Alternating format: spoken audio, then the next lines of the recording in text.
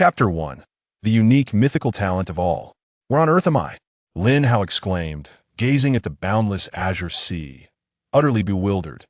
Instinctively, he clutched the rough edge of the makeshift raft beneath Hema rudimentary platform measuring merely 3 meters long and 2 meters wide, which constituted his entire footing at that moment.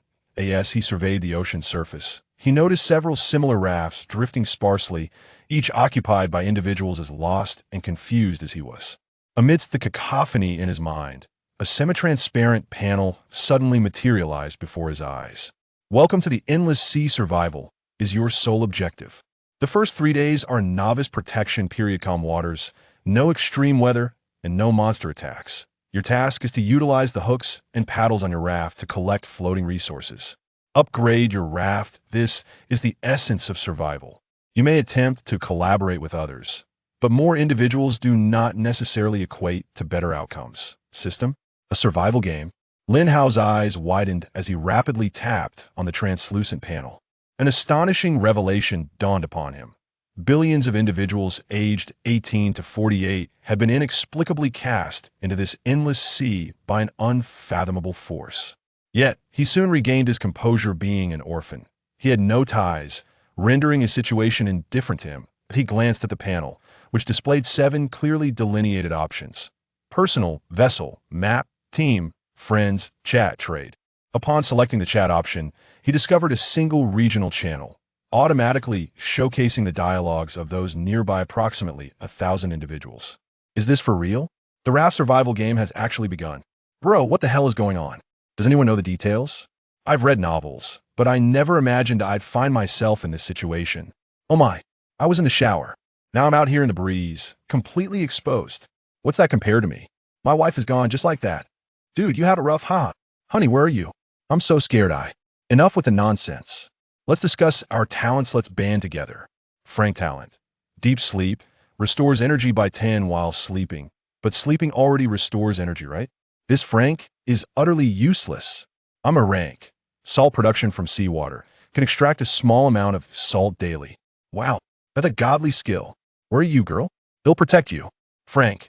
Brute strength, 10 power. Lin Hao quickly scanned the conversations, his heart sinking.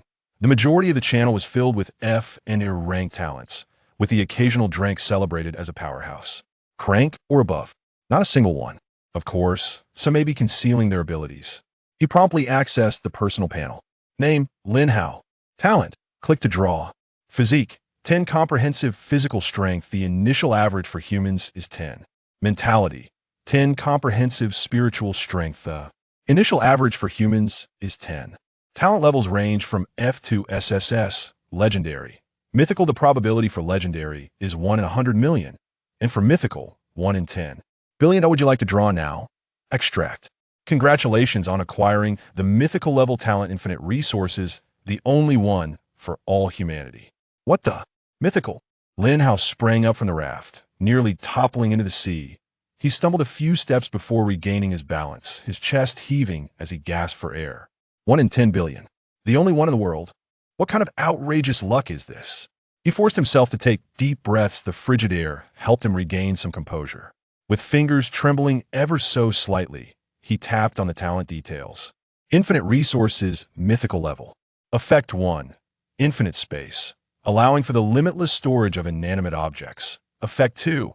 Companion of beauty for every female crew member recruited with a comprehensive rating of 90 with her voluntary consent. A new resource supply will be unlocked. Currently unlocked. With supply mythical level. Automatically receive 1 unit of standard wood every second, stored in infinite space. 1 unit of wood per second. Infinite space. An overwhelming joy engulfed Lin Hao in an instant. What did this mean? It meant that while others were desperately scrambling for those elusive floating boxes, he could effortlessly acquire a continuous stream of survival resources. He immediately glanced at the infinite space. Indeed, inside lay more than 180 units of wood.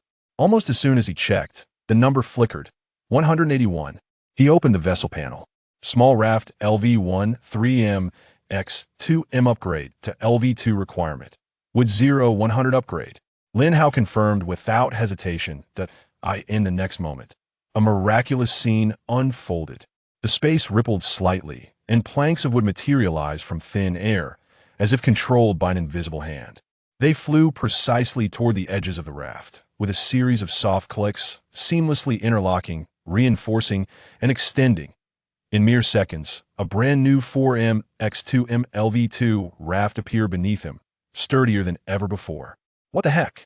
Dude, how did you do that? Your raft just got bigger. A shocked, pitch-altered scream echoed from nearby to a young man, also struggling on a raft, stared in awe at Lin Hao's so-called miraculous upgrade process, his eyes nearly popping out.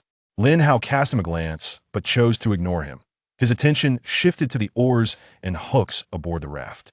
Then he looked at the scattered supply boxes floating in the distance, requiring effort to retrieve. A smile crept upon his lips, barely containable. Snatching boxes? That efficiency hardly matched his mythical talent, did it? With an infinite supply of wood as hard currency, he could easily trade with others while lounging. The immediate concern was that companion of beauty. A female crew member rated above 90? How was that standard determined? It was clearly absent from the chat messages. I must seek her out personally. Lin Hao's gaze sharpened.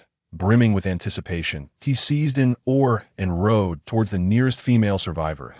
As the raft drew closer, he observed a woman in her 20s, with an ordinary appearance, marked by fear and exhaustion.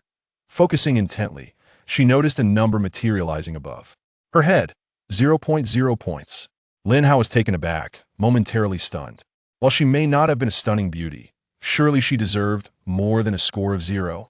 Was this rating system truly that harsh? Without a second thought, he changed direction, the wooden paddle striking the water's surface as he rowed towards another woman, who appeared to be younger. Approaching her, he concentrated. 0 again, a score of 0. His Lin Hao surveyed the vast expanse of the sea, dotted with countless rafts. A potent mix of challenge and exhilaration surged within him. It seems the conditions to unlock this mythical talent are far more arduous than I had anticipated. At that moment, a vivid splash of color, starkly contrasting the monotonous blue and white world, suddenly pierced his vision. Goodness, the campus bell. Chapter 2. The beautiful and melodious music department bell. Despite the distance, Lin Hao recognized her at once.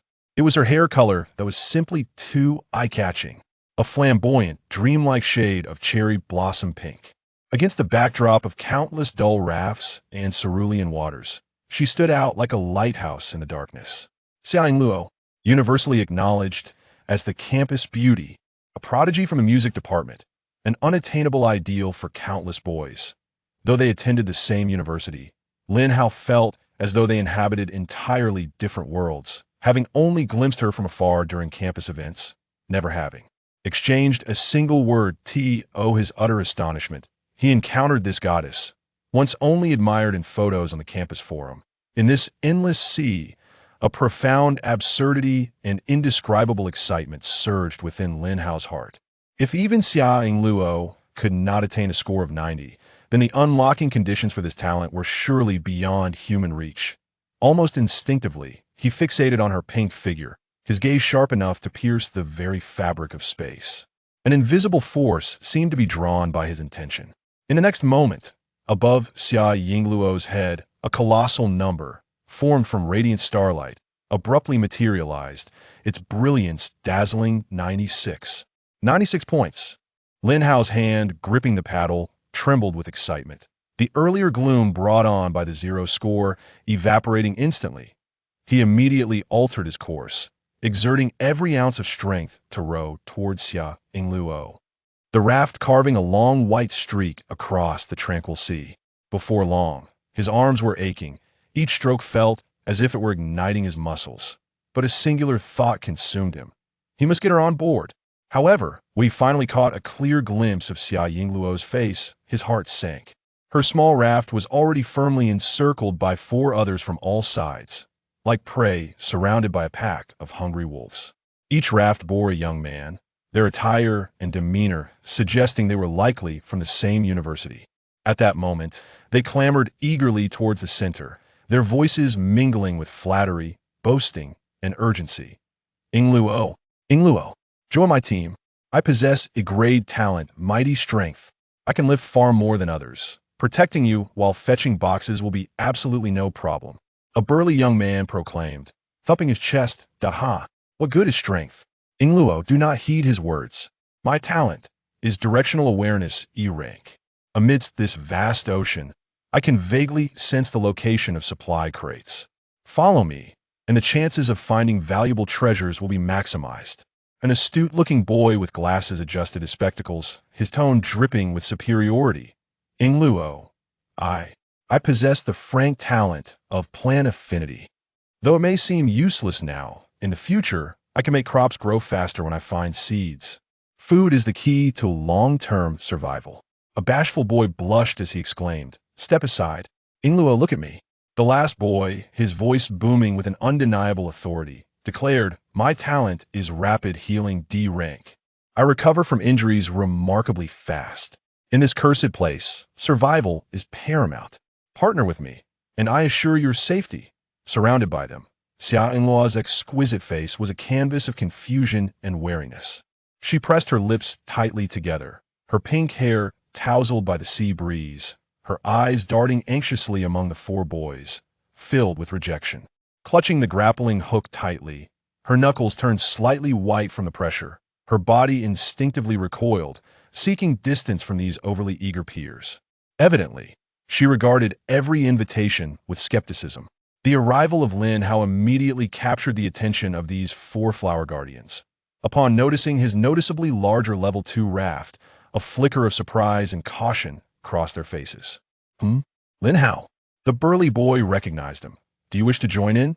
The other three cast skeptical and dismissive glances his way. Lin Hao maintained a safe distance, his gaze traversing the four boys to rest upon the beleaguered Xia Ingluo. He could clearly discern the panic and isolation in her eyes. Taking a deep breath to suppress his excitement and the pressure of facing for classmates, he spoke in a voice that, though not loud, cut through the tumultuous sea breeze with clarity. Classmate Xia Ingluo. His voice successfully captured her attention. She raised her beautiful eyes, filled with confusion and wariness, to meet his gaze. Lin Hao, holding her gaze, pointed to his evidently more spacious and stable level 2 raft beneath him, a steady smile gracing his face. My raft is larger and more stable. This straightforward assertion bore a potent persuasive weight, particularly amidst the unpredictable ocean that he paused, observing the four boys' dismal expressions before refocusing on Xia Ingluo. Moreover, my talent allows me to acquire timber. By collaborating with me, you need not risk grappling for those elusive crates to secure a continuous supply of wood. Talent for acquiring timber. A continuous supply? The four boys exclaimed in astonishment, their faces awash with disbelief. In this oceanic expanse, timber is the cornerstone of survival and advancement. Their arduous efforts to hook a few crates yield only a meager quantity of wood, leaving their upgrades far out of reach. Yet Lin Hao, this newcomer, boldly claimed he could obtain timber directly. Xia Ingluo's beautiful eyes widened instantly, her long eyelashes fluttering slightly. She gazed at the clearly upgraded raft beneath Lin Hao's feet, then turned her attention to his face, which appeared remarkably resolute under the sunlight. The prospect of a stable supply of timber. This condition was undeniably enticing amidst this desolate sea. It signified a more secure foothold, a fundamental assurance for survival. The sea breeze swept through, lifting her cherry blossom pink hair. The wariness in her eyes wavered, replaced by a yearning for safety and survival assurance. However, this desire was swiftly subdued by her rationality. Her crimson lips parted, and her melodious voice resonated across the water that a stable supply of timber. It indeed sounds alluring, but, Lin Hao, on what ground should I trust your words? She slightly raised her chin, gesturing toward the evidently upgraded raft beneath him. Perhaps you were merely fortunate enough to initially hook a supply crate brimming with timber that does not prove you possess a reliable source. In these waters, a momentary stroke of luck cannot guarantee enduring survival. Her logic was clear and precise. What she sought was sustainable assurance, not a fleeting fortune. Exactly. Ingluo is absolutely right. The burly man, known as Giant Strength, immediately seized upon her words like a lifeline, vociferously agreeing. Lin Hao, don't think you can pull a fast one. Who knows if you're just a blind cat stumbling upon a dead mouse. Chapter 3. Unadulterated black stockings? I have no interest. Regardless of how extraordinary one's talent may be, it is implausible to conjure wood from thin air, let alone in such abundance. This boast is utterly ridiculous. The bespectacled man's tone dripped with sarcasm and skepticism. A stable source? If you possess such skill, why not demonstrate your ability to produce some wood? The man with rapid healing stood with crossed arms. A look of disdain etched across his face as he anticipated the spectacle. Even the shy plant affinity male murmured softly, "Indeed. Where's the evidence?" Xia Yingluo remained silent, her gaze fixed intently on Lin Hao, awaiting his response. In the face of the four men's skepticism and Xia Yingluo's scrutiny, Lin Hao's heart remained unperturbed. His consciousness swept through the space, and in the blink of an eye, over 800 units of wood materialized once more. Would you like to consume 200 units of wood to upgrade the small raft to level 3? Upgrade, Lin Hao silently affirmed in his mind. In the next moment, a miracle unfolded. The small raft was reshaped in a golden light, reinforced, no longer a mere assemblage, but rather resembling a singular entity evolving in harmony with nature. Its contours were vividly delineated in the glow, gradually revealing the nascent forms of the bow and stern. The entire structure transformed rapidly from a rudimentary floating platform into a small vessel with preliminary wave resistance capabilities.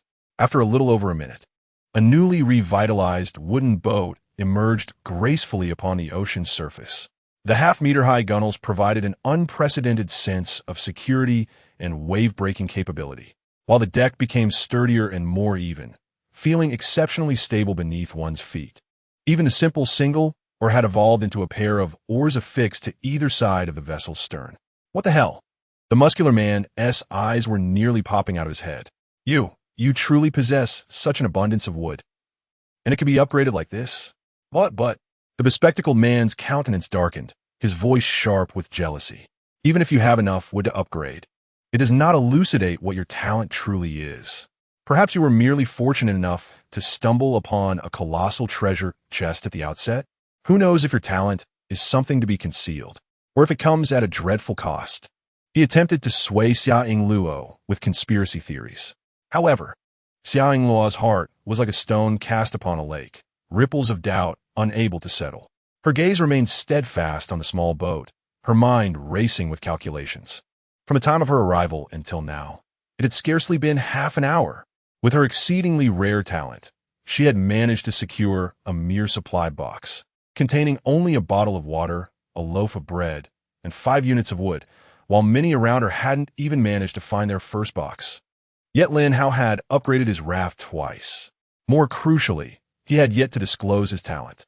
This left only 2 possibilities.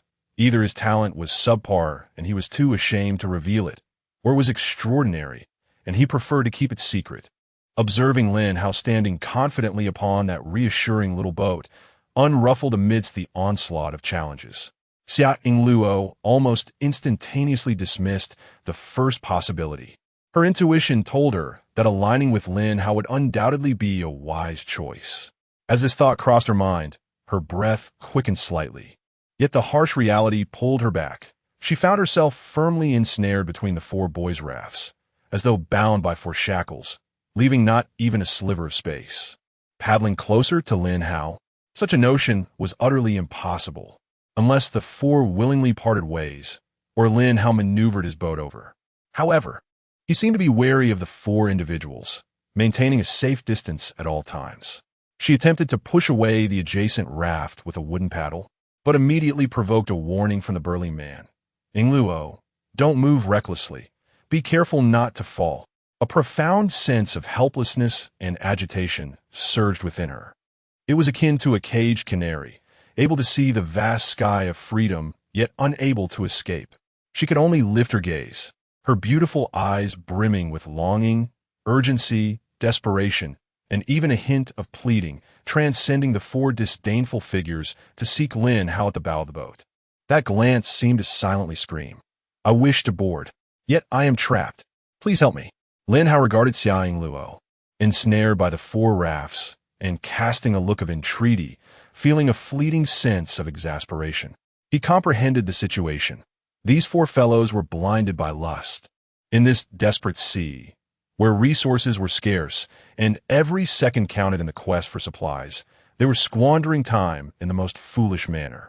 Lin Hao shifted his gaze away from Xia Yingluo's face, sitting leisurely on the sturdy deck of the brand-new little boat, even reclining comfortably against the thick gunwale. Why the rush? It was they who should be anxious. With a subtle thought, he activated the trading option on the panel. Before him, a luminous screen unfurled, its interface remarkably akin to a popular online marketplace, allowing individuals to set up their own shops. Categories were clearly delineated: food and beverages, clothing and footwear, tools and materials, weapons and armor. Most absurdly, there was even a live streaming sales feature.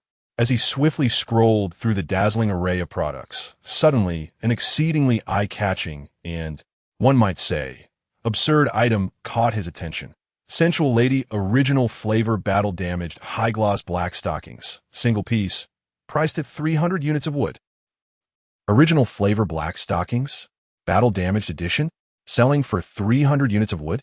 He clicked the link with a critical gaze. Instantly, a professional live-streaming scene emerged. A young woman, dressed in a revealing spaghetti-strap dress and possessing striking beauty, held up a pair of torn black stockings, passionately promoting them. "Dear family, babies, look here, look here." Her voice was both coy and sweet, broadcasting exclusively from the oceanic sweetheart, Xiaoya, just freshly retrieved from the sea. Oh no, I mean just experienced battle damage. The Original Flavor high-grade black stockings, made from pure cotton, skin-friendly and breathable. She brought the stockings closer to the camera, as if showcasing a rare treasure. Look at this natural wear. Smell the essence of the sea. And this symbolizes courage and the will to survive, the marks of battle damage. A limited edition. Only this one. Dear family, do not underestimate it. She shifted her tone. In this cruel sea, a good pair of stockings has uses beyond your imagination. It can serve as a water filter, removing most impurities from seawater. It can be used as a bandage for emergency wound dressing. It can act as a protective mask against wind and sand, safeguarding our delicate skin. Most importantly, she suddenly lowered her voice, infused with a mysterious allure. It carries the lucky essence and spiritual strength of a beautiful survivor. Keeping it close may help you attract precious supply crates. With mystical support, sincerity brings success. Order now for just 300 units of wood. She raised a finger, her expression exaggerated, proclaiming, "Purchase stockings, receive an autograph. Additionally, I shall provide a handwritten survival tip from me, Xiaoya." Dear friends, this is a rare opportunity. While timber is indeed precious, the value of life surpasses it. Invest in a source of spiritual solace and practical tools, ensuring that your journey of survival is no longer solitary and despairing. Act swiftly, for the quick shall seize the opportunity, while the slow shall miss out. Hurry and click the link below to make your purchase. Lin Hao thought to himself, I must say, this woman is truly a master of sales. Yet, being a man of integrity, he harbored no interest in Original Flavor stockings. However, as he prepared to exit the live stream, he was astonished to discover a number, 95, above the woman's head. What on earth? Chapter 4. Acquiring the black stockings. Yet I am truly uninterested. Is this possible? The talent rating system can indeed be activated through the video interface of the trading platform. No need for face-to-face interaction. This revelation struck Lin Hao like a bolt of lightning, illuminating a path he had never envisioned. What does this signify? It signifies that he need no longer flounder about aimlessly. It indicates the possession of an efficient filtering tool. He could comfortably recline on his vessel, peruse promotional videos, and observe those prominent female sellers to precisely identify goddesses with scores exceeding 90. The efficiency soared exponentially. However, a new dilemma immediately arose: how to pinpoint her. Establishing contact is imperative. Lin Hao's thoughts were remarkably lucid. Direct communication is the first step. He glanced up at Xia Yingluo, noticing she was still entangled in discussions. Waiting is short while she posed no issue. He redirected his attention to the real-time comments section beneath the promotional video. At that moment, the comments were racing by. Sister, You are stunning. I don't have any wood, but I do possess a loaf of bread. Can we trade? 300 units of wood is too steep. Would 30 units suffice? Miss, how about I exchange a piece of iron ingot for those stockings? The host has a delightful voice. Followed. Most of these were vacuous banter and haggling. Lin Hao observed that although Yin Shuya maintained a professional expression, a flicker of disappointment and anxiety clearly crossed her gaze. Evidently, there were virtually no individuals genuinely willing to purchase wood. A smirk curled at the corners of Lin Hao's lips as his fingers danced swiftly across the virtual keyboard. I will take those black stockings, but I have an additional condition. The moment this comment appeared, it was instantly captured by Yin Shuya. Her spirits surged. Finally, a serious and competent buyer had emerged. She stifled her excitement and endeavored to keep her voice calm and professional. Thank you for your support, Brother Lin Hao. May I inquire about your condition? As long as it is within reason and does not contravene basic survival ethics, I will do my utmost to accommodate. She deliberately emphasized the notions of reasonableness and survival ethics. Although her bottom line was somewhat flexible in the face of survival, such as trading original stockings, she would never acquiesce to requests for video chats of an inappropriate nature. Lin Hao observed the tension and vigilance in Yin Shuya's eyes and pressed the keys once more. My condition is to add you as a friend. Add you as a friend? Yin Shuya nearly thought she was hallucinating. Was it truly that simple? The anticipated difficulties, humiliations, and extortions. None had materialized. The sole condition for the exchange of 300 units of wood was merely to add a friend.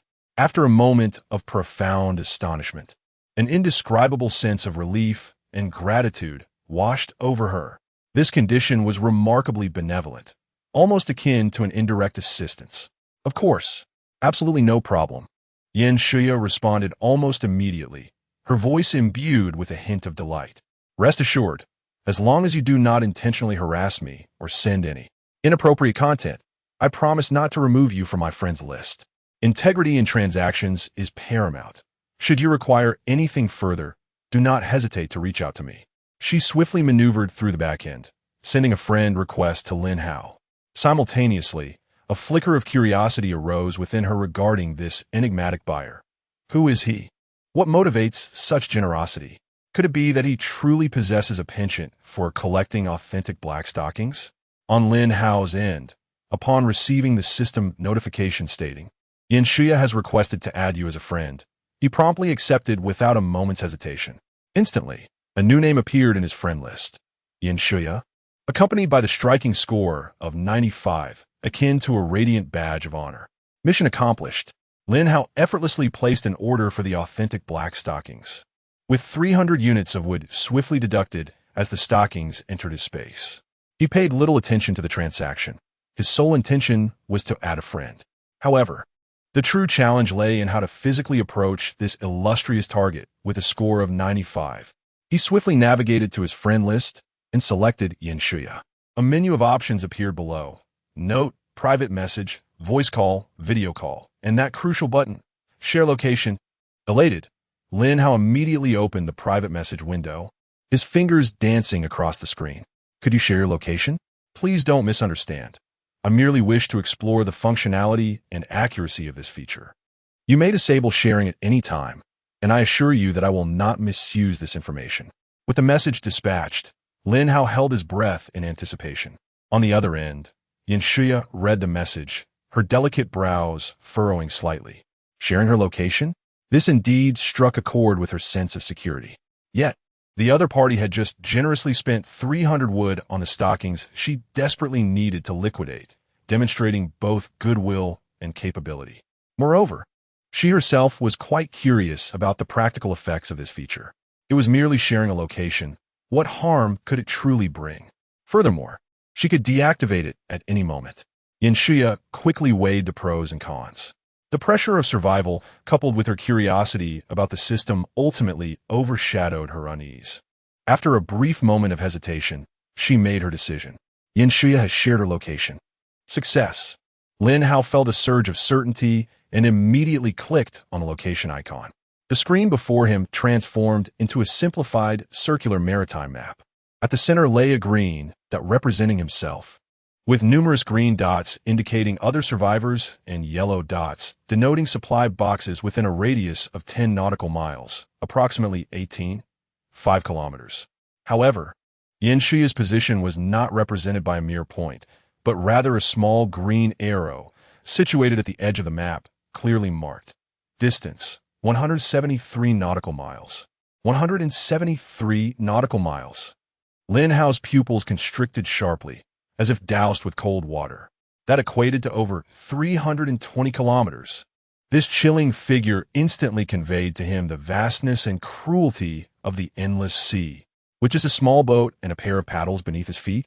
Even without food or rest, at an average paddling speed of 5 kilometers per hour, it would take more than 6 days.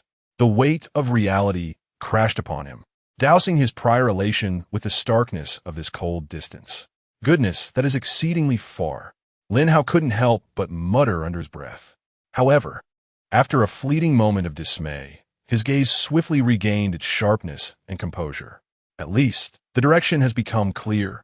He clenched his fists with determination. With a well-defined goal and direction, no matter how great the distance, there is always a way to overcome it. It merely requires time and a greater capacity for movement. His thoughts began to crystallize, and a two-step strategy took shape in his mind. The pressing matter at hand. He must immediately bring Xia Yingluo aboard, unlock her enchanting effect, and acquire a second source of limitless resources. With eyes set on the horizon, during the protracted journey to find Yanshuya, he would fully leverage the core advantage of infinite timber, exchanging it for more valuable supplies. The path must be taken step by step. Lin Hao's gaze returned to the nearby Xia Yingluo, still encircled, her eyes filled with hope, as well as the 4 foolish obstacles who remained unaware of their impending fate. His expression grew resolute.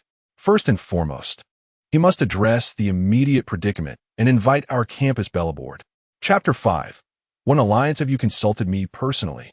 The bespectacled man remarked, his gaze flickering with a sudden proposal. How about we form a team of 5?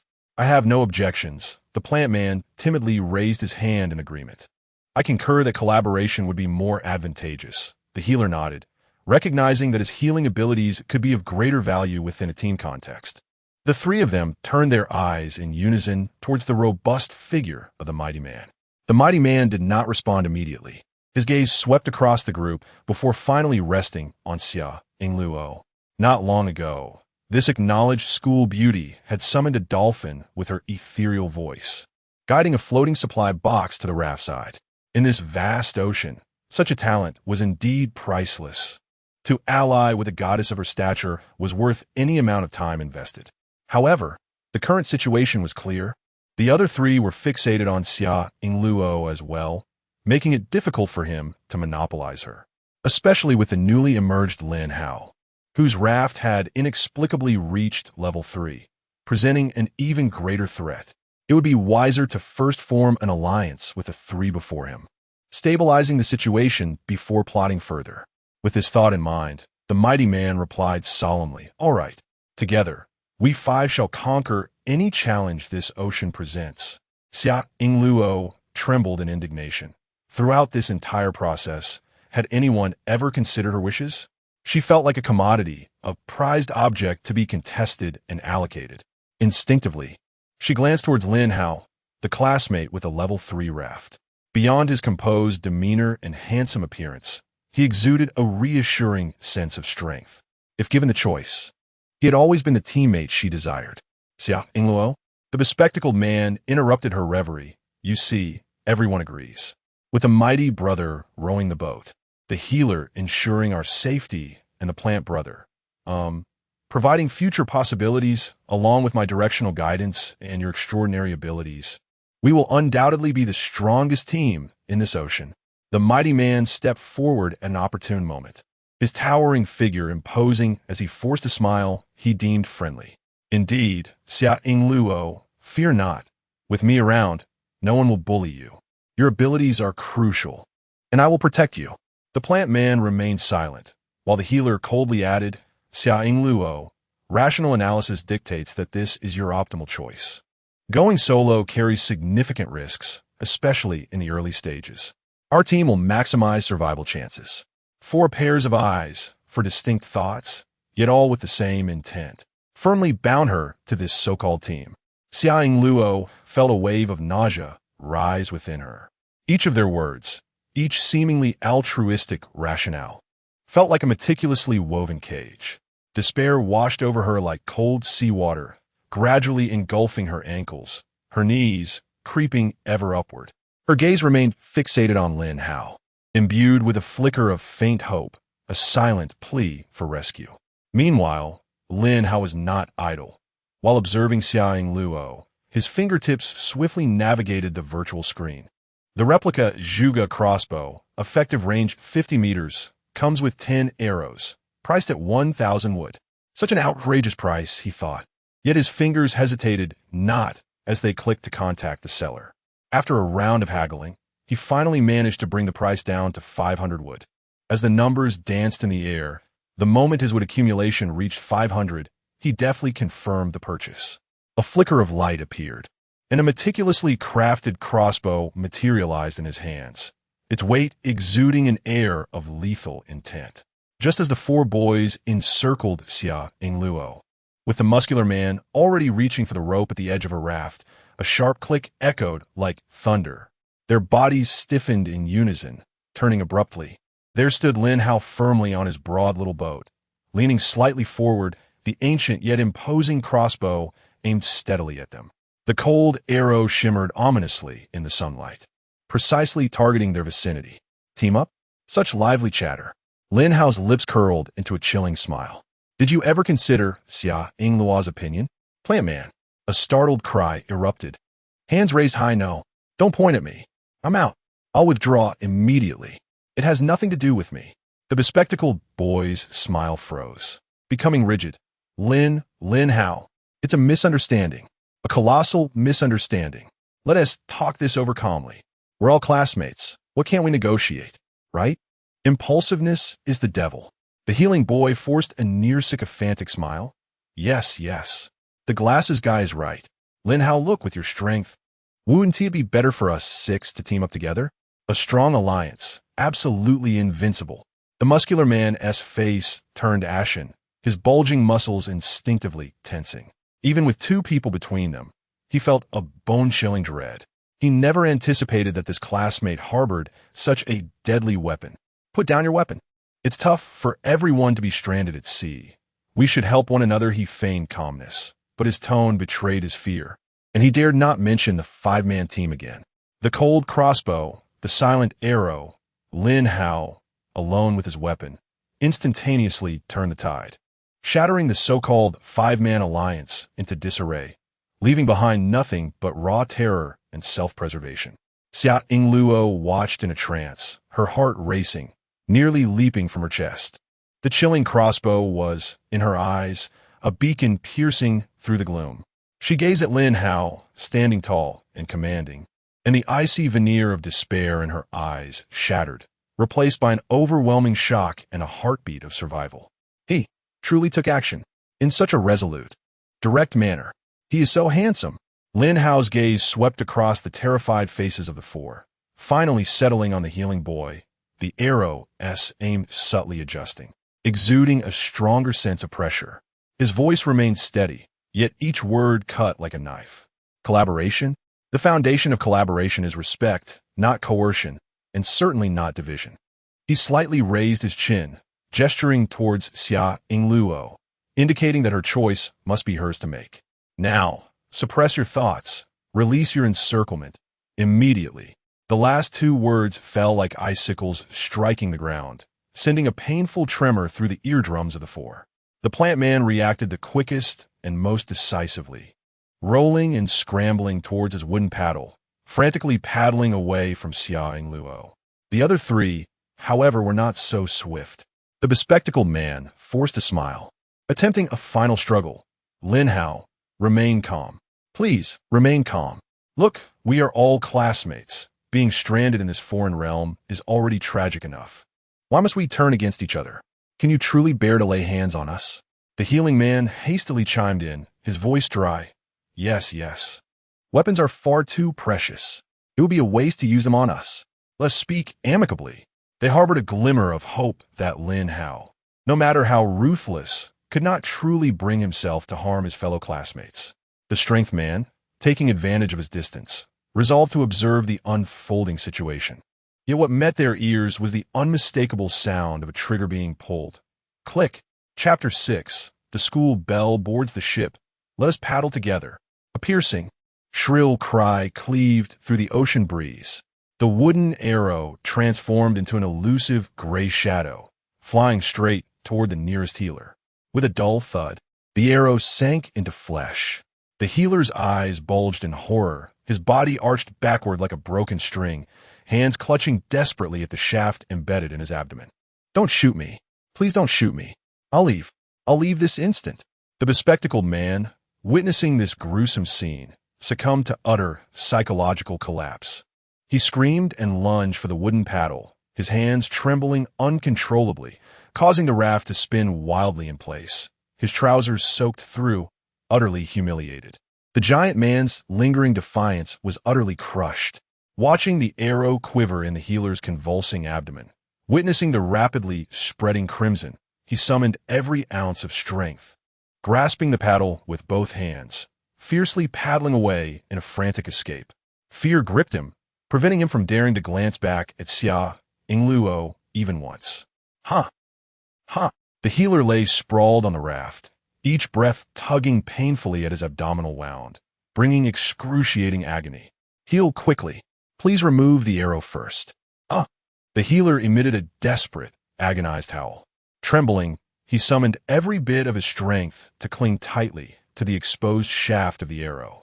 Each slight touch sent waves of piercing pain through him. Gritting his teeth, his face contorted like a wretched specter, he yanked outward with ferocity. Amidst the horrifying sound of flesh tearing, the arrow was wrenched free, accompanied by a spray of blood. He fought to maintain clarity, desperately urging his healing ability into action. The searing pain in his abdomen receded, the wound visibly closing, bleeding halted, scabbing over. Yet, in the instant the healing completed, he felt utterly drained. Even lifting a finger became an insurmountable challenge, darkness encroaching at the edges of his vision, leaving only rapid, shallow breaths. He suddenly realized that his powers were not as formidable as he had imagined. Such a degree of injury healing had nearly depleted all his stamina, making it impossible to use again in a short span of time. After a brief moment of shock, Xia Yingluo was engulfed in euphoric joy. She was free. Finally, she was free. Her gaze turned to Lin Hao, her heart racing wildly. This boy, so handsome, so full of charisma. His choices were precise and measured, targeting the healer while intentionally avoiding vital areas. Both ruthless and compassionate, and possessing great strength. Clinging to this strong ally would surely be wise. Suppressing her excitement and anxiety, Xia Yingluo exerted herself to paddle the small wooden oar, drawing closer to Lin Hao. Thank you for rescuing me. Her voice carried a slight tremor as she endeavored to maintain her composure. How? Shall we form a team? Lin Hao opened the team interface and discovered two modes available. Independent. Each vessel operates separately, sharing only location information. Merged. One party relinquishes their vessel to board the other. His talent required him to join a ship, which clearly indicated the second option. Lin Hao invites you to join his ship. Upon boarding, your small raft will be converted into 50 wood resources. Without a moment's hesitation, Xia Yingluo gracefully lifted her leg, stepping over the gap between the rafts. Landing firmly on Lin Hao's deck, the esteemed individual tilted her head slightly, a sweet smile gracing her lips. I look forward to your guidance in the future. Lin Hao felt his heart race. It was the first time he had observed someone at such close proximity. Her pink hair contrasted beautifully against her fair, rosy skin, and her bright, almond-shaped eyes sparkled with vitality. Her face possessed a perfect roundness, exuding an innate sweetness. Her figure was striking, with alluring curves and a waist delicate enough to be grasped in a single hand. Dressed in a pink tank top, paired with matching shorts. Her long legs were encased in white stockings, radiating an air of innocence mingled with playful charm. Ding! Congratulations on successfully recruiting a beauty. Freshwater supply unlocked. Freshwater supply. Mythical level automatically obtain 1 bottle of pure water, 500 milliliters, every second, stored in infinite space. Note, this effect only functions while Xia Yingluo is alive and not aboard another's vessel. Lin Hao is taken aback. 1 bottle of pure water every second. The pressing issue of drinking water for survivors was resolved just like that.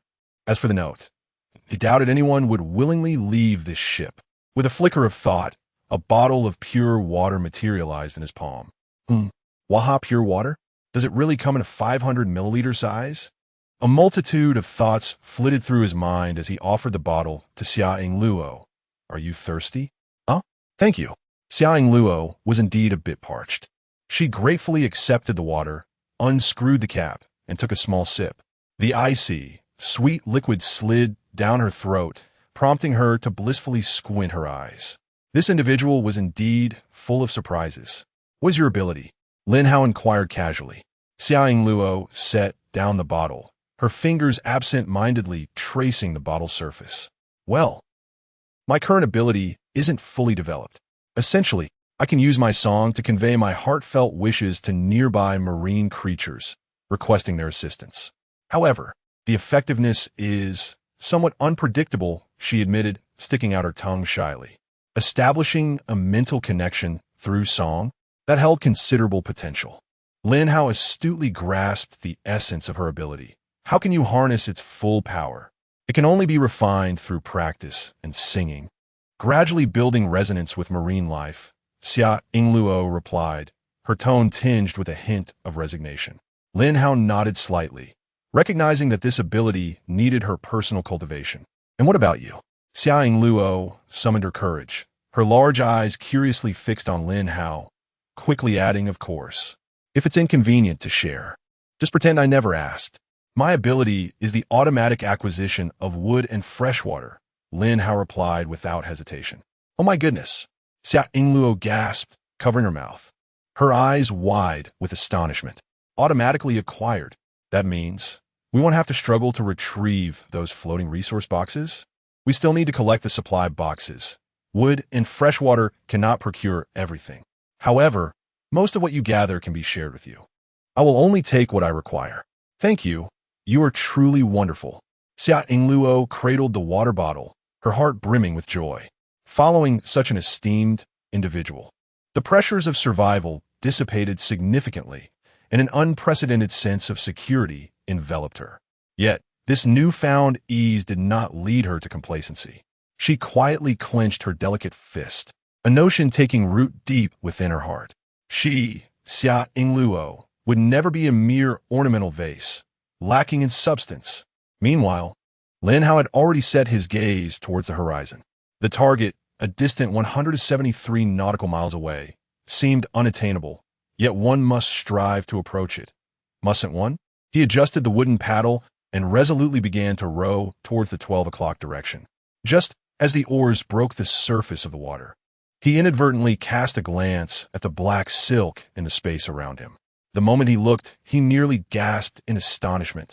Oil quantity black silk, ordinary item, influenced by the effect of a blessing of luck. When carried close to the body, it grants the bearer a 1 luck boost, stackable. Remaining time, 23 hours and 42 minutes. Chapter 7. Your purified water is abundant. Bountiful crabs. It turns out that Yin Shuyu's words, infused with the fortunate aura and spiritual strength of a beautiful survivor, are not mere fabrications. She truly possesses the ability to imbue items with a property of luck. Though it may seem trivial, the potential for stacking this attribute elevates her capability to an almost divine level. This is no ordinary talent. She is clearly a goddess of fortune walking among mortals. With this in mind, a black silk selling for 300 units of wood is indeed a steal. But why does she keep this a secret, not revealing it in a live stream? The question surged to the forefront of Lin Hao's mind. He quickly typed a private message. Your ability adds luck to others? Almost instantaneously, Yin Shuyu's reply appeared, her words brimming with barely concealed delight. No way, no way. You only just discovered this now. On the other side of the screen, a smile crept across Yin Shuyu's lips. Why not announce it in the live stream? Lin Hao pressed. Of course, I don't want everyone to know my little secret. Lin Hao was momentarily taken aback, recalling a saying about fearing both the poor who might see and the rich who might not. Is she fishing for attention? Do you have any more of these lucky items? He shifted the conversation to the point. Not at the moment, Yin Shuya replied quickly. My lucky blessing has a cooldown period. If you want it, I'll contact you as soon as it's ready. How does that sound? A cooldown? That makes sense. If it could be stacked infinitely, she would have already soared to greatness. All right, I'll take your lucky blessing. Lin Hao decisively agreed, then posed a crucial question, but why not keep such a treasure for yourself? A little luck has a minimal impact on overall fortune.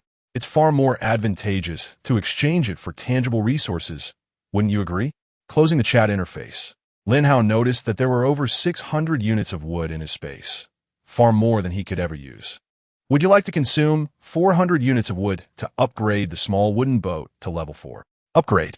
In an instant, the towering pile of wood transformed into radiant streams of light, flying towards the boat's structure. Wow! Xia Yingluo exclaimed, covering her mouth in astonishment. Another upgrade? Lin Hao turned to her and casually inquired, by the way, didn't you say your ability requires constant practice in singing? How come? I haven't heard anything. I've been singing all along. What? The sound I emit when activating my ability is ultrasonic.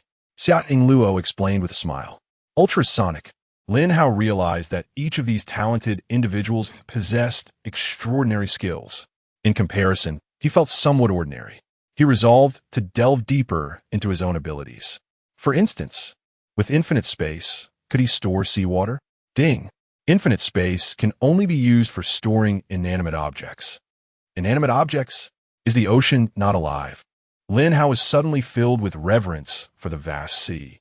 Well, never mind that for now. At present, the most perplexing matter is that glossy black silk, discreetly carried. It would be utterly mortifying if seen by Xia Yingluo. Yet, the allure of gaining luck one is simply too enticing. Before long, the ship's upgrade was complete. Measuring 6 meters in length and 2 meters in width, equipped with an additional pair of oars. Lin Hao's eyes brightened. Xia Yingluo, would you mind sitting at the front and helping me row? Just a little, no need to overexert yourself. Sure, Xia Yingluo replied without hesitation. However, rowing proved to be quite taxing. Wasn't long before she was gasping for breath. If you're tired, take a break. Honing your abilities is more important. Lin Hao had no expectation of her exerting herself. Seizing the moment while her back was turned, he swiftly retrieved the black silk and concealed it within his clothing. Seeing the notification for Luck 1 pop up in his attribute panel, he finally breathed a sigh of relief. Fortunately, it didn't require wearing to take effect. Yet, he needed to remain cautious. He must not let Xia Yingluo discover his secret. After rowing for a while, Lin Hao also began to feel fatigued. How he wished for a propeller or something similar. He couldn't help but murmur, gazing at the vast ocean, acutely aware of the limitations of human strength. Physical labor was not a sustainable solution. Thus, he casually tossed aside the wooden oar and leaned back to relax for a moment. After all, timber and fresh water were in inexhaustible supply. There was no need to rush. He maintained a calm mindset, adjusting to a comfortable position. He opened the trading interface and leisurely browsed through it. Suddenly, the boat tilted sharply. Immediately, a powerful force surged from behind, causing the entire vessel to accelerate forward on its own. What on earth? Lin Hao straightened his posture, alertly surveying the tumultuous waters surrounding them. Xia Yingluo turned her head, a hint of pride on her face. I just called upon a killer whale. It's helping us push the boat. Hey! Killer whale. Lin Hao's voice escalated in pitch as he whipped around to face the rear of the vessel, even without seeing the giant shadow beneath the surface. Merely imagining the imposing figure of the ocean's apex predator, along with the immense force propelling the ship, was enough to send a shiver down his spine. Having a killer whale as a draft animal, this ability is simply absurd. Calm down, Xia Yingluo noticed his astonishment and quickly clarified. It's very gentle. I can almost sense its emotions. It's like a warm-hearted and curious big child, happily lending a hand. Only then did Lin Hao's tense nerves begin to ease. As he gazed at Xia Yingluo, The initial amazement gradually intertwined with genuine admiration and awe. This former campus beauty, with her enchanting presence and sweet voice, was not only a visual delight, but also a hidden powerhouse. However, the convenience and astonishment brought by the killer whale's assistance felt like a bucket of cold water, instantly dousing the sense of complacency that had arisen from the abundance of resources. His mindset could no longer remain tranquil, while others were rapidly excavating and enhancing their abilities. If he merely contented himself with hoarding supplies, would not the seemingly endless timber and fresh water render him the most tempting yet perilous mobile granary in the eyes of others? He must grow stronger. There is no time to waste. The scorching sun mercilessly scorched the deck, and the air seemed to warp under the oppressive heat. Lin Hao narrowed his eyes, feeling the oppressive heat that seemed to threaten to evaporate him. A plan formed in his mind. He decisively opened the system interface, precisely navigating to the trading section, and without hesitation selected Start Live Broadcast. A soft blue light screen unfolded before him, vividly projecting his figure seated at the stern of the boat against the shimmering sea behind him. Immediately, he took out several bottles of pure water and arranged them on the deck in front of him. The sunlight penetrated the pristine water, refracting dazzling beams of light, silently proclaiming the most lethal temptation in this parched domain of the sea. Soon, a multitude of viewers flocked into the live broadcast room. What delight! How do you have so much water, dear host? Indeed, you have an abundance of water, host. Hey there, could you spare me a bottle? I can exchange it for some delightful photos. Chapter 8. Spraying water everywhere. With the name of the live stream adjusted, Lin Hao chose to remain silent, for the bottles of pristine water served as the most compelling advertisement. What a man! It turns out he possesses such an abundance of water. Many new viewers expressed their dismay at being misled. Lin Hao scratched his head and promptly changed the live stream title to "The Host Has Drinking Water," available for exchange with any useful items. Host, I have a dagger. Can I trade it? Certainly. With a click, Lin Hao exchanged a bottle of water for a dagger. Through this method, he gradually acquired various supplies, such as bread, sausages, and instant noodles. Unfortunately, none of these were what he truly desired. However, he remained patient, confident that under the scorching sun, many would soon find themselves unable to endure the heat. Sure enough, it wasn't too long before someone inquired, "Host, I have a body refinement pill. Could I exchange it for several bottles of water?" Body refinement pill. Green quality, grants 1 to constitution upon consumption. How many bottles do you wish to trade for? 10. Would that be acceptable? Deal. Lin Hao promptly initiated the trade. 10 bottles of water were merely a matter of seconds for him.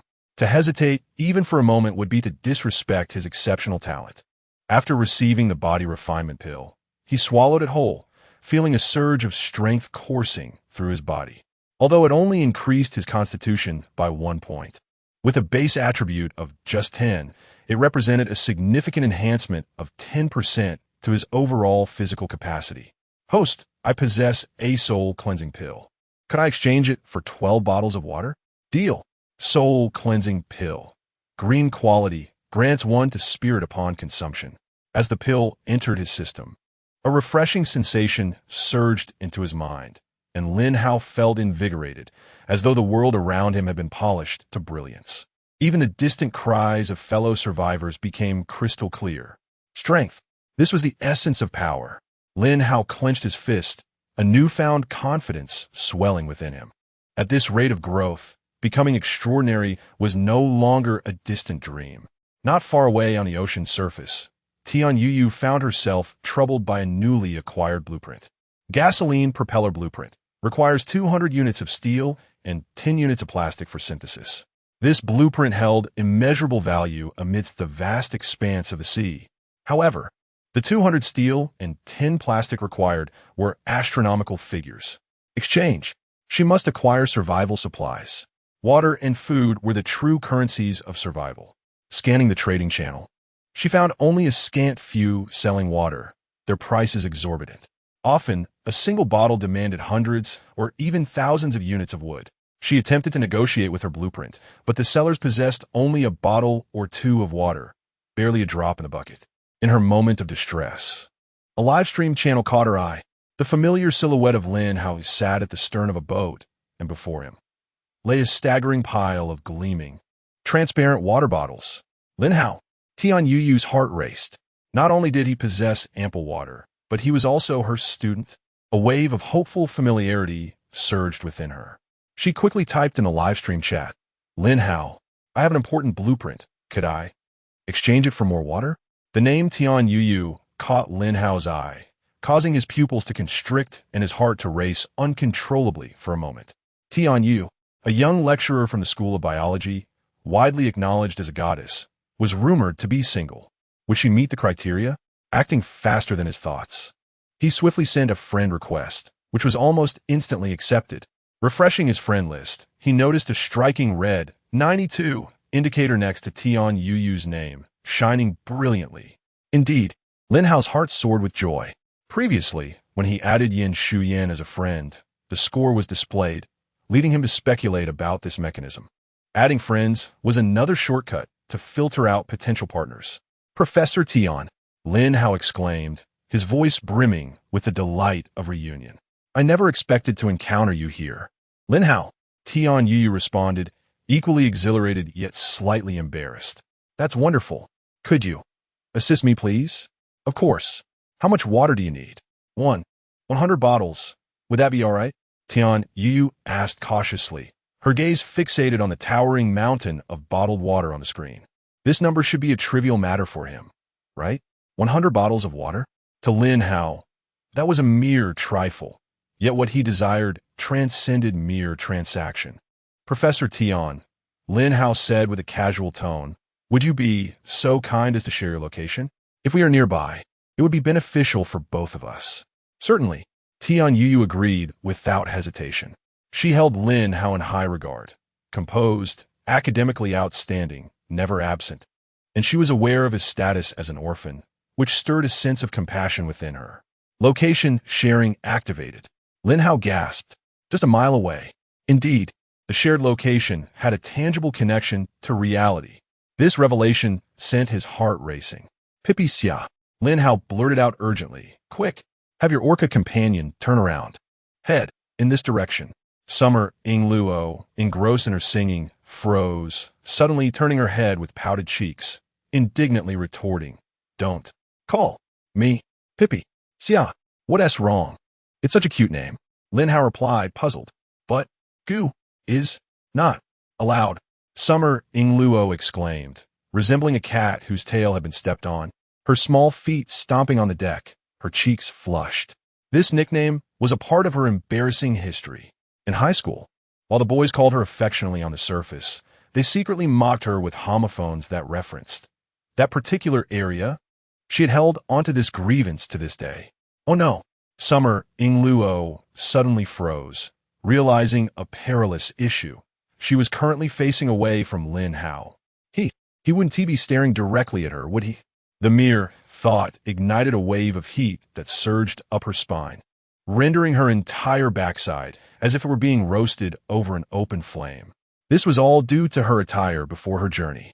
At that time, she had been in her dormitory, diligently practicing yoga in front of the mirror, dressed in this cool outfit, a form-fitting pink tank top and these shorts so short they were almost scandalous.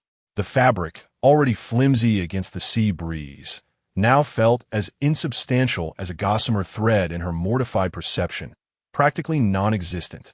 What was even more mortifying was the garment underneath. In pursuit of a seamless effect, she chose an outfit characterized by slender straps that barely conceal the essential areas, rendering it nearly negligible and adorably provocative. What a difference is there from wearing nothing at all? How utterly embarrassing. Yet, if he were to see her, perhaps it wouldn't be entirely unacceptable. At the very least, it would be infinitely better than being seen by those loathsome boys. He is different. Xia Luo, what foolish thoughts are you entertaining? She abruptly shook her head, attempting to dispel those alluring yet perilous musings. Beneath her long pink hair, her ears had turned a crimson hue, as if bleeding. She struggled to find justifications to cool herself down. Lin Hao is undeniably strong and handsome. However, he is far from perfect. He has glaring flaws. For instance, he has never pursued me. Yes, that it. Xia Ingluo, with a huff, mentally counted on her fingers. In college, the boys vying for my attention could line up from the classroom door to the cafeteria. I received love letters until my hands ached. Their confessions were as varied as they were numerous. Why is it that Lin Hao remains utterly silent? This only proves 2 points. First, his taste is severely lacking. He cannot even recognize a stunning beauty such as myself. Second, he is too timid. He lacks the courage to confess. Indeed, this is his greatest flaw, a glaring flaw. What is happening? Lin Hao's heart tightened, his gaze fixated on the hull beneath. The orca, once calm and serene, suddenly stirred with agitation. Its massive form crashed violently, rolling and churning the sea, causing the entire vessel to rock perilously. It even breached the surface, spraying water with a hissing sound. Chapter 9. You must help me apply sunscreen. Hey, what are you spraying around? Xia Ingluo covered her flushed cheeks, feeling a mix of embarrassment and indignation from the exuberance transmitted by her orca companion. Xia Ingluo, what is wrong with your orca partner? Lin Hao clutched the ship's railing, his face ashen. That sudden jolt nearly threw him overboard. Yes, I'm sorry. I will make it quiet at once. Xia Ingluo hurriedly suppressed her inner turmoil, concentrating on conveying a soothing melody. The orca grumbled in protest, reluctantly splashing its massive tail fin against the water's surface before finally calming down. Lin Hao let out a long sigh, still shaken. Xia Ingluo, if you can't control your ability, it might be best if we don't take any risks. I'll paddle myself. He shifted his tone, a hint of lingering fear in his voice. Just have your little companion help push the floating supply boxes over here. All right, sorry. Xia Ingluo's voice fell, her fingers twisting together, feeling quite guilty. It's fine, safety first. Lin Hao waved his hand dismissively. Xia Ingluo bit her lip, secretly vowing to contribute. She promptly issued a new command to the orca: collect the supply boxes. However, the information returned from the orca struck her like a bolt of electricity. What? There are supply boxes? Underwater too? Huh? What is going on? Lin Hao was startled by her excitement, looking at her quizzically. It told me. Xia Ingluo pointed at the orca gliding through the water, speaking rapidly, unable to contain her excitement. There are boxes submerged beneath the waves. Some are floating in the water, while others rest on the seabed. This is indeed excellent news. Lin Hao nodded, pondering to himself, rowing at a leisurely pace, most of his attention focused on the live broadcast.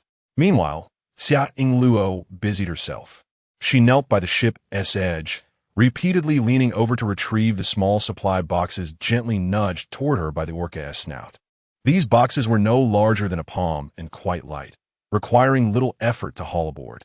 Opening the boxes was instantaneous. With a soft pop, the box transformed into several neatly arranged wooden planks, quietly resting on the deck. In this endless ocean, what is the most fundamental and readily available resource? Ding! Congratulations on obtaining WIT X1, ultra-thin breathable sanitary pad X1. Xia Ingluo quickly glanced at Lin Hao, noticing he was completely absorbed in the live broadcast screen. Only then did she breathe a sigh of relief, her fingertip tapping, causing the pink packaging to vanish instantly into the 10M system space. Ding! Congratulations on obtaining WIT X1. Wolfang howling set X1. Xia Ingluo's cheeks flushed crimson, her heart lamenting, why does this wretched box only yield items that could embarrass me socially? She furtively glanced at Lin Hao again, confirming his gaze remained glued to the screen, utterly oblivious to her small antics, and hurriedly stashed the scalding wolf fang into a corner of her space. Ding! Congratulations on obtaining WIT X1. Sunscreen X1. Xia Ingluo's eyes sparkled. Wonderful. She nearly burst into cheers. Beneath the scorching sun, she found herself fretting about her delicate skin being scorched and darkened. It was as if a timely rain had arrived. Eagerly, she unscrewed the cap and meticulously applied sunscreen to her cheeks, neck, arms, and abdomen. After a moment's hesitation, she decisively removed her shoes along with a thin layer of sheer white stockings. As she peeled off the stockings, her nose instinctively drew closer to sniff. Thankfully, there was no unpleasant odor. She squeezed out a generous amount of sunscreen, diligently spreading it from her thighs down to her calves, and even between her toes, as a refreshing sensation enveloped her sun-baked skin. However, a vexing dilemma soon arose. Her back was out of reach. She twisted her body for what felt like an eternity, her fingertips gliding over her smooth spine, yet she could not reach that area directly exposed to the sun's rays. An entanglement of conflicting emotions surged within her, and she cast a furtive glance at Lin Hao, who remained utterly engrossed in his paddling, his gaze glued to the livestream screen as if the outside world held no relevance for him. Lin Hao. Xia Yingluo's voice was as faint as a whisper, trembling even in her own ears. Could you do me a small favor? What kind of favor? Lin Hao responded, slightly turning his face while keeping his eyes on the edge of the screen. Xia Yingluo twisted the hem of her shirt, her voice nearly drowned out by the crashing waves. Could you help me apply some sunscreen? My back. I can't reach it. The moment the words left her lips, she felt a rush of warmth flood her cheeks, her neck turning crimson. Lin Hao's paddling hand abruptly halted. He instinctively averted his gaze from her flushed face, looking elsewhere. You. Xia Yingluo glared at him, incensed by his seemingly righteous demeanor, and stamped her bare foot firmly on the deck of the boat. I've mustered the courage to ask, and you're being so coy? Could you truly be a Xiao Chunin? However, his swift refusal extinguished the meager courage she had managed to summon, leaving her feeling like a deflated balloon, her head drooping in frustration as she resumed rummaging through her belongings. Yet, the burning sensation on her back felt like countless tiny needles, growing increasingly pronounced and unbearable with each passing moment. Terrifying images uncontrollably flashed through her mind, days passing, her front as pale as milk, while her back turned as dark as chocolate, that stark line of demarcation. Simply too hideous to bear. No, absolutely not. This thought thundered through her, instantly obliterating all feelings of shame and modesty. What concern for gender boundaries, what embarrassment. Let them all go to hell. Xia Yingluo seized the sunscreen, rising abruptly and stepping directly in front of Lin Hao. Without giving him a moment to react, she thrust the sunscreen into his instinctively raised hand. I don't care. She lifted her chin, her face still flushed, but now bearing an air of resolute determination. You must help me apply it. Now, immediately, right away. Before Lin Hao could respond, the live stream exploded with excitement. Wow, what a stunning girl. Holy cow, the host actually managed to attract a girl so quickly. I can hardly bear it. My envy for Jier is overwhelming. How adorable she is with her delicate pink hues. What's all the fuss about? She is not as beautiful as I am. I refuse to believe it, unless you show me. I want to show you, you bunch of dim-witted males. Lin Hao hurriedly shut off the live stream, raising his hands in surrender. All right, I'll apply it. Is that acceptable? Seeing his reluctant demeanor, an unnamed fury surged within Xia Yingluo, her brows knitting in defiance. What? Is it too much to ask you to help me apply some sunscreen? Not all. Lin Hao looked at her pouting face and sighed, his gaze earnest. I merely fear you might misconstrue my intentions. After all, his talent could only manifest with Xia Yingluo remaining aboard the ship, and if he were truly mistaken for a lecher and frightened away, it would be a significant loss. Xia Yingluo had initially intended to retort, but upon meeting his clear, somewhat helpless eyes, her heart inexplicably softened. It once happened. Her voice unconsciously softened, laced with a tenderness she herself did not recognize. I believe in you. She meant to say she believed he was a good person. But just as the words were on the tip of her tongue, the thought of the good person card meme flashed through her mind, causing her to swallow the phrase back, her cheeks warming slightly. Chapter 10. There must be no color difference. Here I go. Lin Hao took a deep breath, his gaze fixed on the elegantly curved back before him, his heartbeat accelerating uncontrollably. To claim that he felt no turmoil would be a blatant falsehood. However, under the broad daylight, the humble wooden boat was completely exposed, and he could still glimpse other survivors rowing in the vicinity. The mere thought of being seen in this situation sent shivers down his spine, making him feel utterly embarrassed. Come on, hurry up. Xia Yingluo buried her face deeply between her knees, her slender arms wrapped around her calves, her voice muffled as she urged him on, her exposed earlobes flushed crimson. Here I truly come. Lin Hao squeezed sunscreen into his palm, warming it before casting his eyes on the unguarded skin before him, unable to resist saying once more, Oh dear, I couldn't care less about your concerns. Xia Yingluo twisted her body in embarrassment, causing the boat to sway slightly. Not to mention, the words she could not utter lingered in her mind. It's not like I'm completely undressed. It's merely applying lotion to my back. Lin Hao felt somewhat hesitant himself, yet the atmosphere was undeniably peculiar. While others struggled for survival, here he was, applying sunscreen to a beautiful girl. The scene was utterly surreal. To dispel the twinge of guilt within him, he glanced at his inventory. He had just accumulated over 800 units of wood. He promptly focused his mind and clicked upgrade. Ding! Consuming 800 units of wood, the small boat began its upgrade. Estimated time, 6 minutes. As the system's notification sounded, the wood flew out from his inventory, as if manipulated by an invisible craftsman, swirling around the hull, assembling and reinforcing it. The boat creaked softly, accompanied by a gentle vibration. Seeing the upgrade progress commence, Lin Hao's earlier awkwardness was significantly alleviated by the grounding sensation of focusing on the task at hand. He steadied himself, warming his palms with the cool sunscreen before gently applying it to the soft skin where the girl's waist met her back. The chill of his hand suddenly met her skin, causing Xia Yingluo to shudder, a short gasp escaping her throat uncontrollably. The sensation was akin to a faint electric current surging along her spine. Lin Hao's hand faltered for a moment. He could feel the supple elasticity of her skin through his fingertips, even sensing the tautness of her muscles. That small gasp brushed against his eardrums like a feather, momentarily stealing his breath away. Ahem. I apologize, it's a bit cold. Lin Hao cleared his throat, striving to maintain a calm demeanor. He dare not pause.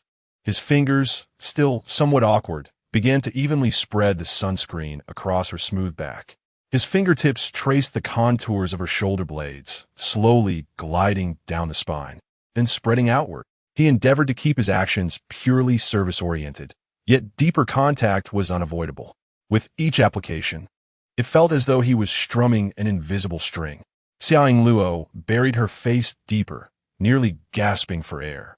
She could distinctly feel the warmth of his palm seeping through the sunscreen, as well as the pressure and trajectory of his fingers.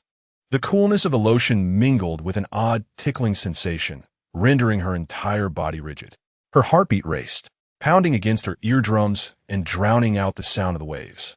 A fluttering sensation quietly blossomed within her heart, leaving her both embarrassed and with an inexplicable feeling. Lin Hao was equally affected. He forced himself to concentrate on the task at hand, yet every moment tested his nerves.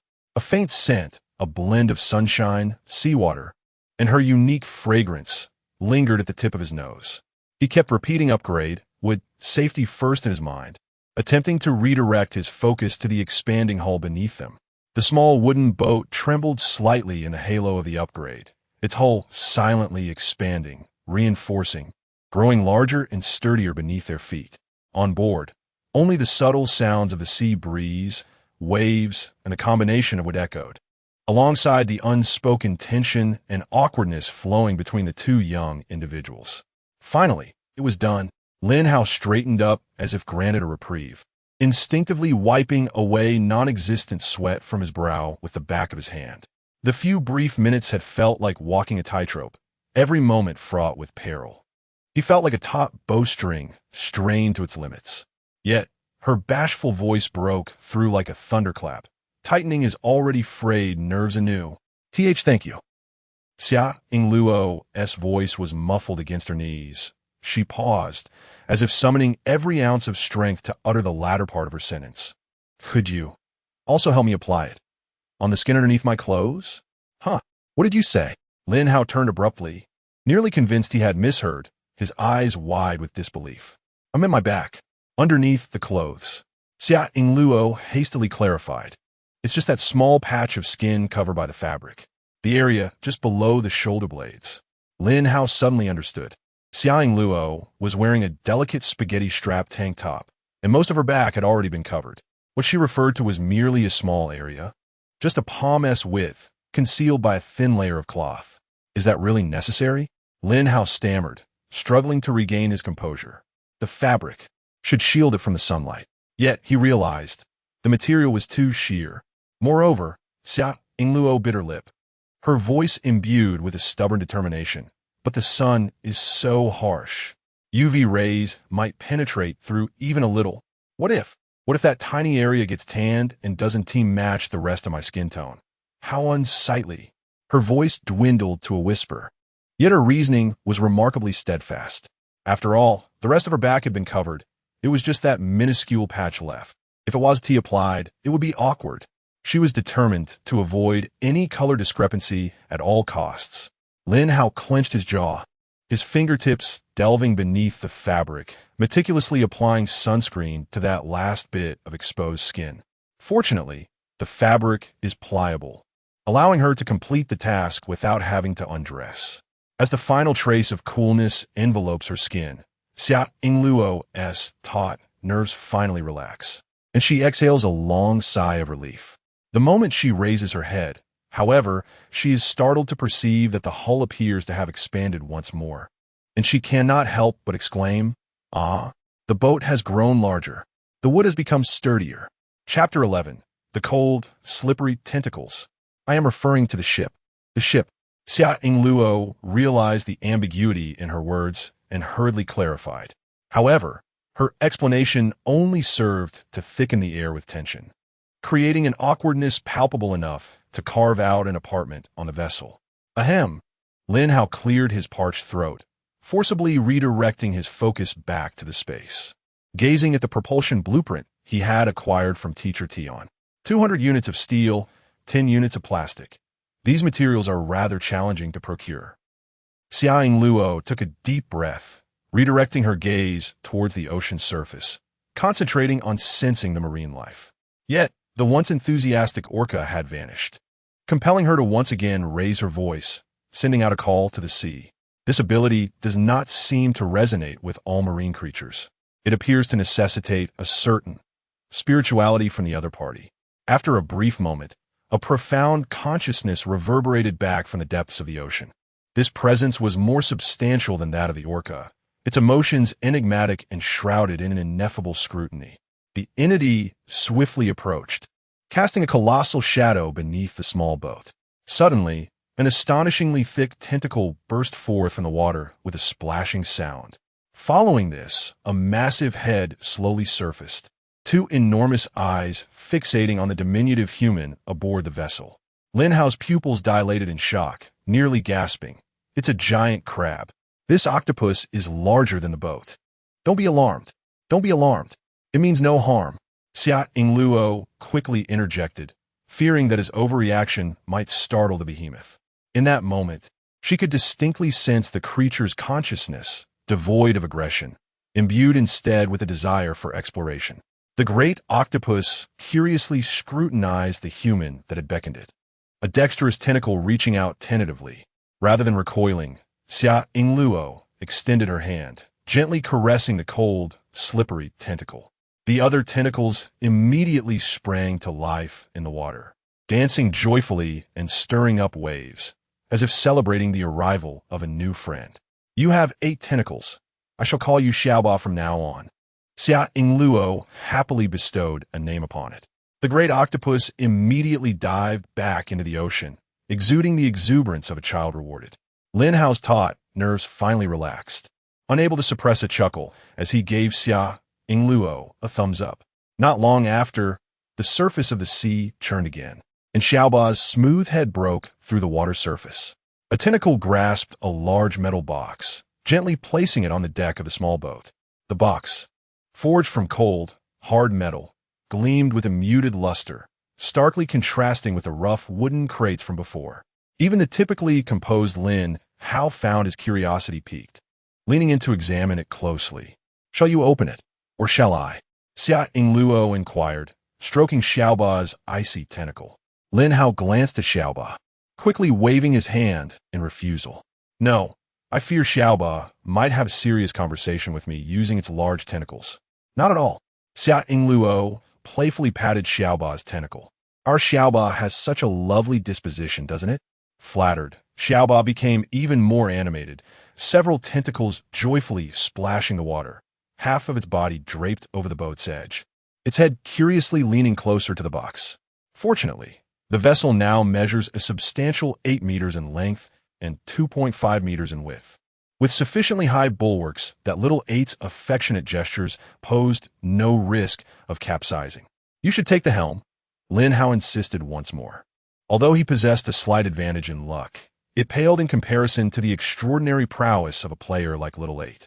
Xia Yingluo ceased her objections. Her spirits lifted as she crouched down to explore the metallic box's latch, pressing and attempting to lift the lid with force. However, after much effort, the box remained immovable, tightly sealed like an iron lump. What a wretched box, she exclaimed, standing up in frustration. I managed to retrieve an iron lump, and it even conceals a mechanism that I cannot unlock. At that moment, Lin Hao approached, examining the jumbled, raised patterns and the movable metal pieces. Isn't this akin to a sliding puzzle? He remarked. If we align the fragments on these sliding blocks to form a complete image, it should yield the opening. A sliding puzzle? Upon hearing this, Xia Yingluo felt overwhelmed. You take over. I loathe such mind-bending puzzle games. They make me dizzy just to look at them. Reluctantly, Lin Hao knelt in the space she vacated, delicately touching the cold metal sliders. It was in fact quite simple.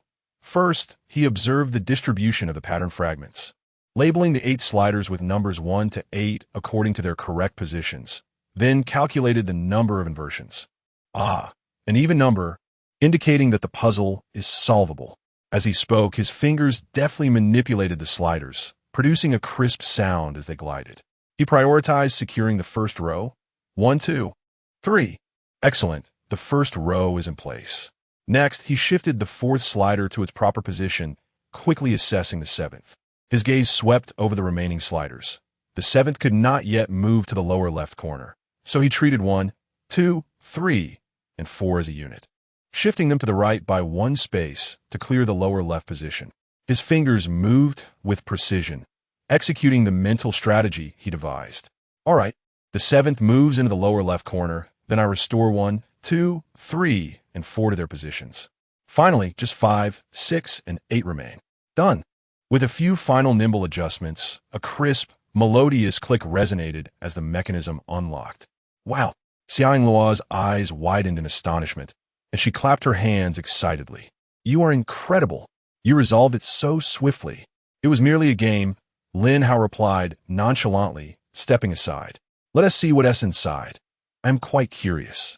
Nodding eagerly, Xia Yingluo lifted the heavy metal lid. At the moment of opening, the treasure chest was enveloped in a radiant glow, transforming into dozens of iron ingots. A blueprint and 3 glimmering objects. Blueprint for the Galaxy 1 material recovery device. Requires 30 metals, disassembles core, energy core, growth core, and can be synthesized. Detected that synthesis materials are complete. Would you like to synthesize now? Remarkable. Little 8 seems to have unearthed a significant treasure. Lin Hao couldn't help but exclaim in admiration. Shall we synthesize? Xia Yingluo inquired. Certainly, we must synthesize. These items hold no other immediate utility. With a gentle tap on the system panel, the pile of iron ingots appeared to be drawn by an invisible magnetic force, swirling rapidly around the 3 suspended core objects. Immediately, a cacophony of mechanical sounds akin to a buzzing swarm filled the air, as countless tiny metal components swiftly assembled in a radiant display. The entire process resembled a symphony of magic and technology. Moments later, a compact device with an unmistakably futuristic design materialized upon the deck. Its sleek, silvery gray exterior gleamed like a mirror, with 3 cores subtly discernible at its center. Galactic 1 material recycling device, description 1.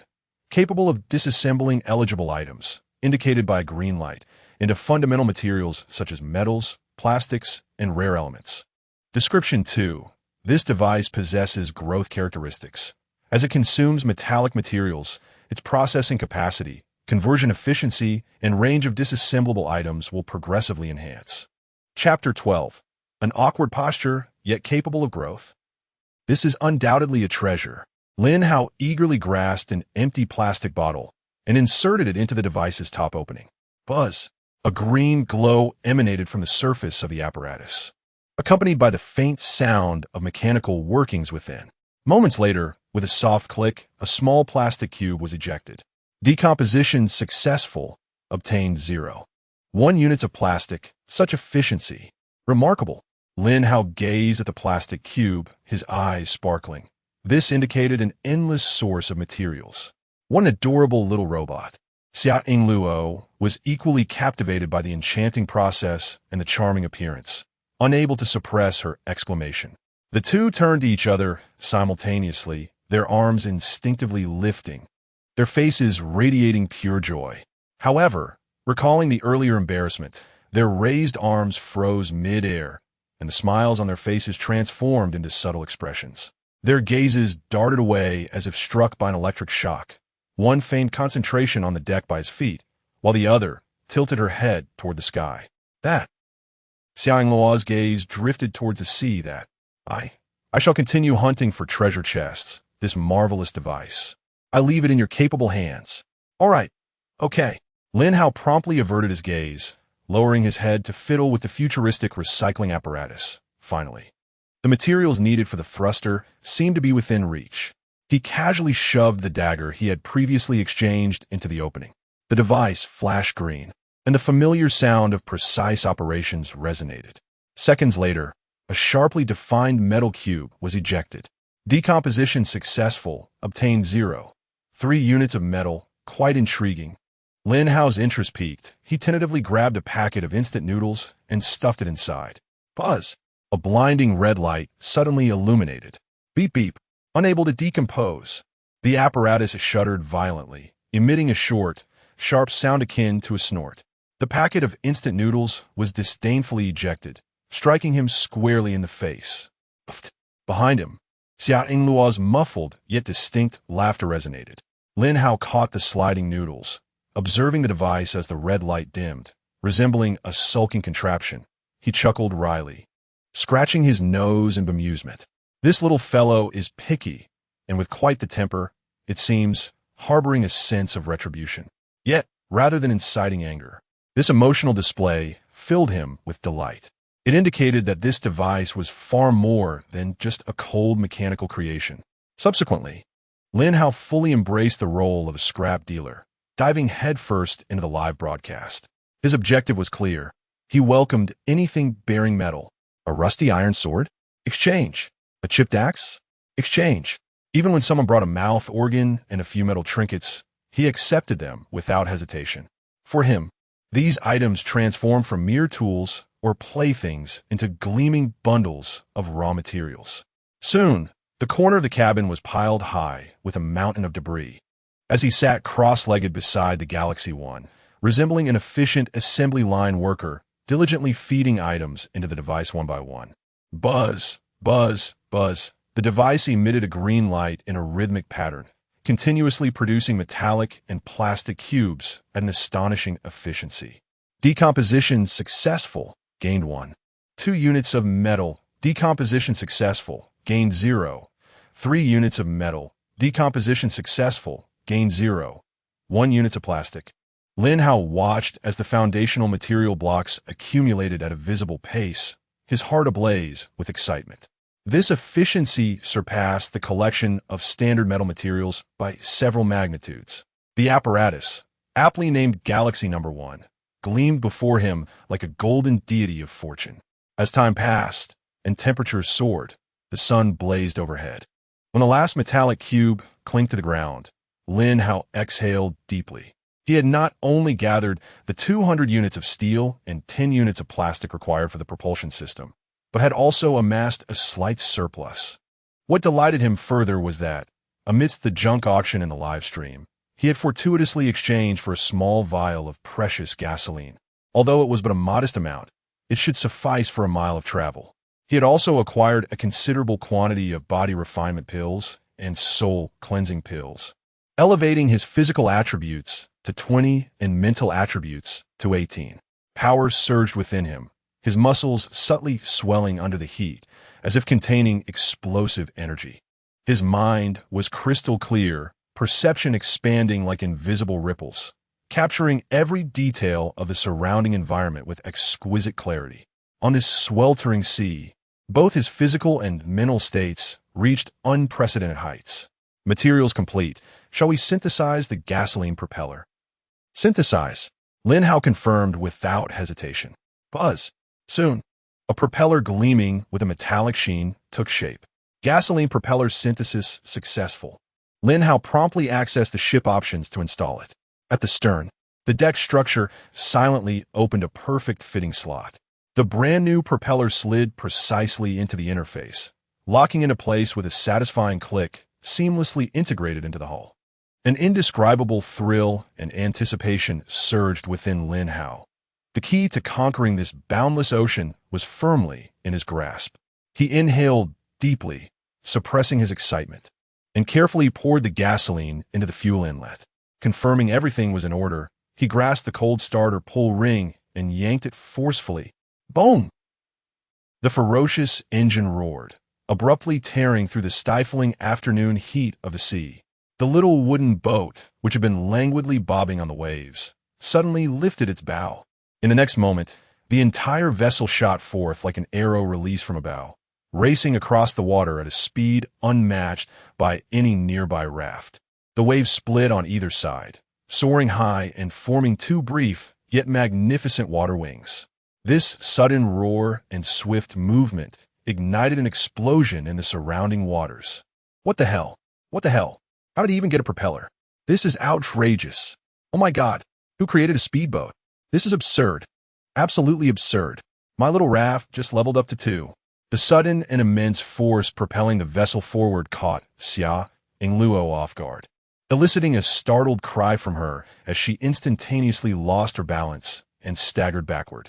In her frantic attempts to grasp the railing for stability, her foot was ensnared by an unseen object, causing her to completely lose control and crash down onto the deck with a resounding thud, compounding her misfortune. The momentum of her fall left her head wedged unceremoniously between Lin Hao's legs in a most confined space. Xia Ingluo sprang up as if electrified, her cheeks flushing a vibrant red akin to a boiled shrimp, and she glared at Lin Hao with a mixture of embarrassment and indignation. You must have done that on purpose, didn't you? Yet, the only response to her accusation was the thunderous roar of the engine, for Lin Hao was wholly absorbed in maneuvering the thrusters, oblivious to her plight. Noticing his complete lack of reaction, the embarrassment and ire within Xia Ingluo dissipated swiftly, swept away by the fierce sea breeze that lashed against her. She steadied herself against the railing and cast her gaze towards the figures in the distance on the sea, now diminishing to mere specks, struggling like ants on their raft. A profound sense of relief and an overwhelming feeling of superiority surged through her, akin to a warm current, washing away the awkwardness of the moment. A smile involuntarily graced the corners of Xia Ingluo's lips. Indeed, clinging to this formidable ally was the wisest decision she had made since her arrival in this new world. Chapter 13. How to choose between beasts and those inferior to beasts. The structure of the propulsion system is rather uncomplicated. One throttle lever is responsible for regulating speed, while another joystick maneuvers the direction of the propeller's thrust. However, there's an unmistakable sense of lag when turning, as if one is dragging a heavy burden behind. Lin Hao took considerable time to adapt to this anticipatory steering method. He slowed his speed, and his gaze inadvertently swept across the other survivors on the ocean surface. Throughout this swift journey, he had seen at least dozens of female survivors, yet none surpassed a score of 90. With a hint of disappointment, he averted his gaze, only for his eyes to unexpectedly land on a nearby, curvaceous figure. This was undeniably awkward. If he looked, how was he any different from a beast? If he averted his gaze, would he not be even worse than a beast? Caught in this dilemma, he inexplicably chose to accelerate. Roar! The engine suddenly erupted with a thunderous sound. The unprepared Xia Ingluo was abruptly jolted by the immense inertia, losing her balance and landing squarely in Lin Hao's embrace. Xia Yingluo shot up as if electrified, her cheeks instantly flushed with embarrassment and anger as she glared at him. Lin Hao, you must have done that on purpose. At first, it might have been unintentional, but such a sudden acceleration while sailing smoothly could only be seen as deliberate. Apologies, I couldn't help myself. Lin Hao did not deny it, merely shifting his gaze elsewhere. Xia Yingluo had not anticipated his straightforward mission, leaving her utterly flabbergasted. Her prepared accusations lodged in her throat. She stomped her foot in frustration, turning and rushing to the bow of the boat, her back to him, her shoulders slightly heaving. Lin Hao briefly savored the warmth of the encounter before hastily returning to the task at hand, easing off the throttle to reduce the vessel's speed. Not far ahead, two wooden rafts floated side by side, two figures clearly visible. One of them, with elegantly coiled dark hair, revealed a long swan-like neck, none other than teacher Tian Yuyu. She had recently graduated with her master's degree, around 25 years of age, in the prime of her youth. However, Lin Hao's gaze lingered only briefly upon her.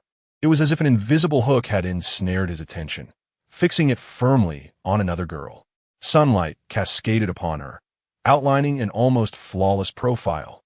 Her features were exquisitely unearthly, her skin shimmering with a sacred glow under the light. What made Lin Hao's heart race even faster was the unmistakable golden number, 97, hovering above her head. Teacher Tian. Lin Hao suppressed his excitement, striving to keep his voice composed. And this classmate?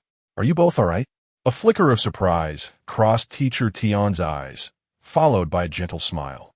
Lin Hao and Xia Yingluo, your boat is quite large.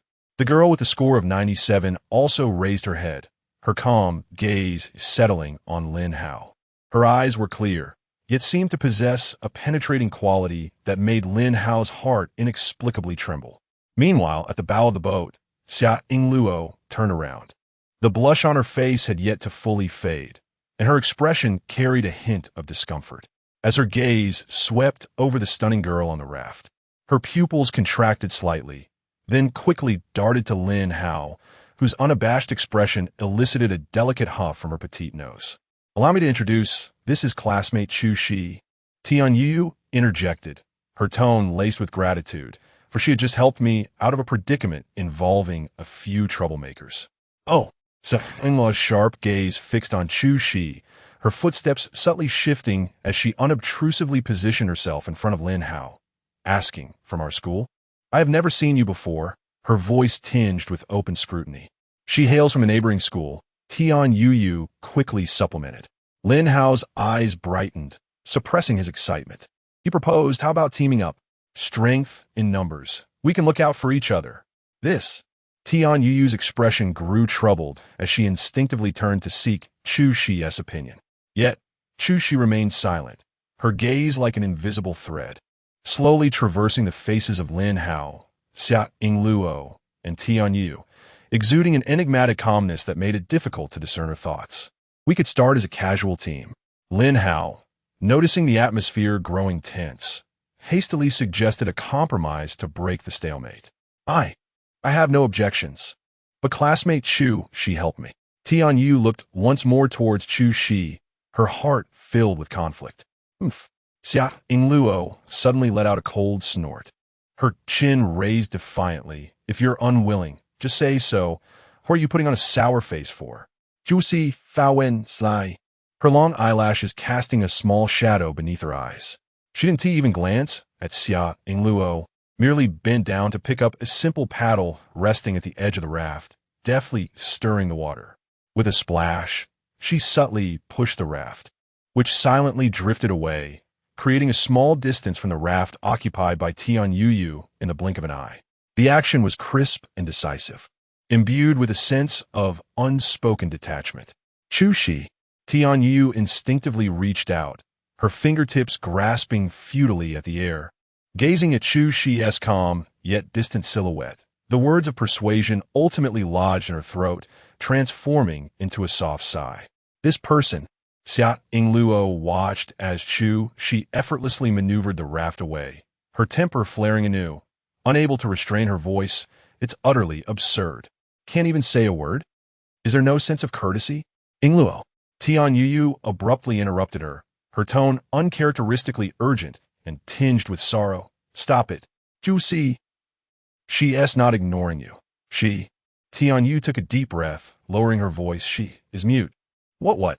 The anger on Xia Ingluo's face instantly froze, quickly replaced by immense shock and disbelief, as if she were nailed to the spot, her eyes widening in astonishment.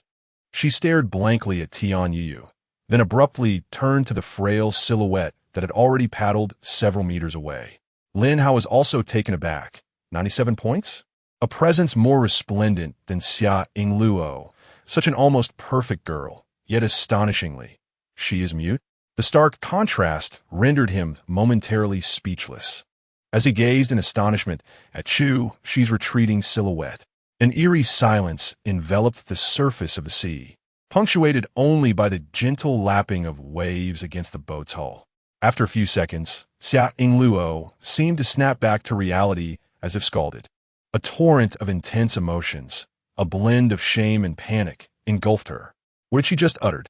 How could she have spoken such cruel words to someone incapable of defending themselves? I. Her voice trembled, her cheeks flushed crimson. The earlier air of arrogance vanished without a trace, leaving only a flustered bewilderment. I don't know. We must pursue her. Quickly, Lin Hao. Steer the boat over there. She grasped Lin Hao's arm fiercely, shaking him with urgency, her words tumbling forth as if she might burst into tears. I need to apologize. I truly did not mean it. I had no idea. Her voice dwindled to a near whisper, tinged with the quiver of impending tears, as overwhelming embarrassment made her wish to vanish beneath the waves. She clung desperately to Lin Hao's arm, as though it were her sole lifeline. Her eyes filled with a frantic plea directed towards She's ever-diminishing figure. Chapter 14. Teacher invites us for sausages. Teacher Tian. Lin Hao abruptly came to his senses and urged Tian Yu, please board the boat. Let us pursue classmate She together. What a jest. How could a captivating beauty, right before his eyes, drift away? Absolutely not. Lin Hao, shouldn't we search for supplies separately for greater efficiency? If the three of us are on the same boat, won't our search radius be significantly diminished? Tian Yu questioned, perplexed. Teacher Tian, you are overthinking it. Lin Hao beamed with confidence. Look at my boat and this propulsion device. Could an ordinary person assemble such a thing in a short time? With the capabilities of Su, Ingluo, and myself, we are not lacking in resources. Come aboard, and we can look out for one another. He paused for a moment, adding a crucial point to dispel Tian Yu's final reservations. Besides, once you board, your ability to craft a raft won't vanish, will it? If you wish to leave, you can always construct another one. With that said, Tian Yu found it difficult to persist any longer. All right, then, I shall trouble you. I hope I won't be a hindrance. She extended her hand, grasping the arm that Su Ingluo offered, and with some effort, climbed aboard the wooden vessel. Ding! Congratulations on successfully recruiting a beauty, unlocking sausage supply. Sausage supply, mythical level, automatically receive 1 sausage per second, 35G, stored in infinite space. Lin Hao's eyes twitched involuntarily. 1 per second? That amounts to 400 sausages a day. How long would it take to consume them all? However, if I can't eat them all, I can sell them. In this desolate place, food is a hard currency. These endless sausages, what difference do they have from gold bars? Lin Hao. Su Ingluo pointed frantically at she's retreating figure, her anxiety palpable. What are you daydreaming about? Hurry, start the boat. We must chase her. She's almost out of sight. If we don't hurry, we won't catch up. What we have to fear with our propulsion device? Can she paddle a small raft faster than us? Lin Hao, exuding confidence, strolled leisurely to the stern of the boat, gracefully grasped the starting rope, and pulled with vigor. Boom! The engine erupted with a powerful roar, sending a cascade of white foam from the stern, propelling the boat forward with a jolt. Su Ingluo and Tian Yu were momentarily thrown off balance by the sudden thrust, yet hope illuminated their faces. However, this exhilarating roar lasted scarcely 3 seconds. Cough, sputter, sputter, sputter. The engine emitted a series of sounds akin to a dying struggle before falling utterly silent. The once thundering power vanished without a trace. On the surface of the sea, only the monotonous sound of waves lapping against the hull remained, ringing with stark clarity. Lin Hao's smile froze upon his face. He maintained a slightly backward-leaning posture, his gaze fixated on the now silent engine. Wow, what happened? Su Yingluo's expression of hope was swiftly replaced with shock as she dashed to the stern. Anxiously looking at Lin Hao, Tianyu also cast a worried glance over, filled with inquiry. Lin Hao's lips twitched slightly as he slowly turned his head, awkwardly admitting, "We have run out of fuel." The atmosphere suddenly grew tense. Xia Yingluo parted her lips, yet was at a loss for words. Tianyu silently averted her gaze, focusing instead on the distant shadow of a small raft that was nearly fading from view. The sea breeze, laden with a briny essence, swept by, and after a fleeting silence, Xia Yingluo inhaled deeply, as though steeling herself with great resolve. She approached Lin Hao, her voice muffled and tinged with palpable remorse. I am sorry." She cast a quick glance at Lin Hao's frozen expression before hastily lowering her head. "Just now, I was overly impulsive and lost my temper. This is entirely my fault. It has nothing to do with you." Lin Hao, recovering from the awkwardness of the engine's silence, was somewhat taken aback by Xia Yingluo's apology. He glanced at the 8-meter-long wooden vessel and then toward the direction of the small raft, which had long since vanished from sight. Rely on human strength to paddle? Rather than catching up with the agile little raft, merely getting this cumbersome boat moving would be a challenge. He shrugged and managed a light-hearted smile. "It's not your fault." With that icy demeanor of hers, I misunderstood at first as well. "Don't worry, she won't get away. We will encounter her again sooner or later." His tone was resolute, as if everything was well within control. He then turned to Tianyu. "Teacher Tian, you must be friends with Chu Shi, right?" Tianyu, who had been anxiously observing the two, nodded eagerly. "Yes, indeed. We communicate through the friend function, although she can only type. That's good enough, as long as we have a means of contact." He clapped his hands, his face regaining that effortless smile, as if the earlier awkwardness had never transpired. "Now, let us not wear long faces. Everything will work out in due course. First, let's address our hunger. Only when we are nourished can we muster the strength to devise a plan." With that, as if performing a magic trick, he waved his hand across the deck of the speedboat. In an instant, a mountain of neatly packaged food materialized. Bread, instant noodles, sweet pastries, bottled water. Among them, the most striking was a heap of red packaged sausages. There were at least 100, glistening enticingly under the sun. "Oh my!" Tianyu's eyes widened in sheer astonishment, her mouth slightly agape, struggling to articulate coherent words. She pointed at the mountain of sausages, her fingers trembling slightly. Lin Hao, how is this even a survival situation at sea? This stockpile. I would believe it if you said we were on a luxury cruise for a picnic. Where on earth did you procure so many sausages?" This spectacle had completely surpassed her understanding of survival provisions. The three of them sat around the food-laden deck, silently indulging in their meal, with the sound of the waves providing a soothing backdrop. Lin Hao took a bite of bread and casually inquired, "Teacher Tian, may I ask, what is the direction of your awakened talent? Could you share?" Tianyu, nibbling on a sausage, paused momentarily at his question. "My talent is of no use at the moment. It merely enhances the growth rate of plants." Enhancing plant growth? Lin Hao's mind stirred, and he immediately recalled the plant man he had encountered earlier. Yet she remarked that at present, her abilities are of no use whatsoever, and she displayed neither self-deprecation nor despondency. This indicates her profound awareness of the value of her skills, though she laments the lack of opportunity to apply them. "Teacher Tian, your humility is excessive. Once you discover the right soil and seeds, it shall be your moment to shine brilliantly. I comprehend the wisdom in your words. However, a faint smile of bitterness graces Tianyu's face. Presently, we are adrift at sea, surrounded by a plethora of peculiar items in the trading channel. Yet conspicuously absent are the soil and seeds. Not even a glimmer of hope is visible. She paused, her voice dwindling, imbued with the unique dignity of a teacher and a hint of embarrassment. Teacher, I do not wish to continue relying on your generosity.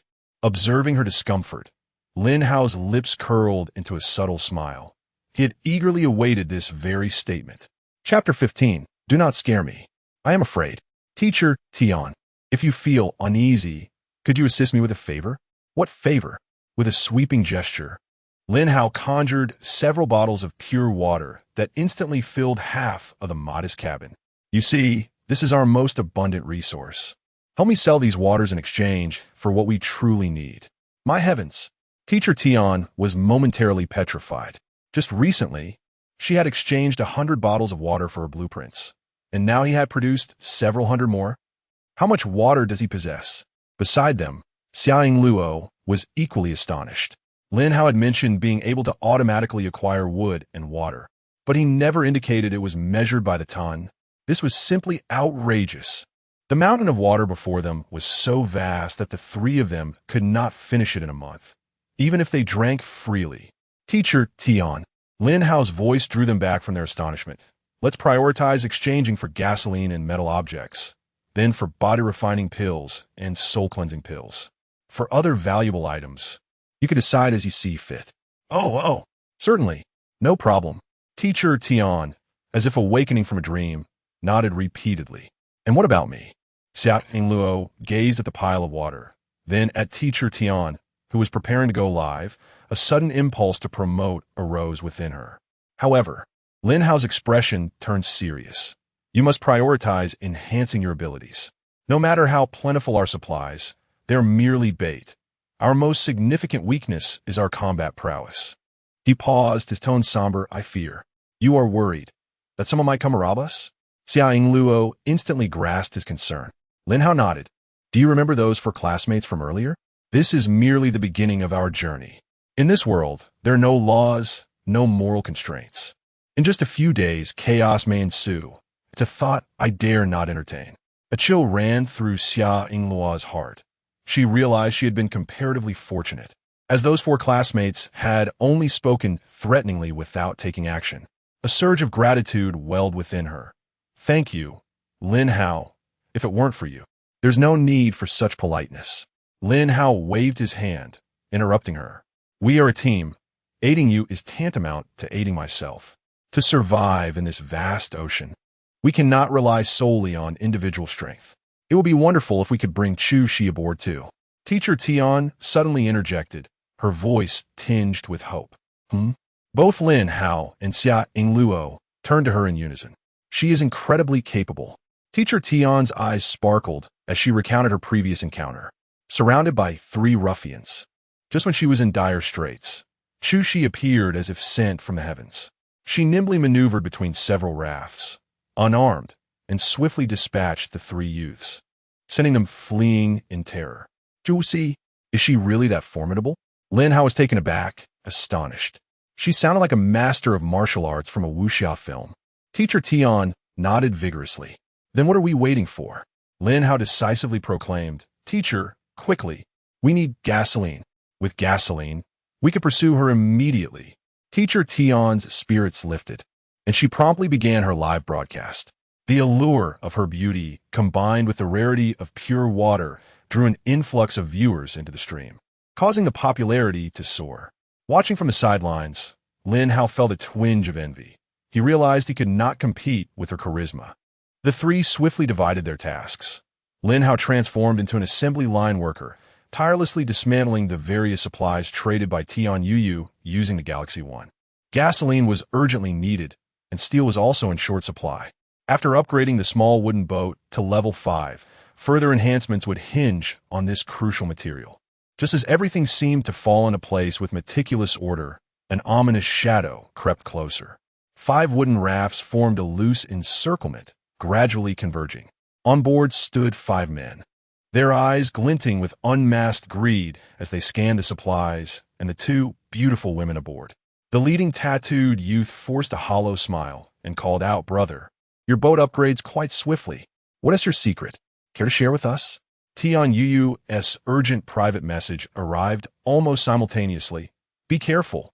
3 of them are the scoundrels who were just chased off by Chu Shi.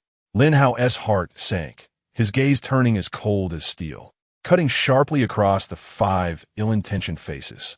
Secrets? Indeed, he had just dispatched a few short-sighted souls and claimed their rafts, thus accelerating his upgrades. The expressions of the 5 men shifted dramatically, their avarice replaced by suspicion and trepidation. The youth with ear studs reacted the quickest, forcing an even more exaggerated grin. Oh, brother, you misunderstood. We mean no harm. We just noticed you have plenty of water and wanted to trade for a bit. Absolutely no ulterior motives. Trade for water? Lin Hao's voice bore no warmth. Fine, bring something to exchange. With a thought, the Zhuge crossbow steadied in his hands, its gleaming bolts aimed at the nearest individual. The false smiles on the 5 youths' faces froze instantly, as if doused with a bucket of ice water. Their eyes darted between the crossbow's lethal point and Lin Hao's steely visage, alarm bells ringing in their minds. To elevate a wooden boat to level 5 while brazenly parading 2 such striking beauties. This youth was clearly no easy prey, yet they too had blood on their hands. Having tasted the sweetness of plunder, their innate ferocity surged forth. Robbery was the swiftest path to wealth. Whether it was the grand wooden boat, the 2 enchanting women, or even the modest supply of water, all were irresistibly tempting. Brother, stammered the buzz-cut youth on the left, forcing a smile as he fished a cheap plastic lighter from his pocket, flicking it open with a click. How about this? In exchange for 2 bottles of water? Sure, but only through system transactions. Do not approach, Lin Hao commanded, the crossbow unwavering in his grip, the icy bolt still exuding an air of death. His gaze, sharp as a hawk, darted toward the scarred man on the right, who stealthily reached for a paddle. Don't move. Lin Hao's voice rose sharply. If you dare to touch that paddle, I shall guarantee a bolt through your skull. I've stated, only system transactions are accepted. Approach another step, and you shall face the consequences. The scarred man's hand froze in midair, mere inches from the paddle. Veins bulged on his forehead as he glared ferociously at Lin Hao. Yet the icy tip of the crossbow quelled his ferocity with the terror of impending death, and his hand reluctantly retreated, clenched into a fist. The bald man, who had remained silent until now, chuckled awkwardly and attempted to ease the tension. Hey, young man, you seem rather overly cautious. We are all individuals down on our luck. Let us maintain a cordial atmosphere, shall we? We truly mean no harm. Enough of the pleasantries. Lin Hao interjected without hesitation, his tone firm. I have made the rules abundantly clear. I welcome trade, but keep your distance from my vessel. He paused, his voice growing ever colder. I am not one to take risks lightly. I cannot withstand intimidation. If anyone dares to frighten me, my hand may tremble. The air seemed to freeze, punctuated only by the rhythmic crashing of the waves against the wooden raft and the silent yet palpable menace emanating from the crossbow in Lin Hao's grasp. Chapter 16. Fierce Battle. Come and kill. Brothers, remain calm. Please, do not lose your composure. We shall depart immediately, the tattooed man exclaimed, casting swift glances at his companions. The 5 of them instinctively leaned forward, grasping the wooden paddles on their respective rafts, their movements synchronized, radiating a predatory intent that had clearly been long in the making. Wait! Lin Hao's thunderous shout reverberated like a clap of thunder. The muscles of the 5 men tensed instantaneously, their actions frozen in midair. Each one of you, turn away from me, Lin Hao commanded, his crossbow darting menacingly among them, his tone brooking no dissent. He discerned their intent to charge simultaneously, a tactic meant to distract him. Hey, brother, you are overly cautious. All right, I shall go first. The bald man forced a smile, slowly turning around to retrieve his paddle. Yet, the moment his fingers brushed against the paddle's grip, the grin on his face morphed into a sinister snarl, his biceps bulging as he swung the paddle with a ferocious gust towards Lin Hao's raft. The other 4, as if receiving a signal, erupted into astonishing speed, their paddles striking the water's surface as their wooden rafts surged forward like ravenous wolves lunging at sheep. Lin Hao's gaze turned as cold as steel, devoid of any hesitation. He pulled the trigger with resolve. A sharp crack followed by a dull thud. The sound of the arrow embedding itself in flesh echoed. But Lin Hao's heart sank. This sound was wrong. Too shallow. Was it armor? Or? He had no time for contemplation, muscles coiling with intensity. He swiftly drew another arrow, redirecting the crossbow to lock onto the weakest among them, the man with ear studs. Damn it! Kill him! The bald man roared, audaciously grasping the arrow shaft lodged in his shoulder blade, yanking it out with a forceful pull. Blood sprayed forth, yet his expression remained unfazed, demonstrating his fierce demeanor. A chilling scream erupted in unison. The ear stud man's chest blossomed with crimson, his body propelled backward by the force of the impact, crashing onto the raft in a convulsion, instantly rendered incapable of fighting. The bald man's heart jolted with alarm, cursing inwardly. Damn it, this kid has a keen eye, targeting the softest fruit. In mere seconds, life and death hung precariously in balance. The 5 rafts, propelled by their own momentum, surged within mere meters of Lin Hao's vessel. Such proximity, for those desperate for survival, was a heartbeat away. With a splash, the buzz-cut man dove into the sea, intending to launch a surprise attack from beneath. The scar-faced man paddled furiously with one hand while brandishing a wooden shield to protect his vital areas, his eyes gleaming with the ferocity of a cornered beast. Lin Hao's gaze was electric. Amidst the rapidly shifting targets, he spotted the tattooed man, the closest and the most threatening, completely unguarded. The crossbow was unleashed again. With a swift whoosh, the arrow penetrated the tattooed man's left chest effortlessly. The tremendous force even tilted his body backward, the arrow's tail embedding itself into the raft beneath him. Yet, a horrifying spectacle unfolded. The tattooed man's face bore not the grimace of pain, but rather a grotesquely distorted smile. The edges of the wound began to twitch as if possessed by a life of their own. Not only did he not slow, but he also paddled with even greater ferocity towards Lin Hao. Lin Hao's pupils constricted, his mind taut with tension. Among the 5, except for the incapacitated earring-wearing man, each was a tough opponent to contend with.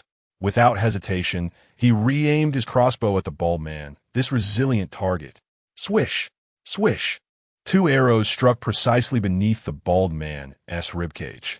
This time, the ferocity on his face was finally torn apart by pain, letting out a muffled groan as his rowing motion became markedly distorted.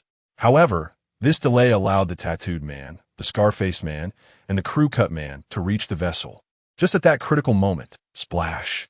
The sea beside Lin Hao's boat erupted violently. A tentacle, covered in suckers and as thick as a thigh, burst forth from the water. The crew-cut man, who had just placed his hands on the railing, barely had time to utter a cry before being ensnared around the waist by the terrifying appendage and dragged into the dark depths, leaving only swirling foam in its wake. The tattooed man and the scar-faced man looked on in shock, yet their eyes gleamed with renewed ferocity. At this moment, there was no retreat, only the desperate urge to board the vessel. Swish! An arrow once again pierced fiercely into the thigh of the bald man. Almost simultaneously, splash! Another tentacle surged up, wrapping around the scar-faced man, who was poised to leap from the ship with his shield. The scar-faced man's terrified scream barely escaped his lips before he, along with his shield, was yanked into the frigid waters. The tattooed man felt his heart wrench in agony. He finally realized this boy was not fighting alone. It was that silent girl, whose lips moved soundlessly, controlling the sea monster. He unleashed his final fury. With a powerful push from his legs on a raft, he soared into the air like a cannonball, claws extended, lunging directly at Lin Hao's face. This attack encapsulated all his strength and despair. Lin Hao furrowed his brow. Reacting with utmost swiftness, he swiftly stowed away the crossbow and seized the Galaxy 1 at his feet. The terrifying power bestowed by his 20 points in physique erupted at that moment. He swung his arm in a wide arc, hurling the 30 to 40-pound metallic mass toward the tattooed man, as if launching a cannonball. Buzz! The Galaxy One emitted a piercing whine and a rapid red glow, clearly protesting this crude act of throwing. But the protest was in vain. Bang! Huck! A sound that made one's teeth ache resonated. The Galaxy One struck solidly against the tattooed man as crossed arms. The sound of bones fracturing echoed clearly. The tattooed man let out a wretched howl, flying backward at an even greater speed, crashing into the sea with a tremendous splash. Meanwhile, splash! A third tentacle appeared, expertly ensnaring the bald man, who was slowed by his leg injury. The bald man could only emit a reluctant roar before being mercilessly dragged into the abyss. On the surface of the sea, only the earring-wearing man, with a crossbow bolt protruding from his chest, remained on the raft, writhing in pain. He gazed in terror as his companions vanished one by one into the ocean, desperately struggling to escape. But soon, a cold tentacle silently coiled around his waist, tightening violently. He lacked even the strength to struggle, dragged into the icy depths amidst silent terror. The surface of the sea, now merely a tumult of frothy waves and a few drifting shards of wood, swiftly returned to an eerie tranquility. Lin Hao's nerves remained taut, resolute in his determination not to relent until the final moment. In a corner of the cabin, Tianyu curled up, her body trembling uncontrollably, warm liquid saturating the deck beneath her. Xia Yingluo pressed her lips tightly together, her delicate features slightly pale, yet her gaze was remarkably steadfast, even infused with a fierce resolve. As time ticked away, the three remained silent, their breaths cautious and measured. It was not until a tentacle once again breached the surface of the water, placing a corpse upon a raft, followed by a second, and then a third. Chapter 17. The Art of Flirting. Having confirmed the demise of the 5 individuals, Lin Hao finally relaxed the taut strings of his heart, as the murderous aura that had coalesced within his chest gradually dissipated. Let us cast them back into the sea. Soon, the surface of the water was left with 5 solitary wooden rafts, gently swaying with the waves. They had lost their masters, resembling forsaken coffins, silently narrating the brief yet brutal confrontation that had just transpired. Should we retrieve these rafts? Xia Yingluo suddenly inquired. Her demeanor was astonishingly indifferent, entirely unlike that of a young girl who had just witnessed a bloody battle and witnessed slaughter. No need. We are not in want of this timber. Let be for others. Lin Hao paused momentarily, then added, just have Xiao Ba bring up the Galaxy One. Xia Yingluo expressed no dissent, merely nodding gently. Her lips moved slightly, silently conveying instructions. Beneath the surface, turbulent currents surged forth, and a robust tentacle broke through the waves, casting the iron mass of Galaxy One back onto the deck. Buzz, buzz, buzz. The surface of Galaxy One flickered with a frenzied red light, emitting a deep, incessant hum. Lin Hao found the noise irksome, stuffing it with numerous metallic items to quell its clamor. Nevertheless, the atmosphere aboard the ship remained tense despite the silence of Galaxy One. After Xiao Ba departed, Xia Yingluo's state visibly deteriorated. She endeavored to conceal it, yet her evasive gaze and lips pressed tightly together, nearly turning white, silently revealed the turmoil within. Most concerning was Tianyu, who appeared utterly drained, enveloped in a profound sense of helplessness. Lin Hao took a deep breath. As the only man aboard, he recognized the necessity to take action. He stepped forward, unhesitatingly grasping Tianyu's cold, trembling hand. Teacher Tian, are you all right? The warmth from his palm sent a shiver through her entire being. She lifted her pale countenance, her voice choked with suppressed sobs. Yes, I'm sorry. I'm so useless. I've embarrassed you all. It's all right. You'll get used to it. Lin Hao naturally raised his other hand, gently resting her forehead against his chest. Tianyu stiffened, startled by this sudden intimacy.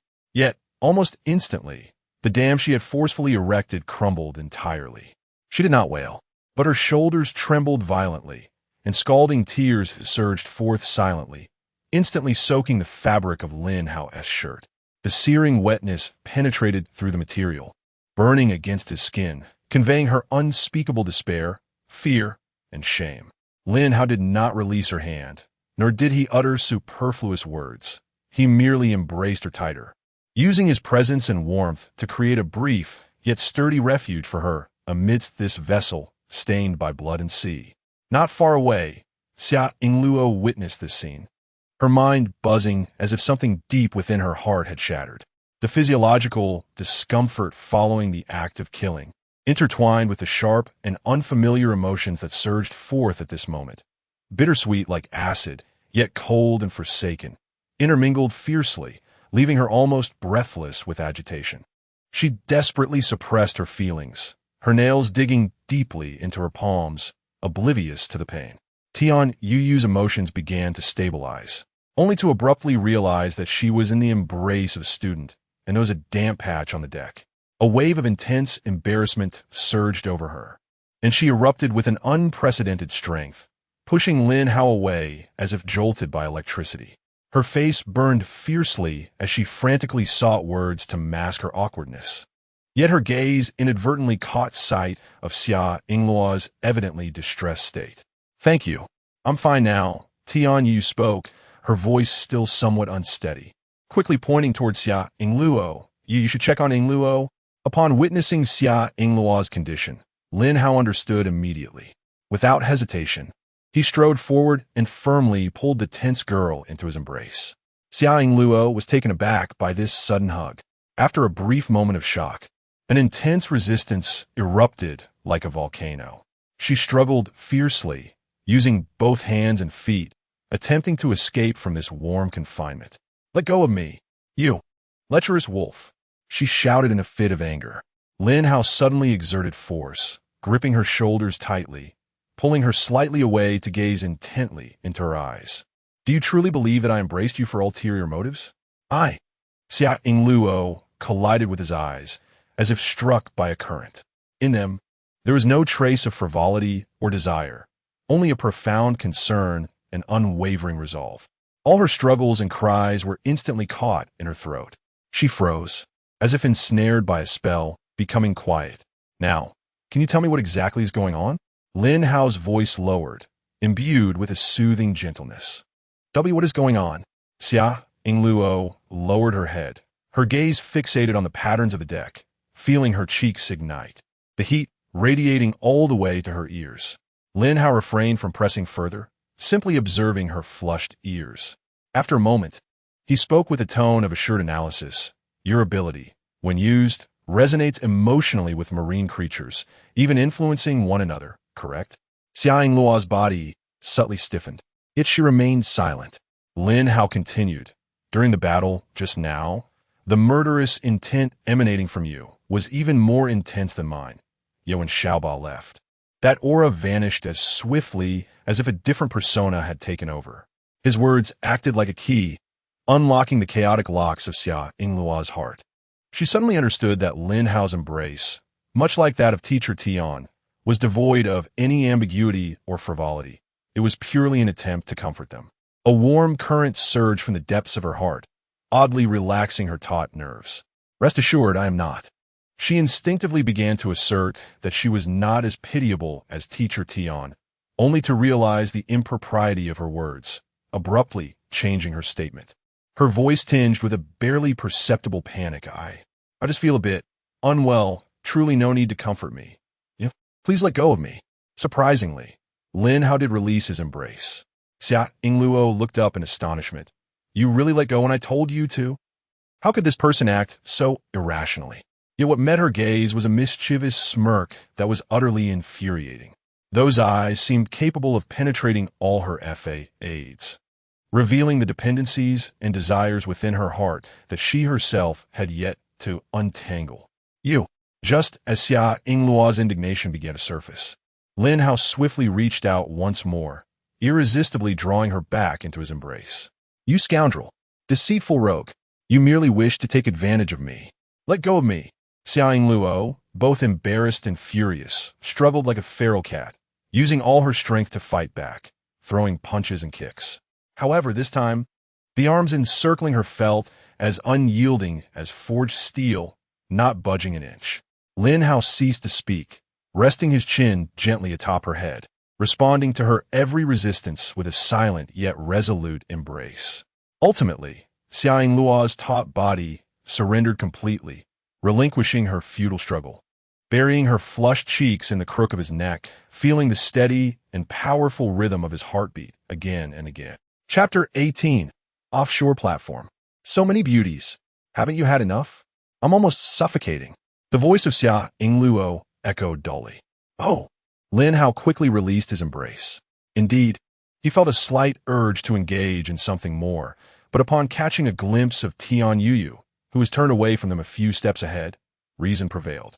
Xia Yingluo, huffing with annoyance, turned and walked to the bow of the boat, inexplicably feeling a surge of frustration. This fool, after all that hugging, is it just a mere embrace? Not a single movement from this wooden block. Am I truly so unappealing? Really? Lin Hao chose to ignore her little temper.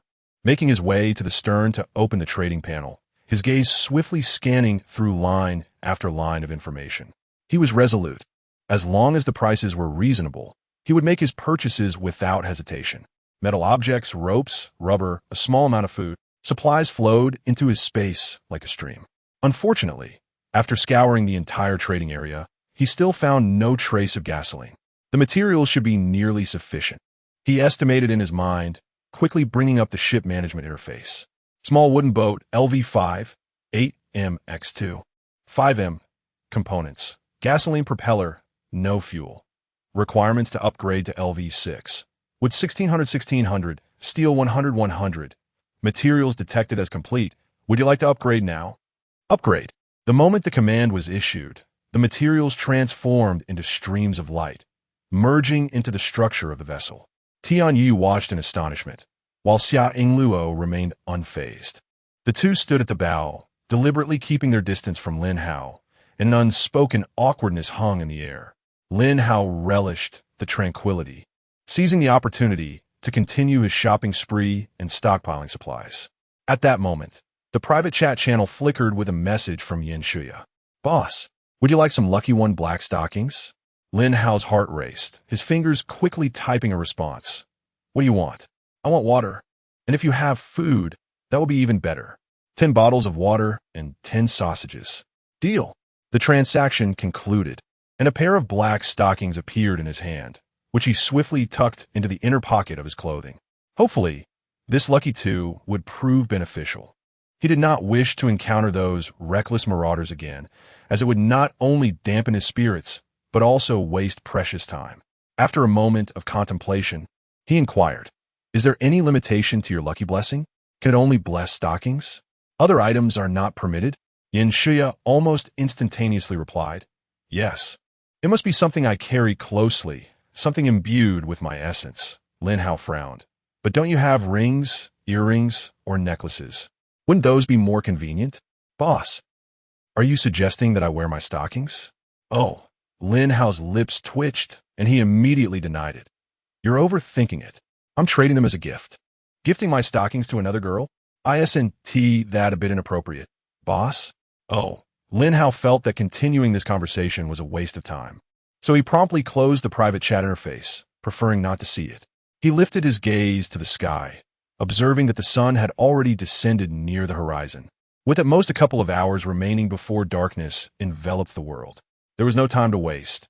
He needed to elevate the ship's status several levels. As he frantically gathered supplies, an unusual landmass gradually came into view on the horizon. It was not land, but rather a vast expanse of rafts. They were densely packed, connecting head to tail, and some even overlapping, forming a colossal platform upon the sea. Shadows of hundreds of figures moved about on it. A sense of foreboding washed over Lin Hao. There was no gasoline. The propulsion system had become mere scrap metal. He could only watch helplessly as the flotilla approached their small vessel with an oppressive force that was almost suffocating. Instinctively, he drew out a machete, but upon further reflection, he relaxed. The mere fact that such a large assembly of rafts could be organized on the first day of their crossing spoke volumes. Their inclusiveness and organizational capacity undoubtedly surpassed any inclination towards aggression. Moreover, it was highly likely that the core individuals among them possessed some form of team-enhancing abilities. Even so, one must remain vigilant. An idea flashed through Lin Hao's mind, and he gathered all the supplies on board into the spatial compartment. As the distance closed to a point where he could discern the attire of most individuals on the rafts, the last vestige of doubt dissipated, replaced by an indescribable thrill and sense of security. Military uniforms, familiar attire of the Huaxia armed forces. The steady olive green stood out amidst the boundless ocean, radiating a reassuring reliability and authority. In this realm of survival of the fittest, no force could be more trustworthy than theirs. A few minutes later, the two vessels inevitably collided due to the waves. A dull thud echoed. They had clearly been prepared. Several old tires were promptly pushed over to serve as cushions, effectively absorbing most of the impact, and the small boat merely swayed violently without sustaining any damage. "Are you three comrades all right? Is anyone injured?" A calm and powerful voice inquired. A tall officer, flanked by 4 soldiers wielding knives, approached the point of contact with the small wooden boat. The soldiers positioned themselves meticulously, forming a protective circle. "We are fine. Thank you, Commander." Lin Hao responded sincerely. The officer waved his hand, revealing a gentle smile. "There is no need for such formality. My name is Lu Jin. You can call me Old Lu or Captain Lu." His sharp gaze swept across the sea. "I noticed 5 abandoned rafts scattered nearby. Have you encountered some trouble?" "Hello, Captain Lu." Before Lin Hao could speak, Tian Yuyu, standing beside him, had already become emotional, her eyes reddening at the sight of their country's soldiers, as if she had found a pillar of support, a wave of security washing over her. Taking a deep breath, she stepped forward, her voice slightly choked yet clear as she began to recount. "I am Tian Yuyu, a biology lecturer from XX University. These 2 are my students, Lin Hao and Xiaoying Luo. Just now She narrated their encounter with the 5 desperate men, detailing how they were forced to retaliate until the adversaries met their demise in the depths of the sea. Lu Jin listened intently, his expression grave. Only upon hearing that the crisis had been averted did he give a slight nod and solemnly state, "As long as no one is harmed, that is what matters." Throughout this journey, we have witnessed and dealt with numerous similar malevolent conflicts. His gaze fell upon the sturdy little wooden boat, a flicker of admiration crossing his eyes. "Your vessel has been upgraded remarkably. It appears you possess considerable strength. I have a proposal to make, and I wonder if you would be interested in hearing it." "Please proceed, Captain Lu," Lin Hao replied respectfully, while discreetly observing the raft platform. Some individuals were using a rudimentary stove to boil water and prepare meals. Others were repairing tools and engaging in woodworking, and a few stood attentively at the edge of the platform, focused on retrieving supplies with hooks and ropes. Among them, there were indeed several exquisite individuals, each surpassing a score of 90 in beauty. Chapter 19. Joining the fleet, Lu Jin spoke candidly, cutting straight to the heart of the matter. "I have acquired a taxation talent, which allows my team members to receive an additional tax resource whenever they salvage supplies.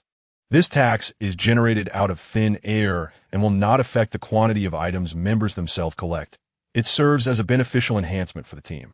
Currently, everyone on the raft and the small boats trailing behind are sharing in this boon." He gazed earnestly at Lin Hao and the others. "My proposal is to invite you to join us. Of course, you are entirely free to choose. There is no obligation to board our platform. You may simply follow us in a loosely organized manner, just like those boats behind. This way, you will at least have an added layer of safety during our voyage, reducing the risk of being targeted by those with ill intentions." Lin Hao quickly weighed the pros and cons. To refuse seemed to lack sufficient justification, especially given his precarious situation with the scarcity of gasoline. Temporarily cooperating by following along in a loosely organized manner would provide a safety buffer without compromising their independence, and they could withdraw at any time. It appeared to be the optimal solution. "Very well, Commander Lu, we are willing to join," Lin Hao replied decisively. He then shifted the conversation to the matter of utmost concern. "However, may I inquire if you have gasoline?" Lu Jin's face broke into a smile that reflected his anticipation. "Indeed, I possess gasoline, and I have quite a reserve. However, it must be exchanged for supplies. That is only fair." Lin Hao's mind raced as a pile of assorted supplies appeared on the deck. Wood, purified water, sausages, bread, a variety of items, though each quantity was limited to 10 units. I wish to exchange all of these for gasoline. How much can I obtain? He inquired, gesturing toward the heap. Xiao Li, please calculate the value. Lu Jin signaled to a capable young soldier nearby. Yes. Xiao Li promptly stepped forward, swiftly counting the items while softly reporting the tally. After a brief moment, he provided his conclusion. Report, Captain. According to our current standards, these supplies can be exchanged for 2 liters of gasoline. Excellent. It's a deal. Lin Hao agreed without hesitation. The half bottle of mineral water had already taken them over a nautical mile. 2 liters would be more than sufficient for a considerable journey. Once the transaction was completed, 2 small barrels of precious gasoline were carefully placed on the deck. True to his word, Lu Jin did not interfere at all, merely nodding as he departed with his soldiers, his demeanor casual, as if merely concluding a routine transaction. The long-awaited roar of the engine filled the air once more, and Lin Hao felt a weight lift from his heart. He maneuvered the boat slowly to the rear of the raft, securing it to a fixed point at the edge of the platform before decisively shutting off the engine. Gasoline was a precious commodity. Every drop counted. Having completed these arrangements, Lin Hao turned to his companions on the boat, scanning their faces. Do you wish to live on that large platform? It is bustling with people. Perhaps it is more lively and, indeed, safer. Wherever you go, I shall follow. Xiaoying Luo almost blurted out her thoughts, her voice crisp yet laced with urgency. As soon as the words escaped her lips, she realized her candor was excessive, and she quickly lowered her head, her ears flushing with embarrassment. In stark contrast, Tian Yu gazed at the lively platform of rafts with a complex expression, falling into silence for several seconds, her face clearly betraying hesitation and inner turmoil. Lin Hao observed this and, with a serious tone, remarked, Teacher Tian, do you recall the initial suggestion? Collaboration is advisable, but it's not necessarily better with more people. Given that consideration, I personally will not ascend that platform. He paused, meeting Tian Yuyu's gaze with sincerity. Of course, it is your freedom. If you believe that place is more suited for you, I will not obstruct your choice. No, classmate Lin Hao, you've misunderstood. Tian Yuyu seemed pricked by his words. Hastily shaking her head to clarify, I do not wish to leave. I just feel so useless, like a burden, unable to assist you in any way. Her voice dwindled, infused with a sense of defeat. Teacher Tian, you speak too distantly. Lin Hao gently yet firmly countered. We are all in the same boat. Tian Yu lifted her head, a glimmer of hope and uncertainty in her eyes. Classmate Lin Hao, do you truly wish for me to remain on the boat? Absolutely. Lin Hao's response was resolute. He had already formulated his words. Teacher, we share a foundation of trust, which is invaluable in this vast ocean. In my future plans, you are an indispensable partner. His gaze shifted to the side, where Xiaoying Luo was still burying her head in the sand, and now Ying Luo counts as well. Plans? What plans? Tian Yuyu's curiosity was piqued, prompting her to inquire further. Lin Hao's expression grew deep and solemn, deliberately lowering his voice to conjure a sense of duty. I cannot disclose too many specifics at this moment, but the ultimate goal is singular, to survive. Moreover, to live as long and as safely as possible. He intentionally spoke with weight and ambiguity, inviting contemplation. Observing Tian Yuyu's pensive demeanor, Lin Hao's internal turmoil belied his outward calm.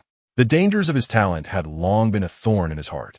To reveal or not to reveal, it was evident that openly admitting to his mythical talent was out of the question, setting aside the external greed and covetousness. Simply informing the inner circle that he was a resource extractor posed risks. Who could guarantee that they would not harbor ulterior motives? Would he not risk becoming a domesticated cow? Yet, refraining from disclosure was equally perilous, with the increase of female members aboard. Even the most oblivious would begin to sense the anomaly. Why was his vessel advancing so swiftly with ample resources? Why did he consistently find himself surrounded by various women? The secret of his talent, entwined with femininity, could not withstand scrutiny. Recruiting male crew members? That would pose even greater risks. In the resource-scarce expanse of the endless sea, a group of men confined in a small space would inevitably clash over food, power, and even mere living space, leading to conflict and betrayal. the management would become even more challenging, more uncontrollable. He did not perceive himself as possessing such formidable management skills.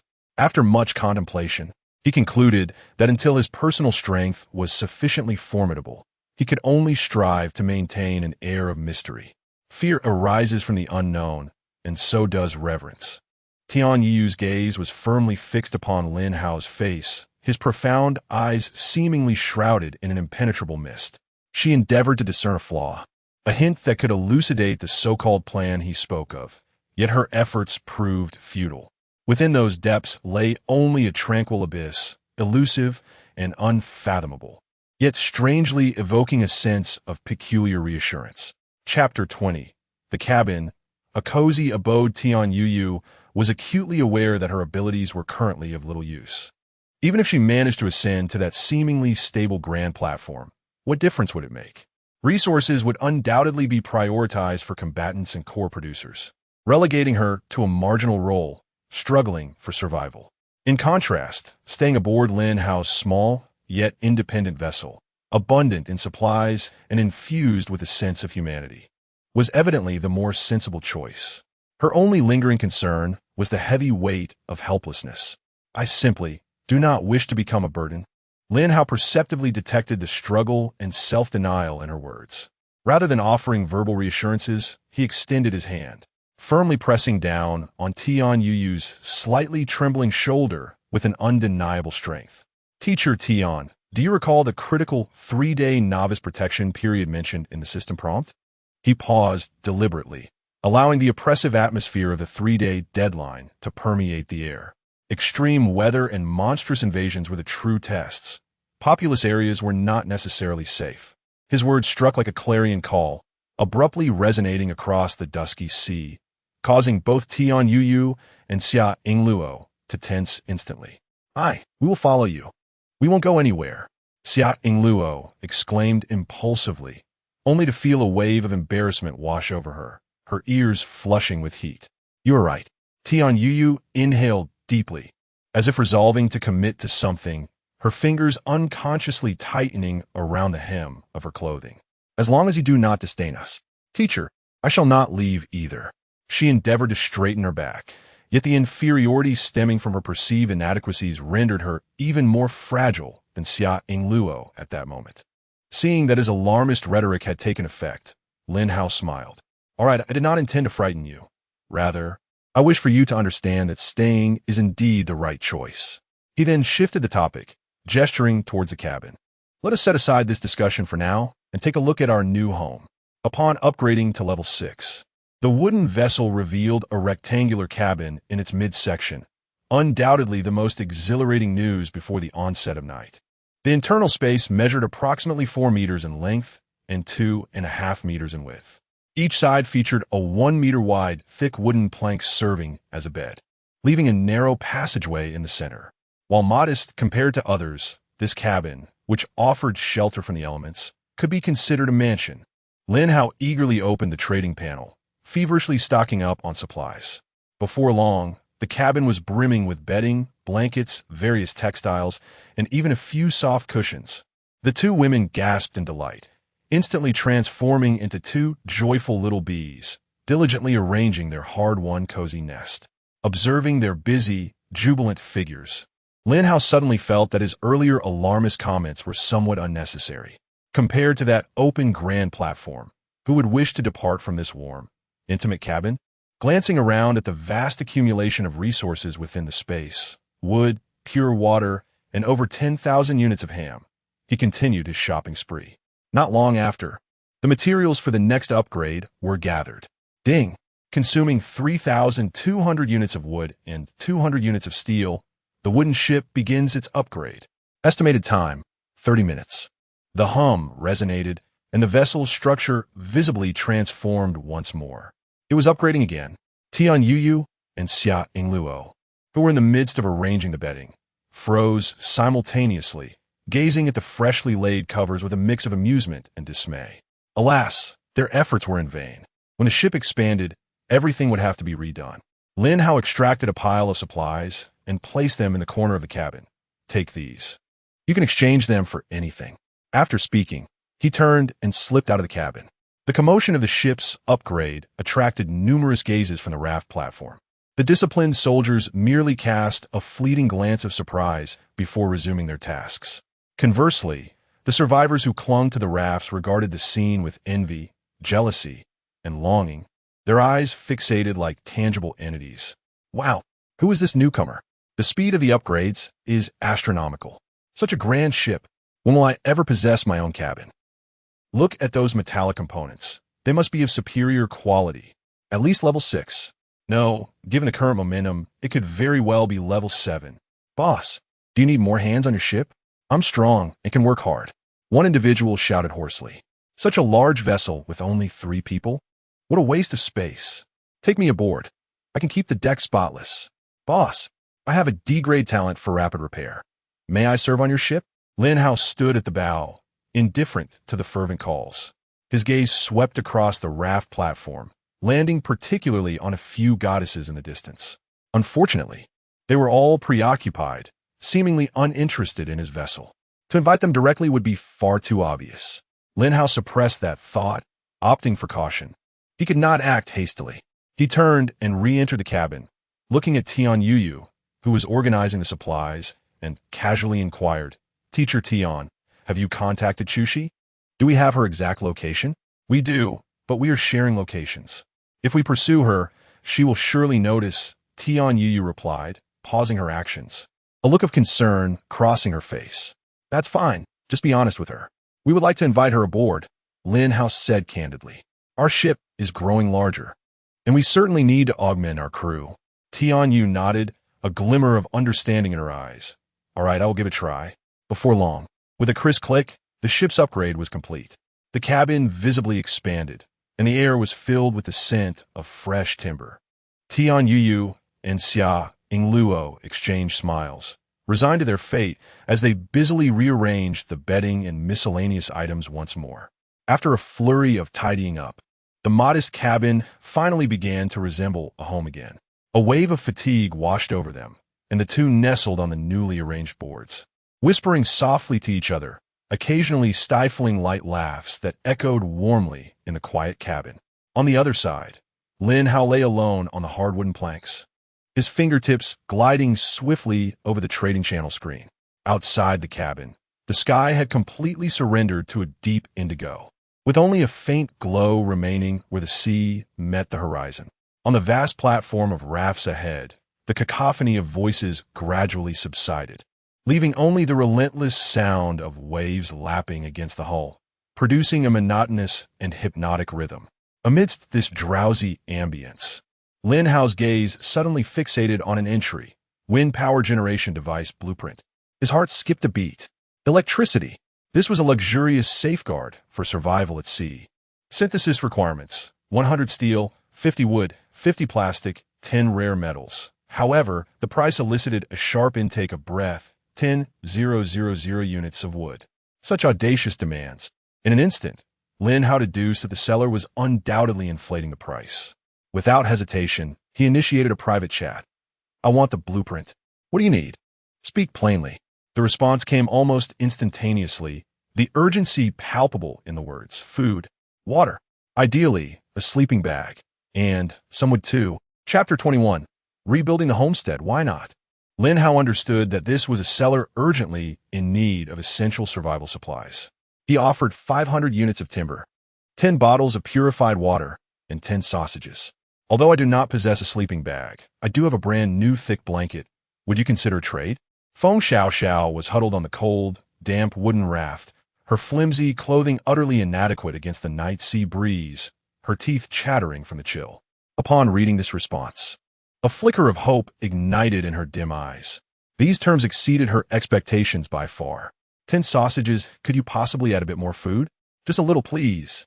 She trembled as she typed her reply, fearful of rejection. Lin Hao's response was succinct and forceful. 2 additional loaves of bread and a pack of instant noodles. It's a deal. Feng Xiao nearly shouted as she typed those 2 words. Once the transaction was completed, food and water appeared on her battered raft. She devoured half a loaf of bread and gulped down several mouthfuls of water, then wrapped the thick, soft blanket tightly around herself. The long-awaited warmth enveloped her freezing body, bringing her such comfort that tears nearly fell. Big shot, she hesitated for a moment before sending another message. See, can I add you as a friend? If there are any good items like blueprints in the future, I'd like to trade directly with you, if that's all right. Without much thought, Lin Hao casually clicked to agree. For him, having another potential high-value item source was beneficial and harmless. However, at the moment the friend list refreshed, a striking notification caught his eye. Feng Xiao Xiao had a notable emblem beside her name. 92? Lin Hao's breath hitched. Instinctively, he reached into his pocket to grasp the 2 pairs of black silk stockings he had kept close. An incredible thought sliced through his mind. Could it be that the 2 pairs of Lucky One stockings truly took effect? Coincidentally, a private message from Yanxia popped up at that moment. Big shot. Do you want a Lucky One headband? Yes, absolutely. Lin Hao did not hesitate and immediately exchanged materials for the headband. With a fleeting thought, he also purchased a deck of playing cards from the trading channel to gift to Yanxia. Here, a deck of cards. Let us see if you can bless them next time. All right, Yanxia replied eagerly, hoping that if she succeeded, she wouldn't have to keep gifting intimate garments. Yet, when she received the playing cards, she froze. This was an entire set adorned with blush-inducing images. My goodness, what does he mean by gifting me this? Is it some sort of hint? Yanxia's cheeks flushed instantly, her heart skipping a beat. Lin Hao remained blissfully unaware, focused on exchanging materials. Before long, he gathered all the components for the wind turbine, and, with a flash of brilliance, a delicate vertical axis device appeared in his hands. With a power generation efficiency of 50 watts, it included a small 12-watt LED bulb. Opening the ship's panel, he selected a position for installation. A faint sound of securing echoed from the top of the cabin, and soon, a gentle light illuminated the interior of the ship. In the corner, the softly whispering Xia Ingluo and Tian Yu were startled apart by the sudden illumination, their postures betraying a hint of fluster. Lin Hao, could you give us a warning before turning on the lights? What if perchance we were not dressed? Xia Ingluo chided playfully, clutching her chest, her cheeks tinged with a blush. After a brief moment of awkwardness, the eyes of the 2 women sparkled with uncontainable excitement. How wonderful! I can hardly believe it. We can use electric lights on our very first night. Tian Yu's voice trembled with exhilaration. Indeed, clinging to Lin Hao's support was undoubtedly the right choice. Xia Ingluo nodded vigorously. The remnants of their uncertainty were completely dispelled by this newfound brilliance, and a sense of anticipation for the future welled up within them. If only the boat could be a bit larger. Tian Yu mused. Yes, and it would be splendid to have a bathroom. Xia Ingluo readily agreed. Lin Hao, however, did not partake in their daydreaming, silently initiating a live stream. Many individuals possessing valuable items may not immediately put them up for sale. Perhaps a live stream could entice them to engage in private transactions.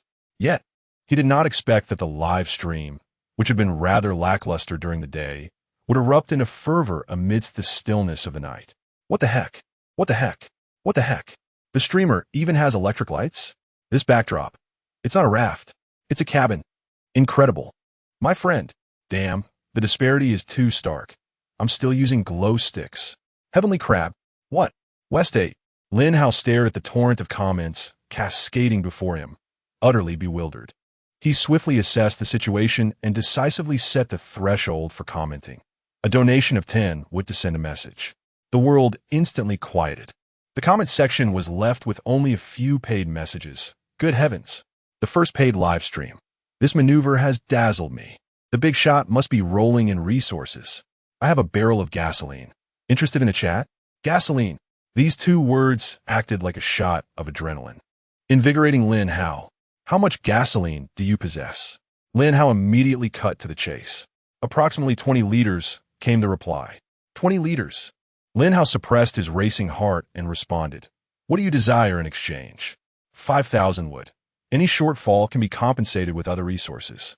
5,000 wood was not an unbearable sum for Lin Hao. Upon waking, he could collect over 20,000. Moreover, water and ham could also be exchanged for wood. All right, it's a deal. He promptly sent a friend request to the commenter, who accepted it in a heartbeat. However, upon seeing the other SID, Lin Hao was utterly stunned. Commander Liu? Hadn't Commander Liu just referred to him as a big shot? On the raft platform, Liu Jin, who had been observing the surroundings with a simple telescope, chuckled upon receiving Lin Hao's confirmation message. Haha, did you not expect it? It's me. You were quite cautious during our trade earlier. Despite having such substantial resources, you only exchanged for a meager amount of gasoline. Lin Hao chuckled awkwardly. One must not flaunt their wealth. In this perilous sea, even when facing a Chinese military officer, a necessary sense of vigilance must never be abandoned. Rest assured, I understand you. Liu Jin's voice resonated with a profound depth. In this vast ocean, maintaining vigilance is the essence of survival, independent of trust. Thus, shall we proceed with the transaction? Certainly. It is imperative that we engage in trade. Lin Hao responded without hesitation. Once the transaction was completed, the materials returned to their rightful owners. Liu Jin's voice came forth once more, imbued with a hint of significance. As you can see, to sustain such an expansive maritime platform, I am in dire need of timber. In the future, should you require any special materials, do consider exchanging with me first. Lin Hao paused, his expression turning serious. Commander Liu, if I may speak frankly, do you genuinely believe that constructing such a colossal and conspicuous maritime platform is a prudent endeavor? His underlying implication was that grand ambitions might attract unimaginable calamities. Liu Jin's laughter faded, his tone shifting to one of unwavering steadiness. I comprehend your concerns, yet from the very moment my talents were awakened, I recognize that this undertaking must be mine to champion, and it must be pursued relentlessly, even if the path ahead is fraught with challenges and peril. His voice suddenly soared, imbued with a sense of mission that transcended time, crashing into Lin Hao's ears like a rock. Our ancestors were able to rebuild a magnificent landscape from the ruins. Today I, Liu Jin, shall forge a new home upon this foreign sea. What could possibly hinder me? Chapter 22. Early morning duty. Lin Hao felt a deep respect for Liu Jin. His vision and sense of responsibility were genuinely admirable. He questioned his own capability to shoulder such burdens, yet this did not diminish his heartfelt admiration. Very well, Commander Liu. In the future, should I have surplus supplies, I will prioritize trading with you. Lin Hao responded solemnly. After all, trading with anyone would yield similar results. But establishing a stable channel with Liu Jin would bring far more benefits than drawbacks. Thank you. Liu Jin's voice bore a hint of relief, though he hesitated slightly. Actually, I have an unusual request. Please, Commander Liu, go ahead, Lin Hao replied without much thought, willing to listen to whatever it might be. It's like this. Liu Jin spoke with a tone of resignation. The sea breeze at night is quite frigid, and we have yet to construct adequate shelter. Some of the female comrades are truly unable to withstand the cold. They have asked me to inquire if it would be possible for them to spend a night in your cabin. He paused, seemingly aware that his request might be excessive, adding, if that is not feasible, they could at least seek refuge on the deck. Lin Hao frowned slightly. How many? In total, 38 female comrades. 38. Lin Hao thought he had misheard. Glancing around the cramped cabin, he exclaimed, Commander Liu, my cabin barely spans 15 square meters. How can 38 people fit in here? There isn't even enough space to stand. Yes, I understand it's a difficult situation, Liu Jin hurriedly clarified. What I meant was that some could stay in the cabin while others remain on the deck. Your ship's sides are high, offering far better wind protection than our drafty platform. The deck will be considerably warmer as well. I truly apologize for the trouble. Were it not for their persistent requests, I would not have dared to ask. If this poses too much of an inconvenience, I shall decline on their behalf. Allow me to think it over. Lin Hao did not immediately acquiesce, his mind racing. 38 individuals. How many women are there on the platform in total? This would nearly encompass all the female survivors. Among them, undoubtedly, were those 3 enchanting ladies. Was this not a fortuitous opportunity to draw closer to them? It was a serendipitous chance indeed. Moreover, his ability activated upon the boarding of the ship. What constituted boarding? If they merely temporarily took shelter for one night, did that count? This was certainly worth the attempt. Should he succeed, the rewards would be immeasurable. Yet Lin Hao concealed any hint of excitement, instead appearing more cautious, sharing the matter with Tian Yuyu and Xia Yingluo. Upon hearing, Tian Yuyu's face reflected sympathy. I believe we can agree to this. Given our circumstances, we ought to support one another. Besides, they're all female comrades. It is better to huddle together than to suffer in the cold wind. Xia Yingluo furrowed her brows, clearly unwilling, yet she said, Lin Hao, I will follow your lead. Witnessing the starkly different reactions of the two women, Lin Hao pondered for a moment before proposing a compromise. I understand Commander Lu's predicament, and what Teacher Tian says holds merit, but the space is indeed limited. Accommodating so many at once poses a management issue and would affect our rest. He paused, glancing at Xia Yingluo to reassure her, then opened a private message to Lu Jin, stating, How about this? I can allow them all to board the ship, concentrating them in the deck area for shelter from the wind. However, I shall select a portion of the commendable women, or those who genuinely require assistance, to enter the cabin for rest based on their performance. As for those who are boisterous, unruly, or even attempt to cause trouble, Lin Hao's tone suddenly turned frigid. I'm sorry, but I must ask you to disembark. This approach not only provides everyone with a chance to find shelter, but also maximizes the safety and order aboard the vessel. What do you think? Lu Jin was overjoyed by these words, his voice resonating with enthusiasm. That's wonderful. Comrade Lin Hao, thank you so much. Rest assured, among them is one of my subordinates, named Zhuang Xiaofeng, who possesses remarkable abilities. She will assist you in maintaining order. Very well, let them board. Lin Hao nodded in agreement. Instantly, activity commenced on the platform. Soldiers swiftly maneuvered the boat closer to the edge, laying down a sturdy plank and carefully aiding the female survivors as they ascended onto the deck, one by one. Lin Hao had to concede that with these trained soldiers present, both efficiency and safety were maximized. The entire process unfolded with meticulous order, devoid of any mishaps. Soon, all 38 women had been transferred onto the vessel, and the once spacious deck became densely populated. Standing at the bow, Lin Hao cast his piercing gaze over the crowd below. Chime, congratulations on successfully recruiting the fair Zhuang Xiaofeng. Unlocking steel supply. Chime, congratulations on successfully recruiting the fair Shi Xiaorui. Unlocking bread supply. Chime, congratulations on successfully recruiting the fair Wei Wei. Unlocking yarn supply. Note, the above effects are only active when the corresponding individuals are aboard the ship. Steel supply. Lin Hao's heart felt as though it were gripped by an invisible hand. His breath momentarily caught in his throat. His gaze fixed intently upon the tall figure in the crowd, Zhuang Xiaofeng. An indescribable impulse surged within him.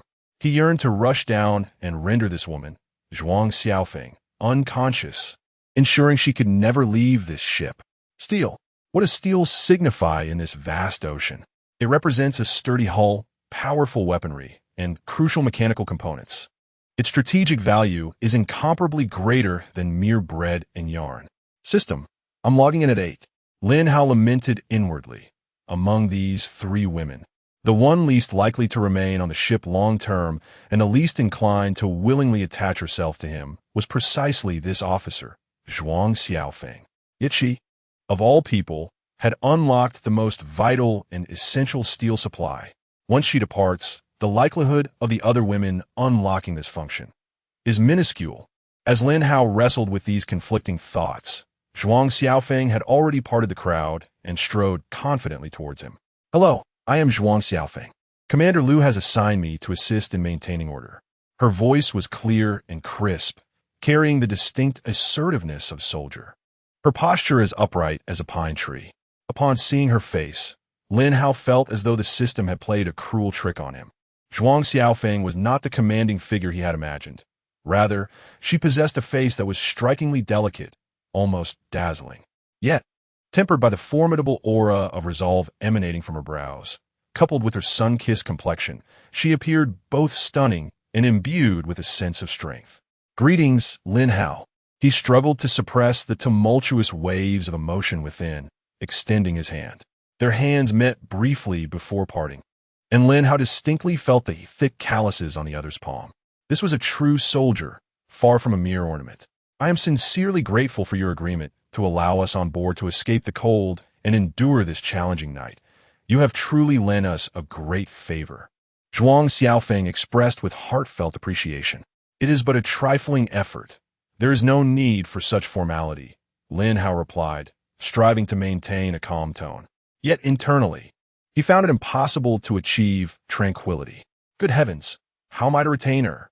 Chapter 23. The soaring steel prices, an upgrade once more. Handsome, Lin Hao, you magnificent figure. A woman suddenly screamed amidst the crowd. Please, let me stay in the cabin. I think I'm ill. It's so cold. The wind on the deck is unbearable. Her cry resonated like a stone cast into a tranquil lake. Yes, yes. Handsome, I too wish to reside in the cabin. The deck is freezing, and I cannot endure any longer. Please help us. The cabin is warm. The chorus of pleas surged as many began to push forward, their eager gazes fixed on the cabin door, radiating warmth. Zhuang Xiaofeng's brows furrowed as she barked, Silence. Stand still. Anyone who dares to make another sound will be tossed overboard immediately. The crowd was momentarily stunned into silence. Their raucous chatter abruptly halted. Most instinctively shrank back, hesitant to utter another word. Yet from a corner, someone muttered under their breath, Humph, what's with the ferocity? We've arrived at this desolate place. And she still thinks she is someone of importance? Another chimed in, laced with sarcasm. Exactly, what authority does she wield? With that seductive face. Who knows what skills she employed to adorn herself in such finery? Lin Hao's brow furrowed further. Comrade Zhuang Xiaofeng, I kindly request that you throw these two individuals overboard immediately. Understood. Zhuang Xiaofeng did not hesitate for even a moment. With the swiftness of a leopard, she lunged toward the corner of the crowd. The disdain and malice on the faces of the two women were swiftly replaced by sheer terror. What are you doing? On what grounds can you throw us out? What have we said? Zhuang Xiaofeng offered them no opportunity for further dialogue. With a firm grip, she seized the back of their collars, her fingers like iron pincers. Those seemingly delicate arms unleashed a remarkable strength, forcibly dragging the two screaming and struggling women from the throng. Let go of me, you vixen, bullying us with your authority. One woman shrieked hysterically, flailing her limbs. Help! Murder! The other cried out in a piercing wail. Zhuang Xiaofeng remained unfazed. Her steps were resolute and powerful, undeterred by the women's kicking and cursing. As she marched them directly toward the ship's edge, the sound of her military boots striking the deck echoed with a dull, forceful resonance, each step seemingly striking a chord in the hearts of all present. The others stood in stunned silence, too intimidated by her thunderous actions to utter a word. Splash! Splash! The dull sounds of bodies hitting the water were accompanied by the women's terror-stricken screams and choking coughs. Help! Help! I can't swim. Pull us back up. We were wrong. Nearby soldiers scrambled to fish them out from the water. Meanwhile, Zhuang Xiaofeng stood at the ship's edge, her gaze unwavering, as if she had merely disposed of two bags of refuse. This scene sent chills down Lin Hao's spine. He had anticipated Zhuang Xiaofeng would return them to the platform. But instead, she had cast them into the sea. Such ruthless decisiveness left him feeling inadequate. After this commotion, the deck fell into a profound silence. Lin Hao quickly searched the trading channel and purchased a thick tarp to distribute among the crowd. Using this to shield against the wind on the ship's side is splendid. The crowd was elated. This canvas was sufficiently large to protect most from the biting sea breeze. While everyone was busy setting up the tarp, Lin Hao silently observed and ultimately selected 7 individuals. You few, come with me to the cabin for some rest. Why them? Someone protested. They are diligent and earnest in their tasks. Lin Hao replied succinctly. All right, it's time to rest. Comrade Zhuang Xiaofeng, will you join us? No. I will remain outside to handle any situations that may arise. Zhuang Xiaofeng shook her head. Lin Hao nodded, understanding her decision. The immediate priority was to ensure the stability of Xiaoruwei and Wei Wei. Inside the cabin, along with Lin Hao, there were now 10 people. However, the level 7 ship only had 4 bunk boards, each barely accommodating 2 individuals. Naturally, Lin Hao claimed one for himself, leaving the remaining 3 to sleep in the aisle. Yet, since Zhuang Xiaofeng boarded, the steel reserves in the system space had quietly surged to over 600. Without hesitation, Lin Hao decisively clicked to upgrade. Ding! Consuming 3,200 units of wood and 400 units of steel, the wooden ship begins upgrading. Estimated time, 1 hour. A series of peculiar sounds suddenly emanated from within the ship's structure, and a gentle light shone through the gaps, instantly capturing everyone's attention. Knock, knock, knock. There was a hurried knocking at the door. Opening it revealed Zhuang Xiaofeng's astonished face. Your ship is upgrading again? Yes. The process will take an hour. Please bear with it. Once the upgrade is complete, the space will be considerably larger, Lin Hao explained. A tumult of curiosity stirred within Zhuang Xiaofeng. Where did this person acquire such resources? It was even more astounding than the tax talents of the commander. However, her military composure quelled her intrigue, and she refrained from asking further, turning to leave. Comrade Zhuang, Lin Hao seized the moment to call her back. Let us add each other as friends for easier communication. Without much thought, Zhuang Xiaofeng accepted the request. Upon returning to the cabin, Lin Hao distinctly sensed a shift in atmosphere. The gazes of the others were filled with astonishment, including Shi Xiaorui and Wei Wei. Seizing the opportunity, Lin Hao spoke. As you can see, my ship is expanding and is in need of manpower. I wonder if any of you would be interested in formally joining my vessel? His intention was to keep only the 2 lovely ladies. Yet such a motive would be too evident. Moreover, as the ship grew larger, having more ordinary survivors would be advantageous. So, what we need to do on the ship? Inquired one of the youngest girls, seemingly no older than 18 or 19. Rest assured, on my ship, you won't be tasked with heavy labor. You won't have to worry about strenuous tasks like salvaging supplies. It will mainly involve delicate handiwork, Lin Hao reassured them. What exactly will we be doing? Wei Wei asked. With a smile, Lin Hao produced several balls of yarn. Knitting sweaters, do you know how? I can do that. A round-faced girl immediately responded. I know a bit too.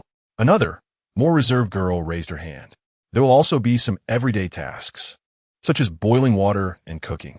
If anyone possesses strong talents, that would be splendid, but it is not a requirement. Who would like to stay and give it a try? E.M. willing. The youngest girl was the first to respond, her voice filled with exuberance. I'm in. Count me in. Others echoed her sentiments, leaving only Shi Xiaorui and Wei Wei yet to express their stance. Lin Hao's gaze fell upon them. What about you two? Shi Xiaorui hesitated before replying, her eyes sweeping over the crowd before she inquired. If we stay, what assurances can you provide us? Food and water will be supplied free of charge. And as for living conditions, I trust one need not elaborate, he replied. Will you be accompanying Commander Liu at all times? Wei Wei posed the most crucial question. The others, belatedly grasping the implications, suddenly realized that if Lin Hao were to leave Commander Liu's team, they would have to re-evaluate their earlier responses. Chapter 24. The star Jiang Jinhua, I will accompany Commander Liu for a while, but not indefinitely, Lin Hao candidly expressed.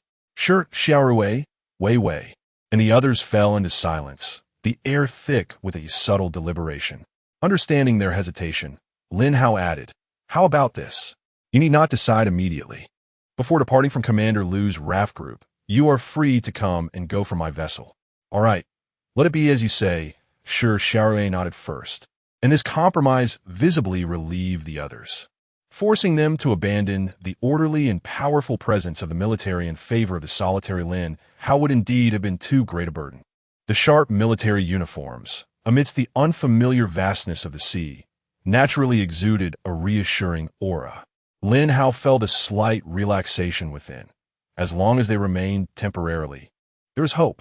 He ceased his words, retrieved food and water, and gestured for Tian Yu to distribute them among the group. Having accomplished this, he returned to the corner where the bed was and casually opened the chat channel. Brothers, I am freezing. Damn, being alone is too hard. We should band together sooner. Those wishing to unite, add me. Our team already has over 500 members, primarily composed of Huaxia soldiers. Our goal is to establish a sea home. Wow, soldiers leading? Count me in. Add me. Seeking refuge. Lin Hao's gaze shifted from the virtual screen to the expansive raft platform visible through the narrow porthole. Under the cold moonlight, shadows moved busily across the platform, still engaged in the urgent tasks of transporting materials and reinforcing structures. It appeared that Lu Jin was resolutely intent on transforming this raft cluster into a maritime sanctuary. Lin Hao mused that for the vast majority of ordinary survivors, aligning with such an organization indeed offered a reliable path to survival. He then perused the trading channel, seeking to exchange for some useful items. Ding! Ship upgrade completed. All materials detected as sufficient. Would you like to continue upgrading? No. The upgrade process was rather noisy, considering the stillness of the night. It would be prudent to wait until dawn. He needed rest, as did the others in the cabin. Once the upgrade was complete, the cabin expanded once more, now featuring 6 sleeping boards. Lin Hao and Xia Ingluo each occupied one, while the remaining 4 shared the others. Fatigue soon enveloped them. Whispers dwindled, leaving only the monotonous sound of waves lapping against the hull. A night of silence passed. As dawn broke and the mist lingered, Zhuang Xiaofeng summoned soldiers to receive people by the ship's edge. Lin Hao watched Zhuang Xiaofeng's brisk silhouette merge into the raft cluster, feeling a twinge of regret in his heart, yet understanding that the time was not ripe, and one cannot force what is not meant to be. However, the night's lodging had brought him over 30,000 units of steel. Without further hesitation, he immediately accessed the system interface and silently intoned, "Upgrade." Ding! Consuming 3,200 units of wood and 800 units of steel, the wooden ship begins to upgrade. Estimated time, 2 hours. Creaking sounds echoed as if the ship's body possessed a life of its own, with intense light radiating from the gaps in the planks, illuminating the entire cabin. Another upgrade? Where did you procure such ample resources? Shi Xiaowei suddenly stood up, her eyes filled with disbelief. I have never seen you scavenge for supplies. Wei Wei exclaimed, equally perplexed and astonished. Lin Hao remained silent, instead purchasing 10 self-heating hot pots from the trading channel and distributing them to the group. Stop pondering and have breakfast to warm yourselves. Reluctantly, Shi Xiaowei gazed at the self-heating hot pot in her hands, feeling the persistent vibrations and shifts of the vessel beneath her feet, rendering her utterly dazed. The last time she experienced such a profound shock was due to Captain Lu's tax talent. How on earth did Lin Hao achieve this? Could his talent be related to trading and resources as well? Truly, the comparison of individuals can be disheartening. She shook her head, dismissing her chaotic thoughts, and focused on the delectable food before her. As they sat in a circle, enveloped by the steam and aroma of the hot pot, 2 striking survivors arrived at the raft platform. Wow, look, isn't that the superstar Jiang Jinhua? It's her. Absolutely her. I would recognize her even in ashes. Oh my god, it really is Jiang Jinhua. To see a living goddess in this wretched place. It's worth it. Today is truly worth it. She is even more beautiful in person than on television. The survivors, who had previously been scavenging or lingering at the edge of the platform, erupted in excitement. The soldiers struggled to maintain order, but the surging crowd surged uncontrollably towards the direction of the national idol, each individual eager to get a closer glimpse of her allure. Step aside. Don't come any closer. A voice, laden with menace, rang out. A stern-faced young man beside Jiang Jinhua drew a dark red long knife, blocking the throng. The chilling aura of hostility abruptly halted the fervent crowd, fear etched upon their faces. At that moment, Lu Jin and Zhuang Xiaofeng arrived just in time. Welcome to the maritime home. I'm the person in charge here, Captain Lu Jin. Upon seeing the familiar military uniform, Jiang Jinhua felt her tense heartstrings relax slightly, though she still endeavored to maintain her poise. Hello, Captain Lu. May we join your community? Of course, Lu Jin replied with a reassuring smile. As long as you adhere to the rules here, the maritime home welcomes all compatriots willing to unite for survival. Thank you. We are immensely grateful. Jiang Jinhua's face blossomed with a sweet smile.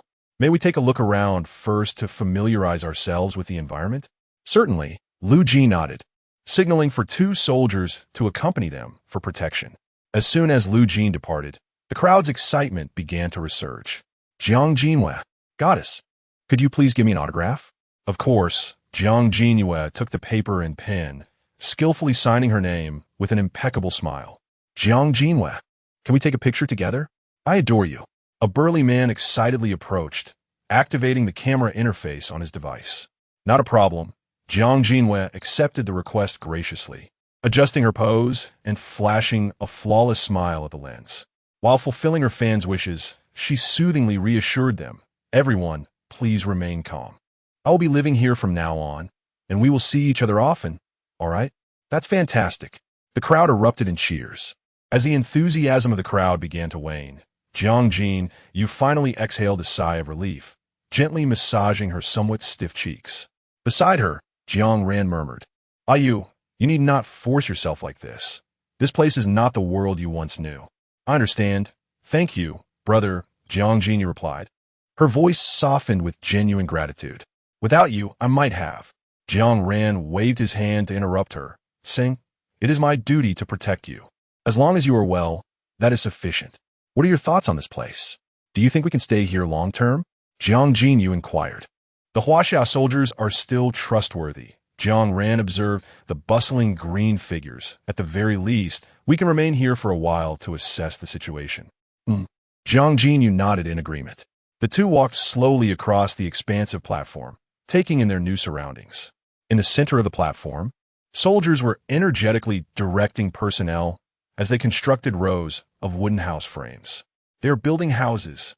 I would love to live in one." Jiang Jinyu's eyes sparkled with unabashed envy, recalling how she had shivered on the raft the previous night, the sea breeze chilling her to the bone and preventing any sleep. "I will find a way," Jiang Ran assured her with determination. "I will ask Commander Liu to arrange a room for you." Jiang Jinyu suddenly halted, pointing in astonishment at a ship docked at the edge of the platform. "Jiang Ran, look, that ship, it's enormous, much larger than the others around it." Her gaze traveled upward along the hull, and upon glimpsing the scene within the cabin, she gasped in surprise, covering her mouth. They're actually having hot pot. Chapter 25, no regrets. Jiang Jinhua. The crowd on the deck was captivated by the enchanting figure. Exclamations of awe reverberating through the air. Lin Hao was momentarily taken aback. He certainly recognized Jiang Jinhua, this national goddess, who had risen to fame from the very beginning, swept through the entertainment industry with her unparalleled beauty, amassing countless fans. Although criticized for lacking substantial works, she remained a beloved fixture on top-tier variety shows. Her appearance was undeniably her greatest asset. Instinctively, he stood up to gaze at her, and the moment his eyes swept over the dazzling figure of Jiang Jinhua, his heart felt as if it had been struck by a heavy hammer. The radiant number above her head nearly scorched his vision, suppressing the surging excitement within him. He donned a perfectly timed smile of astonishment. He approached the bow of the ship and exclaimed, "I never expected to encounter a superstar in this vast ocean. What a pleasure. Would you care to come aboard for a hot pot?" "Absolutely." Jiang Jinhua, without waiting for her companion Jiang Ran to respond, eagerly nodded. Since her arrival in this new world, she had subsisted on nothing but 2 dry loaves of bread, and her stomach had long begun to protest. With her skirt lifted and under the vigilant protection of Jiang Ran, she carefully stepped onto the vessel. Just as her feet fully landed on the deck, a series of chilling and exhilarating system notifications erupted in Lin Hao's mind. Ding! Congratulations on successfully recruiting the enchanting Jiang Jinhua. Unlocking exclusive binding effect. Mythical body refinement pill supply. Mythical body refinement pill supply. Automatically receive 1 body refinement pill per second, stored in infinite space. A cascade of frigid yet thrilling system prompts echoed in Lin Hao's mind. Body refinement pill. 1 per second. That equated to an increase in physique every second. Wound tea that propel him to new heights. The overwhelming joy surged through him, momentarily leaving him dazed and frozen in place. "Hey!" A crisp voice, laced with evident annoyance, rang out beside him, accompanied by a slight sting at his waist. "It's just a celebrity. Why are you so worked up? Your eyes are about to pop out." Xia Yingluo had appeared at his side, glaring at him with her enchanting gaze, her small hand still poised in a pinching gesture.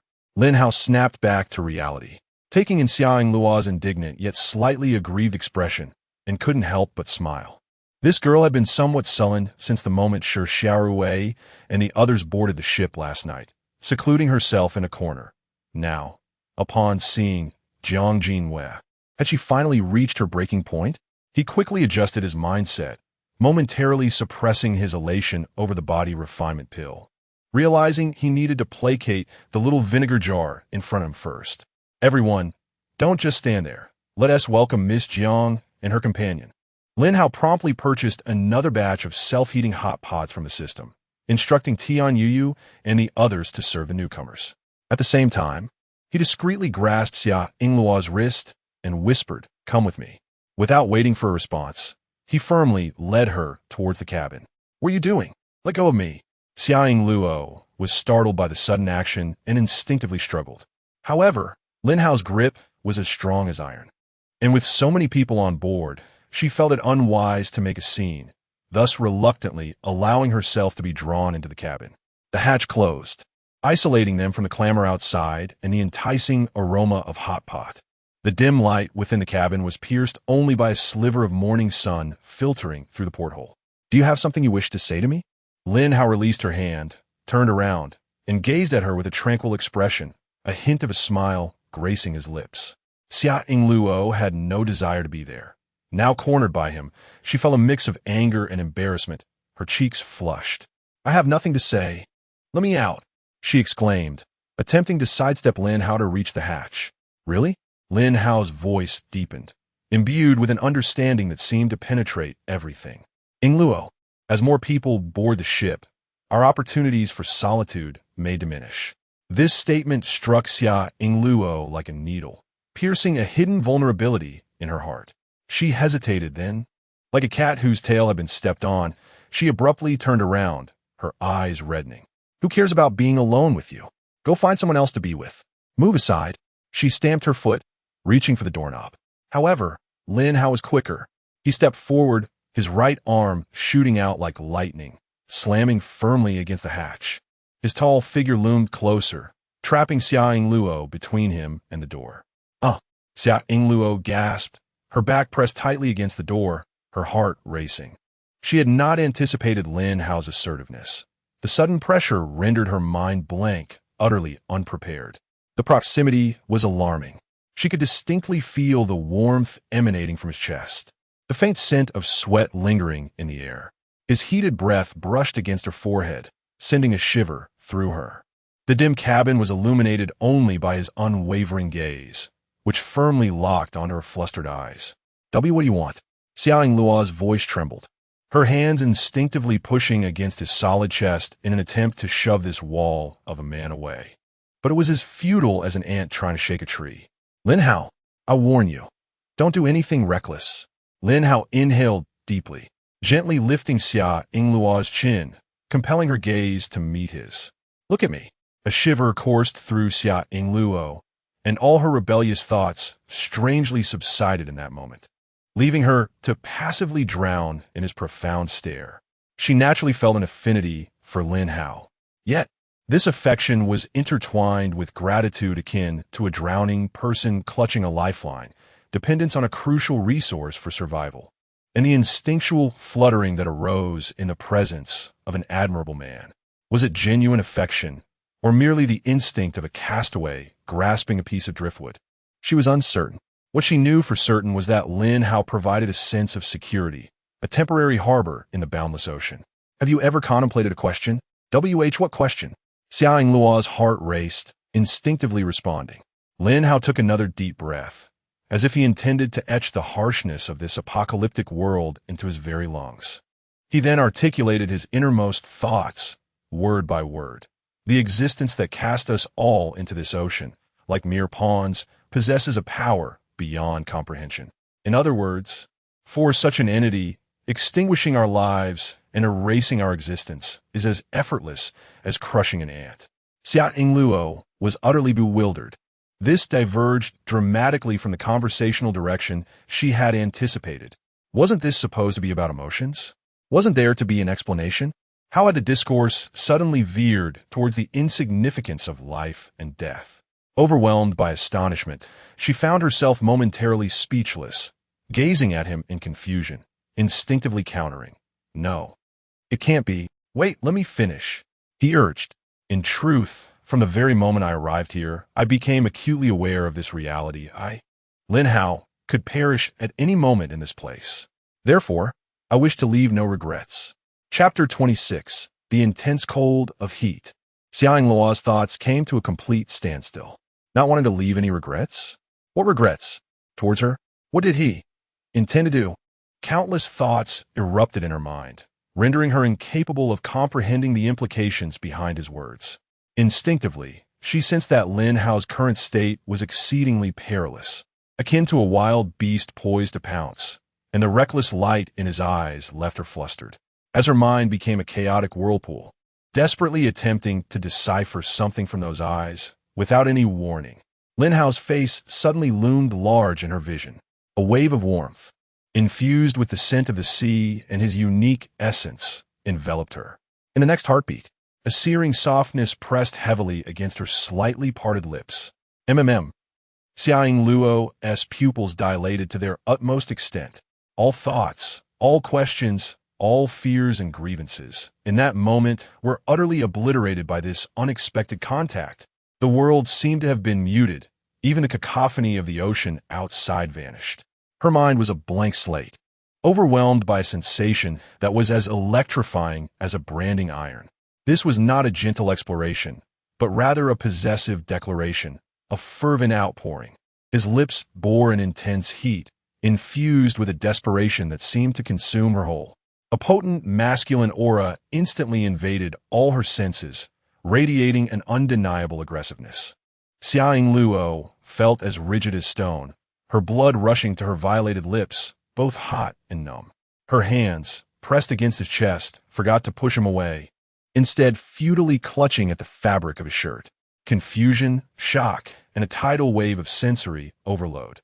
Myriad emotions clashed violently in her mind. Amidst this chaos, a wild thought took root in her heart. She did not dislike it, not in the slightest. This man, who had offered her refuge and sparked an inexplicable thrill. This man, who roared against the shadow of death, unwilling to leave any regrets. Enough. This damned world of survival at sea. This damned uncertainty of tomorrow. To hell with hesitation. To hell with restraint. A torrent of warmth, born from primal instinct, completely shattered the dam of her reason. No longer merely a passive recipient. The whimper that escaped her throat resembled a signal. Xiang Luo abruptly shut her eyes, her eyelashes quivering violently. The hand that clutched his collar did not release, but rather pulled him closer with renewed fervor. The once passive acceptance of his soft, cool lips ignited into a fervent and chaotic response. She no longer pondered tomorrow, nor the eyes of others, nor whether this sudden surge of emotion was right.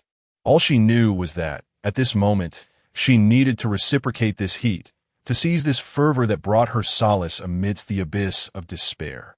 Her response was devoid of skill, even slightly clumsy, yet brimming with reckless abandon and resolute determination, like a wildflower defiantly blooming amidst a tempest, striving with all its might to absorb the slightest warmth and sense of existence. Lin Hao's body suddenly stiffened. He acutely sensed the tumultuous transformation of the person beneath him. The shift from rigid coldness to fervent softness, the transition from passive endurance to active yearning. This unexpected, yet seemingly inevitable fervent reaction acted as the most potent catalyst, instantly igniting the flames that were already raging within his heart.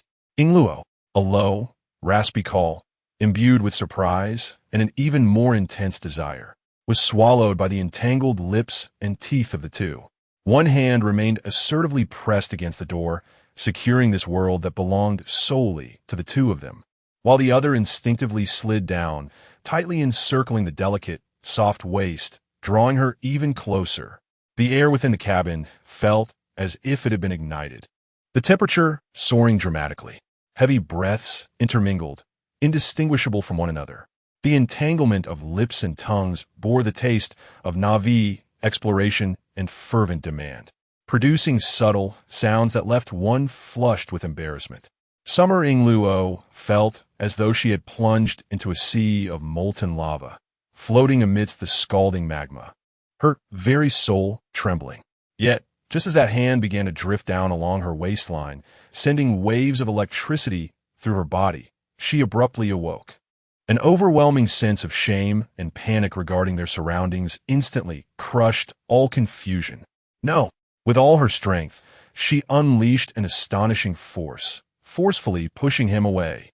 Lin Hao, caught off guard, stumbled backward a step, the flames of desire doused by this sudden resistance, replaced by a flicker of astonishment. Summer Ingluo gasped for breath, her chest heaving violently, her cheeks flushed like ripe shrimp, nearly dripping with embarrassment. She hastily adjusted her disheveled attire, her gaze darting anxiously to the tightly shut cabin door, as if she could penetrate the wood to see the crowd outside. Lin Hao, no, not here. There are people outside. Wait. Later, okay? Lin Hao stood motionless, his chest also rising and falling slightly. He gazed at Summer Ingluo, whose expression was a tumult of shame and fury mixed with a hint of pleading, as the undercurrents swirling within his eyes gradually subsided. All right, I will heed your wishes. His voice was deep and steady, revealing little of the turmoil within. Having spoken, without a trace of reluctance or hesitation, he turned and walked toward the small door leading to the stern of the ship. He unlatched the door and stepped out. The stern deck was deserted, the sea breeze rushing toward him, dispersing the lingering warmth of ambiguity. Lin Hao approached the ship's railing, observing the bustling crowd on the nearby raft platform. They were either reinforcing the rafts, transporting supplies, or erecting makeshift shelters, toiling tirelessly for their new home. The sea breeze tousled the hair on his forehead, bringing with it a chilling sensation. Yet, amidst this cold, a more frigid realization began to rise within him. He meticulously dissected the feelings he had experienced just moments ago, when Summer Ingluo trembled in his embrace, where her lips felt soft and warm, when her breath lingered at his nostrils. His body, in all its honesty, had ignited a powerful impulse. It is the most primal desire of a male to possess and conquer a female. Yet beyond that, what else? He sought to capture a fleeting thrill, a whisper of tenderness, a stirring that transcended mere physical attraction, an emotion described in novels that quickens the heartbeat and trembles the soul. But no, there was nothing, only a vast emptiness. He realized clearly that even in the moments of most fervent desire, on the verge of losing control, his innermost being remained as tranquil as still water. There was no softness induced by her shyness, no pain elicited by her resistance, nor that deep, soul-level yearning that made her indispensable. He could even analyze her reactions with a dispassionate clarity, appraising her worth and swiftly deciding to halt his advances. This conclusion instilled in him a flicker of fear. He discovered that he was merely craving her body. The chill brought forth by this realization was more penetrating than the howling sea breeze at that moment. It felt as if he stood before a cold mirror, clearly reflecting the barren and selfish recesses of his soul. Lin Hao stood silently at the stern of the ship, his figure appearing particularly solitary amidst the vast and frigid expanse of sea and sky, exuding an aura of profound coldness. Chapter 27. The Cold-Blooded Dialogue at the Stern. Who cares? As long as I can survive, outlive the majority, what does it matter if I become a bit cold-blooded? A brief silence was torn apart by the sea breeze, and a flicker of madness flashed deep within Lin Hao's eyes. Perhaps it was the numbness that comes with taking a life for the first time, or perhaps it was the anxiety over an uncertain future. Or maybe it was the inherent selfishness and coldness within him that had been fully awakened by the brutal laws of survival in this apocalyptic world. He could not deny that these factors intertwined, propelling him towards an increasingly unfamiliar version of himself. Yet, he did not resist, rather, he accepted it with calmness. If one does not care for oneself, the heavens will bring about one's demise. No longer entangled in confusion about his emotions, he brusquely cast aside those thoughts. With a mere flicker of intent, a body-refining pill appeared in his palm. Without hesitation, he tossed it into his mouth. The pill dissolved instantly, and a surge of power enveloped his limbs and bones, each cell rejoicing and greedily absorbing pure life energy. He could distinctly feel his muscles strengthening, the density of his bones increasing, a profound sense of power welling up within him. Before the effects of the first pill could fully subside, he had already consumed a second, then a third, a fourth. He devoured the body-refining pills as if they were mere candies, each one propelling his physique towards an extraordinary realm. The growth of his strength brought an illusory sense of control, slightly dulling the coldness within. He calculated rapidly how to ensure Jiang Jinwei remained aboard his vessel. Just then, a light footstep approached from behind. Lin Hao paused, ceasing his consumption of pills, and slowly turned around. There stood Tan Yu, clad in a simple dress, a gentle yet worried expression gracing her features. "Lin Hao," she called softly, "what happened? I saw you and Ing Luo." Her gaze flitted between Lin Hao's face and the cabin. "You've been in there for quite a while. And then I saw you here alone." Ing Luo seems to be in a bad state, curled up in the corner. No matter how I called her, she didn't respond. Having witnessed Lin Hao leading Xia Ing Luo into the cabin amidst an ambiguous atmosphere, Tian Yu instinctively assumed they were engaged in an intimate exchange. However, Lin Hao's solitary stance at the stern, marked by an unusual expression, alerted her to the fact that matters were not so simple. Lin Hao tugged at the corners of his mouth, habitually seeking an excuse to brush her off. Yet, when his gaze met Tan Yu's eyes, filled with genuine concern, the insincere thoughts dissipated instantly. Few could evoke genuine respect from him, and Tian Yu was among that rare few. In the real world, she often checked on him warmly, even discreetly slipping him a meal card from the faculty canteen. This timely kindness made it difficult for him to shield her with lies at this moment. Taking a deep breath, he met her gaze with composure and confessed, "Teacher Tian, just now, I forcibly kissed Xia Ing Luo." His voice was calm, yet tinged with an imperceptible dryness. "Huh?" Tian Yu exclaimed in surprise, covering her mouth with disbelief, but soon, a smile of understanding blossomed on her face. "I initially thought it was a matter of great significance. Is it just this? You surely cannot have failed to notice even a hint of it, right? That girl, Ing Luo, is actually quite interested in you. As women, we understand the innocent yearnings of youth, and she has been fully aware of them since the moment she boarded the ship." "No, Teacher Tian, you do not comprehend." Lin Hao shook his head, pressing his finger firmly against his heart's location. "When I forcefully kissed her, my mind was clouded, but once I regained my composure, I suddenly realized I do not feel that sensation. There is no racing heartbeat, no fluttering feelings, nothing at all. Simply, he struggled to find the right words, ultimately revealing a harsh truth. Mere physiological impulse and possessiveness." The smile on Tian Yu's face froze completely, replaced by overwhelming astonishment. "No feelings. You still dare to kiss her? This alters the nature of the matter entirely. It has transcended mere recklessness." She fixed her gaze intently on Lin Hao's eyes, seeking a trace of concealment, yet found none.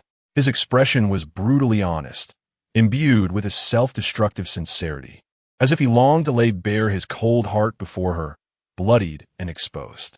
She understood that Lin Hao was not lying. In fact, his candor was both heartbreaking and chilling. Tan Yu sighed silently, her voice soft as if fearing to disturb something fragile. "So, does Ing Luo know your true feelings? Does she know you lack that sense of excitement towards her?" Lin Hao meticulously recalled every moment since Ing Luo boarded the ship, ultimately shaking his head with certainty. "She should be unaware. She may have misunderstood, thinking my actions were born from affection." Tian Yu covered her face in despair, her voice muffled as it slipped through her fingers. "Lin Hao, oh Lin Hao, do you realize what your behavior signifies? This is the mark of a scoundrel." Lin Hao instinctively shook his head, then slowly nodded, a self-deprecating curve forming at the corners of his mouth. "It seems I possess a hint of scoundrel tendencies." He acknowledged Tan Yu's accusation, as well as the darker aspects of his own soul. Yet, unexpectedly, Tian Yu lowered her hands and let out a laugh, breaking the heavy atmosphere with a hint of helplessness and relief. She had initially feared that Lin Hao might become unrecognizable in this brutal world, his heart hardened like iron, estranged from all. But in witnessing his earnestness, bordering on foolishness, even openly admitting his flaws, she felt a sense of reassurance. He remains the unpretentious Lin Hao, albeit slightly distorted by his surroundings and pressures. Yu stepped forward, reminiscent of their school days, a blend of affection and playful reproach in her demeanor, gently poking Lin Hao's forehead with her finger. You are simply a blockhead, too straightforward, overthinking and acting rashly. Would you like to hear the teacher's analysis? Please do, teacher, Lin Hao replied, eager to learn. All right, let me ask you. Yu reigned in her smile, her gaze transforming into one of seriousness and guidance. If at this very moment, a young man would suddenly appear and attempt to take Xia Ingluo away from you, what would you do? I would kill him, Lin Hao replied without a moment's hesitation, his eyes sharpening like blades, a chilling aura of murderous intent naturally emanating from him. It was as if this were not a mere hypothetical scenario, but rather a forbidden realm he had long since etched in his heart. Upon hearing this response, Yu expressed no surprise. Instead, a knowing smile graced her lips. See, you claim you do not harbor feelings for Ingluo? This intense possessiveness, this domineering nature that refuses to allow others to encroach, is, in itself, one of the most primal manifestations of liking. To love is to possess, to be exclusive. Do you not comprehend this fundamental truth? Chapter 28. Board the ship before buying a ticket. However, Lin Hao's brow furrowed even deeper. He wished to counter that this was merely a manifestation of male instinct, unrelated to any profound connection. There is no however. Yu interjected, her tone resolute, asserting, this is what it means to like someone. It is a sentiment rooted in possessiveness, a form of affection distinctively Lin Hao-esque. You simply refuse to acknowledge it. Or perhaps, you resist the constraints that such feelings might impose upon you. You may desire to possess her entirely, while simultaneously wishing to remain unshackled by this emotion in your decisions and actions. Thus you desperately convince yourself that this is not affection, deceiving yourself with a lack of emotional stirrings to maintain an absolute sense of rationality and coldness. Lin Hao remained silent, not agreeing that he was deceiving himself. On the contrary, he believed he was confronting the most selfish and cruel aspects of human nature. You, my dear, Yu observed his stubborn and bewildered demeanor, letting out a resigned sigh as her tone softened, imbued with depth. You're simply overthinking it. Do you realize that? She gazed out at the vast and perilous sea, her voice carrying a weariness and clarity born of experience. This is survival at sea, a collapse of order, a world where the weak are devoured by the strong. Survival is the supreme law that overshadows all else. As for the affection you define deep within, that is not love. It is an entirely different matter, a luxury of peaceful times. Turning her gaze back to Lin Hao, her eyes reflected complexity and profundity, tinged with a barely perceptible sorrow. The teacher understands your concerns, fearing she may not be able to provide that idealized form of affection. Fearing her own purity may fall short. I can assure you, in this world, as long as you can care for that young lady's feelings, treat her kindly, protect her, allowing her to survive by your side with dignity, that is sufficient. It is not imperative to offer the kind of love you envision. These words left Lin Hao utterly astounded. He looked at Yu in disbelief. This perspective seemed, paradoxically, even more cold-blooded and pragmatic than his own. Yu appeared to see through his thoughts, her eyes revealing a deeper sorrow, a compassion for the inevitable decay of beauty in the face of harsh reality. Do you know, Lin Hao, love, when stripped of its romantic veneer, is essentially nothing more than a momentary pleasure and impulse brought forth by dopamine secretion. There has never existed any eternal myth of love, especially in such a world as this. Her voice lowered, imbued with a chilling sense of reality. It can lead to fatal misjudgments, dragging both yourself and your entire team into an abyss from which there is no return. Her tone abruptly shifted to one of utmost seriousness, her gaze fixed intently on Lin Hao. Thus, the teacher believes that your current state is quite commendable. You are clear-headed, rational, and have a defined purpose, unclouded by excessively fervent emotions. Only by maintaining this state can you ensure the survival of everyone in this world for a longer duration. If you truly love Xia Yingluo to the core, disregarding everything for her, the teacher would instead be frightened and reluctant to remain on your vessel. Do you understand, Lin Hao? Lin Hao stood frozen at the stern, as if struck by an invisible hammer. Tian Yu's words resonated like thunder in his mind. Indeed, he provided Xia Yingluo with ample sustenance and a secure refuge, shielding her from the pangs of hunger and the despair of survival. Was this not the most tangible and powerful response to her plight? In a world teetering on the edge of collapse, what could be more precious than ensuring one's survival? As for those ethereal emotions, they crumble before the weight of material needs, let alone in an apocalyptic era. All that was required was to safeguard her, to keep her unharmed, and to ensure she lived with dignity. That alone suffices. Thank you, Teacher Tian, I understand. I will certainly strive to keep everyone alive.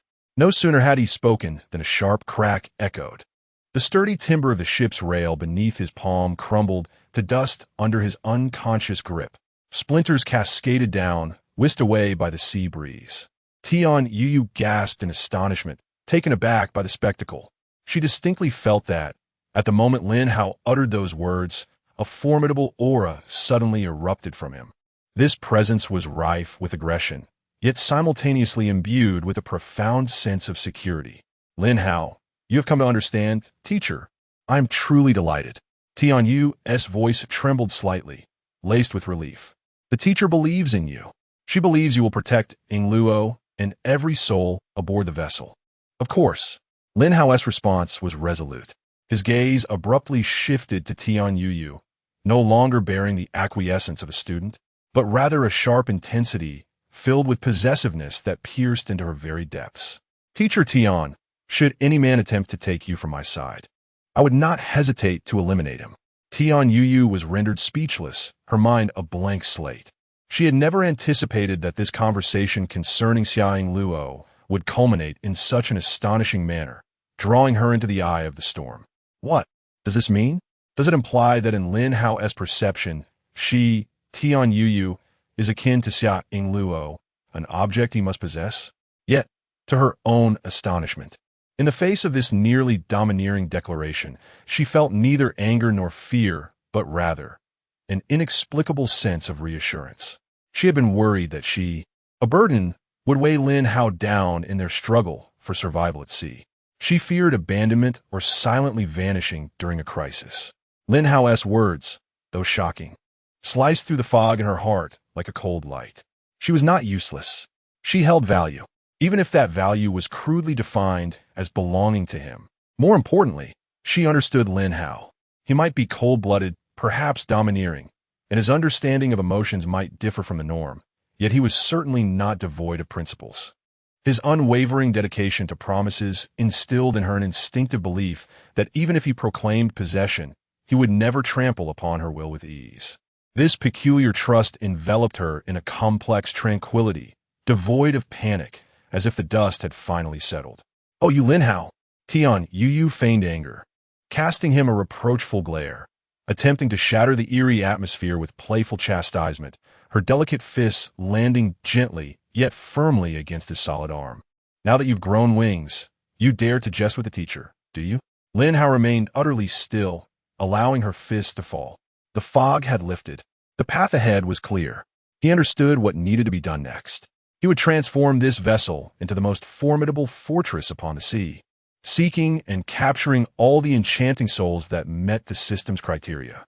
He aimed to monopolize their existence, to claim their worth, ensuring that this ship became a haven from which they could neither depart nor desire to leave. Although the system mandated voluntary consent for activation, a glimmer of sharpness flickered in Lin Hao's eyes. Boarding first and settling the fare later did not seem implausible, did it? Chapter 29. The Madness of Consuming Body Refinement Pills. Ding! The wooden boat upgrade is complete.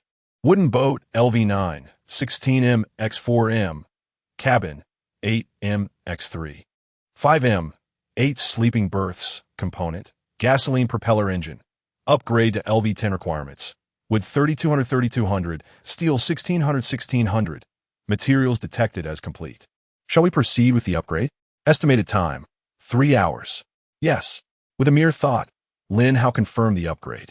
He traversed the cabin to the front deck, where the star, Jiang Jinyu, still graced the boat with her presence. During her time on the deck, she had already brought him over 3,000 body refinement pills. The astonishing efficiency of this output made Lin Hao's heart race. It was faster than a fish spawning. If he were to absorb them all, to what terrifying heights would his physique ascend? It was simply beyond imagination. More importantly, the body refinement pills could not only be consumed by himself, but could also be used to nurture core members, forging an invincible legion to sweep across the seas.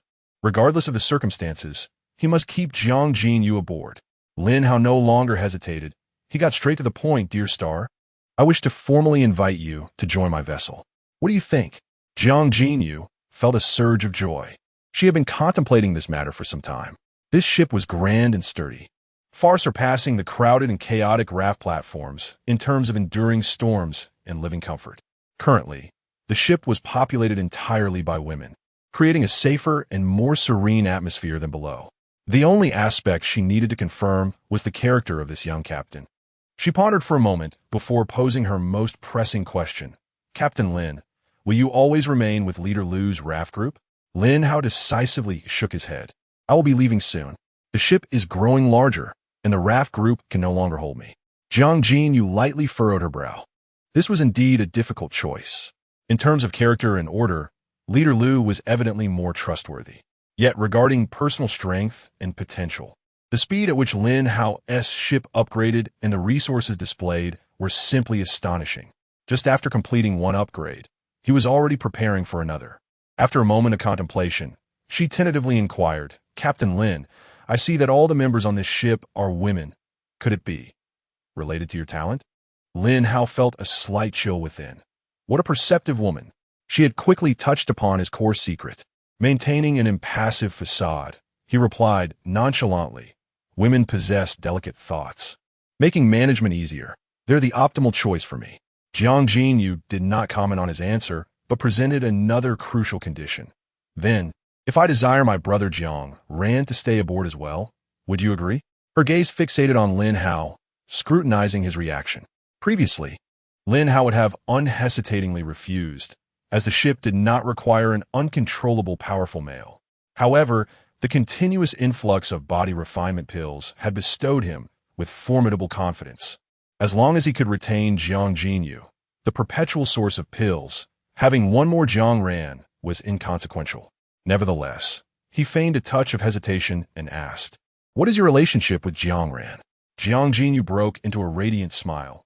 Blooming like spring flowers, he is my brother. My real brother. I can vouch for his character and abilities. Without him, I would never have reached this point. Jiang Ran, who stood guard behind Jiang Jinyu, felt a sudden tightness in his chest as he sensed Lin Hao's scrutinizing gaze sweep over him. That gaze, calm and unruffled, sent a chill down his spine, as if he were being preyed upon by a lurking beast. He immediately sent a private message to Jiang Jinyu through the system. I still believe that Captain Lu is the more prudent choice. This person is unfathomable, and I may not be his match.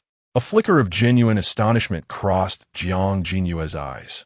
Jiang Ran was already a top-notch martial artist, and after activating his innate talent, his strength surged to an astonishing level, having never met a rival while protecting her. Yet now, he openly admitted that he could not compete with the young captain before them. Just how formidable was Lin Hao's strength? Taking a deep breath, she swiftly made a decision. Captain Lu is indeed reliable, but the system has indicated that having too many people is not necessarily advantageous. I believe it would be better for us to remain on this ship temporarily. Wait for the novice protection period to conclude, and then make a final decision based on the situation. What do you think? Jiang Ran, though cautious, understood that this was the most prudent course of action at present. Captain Lin, would you be so kind as to follow Captain Lu's raft group until the novice protection period and before departing? Certainly, Lin Hao agreed readily. With no clear response from Chu Shi and Yin Shuya, and Feng Xiaoxiao still far away. He was in no rush to leave immediately. Jiang Jinyue's smile brightened even further. Excellent. It's settled then. Captain Lin, I look forward to your guidance in the coming days. Lin Hao nodded, suppressing his excitement. As long as Jiang Jinwei remained, the supply of body-refining pills would be ceaseless. He casually handed some supplies to Tian Yuyu before turning and diving back into the cabin. His gaze swept over Xia Yingluo, curled up on the bed. He hesitated for a moment, deciding not to disturb her for now. There were more pressing matters at hand. He needed to find an undisturbed place to fully absorb the body-refining pills. As the wooden ship ascended to level 6, a storage space was established in the lower deck. Previously, it had been too low and narrow to do anything but crawl. Now, having reached level 9, the height finally permitted him to stand upright. Lin Hao changed the bedding and cushions on the lower deck, comfortably lying down to begin his fervent consumption of the pills. 1, 2, 3. The body-refining pills, akin to candy, were continuously tossed into his mouth, dissolving instantly, transforming into a torrent of warmth that surged through his limbs. His muscles rejoiced, his bones hummed, and the overwhelming sensation of power surged like an unending tide. 271, 272, 273. His physical attributes skyrocketed at an astonishing pace. Each increment of 10 points represented the comprehensive quality of an adult male. At this moment, Lin Hao's physique was over 20 times that of an ordinary person. A boulder weighing 1,000 pounds felt as light as a feather in his hands. Even more terrifying was the fact that this enhancement seemed devoid of any bottleneck, resistance, or saturation, coldly and mercilessly propelling him into the realm of the superhuman. Just as he immersed himself in the exhilarating sensation of rapidly increasing strength, lost in the ecstasy of it all, a soft thud broke the silence of the lower deck. A pair of smooth, alabaster calves gracefully descended from the upper entrance, their brilliance almost blinding in the dim light. Following closely, another equally exquisite foot delicately touched down upon the ladder. Just from these breathtakingly beautiful legs, Lin Hao discerned the identity of the visitor. Xia Yingluo, what brought her down here? Soon after, his gaze was captivated by a round and pert derriere enveloped in snug shorts.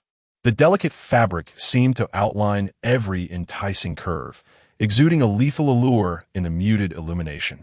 Next came a slender waist, barely graspable, complemented by softly rounded shoulders. Finally, a cascade of pink tresses. Chapter 30. The ship's hull is leaking. What are you doing down here? Lin Hao halted his movements, a flicker of surprise glinting in his eyes. Xia Yingluo pressed her luscious lips together, remaining silent. With her head bowed, her long eyelashes quivered slightly, as though engaged in a fierce internal struggle. Ultimately, it seemed she had made a resolute decision. She stepped forward with somewhat unsteady legs to where Lin Hao had spread his bedding. Gently, she nestled into his embrace, pressing her heated cheek against his sturdy chest. Lin Hao could distinctly sense the tension in her body and the subtle tremors, akin to a frightened creature inching closer to its master. Could it be? Lin Hao refrained from moving, merely extending his powerful arm to tenderly encircle her slender waist. Had she come to terms so swiftly? Was she no longer afraid of him?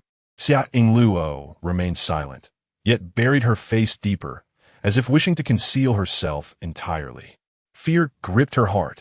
From the moment she had pushed Lin Hao away in the cabin, a sense of uncertainty had plagued her.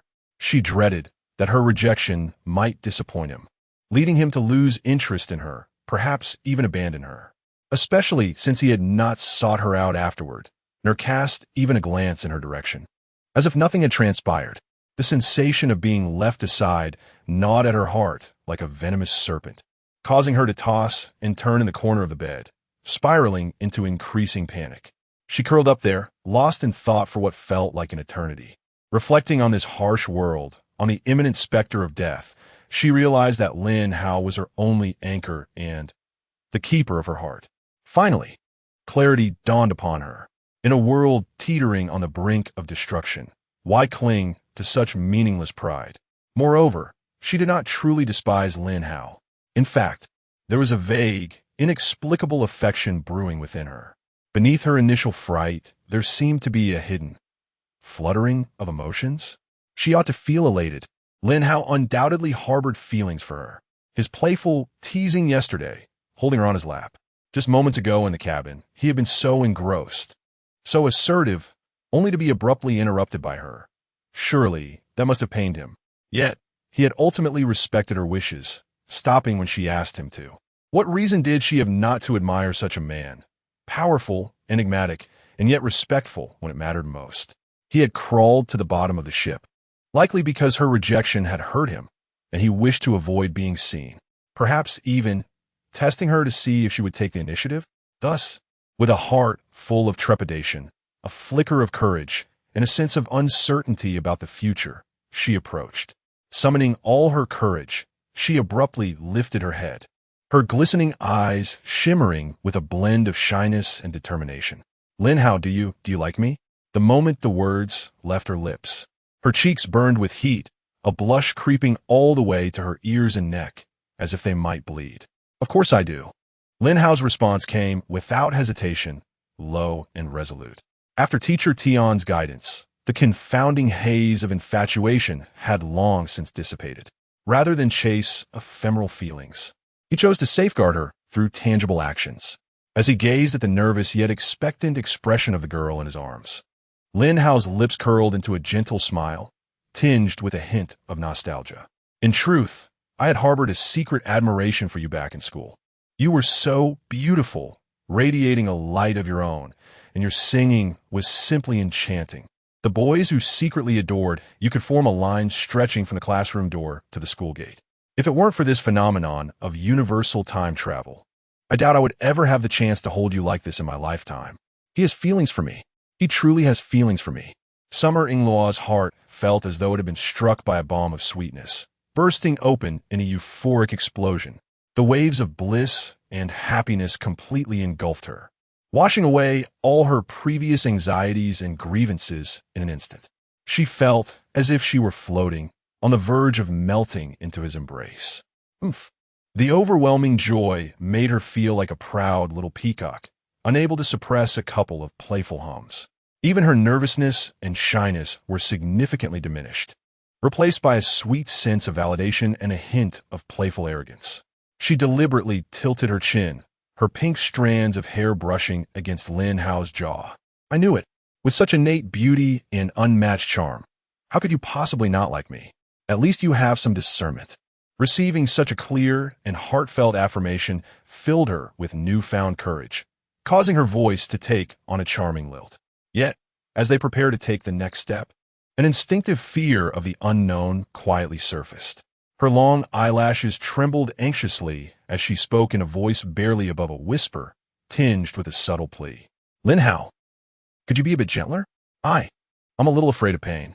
After speaking, she shyly buried her face deeper into his embrace, revealing a blush that turned the tips of her ears crimson. Lin Hao did not respond directly to her request, but instead conjured a body-enhancing elixir the size of a longan at his fingertips. Open your mouth, he said, his voice deep and undeniably tender. Huh.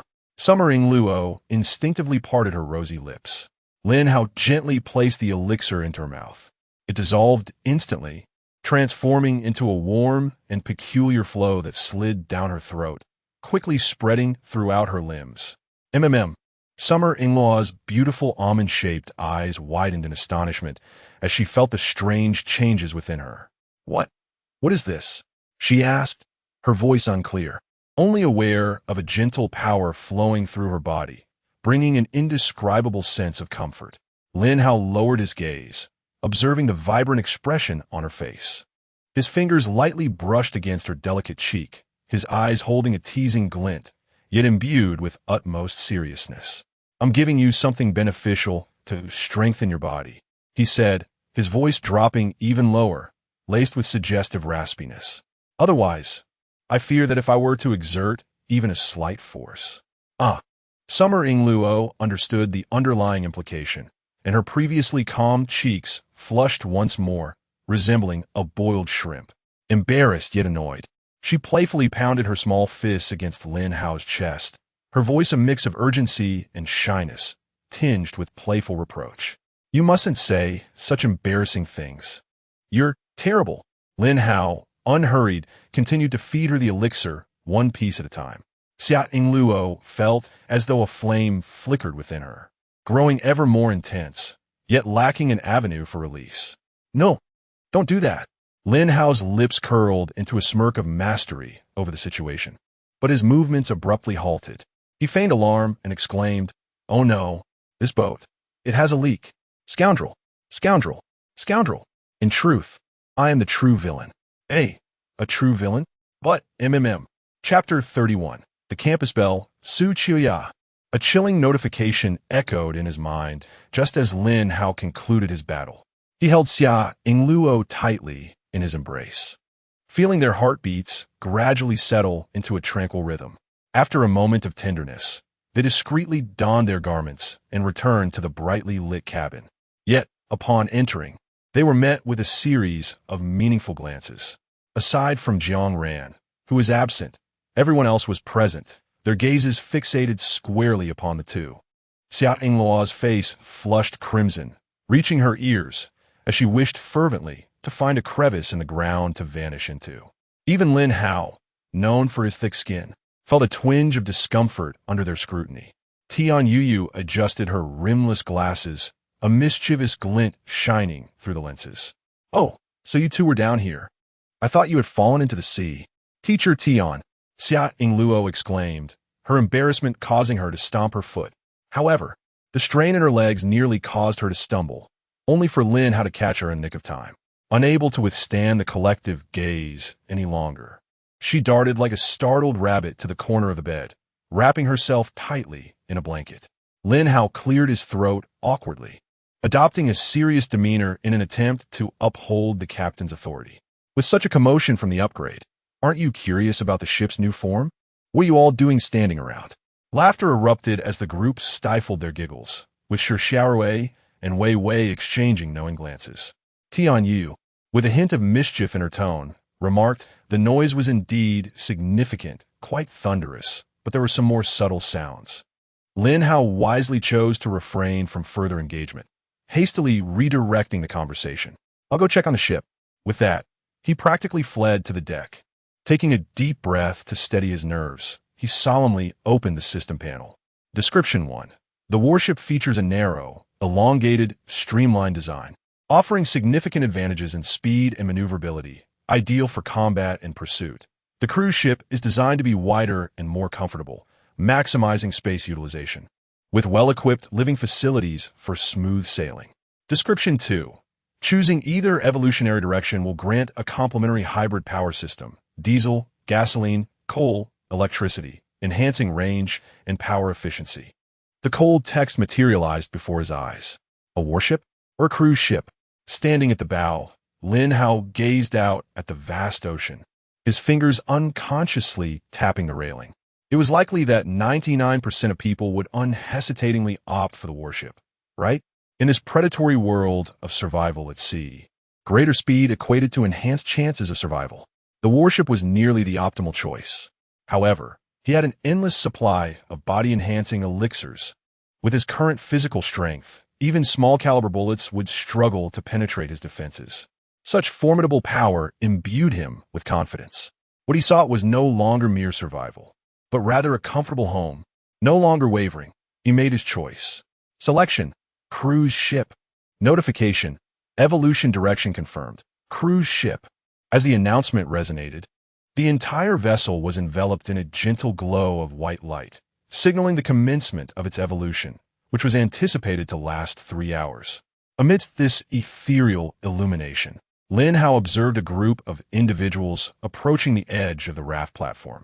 Their numbers were considerable, amounting to several dozen, evidently forming a small faction. Among them, one individual stood out with an exceedingly conspicuous 95 digit gleaming atop his head. Lin Hao's gaze narrowed slightly as he recognized the familiar faces. They were all students from his school, including the 4 who had previously cornered Xia Yingluo. Upon spotting Lin Hao at the bow of the ship, a chorus of exclamations erupted. "What the heck? It's Lin Hao. Wow, his ship has grown so large. Goodness, it's still glowing and upgrading." How many resources does he possess? Lingo, Lingo, please help us. We're all classmates. Lingo, we seek refuge. We could do anything. Among the throng, the tallest and most robust boy stepped forward. Striding confidently towards a bow, he gazed up at Lin Hao, his voice resonant, imbued with a deliberate display of confidence and strength. Lin Hao, I am Wu Zhe from the Physical Education Department. I possess an A-class talent, bloodthirsty. I'm undoubtedly a formidable combatant. Allow me to board your ship, and I assure you I will become your most loyal ally. Apologies, but my ship currently only accommodates beautiful women. Lin Hao replied curtly, his gaze already surpassing Wu Zhe to fixate on a striking figure amidst the crowd. Su Qiuya, another renowned beauty of the Physical Education Department, often compared to Xia Yingluo, standing an impressive height of 178 meters. She possessed an elegant and statuesque physique. Clad in form-fitting athletic attire that accentuated her curves, she was captivating. At that moment, her enchanting phoenix eyes were intently fixed on the grand vessel, sparkling with unabashed admiration and yearning. Without a moment's hesitation upon hearing Lin Hao's words, she gracefully parted the crowd, striding forward with her long, slender legs, her face illuminated by a radiant smile. Lin Hao, may I join you? Wu Zhe's expression turned ashen in an instant. He whirled around to face Su Qiuya. Qiuya, what are you saying? We agreed to team up and face challenges together. You cannot abandon me.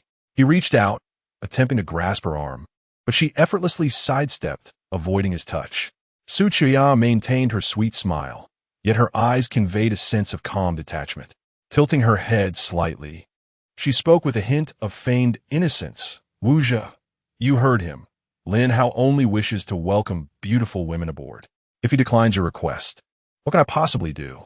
Frustration surged within Wu Zhe as his voice escalated. Then you cannot board either. None of us shall go. We can manage on our own. At his words, the smile that graced Su Qiuya's lips vanished, her gaze sharpening with intensity. Wu Zhe, stop deluding yourself. Observe the cramped space we currently occupy. And now, take a glance at Lin Hao's vessel. If you were truly capable, we would have possessed a commendable ship by now. She paused momentarily, her voice resolute. I apologize, Wu Zhe, but it is here that we part ways.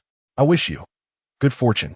Wu Zhe was struck as if by lightning, staggering backward several steps.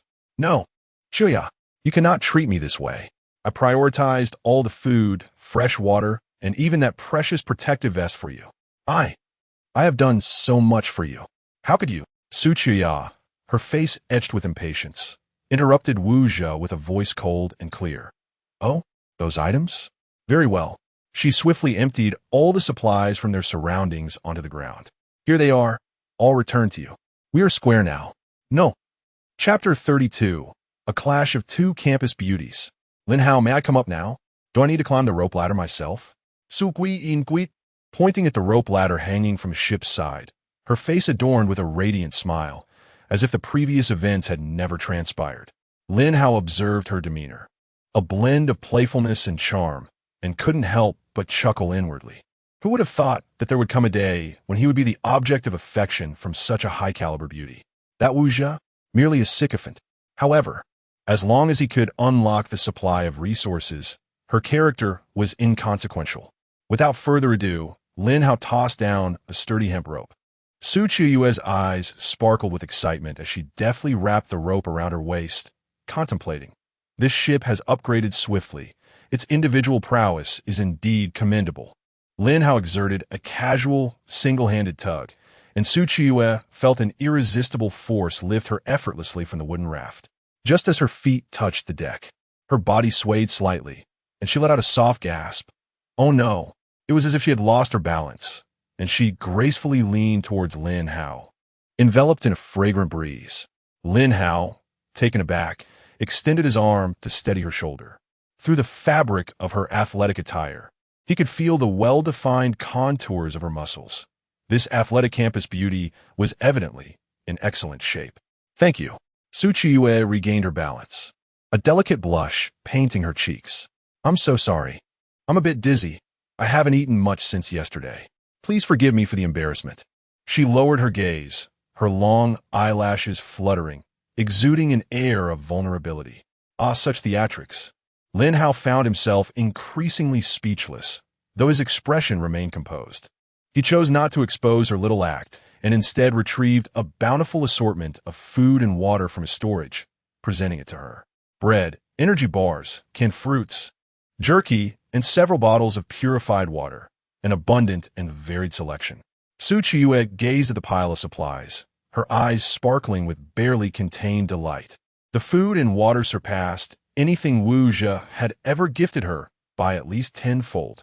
She lifted her gaze, her eyes brimming with gratitude and admiration for Lin Hao, her voice dripping with sweetness. Lin Hao, you are truly amazing. Not only are you handsome and powerful, but you are also so kind and considerate. Why didn't I meet you sooner? As she spoke, she naturally picked up a piece of bread, savoring it with small yet quick bites, clearly famished, yet maintaining her elegance. After swallowing a mouthful, she seemed to recall something and blinked her eyes inquisitively. By the way, I heard that classmate Xiaoying Luo is also on your ship. Is that right? Indeed, teacher Tian Yuyu is also here. Teacher Tian is here too? That's wonderful.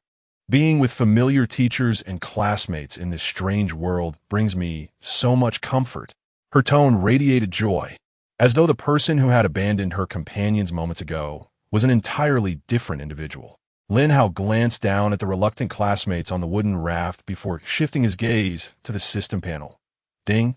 Congratulations on successfully recruiting the charming Su Qiyu. Unlock the exclusive binding effect. Egg supply, mythical level. Egg supply, mythical level automatically acquire one fresh egg every second, stored in infinite space.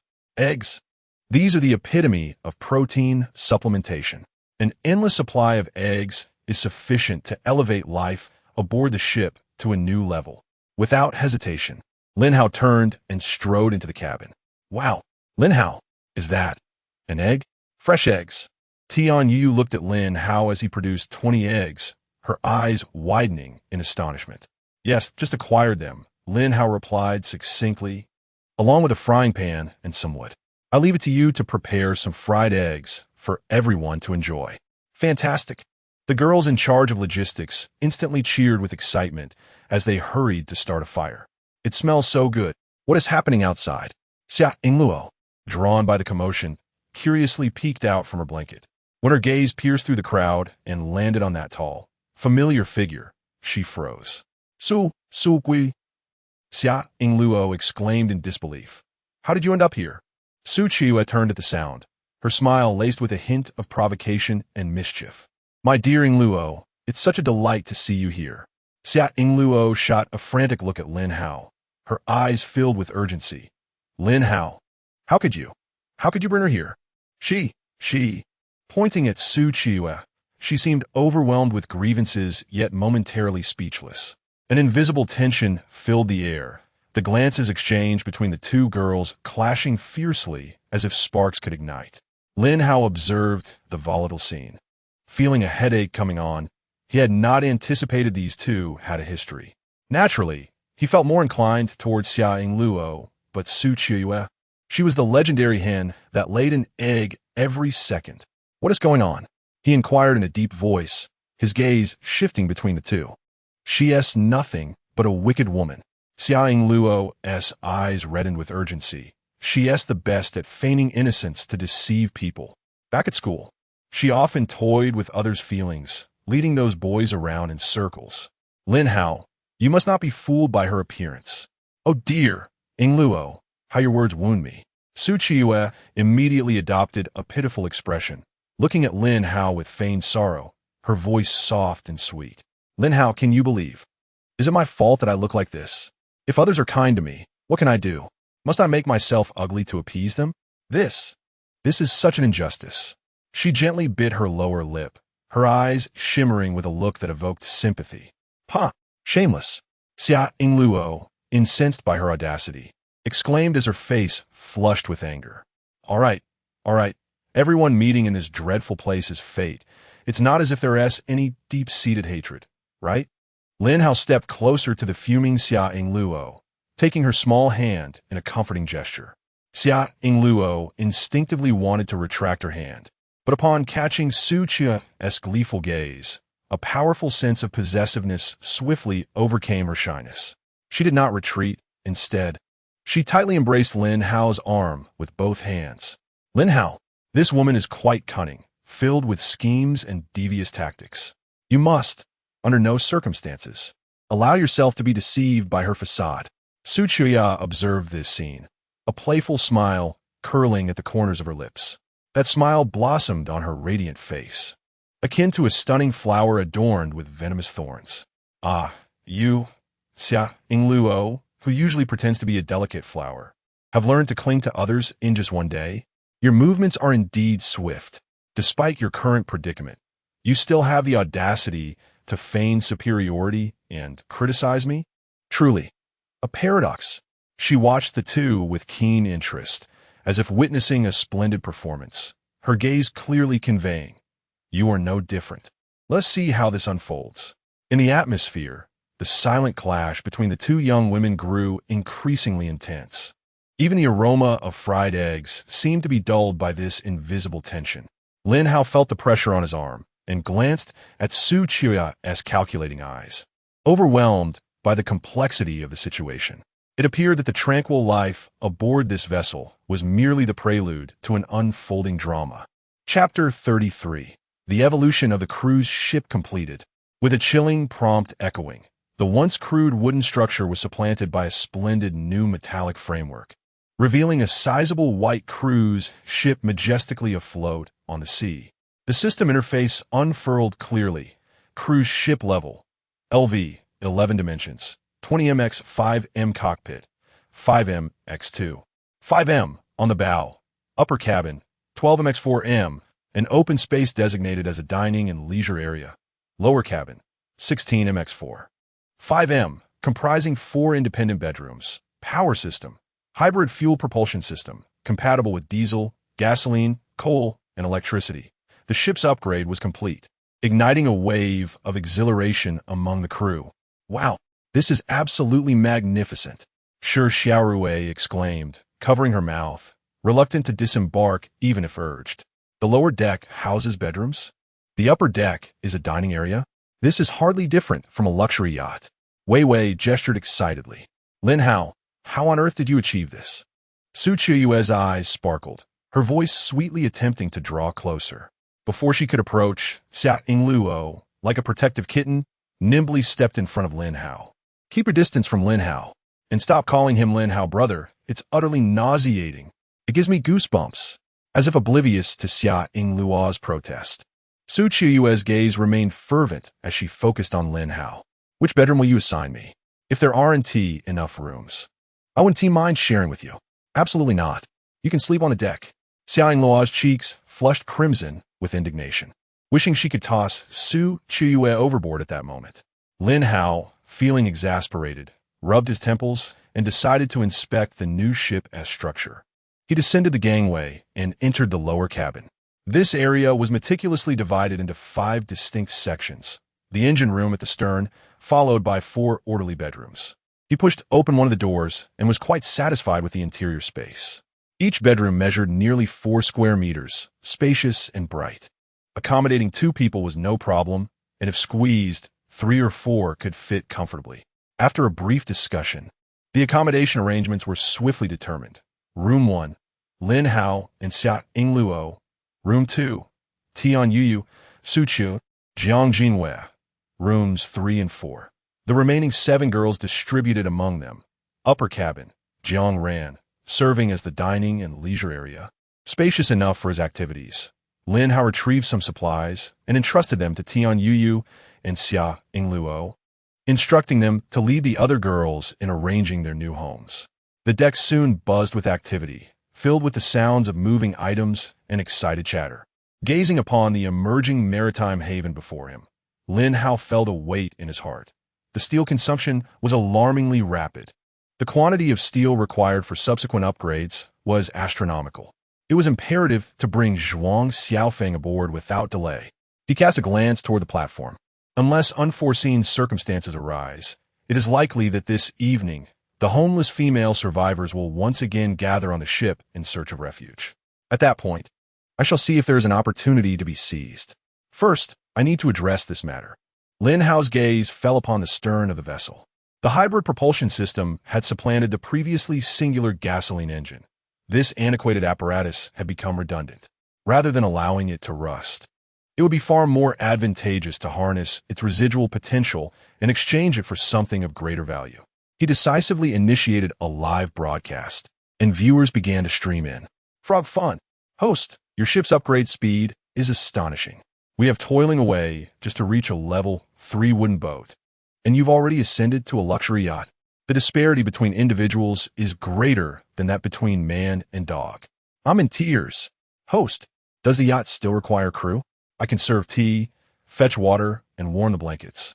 I am capable of anything. Please take me in. Over 100 nautical miles away, Yin Shuya was wearily rowing her oars when the system notification indicated that her friend Lin Hao was live. Curiosity piqued. She clicked to watch, and the sight of the white cruise ship left her breathless. Wow, how quickly has this come to pass? The shock in her heart was profound. Indeed, a prominent figure was truly distinguished. Soon after, she observed Lin Hao promoting the gasoline engine in the live stream, and her heart skipped a beat. This was precisely what she had longed for. She and her companions had been taking turns rowing the level 5 wooden boat, their arms nearly breaking from exertion. Without hesitation, she sent Lin Hao a private message. Big shot. I want that engine. Lin Hao responded promptly. What do you offer in exchange? Yin Shuya gazed into the void, caught in a dilemma. She had indeed crafted 2 lucky one playing cards, but the illustrations on them were far too embarrassing and suggestive. She had hesitated to present them, fearing Lin Hao would misconstrue her as a frivolous woman. However, the allure of the engine was simply too great. I possess lucky one playing cards, she typed, steeling herself. Oh, you actually succeeded? I hadn't seen you reach out before. I thought your blessing had failed. Nonetheless, 1 card isn't sufficient. Yin Shuya's cheeks flushed slightly as her fingers flew across the keyboard. I have 2. 2 points of luck hold considerable value, yet they are inadequate to procure the engine. Lin Hao was quite straightforward. The gasoline engine, at this stage, particularly for teams in urgent need of power, was worth far more than those 2 points of luck. Yin Shuya bit her lip. If all else failed, she would have to part with a treasure in exchange. I also possess a chart expansion module, but its value is undoubtedly far greater than the engine, and you must provide me with additional resources. Lin Hao's pupils constricted upon reading the item description sent by the other party. Chart expansion module. Upon use, permanently increases system map detection range by 50 nautical miles, enhancing the core functionality of the system's map detection range. The value of this module was simply immeasurable. In the perilous expanse of the endless sea, the ability to see farther translates to the earlier discovery of resources and the avoidance of risks. What a splendid item. What resources do you desire? Lin Hao managed to suppress his excitement and inquired calmly. Steel. I need steel, as much as possible. Yin Shuya replied immediately. Lin Hao felt a sudden toothache. What he presently lacked most was steel. However, weighing the pros and cons, the strategic value of this module was exceedingly high. He still had over 10,000 units of steel in stock, from which he could spare a portion. 1,000 steel? He tentatively proposed. A bit more. Yin Shuai remained non-committal. 2,000, and include those 2 fortunate one playing cards, Yin Shuai added, since they had decided to trade. She might as well bundle those cards that embarrass her. Lin Hao quickly calculated. An obsolete thruster plus 3,000 units of steel. In exchange for a strategic grade module and 2 points of luck, this deal was undoubtedly advantageous. In fact, it was even a significant profit. Deal, he decisively concluded. The transaction window popped up, and both parties swiftly confirmed.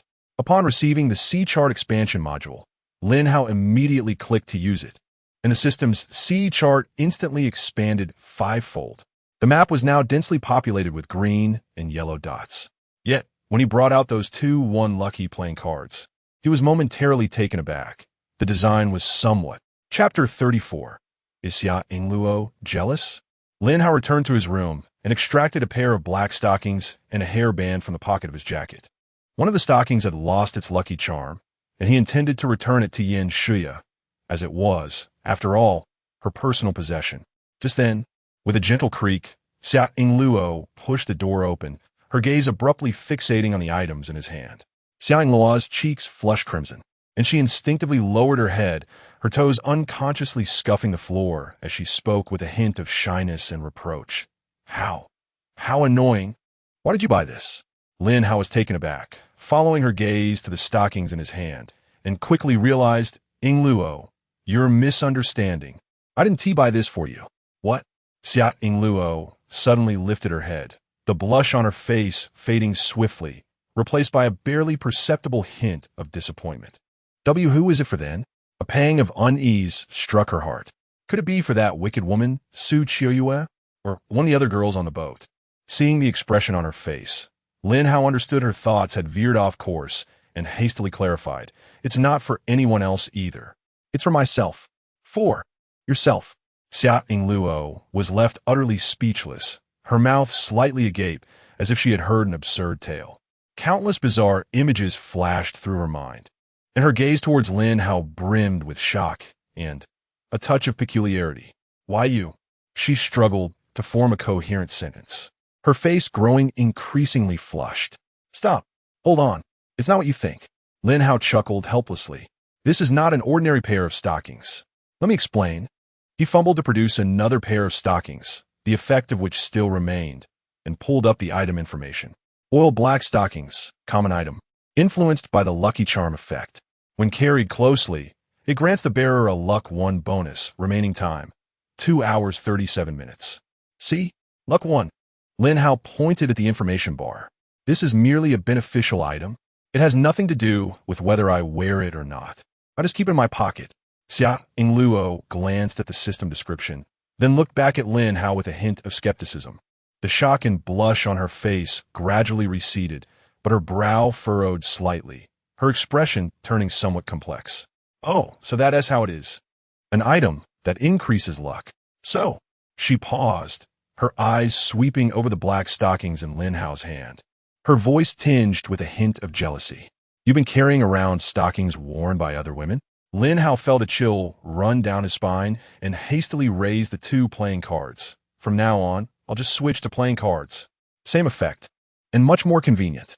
However, when Xia Yingluo saw the designs on the playing cards, her face flushed anew. The playing cards, the more she thought about it, the more it seemed wrong. Her lips involuntarily pouted. What? What is your relationship with him? Does she have feelings for you? Otherwise, why would she give you something like this? Lin Hao found himself at a loss for words, feeling as though he had fallen into a pit of blessings bestowed by Yin Shuya. He sighed, rubbing his forehead. I truly just bought the playing cards on a whim. I had no idea they would feature such designs. Bought on a whim? Xia Yingluo was clearly skeptical, her eyes filled with doubt and jealousy. Do you truly have no connection with him? I am merely drawn to the fortunate benefits he offers.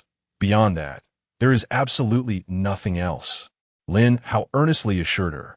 Observing the sincerity etched upon Lin Hao's face, Xia Yingluo suddenly regained her composure. Indeed, even if there were a connection, what of it? In this merciless oceanic realm, Lin Hao stood as a moving beacon, powerful and affluent, capable of providing the safest sanctuary.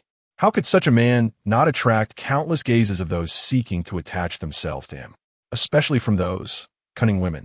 The prospect of monopolizing him seemed nearly impossible. The mere thought of a myriad of diverse women surrounding Lin Hao in the future, possibly more beautiful, more resourceful, and more helpful than herself, tightened her heart like an invisible hand, leaving her in a state of near suffocation. But this was not Earth. Did she have the right to throw a tantrum? The harsh reality jolted her into clarity, sending a shiver down her spine. Absolutely not. Without Lin Hao's protection, how would she survive in this world where the weak are devoured by the strong? More terrifying was the notion that, should she fall from favor, the ever-watchful Su Qiuyue would undoubtedly seize the opportunity to fill her void. Just imagining that scene filled Xia Yingluo with a seething rage. No, absolutely not. Rather than pushing Lin Hao away out of jealousy and allowing that wicked woman Su Qiuyue to benefit, she would. Xia Ingluo abruptly lifted her head, blinking fervently to make her eyes appear slightly reddened, shimmering with a touch of pitiful water. Lin Hao, I am truly sorry. She reached out, gently tugging at Lin Hao's sleeve, resembling a frightened creature seeking solace. Was I too harsh just now? This sudden shift to an apology left Lin Hao utterly bewildered. In one moment, she was a fiery pepper, and in the next, she transformed into a tearful little rabbit. The speed of her mood swing left him struggling to keep pace, even questioning if he was experiencing an illusion. And no, not at all, he stammered, completely unable to gauge Xia Ingluo's pulse. Your reaction was quite normal. I understand. No, it is my fault. Xia Ingluo vigorously shook her head, then, in one motion, lunged forward, burying herself in Lin Hao's embrace, her arms tightly encircling his waist. I have been too narrow-minded, too inconsiderate. In these trying times, how could I only focus on my own jealousy? I should understand and support you instead. Lin Hao, from now on, I will absolutely not concern myself with your affairs with other women. Of course, excluding that wicked woman, Su Qiuyue. Lin Hao was utterly perplexed, feeling overwhelmed by the weight of her words. But before he could ponder deeply, Xia Ingluo pursed her lips and leaned in. The kiss came swiftly and fervently, laced with a hint of defiance. Lin Hao, caught off guard, stumbled slightly from this passionate gesture, inhaling the faint, sweet fragrance that enveloped her. After a brief yet intense kiss, Lin Hao gently placed his hands on Xia Ingluo's shoulders, creating a slight distance between them. Hey, are you certain that in your current state, you can endure this? It was only then that Xia Ingluo belatedly realized she could barely stand, overwhelmed by inexplicable emotions moments ago. She had completely neglected her physical limitations. How embarrassing!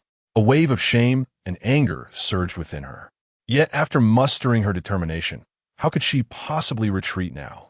She should be able to do this. Xia Ingluo forced herself to straighten her back, her gaze turning pleading as she looked at Lin Hao, gently shaking his arm. Could you possibly give me some more body-refining pills? A few extra would be great. I'll recover swiftly. Her tone was a blend of bravado, a hint of petulance, and a desperate call for ammunition in this urgent battle. Chapter 35. The Misunderstanding of Tian Yu Lin Hao. Xia Ingluo nestled softly in Lin Hao's embrace, her delicate face buried in the crook of his neck, her voice tinged with the sticky exhaustion of post-exertion. I feel so uncomfortable. I'm drenched in sweat. It's all so sticky, having gone a day and a night without bathing. Coupled with their recent vigorous activity, Lin Hao himself felt quite unpleasant. He gently tousled Xia Ingluo's damp hair. Then let us take a shower. But there's no water. Xia Ingluo's voice was muffled, laced with a hint of grievance.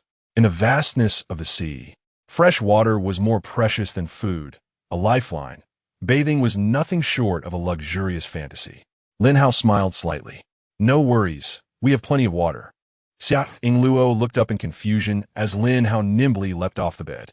He quickly scanned the trading channel, his fingers deftly tapping, and an inflatable bathtub large enough for two materialized before them, rapidly inflating. Then, to Xia Ingluo's astonishment, Lin Hao produced several bottles of drinking water, carelessly slicing the caps off with a dagger and tossing them into the tub. His extravagant actions soon filled the tub with a generous amount of water. Lin Hao, Xia Ingluo exclaimed, nearly jumping up in distress. Are you mad? This is pure drinking water. It's such a waste. I mean, we could just use a towel to wipe ourselves down.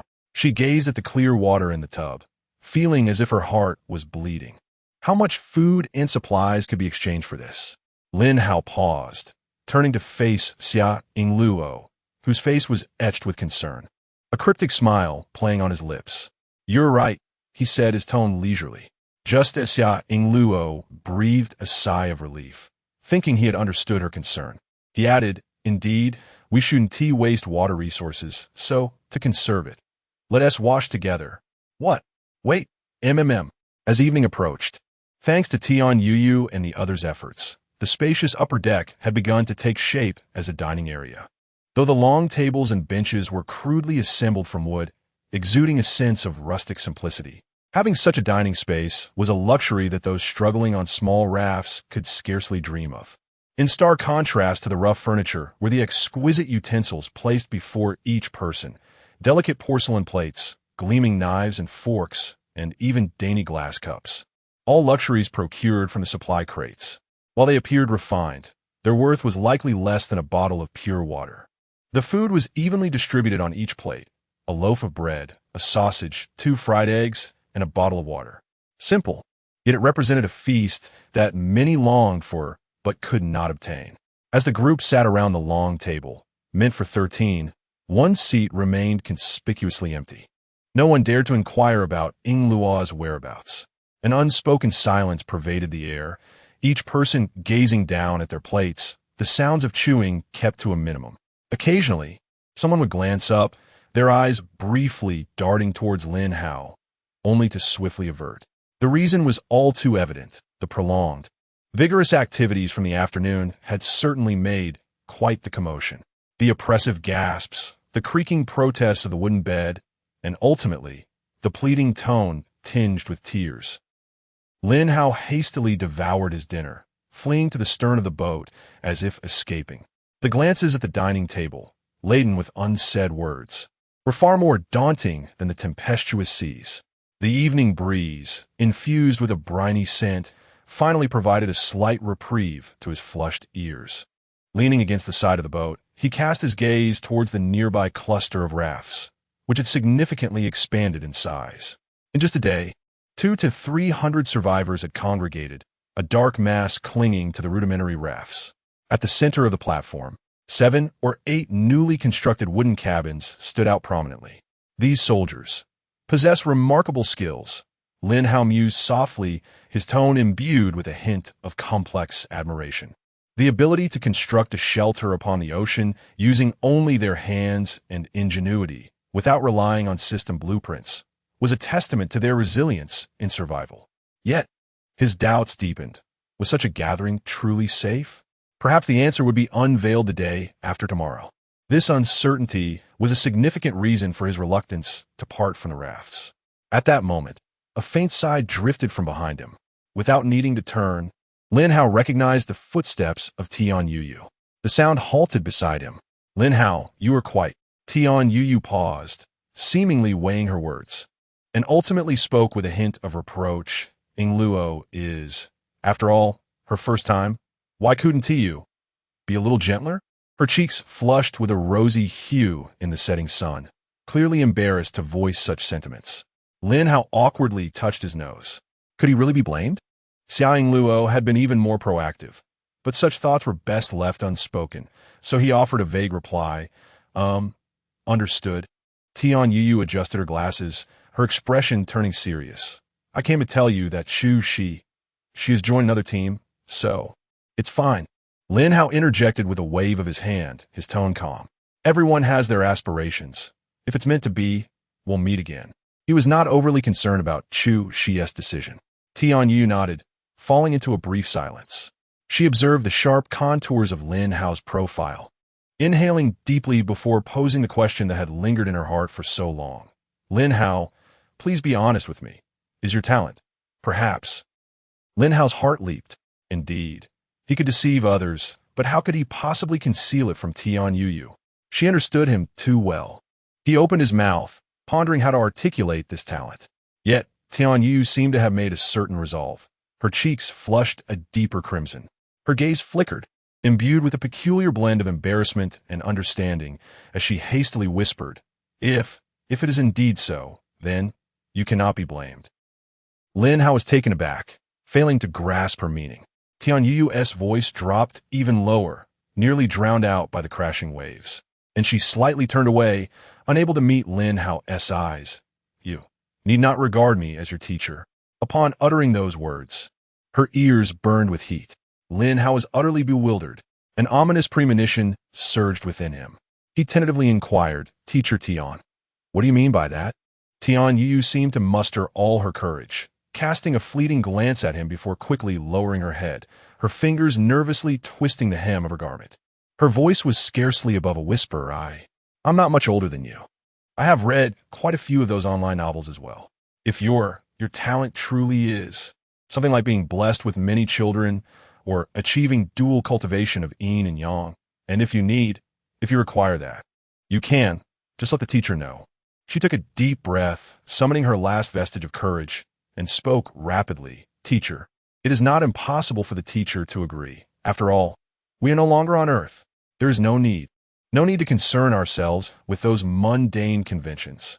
Gathering resources and surviving. That is the paramount priority. She paused, her voice dwindling to an almost inaudible murmur, yet imbued with a peculiar blend of determination and shyness. Moreover, teacher, I actually do not dislike you. Thunderous. Lin Hao felt as if an invisible bolt of lightning had exploded in his mind. He stood frozen in place, as if struck by a thunderclap. Chapter 36. Wouldn't you prefer your secrets to remain undisclosed? Before Tian Yu could finish her sentence, she was already like a startled rabbit, covering her face and fleeing in haste. Lin Hao's hand, poised to grasp her in explanation, found itself grasping only air. This misunderstanding. What a delightful predicament. Tian Yu's self-sacrificing understanding and support struck him like a deep-sea balm, leaving him feeling both charred and tender. Now, he faced an exceedingly challenging dilemma. Option A. Clarify the misunderstanding. Advantages. A clear conscience, honoring Tian Yu's concern and averting potentially greater embarrassment in the future. Disadvantages. A surge in unknown risks. Could they use this as leverage? Demand resources? Claim exclusive benefits? Even unite against him?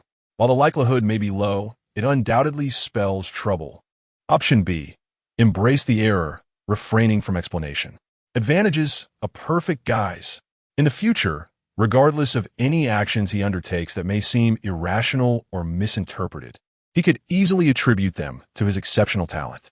Even if others would speculate, they would merely conclude, his talent dictates such behavior. There is nothing to be done. Should he find himself entangled with other women, he could face Xia Yingluo's jealousy with a resigned shrug, saying, "It's beyond my control, dictated by my talent." Furthermore, it could deepen trust. If Tian Yu had reached a level of understanding that she was willing to sacrifice for him, would this not forge an even stronger bond? Might she perceive him as being compelled, thus fostering a more profound loyalty? Disadvantages. A pang of guilt. This is the sole, yet most grievous drawback. To exploit the goodwill of someone who genuinely cares for him, someone even willing to breach their psychological barriers for him, in order to weave an elaborate deception for his own convenience and safety, that sentiment is utterly despicable. Each time he encountered Tian Yu's gaze, laden with understanding and a hint of shyness, he felt a profound self-reproach. This would become an indelible thorn in his heart. The scales of advantage and disadvantage swayed in his mind like colossal weights. On one side lay the stark realities of tangible benefits and survival, safety, convenience, avoidance of trouble, and possibly a deeper following. How many yearn for such in this apocalypse? On the other side loomed the heavy shackles of morality and inner turmoil, deception, exploitation, betrayal of genuine concern. This clashed violently with the remnants of his moral compass. No, in such a world, what good is conscience? Conscience only leads to the demise of more. From the perspective of humanity as a whole, Lin Hao's existence holds greater value than his death. The more beautiful souls aboard, the more valuable the vessel becomes. After all, he need not vie with anyone for resources. Instead, he could continuously replenish them. Helping himself equates to aiding all of humanity. The correct answer is B, devoid of any drawbacks. With this realization, the weight on Lin Hao's heart dissipated like smoke, and an involuntary smile crept upon his lips. "Oh, Lin Hao Gidge," a charming voice suddenly rang out. "What are you thinking about here? You seem so joyful." Lin Hao felt a shiver run down his spine as Su Qiuyi approached him from behind, her charming smile masking the inscrutable glint in her eyes, reminiscent of a cat lurking in the shadows. "What brings you here?" he inquired, his brow furrowing slightly, a palpable sense of detachment evident in his demeanor. He required Su Qiuyi to remain on the ship, yet the inherent coldness and calculating nature within her made him instinctively wary. She had cast aside Wu Zhe without hesitation, and that same decisiveness could easily be turned against him. However, Su Qiuyi appeared unfazed, drawing closer with a light, almost playful step, exuding an air of subtle danger. "Oh dear, Lin Hao, you seem rather aloof," she feigned a pout, then flashed a mysterious smile, her voice dropping to a conspiratorial whisper. "Don't you want to know what my talent is?" "Not at all," Lin Hao replied with unyielding firmness. He was acutely aware that her words twisted and turned like a labyrinth. Better to distance himself than to be led astray. With that thought, he resolutely turned away and strode towards the door leading to the lower cabin. "What a pity!" Su Qiuyi's voice lingered behind him, laced with a feigned melancholy. Lin Hao, undeterred, grasped the cold metal doorknob. Just as he was about to twist it, a whisper as delicate as a thread pierced through the air and reached his ears with startling clarity. "Mythical level." Those 3 words resonated in Lin Hao's mind like a silent thunderclap, leaving him frozen in place. Mechanically, he turned back. "What did you say?" Su Qiuyi seemed to anticipate his reaction, stifling a short, gleeful laugh behind her hand, her eyes sparkling with cunning delight. Curious about the answer? Then, she extended a slender finger, gesturing towards the depths of the lower cabin. "I'll be waiting for you in the power chamber." Before her words faded, she slipped away like a nimble fish, disappearing into the dim corridor. Lin Hao stood rooted to the spot, his chest rising and falling slightly. Mythical level. How could she possibly know? Just how much does she know? He took a deep breath, forcing himself to suppress the rising tide of confusion. The power chamber. He had not ventured inside since the ship's upgrade. Without further hesitation, he followed her. The power chamber lay at the very bottom of the ship's stern, its heavy metal door effectively muffling most sounds. The cramped space within was illuminated by a harsh white light, revealing the intricate propulsion mechanisms that dominated the area. It could barely accommodate 2 or 3 standing figures, creating an exceptionally claustrophobic atmosphere. Su Qiuyi awaited him inside, leaning against the cold metal wall, her demeanor relaxed as she observed him. With a clang, the hatch closed behind them, leaving them in close proximity, almost able to sense each other's breath. "How did you come to know?" Lin Hao's gaze bore into Su Qiuyi's, intense and unwavering. With a seductive smile, Su Qiuyi traced her fingertip across his chest, her intentions teasingly implied. "Care to take a guess?" Lin Hao furrowed his brow, allowing her gesture to continue, for he had already harbored suspicions since descending from the deck. "Is it related to your talent?" "Indeed." Su Qiuyi licked her lips, her fingertips restlessly trailing downward. "My talent proves utterly useless in combat, and it offers no assistance in salvaging resources. Your ability pertains to detection, allowing you to perceive others' talents." "Bingo!" Su Qiuyi snapped her fingers with a crisp sound, her body retreating slightly, yet the fervor in her gaze intensified, as if she sought to see through him entirely. "My talent is SSS Great Insight." Her voice carried an air of triumph over secrets. "Thus, Lin Hao brother, before me, you possess no secrets." Oh, Lin Hao felt a sense of numbness. The mystique he had strived to maintain was effortlessly pierced like a fragile veil in the presence of this woman. This sensation rendered him akin to a jester, and he helplessly inquired, "What do you wish to do?" "What more can I do?" "Naturally, I shall cling tightly to your leg." Su Qiuyi drew closer once more, her smile widening and her movements becoming increasingly unrestrained. Thoughts of Xia Yingluo flickered in Lin Hao's mind, causing his body to instinctively recoil. Yet he found himself firmly ensnared by Su Qiuyi's grasp. "Lin Hao brother, you surely wouldn't want your secrets to become known to others, would you?" He was caught off guard. This was clearly flirtation, not a threat. "It's a playfellist." Furthermore, insight might misinterpret higher talents, which will be explained later. Chapter 37. Su Qiuyi's confession. "Why are you doing this?" Lin Hao exerted his strength, pressing Su Qiuyi against the cold metallic wall of the cabin. Su Qiuyi let out a muffled grunt as her back collided painfully. She struggled momentarily, but remained still, her expression devoid of panic, instead flushed with a hint of crimson. Was it even necessary to inquire? She gasped, her gaze fervent, mythological. 1 in 100 billion.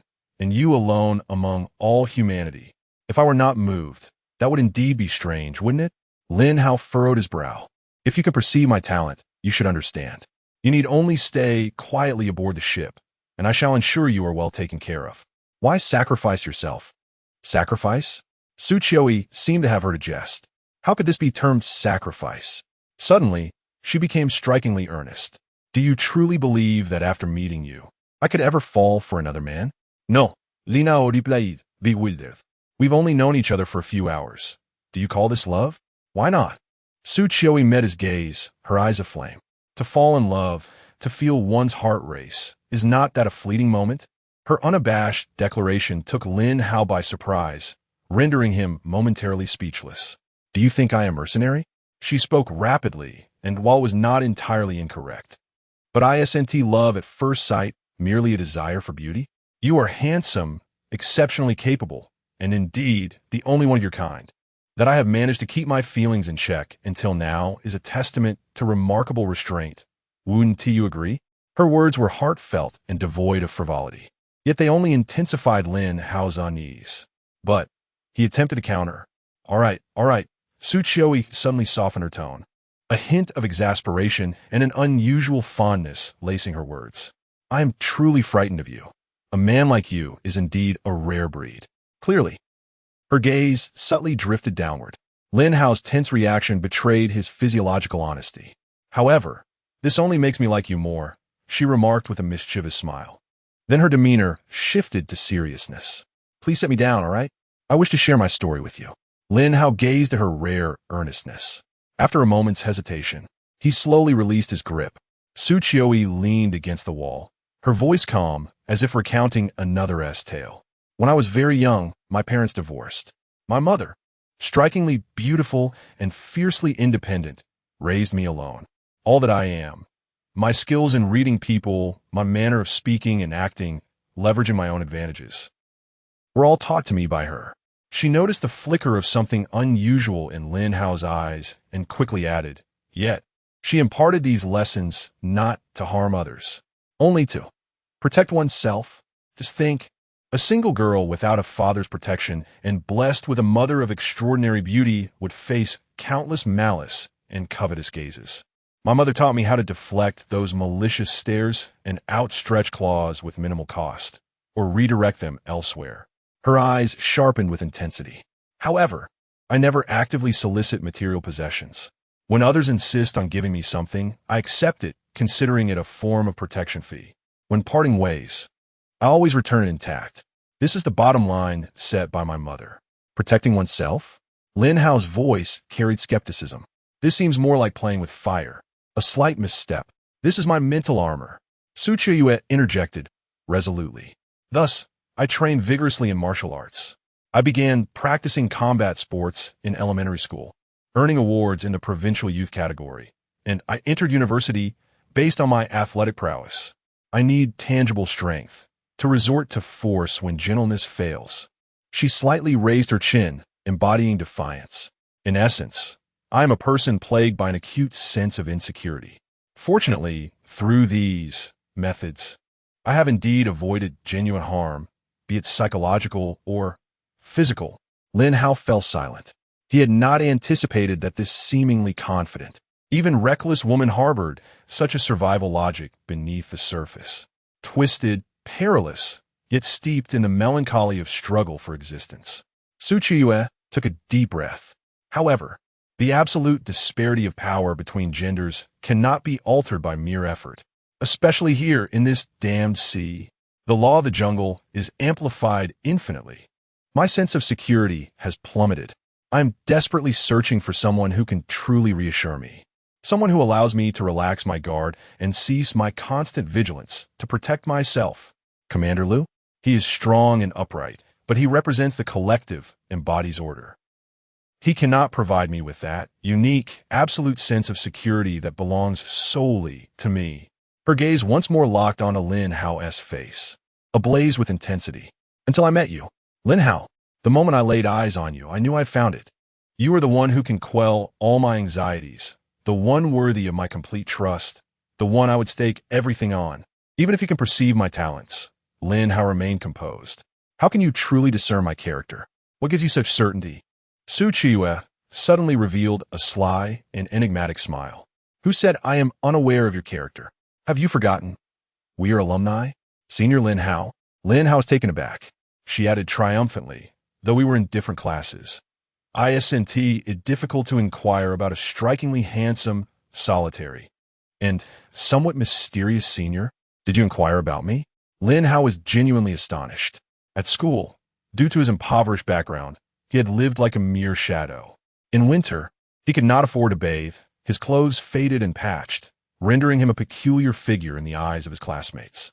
He never imagined he would be an object of observation for someone like Su Qiyu, a goddess-like figure. Of course, Su Qiyu's gaze was earnest. My powers of observation are keen. Although you're taciturn and your attire is, well, modest, I noted a few things.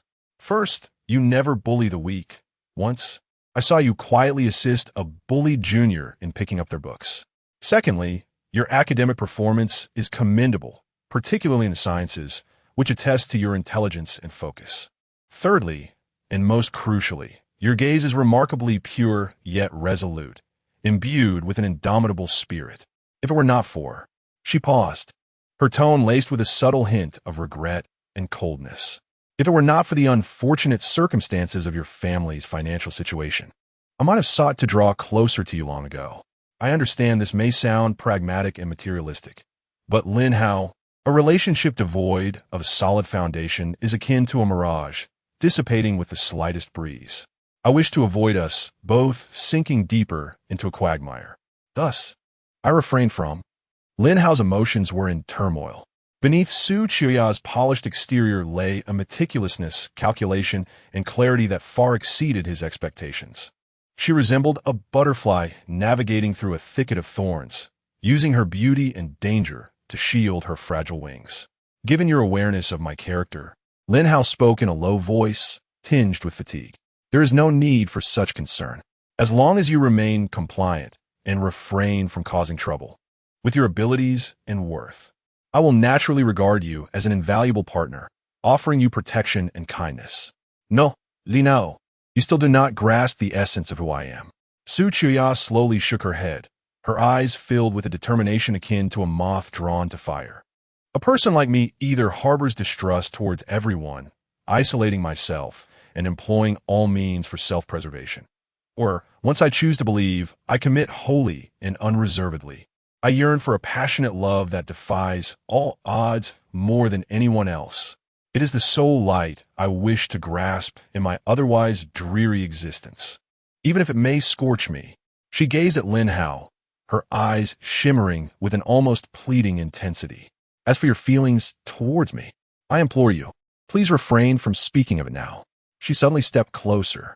With fingers that bore a chill, she gently covered Lin Hao's lips. Her voice, tinged with a barely perceptible tremor, shed all aids, leaving only pure vulnerability. These past years, I have navigated life as if walking on thin ice. Every step taken with utmost caution, concealed behind a thick mask. Allow me this moment of indulgence, will you? Let me attempt to seize this beam of light, even if it is merely a fleeting warmth and solace. Do not hastily cast me aside. Chapter 38. Ensnared by the school bell. Before him stood a woman, shedding all pretense, her eyes revealing a vulnerable desperation and longing.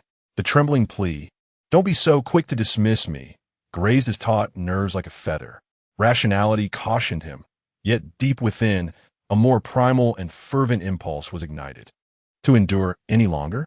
It would be utterly unmanly. A searing surge of heat obliterated all hesitation and deliberation. Lin Hao seized Su Qiyu's wrist, the hand that had covered his lips, with an irresistible force. Startled by the abruptness of his action, Su Qiyu shuddered slightly, a flicker of bewilderment crossing her gaze. Lin Hao offered no words. His actions spoke volumes. With a firm pull, he pressed her back against the cold metallic wall with even greater intensity than before. Ugh!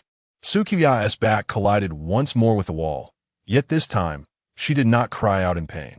Her eyes widened instantaneously, subsequently filled with a blend of astonishment and an even deeper fervor. Lin Hao leaned in, his resolve bordering on ferocity, and kissed her fiercely. This was not a gentle exploration, but rather a long-suppressed eruption, a declaration of possession. It was marked by a domineering urgency, tinged with a hint of clumsiness. The stark contrast between the icy, unyielding wall and the heated breaths created a palpable tension. For a moment, Su Qia's body stiffened, then, like a river thawing from winter's grasp, she responded, not in resistance, but in fervent accord. She lifted her unrestrained arm, wrapping it firmly around Lin Hao's neck, her nails instinctively digging into the sinewy muscles of his shoulders, exuding an audacious assertiveness, as if yearning to immerse herself completely in this blazing inferno. In that confined space, only the two of them remained, lost in a world of their own. After a prolonged moment, Lin Hao pulled back just enough to create a sliver of space, their foreheads touching. Su Qia's cheeks flushed crimson as she gazed into Lin Hao's eyes, suddenly breaking into a sly smile. Her voice, husky and tinged with victorious delight, resonated. See, I knew it, your heart is racing, senior. Her fingertips danced lightly across Lin Hao's heaving chest. The powerful rhythm of his heartbeat, palpable through the fabric, was clearly conveyed to her fingertips. Who is more beautiful, me or Yingluo? Lin Hao replied unabashedly, of course. It's Yingluo. Su Qiya chuckled softly, harboring no trace of anger. I don't believe it, her eyes sparkling with unwavering confidence. Her legs are neither as long nor as stunning as mine. As the words left her lips, her dexterous fingers deftly tugged at the drawstring of his loose sweatpants. With a gentle pull, the once confining fabric succumbed to gravity, cascading silently down along her remarkably straight curves, pooling around her ankles. Lin Hao's breath hitched, his pupils dilating uncontrollably as a breathtaking vista unfolded before him.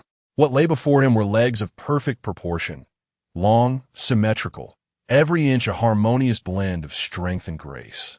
The long-term practice of martial arts has bestowed upon her a physique of taut muscles, smooth and fair skin, and contours that are nothing short of perfection, culminating in exquisitely delicate ankles.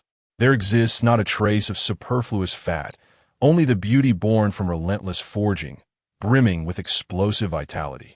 Her kneecaps are petite and rounded, glimmering with a pearlescent sheen under the light. This is not merely a matter of height.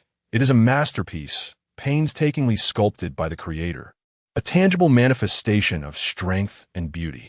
At this moment, it is unveiled without reservation within the confines of the cramped cabin, exuding primal allure and unwavering confidence, radiating an intoxicating aura of hormones. Lin Hao feels a rush of heated blood surge to his head, his eardrums buzzing. His Adam's apple struggles to rise and fall, and he can almost hear the drum-like thudding of his heart within his chest. Under the visual onslaught, the dam of reason teeters on the brink of collapse. He forces himself to divert his gaze, yet his eyes are inexorably drawn, as if ensnared by an invisible magnet, fixated on those breathtakingly long legs.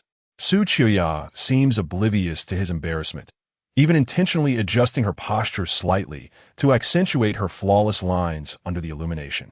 Barefoot, she stands on the cold metal floor, embodying an innocent yet lethal sensuality. With a slight tilt of her head, a sly smile plays at the corners of her lips, her voice laced with a husky allure. What about now, senior? Do you still think Luo is more beautiful than I? Lin Hao's temples throb, feeling the blood in his veins boil.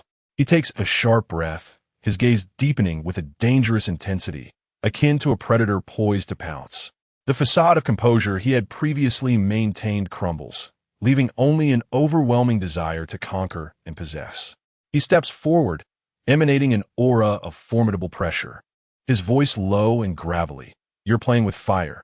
Su Qiya remains silent, yet with astonishing flexibility and grace, she slowly raises one leg.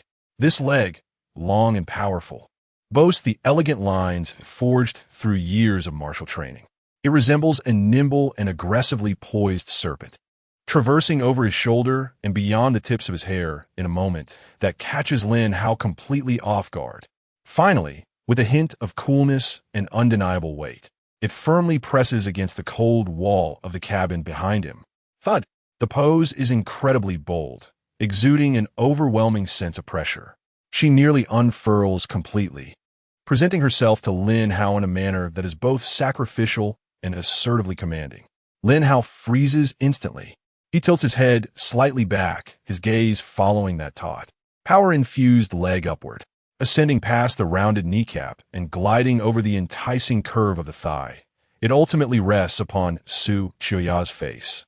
She tilts her head slightly, looking at him.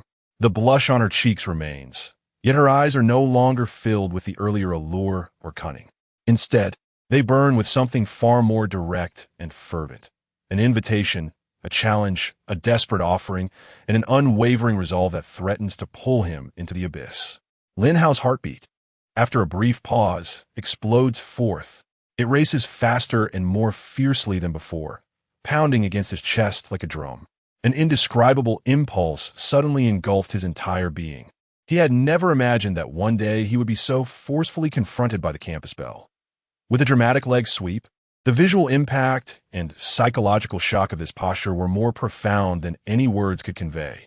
It silently proclaimed her complete vulnerability, laying bare all her fragility and yearning before him, while provocatively tossing the choice back into his hands. Should he reject this audacious advance? Or, Lin Hao felt his throat constrict violently. The last vestiges of hesitation and reason in his eyes were utterly ignited and consumed by this breathtaking scene. He no longer needed to ponder. His body had already provided the most honest answer. He suddenly leaned forward, abandoning all words. In place of any response, he engaged in an even more fervent and insatiable exploration. In a cramped corner of the cabin, the temperature soared, and the cold metal walls seemed to melt away under the fiery passion ignited between them. Chapter 39. What is the meaning of charming beauty? As the rain ceased and the clouds dispersed, Lin Hao gazed at the striking crimson stain upon the cabin floor, his emotions tangled. Is this truly your first time? He questioned. If not, then what? Su Qiuya shot him a reproachful glance while meticulously wiping the floor with a damp cloth. After having bared my heart to you, do you still not believe me?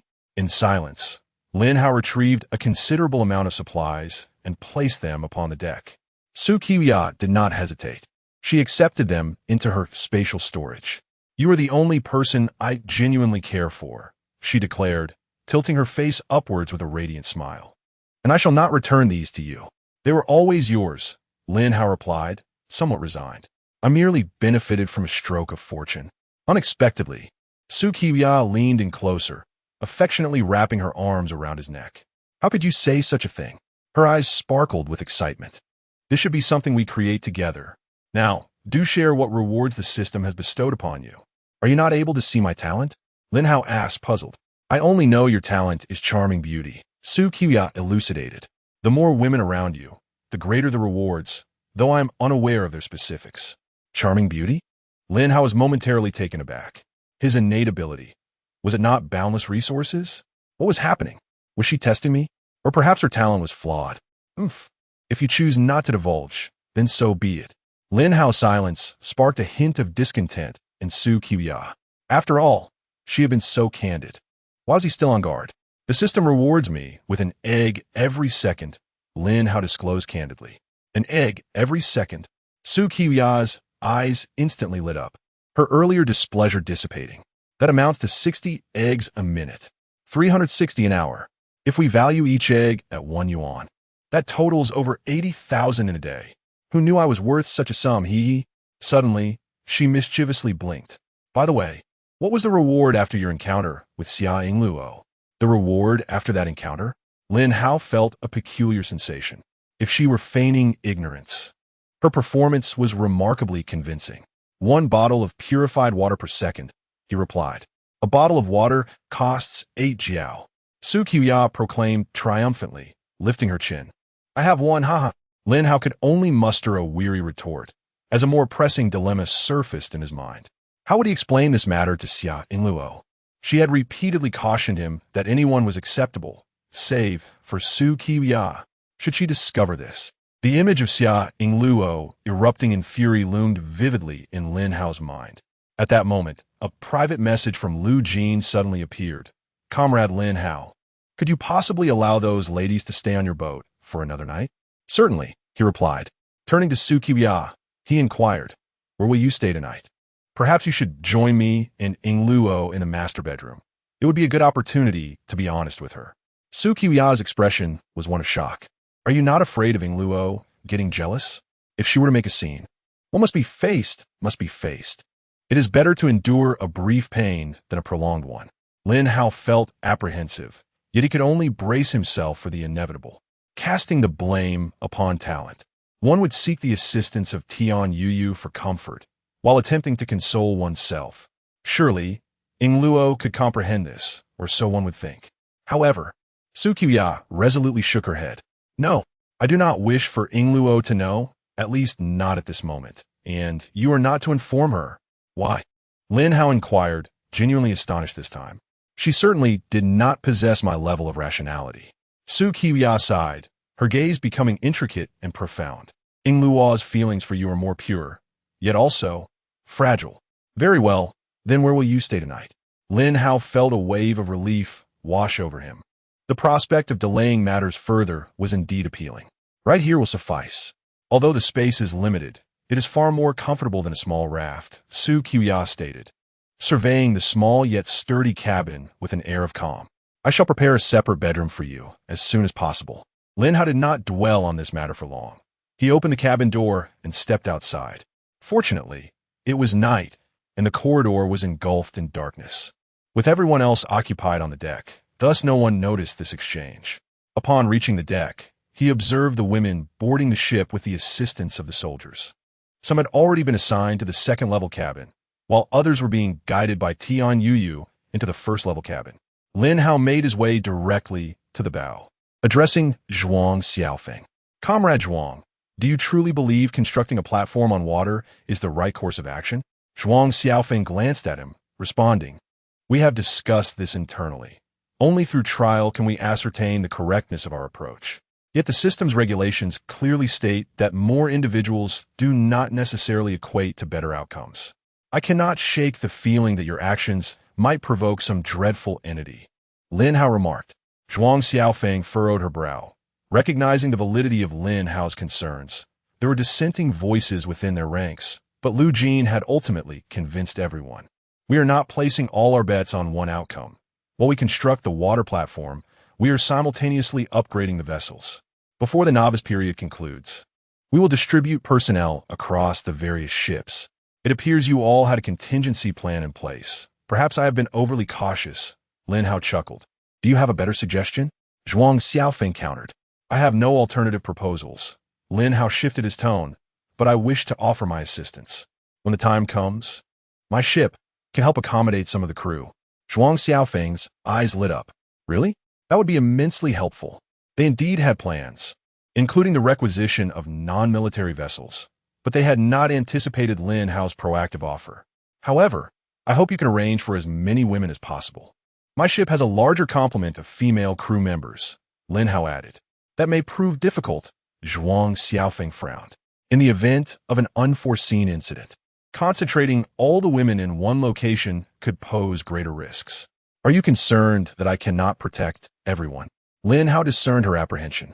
Zhuang Xiaofeng did not deny it. With all due respect, there should be no place safer than here, Lin Hao asserted. Zhuang Xiaofeng raised an eyebrow, grasping his underlying implication. You are suggesting you are quite formidable? Lin Hao provocatively gazed at her. Indeed, would you care to test that? How would one do so? This is hardly the ideal setting for a scuffle. Quite simple. Lin Hao casually leaned against the ship's railing, extending his right hand. Let's engage in an arm wrestling contest. Without hesitation, Zhuang Xiaofeng extended her own right hand, grasping as firmly. Yet, in the next moment, her pupils constricted abruptly. She exerted herself fiercely, her arm muscles tensing instantaneously, yet Lin Hao's wrist remained as immovable as if it were welded in mid-air. How could this be possible? A tempest of disbelief surged within Zhuang Xiaofeng. Her strength was already far beyond that of the average person, enhanced by her innate gifts, allowing her to lift two adult women with the ease of handling mere chicks. At this moment, she was utilizing nearly all her power, yet the opponent's arm displayed not even the slightest tremor. You, this strength. Zhuang Xiaofeng's voice was laced with incredulity and astonishment. Her gaze fixated on Lin Hao's tranquil countenance. Do you believe it now? Lin Hao's lips curled into a subtle, enigmatic smile as he slowly withdrew his arm, exuding an air of ease and composure. Zhuang Xiaofeng took a deep breath, forcibly suppressing the tumult within her heart. The shock of that unyielding wrist far exceeded her expectations. She even suspected that he had not exerted his full strength at all. This power is nothing short of monstrous. As she regarded Lin Hao once more, her gaze had transformed entirely, her previous doubts eclipsed by an intense scrutiny. This was not a level attainable by an ordinary individual. His earlier assertion about the safest place was far from idle words. Very well. Zhuang Xiaofeng's voice was low and resonant, imbued with an unprecedented gravity. This matter I shall report immediately to Commander Liu. Lin Hao let out a quiet sigh of relief. If this plan succeeded, there would be cause to keep Zhuang Xiaofeng aboard the vessel. Chapter 40. A bustling night to Lin Hao's astonishment this evening. The number of female survivors boarding the ship reached as high as 58. The originally spacious deck was instantaneously crowded to the point of suffocation, with a throng gathered at the entrance to the cabin. Whispers and an undercurrent of unease permeated the crowd. Lin Hao furrowed his brow and swiftly accessed the trading channel. His fingers danced across the virtual screen, searching for essential materials, rare metals, plastics, and glass. Although the direct trading prices were exorbitantly inflated at this moment, space was of utmost importance. Ding. Consumption. 6,400 wood, 6,400 steel, 200 rare metals, 200 plastics, 200 glass. The cruise ship begins its upgrade. Estimated time, 3 hours. A muted metallic hum and subtle sounds of structural stretching emanated from within the hull, causing a slight tremor in the ship. Just a little longer. Lin Hao raised his voice to drown out the murmurs of the crowd. In 3 hours, the ship's space will expand significantly, enough for everyone to settle in. His steady tone brought a measure of calm to the restless crowd. Teacher Tian, please organize the distribution of a bottle of water and a piece of bread to each new arrival. The reassurance of supplies always took precedence. Zhuang Xiaofeng stood in a conspicuous spot, arms crossed, her gaze calmly sweeping over the crowd.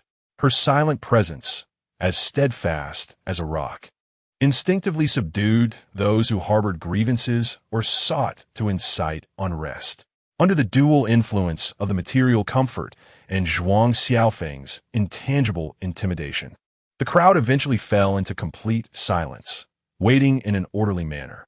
After quickly briefing Tian Yuyu on subsequent arrangements, Lin Hao turned and made his way toward the ship's bow, entering the number 1 bedroom. Upon opening the door, he found Xia Ingluo, who had taken a refreshing nap in the warm yellow light, leaning against the bed and navigating the virtual trading channel.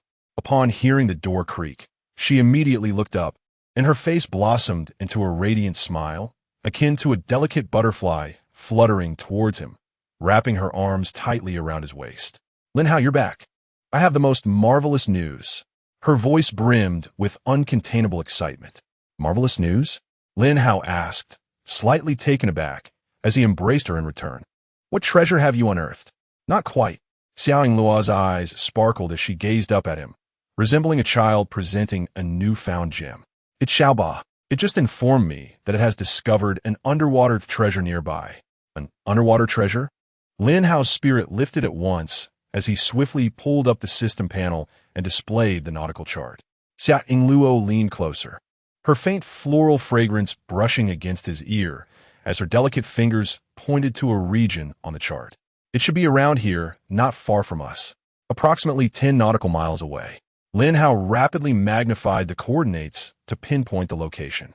However, apart from the deep blue sea, there were no markers indicating supply boxes or special resources flashing on the map. It seemed that not all resource points would be marked on the nautical chart by the system. He murmured thoughtfully, a surge of excitement for adventure swelling within him. Such hidden treasures often signified more substantial rewards. Very well, at dawn tomorrow, we shall go and explore.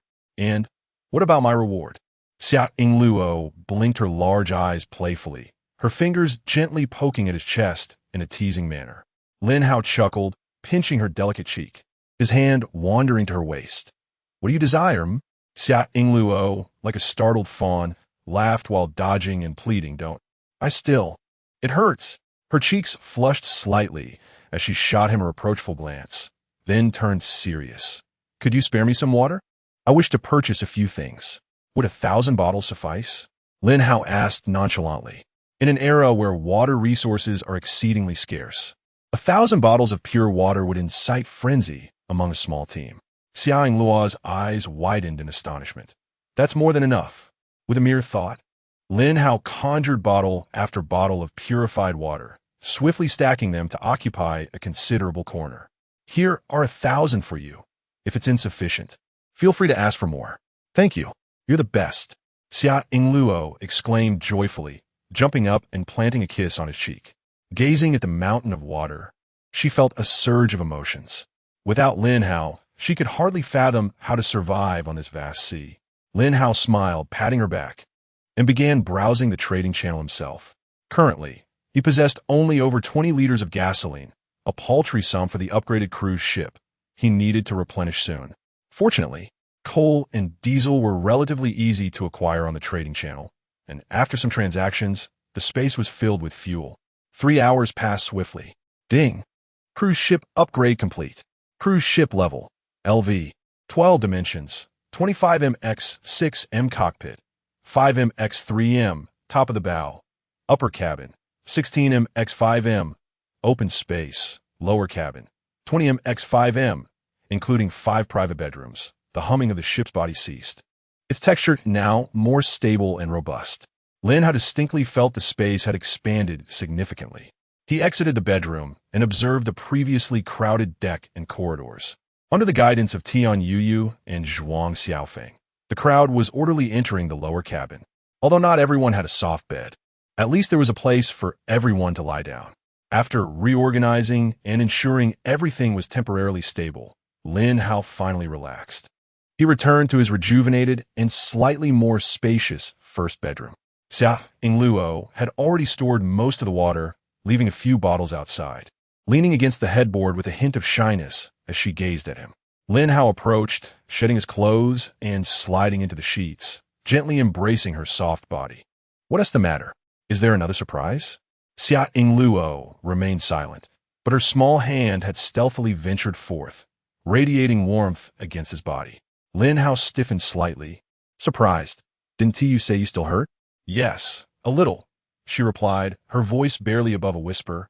Her cheeks a rosy hue reminiscent of ripe peaches, her eyes shimmering with a daring sheen as they met his inquisitive gaze. Yet, she bit her lower lip, seemingly summoning great resolve. Leaning into his ear, her breath fragrant like orchids. I want to make you comfortable. Those words coursed through Lin Hao like a gentle electric shock, igniting every fiber of his being. Silly girl. He let out a low sigh, his voice tinged with a hint of hoarseness, imbued with both affection and resignation, urging her not to force herself.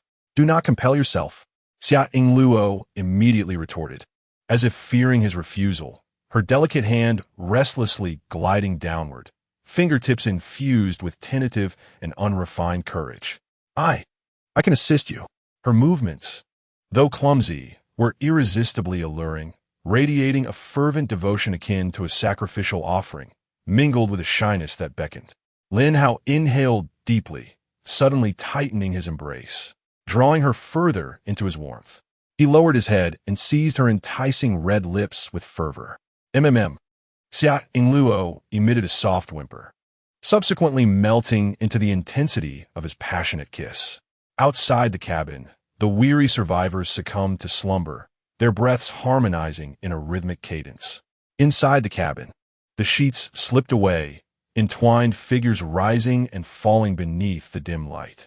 Time became an abstraction, and eventually the storm abated. Lin Hao tucked her damp hair behind her ear, planting a tender kiss upon her smooth forehead. Exhausted, Xia Yingluo curled up like a contented kitten in his embrace. Her cheek pressed against his still warm chest, a subtle curve of satisfaction and shyness gracing her lips. Sleep now. Lin Hao's voice resonated deep and steady, laced with post-coital languor, for tomorrow would bring the quest for treasure. MMM. She responded indistinctly, her eyelids growing heavy. Soon, the sound of even breaths filled the air. Chapter 41. An unexpected encounter with a maid the following day. As the first light of dawn began to grace the horizon, Lin Hao had already risen. He sought out Zhuang Xiaofeng, pointing to a marked location on the nautical chart. I intend to salvage treasures from here. You all shall remain aboard my vessel today to avoid the hassle of back and forth. How do you know there is treasure? Zhuang Xiaofeng inquired, her expression one of astonishment. I have a crew member who can communicate with marine life. It was she who discovered the lead. Lin Hao replied with candor. Zhuang Xiaofeng pondered for a moment before responding. Please hold on. I will confer with Commander Liu. After a brief interval, she returned. We shall proceed as you suggested. However, those wishing to disembark may do so first. Ultimately, 10 survivors opted to leave the ship. After stowing the mooring lines, Lin Hao ascended to the top deck. Jiang Ran and Jiang Jinyu resided within, each having set up makeshift bedding and sleeping fully clothed. Captain Lin? Jiang Jinyu stirred, rubbing her sleepy eyes. Observing the two, Lin Hao felt a surge of inspiration. How would you both like to take on the role of my helmsman? The remuneration shall be double the standard meal allowance. Absolutely. Jiang Jinyu instantly perked up, her eyes shimmering with excitement. Following the massive rafts, we hardly managed to salvage any supplies. The standard meal is essential for survival. We can even trade any excess. Double portions. Such a tempting offer. Once Lin Hao replenished the fuel, he entrusted the navigation duties to the Jiang siblings. Hello. Sonora's foghorn shattered the morning tranquility as the vessel gradually departed from the cluster of rafts. The crew stood on the sturdy, towering deck, embracing the invigorating sea breeze while gazing down at the azure expanse of the ocean. Momentarily lost in the illusion of being on a leisurely vacation rather than fighting for survival, Lin Hao deliberately controlled the vessel's speed. Firstly, to conserve fuel, and secondly, to allow Zhuang Xiaofeng to linger for a while longer. The sound of grappling hooks slicing through the air echoed in a rhythmic chorus. Although the 3-meter height rendered their success rate dismal, the materials they salvaged would be theirs alone, igniting a fervor among everyone present. As core members, Tian Yuyu, Wei Wei, and others refrained from participating in the salvage efforts. Tian Yuyu led a group in the dining area, bustling about to prepare breakfast for the entire ship, the aroma of food wafting through the air. Meanwhile, Wei Wei directed another team meticulously cleaning the deck and restroom areas, maintaining the vessel's cleanliness. As dawn broke, golden rays gently illuminated the deck, painting a vibrant yet industrious scene. This harmony and tranquility stood in stark contrast when encountering other survivors. Merely 2 days had passed, yet solitary wanderers were becoming a rare sight on the seas. The harsh reality compelled individuals to band together for warmth, pooling resources to upgrade their vessels. Nevertheless, the overwhelming majority continued to struggle below level 5. Without cabins or adequate protection, they huddled upon rudimentary rafts, exposed to the elements, their eyes reflecting exhaustion and despair. In stark comparison to Lin Hao's upgraded level 12 steel cruise ship, which boasted dual cabins, the difference was as vast as heaven and earth. With every fleeting encounter, the chasm between them was painfully evident. Look over there. Is that a ship? A steel vessel? Exclaimed an observant survivor, his voice rising in astonishment. Nearly cracking. My goodness, it truly is a ship. It's enormous, far larger than our little rickety craft.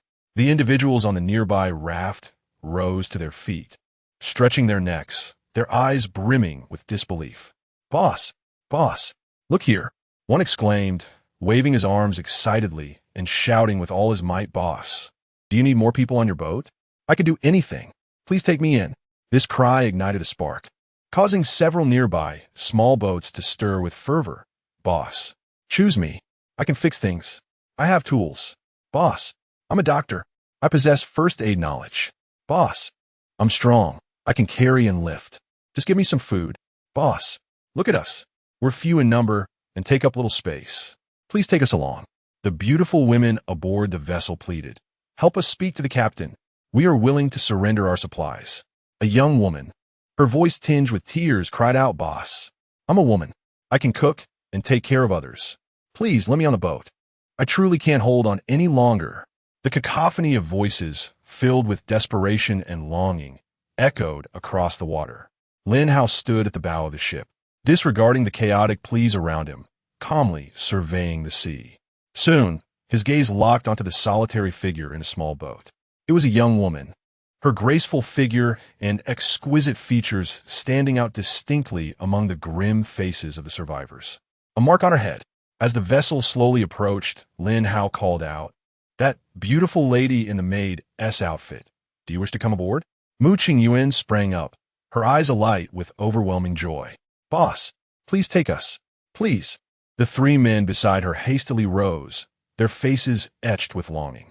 "Boss, take us with you. We can endure any hardship and perform any task. Apologies, but my boat only accepts beautiful women," Lin Hao bluntly rejected. The faces of the three men turned pale in an instant, exchanging glances filled with despair and concern. Chang'e reacted swiftly, instinctively stepping in front of Mu Qingyuan, lowering his voice in urgency. "Qingyuan, don't go. This guy only wants pretty girls. The boat is filled with women. Who knows what his intentions are? It's too dangerous." Mu Qingyuan stiffened, her gaze flitting between her companions' faces and the steel cruise ship. A fierce internal battle of temptation and worry raged within her. Yet, there's so many people on his boat. It should be safe, right? Her voice trembled with uncertainty. The elder Wang Gu sighed, his expression complex as he gently patted her shoulder. "Qingyuan, to be honest, going up there is certainly 100 times better than squeezing with us on this rickety raft. I just hope you stay safe." He paused, his tone growing heavier. If anything happens, just let us know. The three of us will risk our lives to find a way to rescue you." "Wang Gu, Chang'e, Jiegu, I." Mu Qingyuan gazed into their eyes, seeing genuine concern, her eyes reddening. "Never mind, I want to go. Let us stay together." "Foolish girl." Wang Gu interrupted her, his voice tinged with helplessness and pain. "Such an opportunity is rare. You must go. Following him, your chances of survival are far greater than staying with us." He glanced at the two brothers beside him, who nodded encouragingly and whispered, "Qingyuan, we are indeed in dire need of supplies. If you're able and in a position to help us three brothers, please do so. But if not, do not strain yourself. Remember, your safety is paramount above all else." This heartfelt plea was imbued with concern, hopeful anticipation, and a pragmatic request, yet most importantly, it conveyed an unwavering commitment to her safety. Mu Qingyuan observed the mixture of reluctance, worry, and expectation etched on their faces, and her heart warmed. She nodded vigorously, "Yes. Wang Gu, Chang'e, Jiegu, you must take care. Await my news." Chapter 42, Catgirl, Firearms and Ammunition. Lin Hao tossed a rope overboard and effortlessly pulled the maid-clad girl aboard the ship. To his astonishment, he noticed that she was adorned with cat ear accessories atop her head, and a fluffy tail trailed behind her. Intrigued, he instinctively reached out to touch those remarkably lifelike ears. "Ah!" the girl exclaimed, startled, and nimbly leapt back like a frightened cat, her face flushing crimson. Lin Hao stood frozen, his hands suspended in the air, utterly bewildered. The bustling crew on deck turned in unison, their gazes fixated on the flustered cat-eared maid. Did I just see those ears move on their own? Look at her tail. It's swishing. It's alive." Sure, Xiaowei approached, holding a platter of food. Her curiosity piqued, her eyes sparkling with excitement. "Wow, what an adorable little sister. Are those cat ears real?" She leaned in closer, her nose nearly brushing against the slightly quivering tips of the ears, her expression one of discovering a new world. "Goodness, so fluffy. May I touch them?"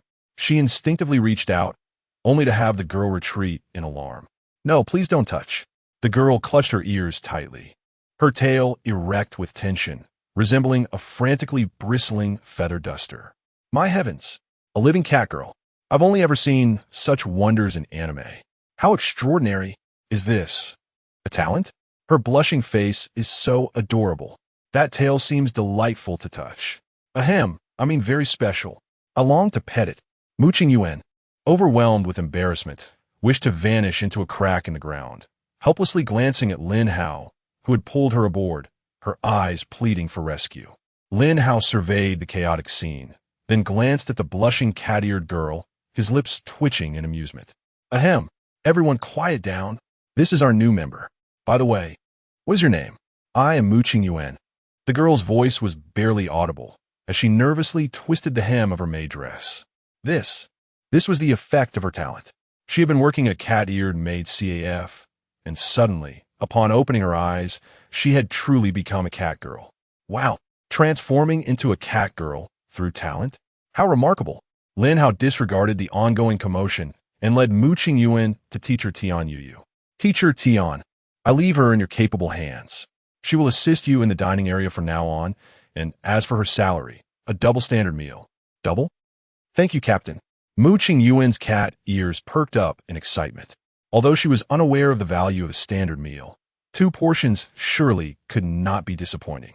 Tian Yu leaned closer to Mu Qingyuan with a cheerful smile.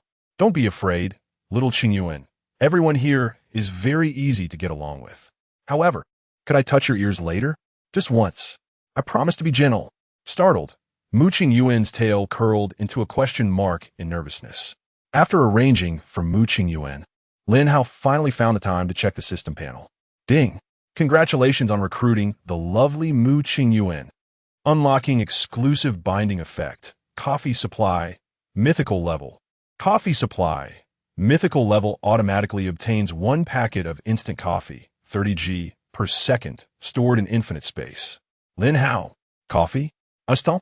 In this desolate, post-apocalyptic world, he felt a twitch at the corner of his eye. Well, at least it could invigorate him better than nothing. Unfortunately, the journey ahead held no surprises.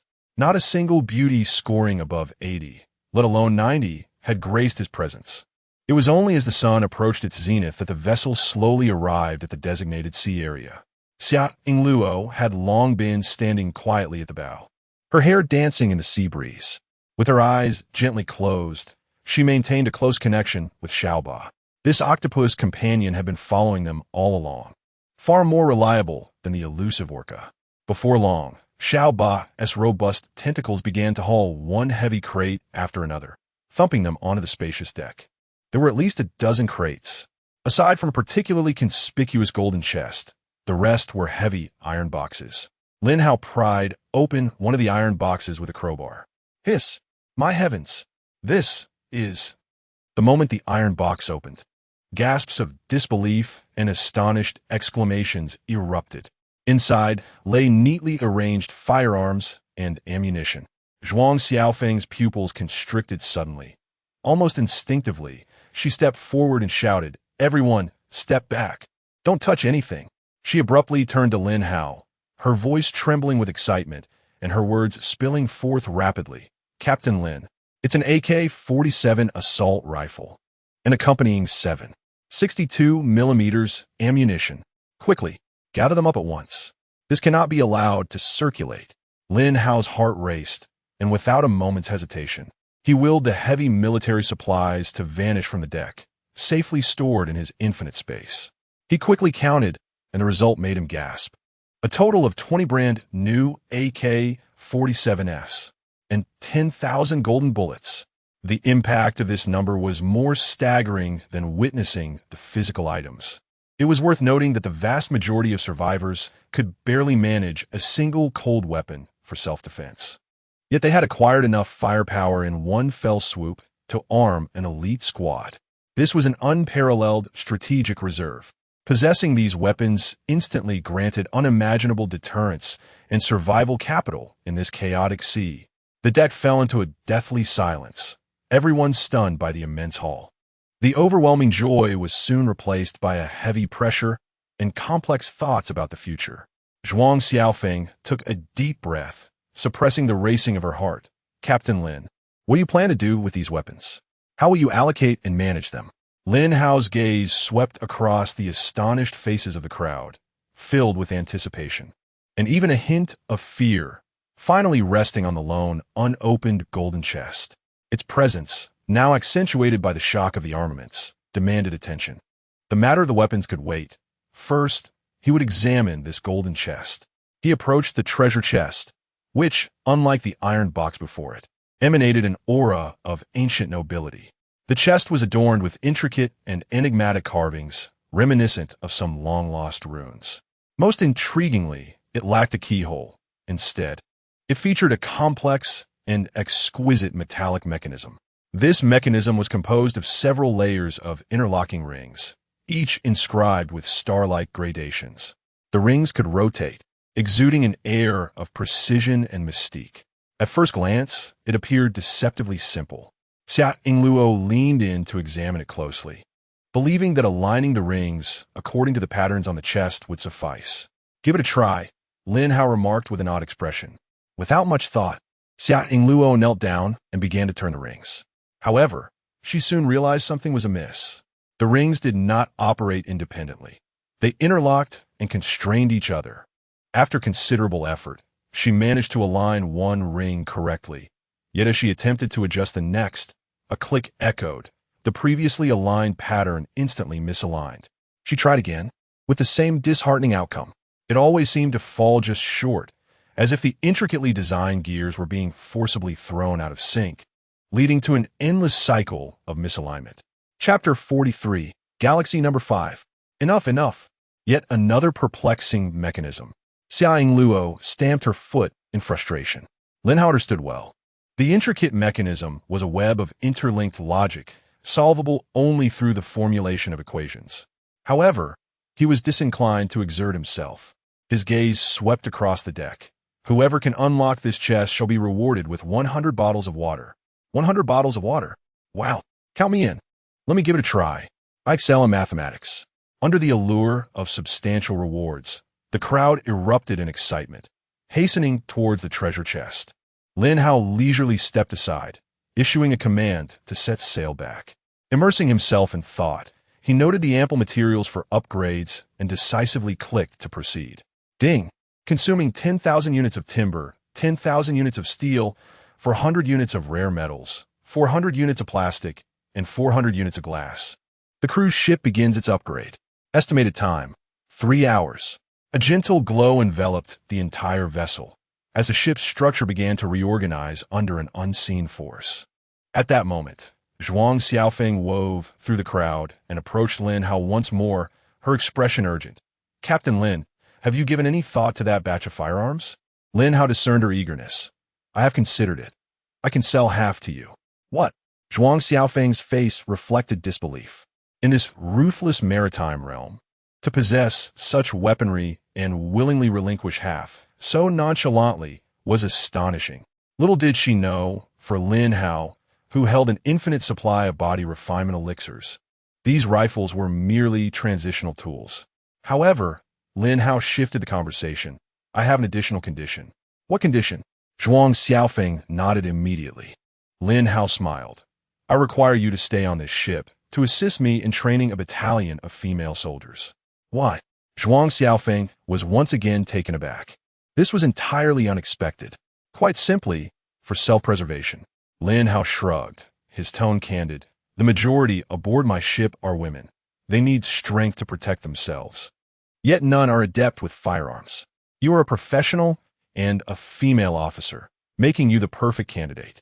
Zhuang Xiaofeng paused in contemplation. "I need to report to Commander Liu." "Of course." Lin Hao expressed his understanding, adding, "It would be prudent to inform Commander Liu that I may be departing the team for independent operations tomorrow, yet we can establish a long-term cooperative relationship. Your presence here would serve to deepen collaboration and build trust." He breathed a sigh of relief. Exchanging half the weapons for a top-tier instructor and a bond of cooperation would address their defensive shortcomings, leaving Lu Jin with no grounds for refusal. Before long, a message from Lu Jin arrived, and both parties swiftly reached an agreement. 10 AK, 47 assault rifles plus 5,000 rounds of ammunition in exchange for 1,000 liters of gasoline and Zhuang Xiaofeng. Lu Jin promptly paid a deposit of 100 liters of gasoline, with subsequent payments to follow. Lin Hao confirmed the transaction without hesitation. As the deal concluded, Zhuang Xiaofeng's demeanor shifted to one of seriousness, and with a sharp salute, she proclaimed, "Reporting to you, Captain." Zhuang Xiaofeng, officially at your service. Lin Hao straightened, returning the salute with solemnity. Welcome aboard, comrade Zhuang Xiaofeng. I hereby appoint you as the first officer of this vessel, responsible for the security of the ship and military training of the personnel. A smile tugged at the corners of his mouth. As for your remuneration, let us provisionally set it at 3 standard meals a day, sufficient to satisfy. Here's to a fruitful collaboration. 2 hands clasped firmly in air. An unspoken understanding was forged amidst the silence. Captain, it's undone. I've unlocked it. Xiaorui's exuberant shout pierced through the clamor. She raised a draft paper filled with intricate formulas, her cheeks flushed with excitement. Lin Hao's eyes sparkled. Quick, let us see what's inside. Last time, the bronze chest yielded the galactic one. What marvels might this golden chest contain? With unwavering confidence, Xiaorui approached the chest, her hands deftly manipulating the circular rings, her movements accurately reflecting the calculated results. Click! The lid sprang open, revealing a dazzling beam of light. Lin Hao stepped forward, holding his breath as he lifted the lid.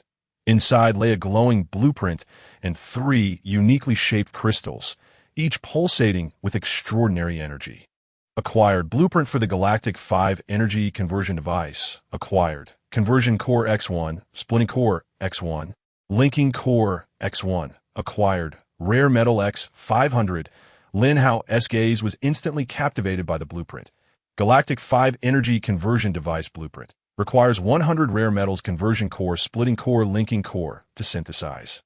Detected that synthesis materials are complete. Would you like to synthesize now? Synthesize. A low hum resonated as the peculiar machinery whirred to life. Futuristic metallic components rapidly assembling amidst the luminescence. Moments later, the glow subsided, revealing a palm-sized hexagonal device, gently suspended above the deck. Galactic 5 energy conversion device, function 1. Automatically adheres to the vessel, efficiently converting light energy into electrical energy. It can also reverse the process, transforming electrical energy back into light energy, illumination. Function 2. The main device can split by nourishing it with rare metals. It can continuously produce fully functional offspring devices. Note, offspring cannot further split. No nesting allowed. Function 3. All parent and offspring devices are interconnected, forming a self-sufficient energy network. They can provide stable and abundant energy for any electrical device on board. Incredible. Lin Hao was overwhelmed with joy. Power supply and illumination were flawlessly resolved in one fell swoop. He envisioned a ship illuminated in brilliance, pulsating with vigor. Little 8 had made a significant contribution. In a fit of excitement, he spun around, lifting the nearby Xia Ingluo into the air. Ingluo, WVE, struck gold. Caught off guard, Xia Ingluo gasped, her face flushed, and she playfully smacked his shoulder in embarrassment. Once the celebration concluded, Lin Hao sprang into action. He retrieved the rare metals and fed them to the hovering main device. The mirrored core of the device flickered, absorbing the metals, its volume expanding. Pop! As its size nearly doubled, a soft sound was heard, and an identical offspring device detached from the edge of the main unit. The entire process consumed 100 units of rare metals. Lin Hao's lips twitched. Just as he resolved the steel scarcity, the demand for rare metals had opened yet another abyss. Ultimately, he created 5 devices, 1 main unit and 4 offspring, placing them in the sunniest area of the deck. The silvery devices resembled intelligent beings, seamlessly embedding themselves into the deck, voraciously absorbing sunlight to store energy. During the day, they acted as efficient energy collectors. At night, they became the luminous source dispelling darkness, as well as the supercharger for the power cabin. Galactic 1, Galactic 5, why not simply name our vessel Galactic? Lin Hao declared with enthusiasm. In the corner, Galactic 1 had evidently sensed the arrival of Galactic 5, pulsating with vibrant green light. This vessel, considerably larger than before, served as the ship's refuse disposal unit, diligently processing discarded water bottles. Once these tasks were completed, Lin Hao embraced Xia Ingluo and returned to their quarters, casually consuming a few body-refining pills. During this period, he had taken to chewing on these pills whenever he had a moment, resulting in a remarkable enhancement of his physical constitution. Just then, a system notification chimed. Ding! Your physical attributes have reached their limit, 1,000. Body-refining pills are ineffective. To continue your advancement, the breakthrough pill must be consumed. Chapter 44. The Risku Card Game. The failure of the body-refining elixir did not come as a surprise to Lin Hao. The notion of infinite enhancement was utterly implausible. A physique score of 1,000 was already exceedingly formidable. He felt a slight urge to test his strength by aiming an AK at himself, but after a moment's reflection, he decided against it, as ammunition was indeed precious. Luo, returning to the bedroom, Lin Hao, brimming with enthusiasm, leaned in, proposing a game to alleviate their boredom. Xiao Luo's face flushed. In broad daylight, what could a man and a woman alone in a room be doing that was truly innocent? What game? She stammered, feigning ignorance. At 10:30, Lin Hao produced a newly purchased deck of playing cards, a mischievous grin spreading across his face. How about this? For every game lost, one article of clothing must be removed, with the winner deciding which one? What do you say? Bah! Xia Luo retorted, her cheeks aflame with embarrassment. I knew you had ulterior motives. You're full of mischief. Oh! Lin Hao raised an eyebrow, pretending to stand up. If you don't want to play, I could always find someone else. How dare you? Xia Luo exclaimed, grabbing his clothing with wide, astonished eyes. Lin Hao leisurely settled back down. So, shall we play, or shall we not? Let us play. Xia Luo finally uttered through gritted teeth, her tone tinged with a hint of resignation.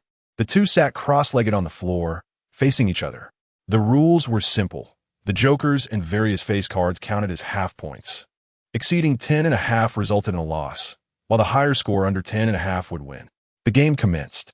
Lin Hao swiftly drew a card and revealed a 10 of hearts. Haha, a splendid start. How's the pressure, my dearest Luo? Nervously, Xia Luo drew a card, revealing a 5 of hearts. For her second card, she drew an 8 of diamonds. Her expression fell. I busted. Hee hee. Then I shall not hold back. Lin Hao's gaze roamed over her, imbued with a burning intensity, ultimately fixating on her feet. Let us start with the shoes, shall we?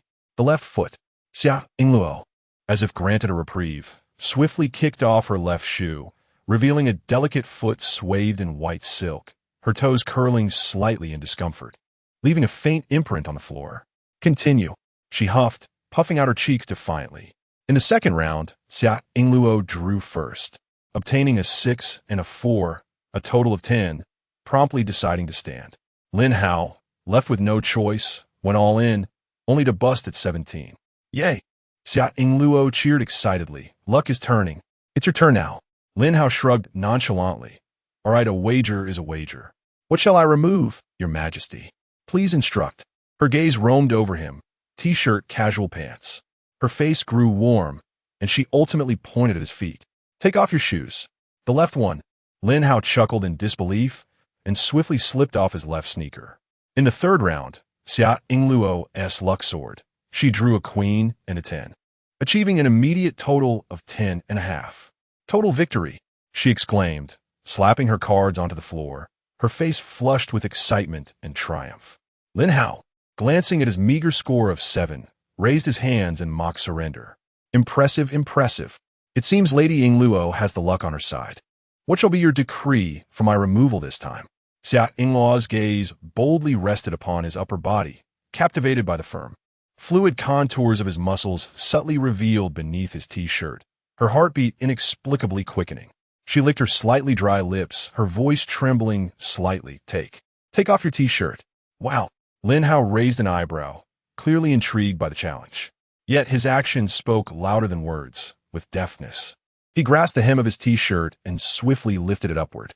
The fabric grazed over his taut abdomen and broad chest before being discarded carelessly to the side. The harmonious and powerful lines of his physique were laid bare, his skin a healthy, sun-kissed hue, each muscle exuding explosive strength, flowing with an artistry that was mesmerizing. Xia Luo felt a rush of heat surge to her head, unsure where to direct her eyes, yet unable to resist sneaking glances.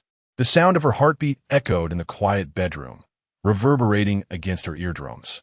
Lin Hao observed her adorable demeanor, caught between wanting to see and shying away, blushing as if she wished to bury herself, and chuckled softly. Is it appealing? Who's looking at you? Xia Yingluo retorted defiantly, hastily lowering her head to shuffle the cards, her fingers trembling slightly. See, come on, let's draw. In the fourth round, the atmosphere thickened and became more charged. Xia Yingluo's mind was a tumult, her grip on the cards faltering, leading to yet another loss. Sighing in resignation, she awaited her fate. Lin Hao's gaze was unmasked this time, laced with unabashed intensity. Now, let us remove your tank top. Xia Yingluo's face flushed crimson as she steeled herself to peel off the garment. In the fifth round, Lin Hao claimed victory once more. His gaze, imbued with palpable warmth, settled on her once again. The one on your chest, keep removing it. Xia Yingluo froze, feeling the blood rush to her cheeks. She bit her lower lip, her eyes darting anxiously toward Lin Hao, silently pleading for mercy. Yet Lin Hao merely smiled, his expression resolute and expectant. With her heart pounding, she struggled to suppress her embarrassment, trembling hands reaching behind her to fumble with the delicate clasp. The faint click of the clasp echoed sharply in the silence. She swiftly clutched the now-removed garment, instinctively holding it against her chest in an attempt to shield herself, inadvertently accentuating her alluring curves even further. Xia Yingluo's cheeks burned as if they could bleed, utterly unable to meet Lin Hao's gaze. Lin Hao beheld the girl before him, her expanse of smooth, bare skin exposed to the air, the shyness and vulnerability in her demeanor far more intoxicating than any overt allure. Xia Yingluo's heart raced like a drum as the sixth round commenced. She nearly closed her eyes while drawing cards, and predictably, she lost once again. Another loss. Her voice quivered, her arms wrapping tighter around herself as if seeking solace. Lin Hao slowly rose, his tall figure casting a commanding shadow over her, radiating an intense pressure and warmth. It's time to remove your pants.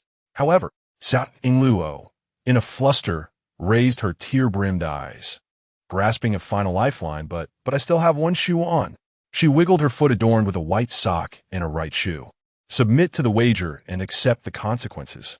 Xia Yingluo resignedly released one arm that had been wrapped around her chest, fumbling for the drawstring of her shorts. This motion inevitably revealed more than intended, causing her to blush to the point of near faintness. As she clumsily untied the knot, the faint sound of fabric rubbing against itself resonated sharply in the air. Just as she struggled to remove her shorts, Lin Hao's breath suddenly grew heavy. He swiftly leaned forward, his arms slipping beneath her thighs and around her waist, effortlessly lifting her alluring form with an irresistible force. Xia Yingluo's startled gasp was caught in her throat. In a dizzying whirl, she found herself propelled by an unyielding strength, only to land heavily in the soft embrace of the bed center. Lin Hao followed closely, his heated and weighty body crashing down upon her with the force of a tempest. You're being unreasonable. The game isn't over yet. Xia Yingluo flailed her legs in an attempt to kick him away, but Lin Hao seized her legs with ease. What's wrong with being unreasonable? Go ahead, bite me. Oh wait, it seems you already did that yesterday. Bah, scoundrel. Chapter 45. Accosted by a host of women. Ding. The cruise upgrade is complete. Cruise level, LV. 13 dimensions, 28M x 7M cockpit, 6M x 4M, top of the bow, upper deck cabin, 18M x 5. 5M, open space, lower deck cabin, 24M x 6M, includes 6 independent bedrooms. As twilight descended upon the raft platform, Lin Hao returned to the upper deck cabin, accompanied by Xia Yingluo, whose face still bore traces of indignation. All crew members had gathered, their expressions a tapestry woven with excitement for the newly upgraded vessel and trepidation for the uncertainties that lay ahead. Tomorrow, the novice protection period ends. No one knows what awaits us. Lin Hao cast his gaze over the assembly. Tonight, let us leave no regrets. Let us celebrate the upgrade of our galaxy. Let us rejoice in our survival. Extra rations. No sooner had he uttered the words than he waved his hand grandly. Suddenly, 10 servings of upgraded standard meals materialized before each person. Standard meal 1. 1 white bread x1, purified water x1, raw egg x1, ham sausage x1, instant coffee x1. After a brief moment of stunned silence, a wave of ecstatic jubilation erupted. Heavens! Long live the captain! 10 servings. 10 servings. Am I dreaming? Long live the galaxy. Captain, you are our deity. Captain Lin, I love you. I want to bear your children.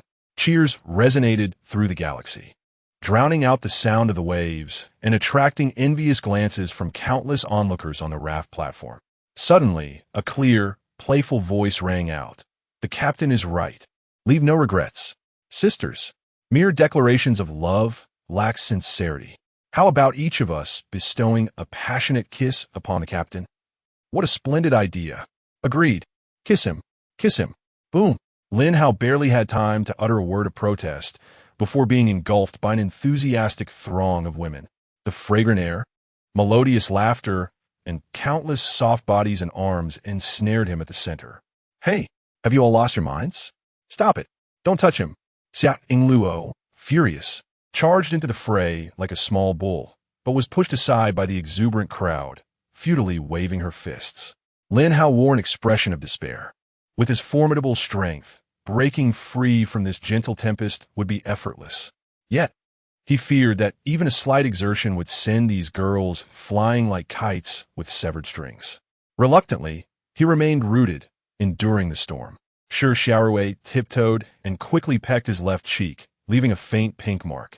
Wei Wei, with a mature, sisterly smile, confidently planted a kiss on his right cheek. Even teacher Tian Yu, caught up in the exuberance, seized the moment to lightly peck him near his chin. Amidst the chaos, it was uncertain whose lips brushed against the corner of his mouth. At last, the tempest subsided. Lin Hao stood there, his face a canvas of vibrant colors. Lip prints adorned his forehead and chin, a spectacular array of red, pink, orange, and purple. He raised a hand to wipe his face, his palm smeared with powder and lipstick marks. You madcaps! Xia Yingluo finally burst in, her heart aching and her anger palpable. She pulled out a towel, gritting her teeth as she scrubbed furiously. This is what you get for indulging. This is what you get for indulging. Of course, not everyone was participating in this revelry. Mu Qingyuan, upon receiving her share of food, immediately rushed to the ship's railing, distributing 5 portions to the brothers who had cared for her. In the video, her radiant smile shone through as she waved her little hand to signal her safety.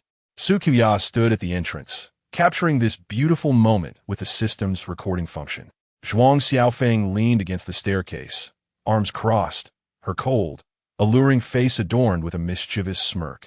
Lin Hao, upon meeting Zhuang Xiaofeng's gaze, felt a surge of anger.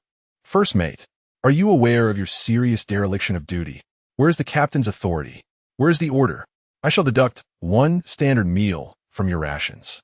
Zhuang Xiaofeng rolled her eyes. She had clearly enjoyed the chaos, yet had the audacity to voice such complaints, her audacity rivaling even Lu Jin's. Nevertheless, she strode over to the exuberant Shi Xiaorui, her eyes sharp. You were the first to propose this, weren't you? Shi Xiaorui shrank back under her scrutinizing gaze, disrupting order and inciting the crew to, well, behave improperly is a serious offense. I shall deduct 2 standard meals from you. Hand them over. With a sorrowful expression, Shi Xiaorui obediently surrendered 2 portions of food. Zhuang Xiaofeng waved her hand, and the food vanished into her space. Lin Hao stood there in shock. Well done, Zhuang Xiaofeng. How dare you embezzle right under my nose? Zhuang Xiaofeng turned, her expression all business, exuding a righteous demeanor. Captain, your order places me in a difficult position. If I enforce too strictly, you accuse me of being unkind and of disrupting the camaraderie you share with the crew. If I turn a blind eye, you chastise me for neglecting my duties. What must I do to satisfy you? She tilted her head slightly, her eyes filled with genuine confusion. You. Lin Hao was momentarily speechless, caught off guard by her righteous rebuttal, feigning great anger.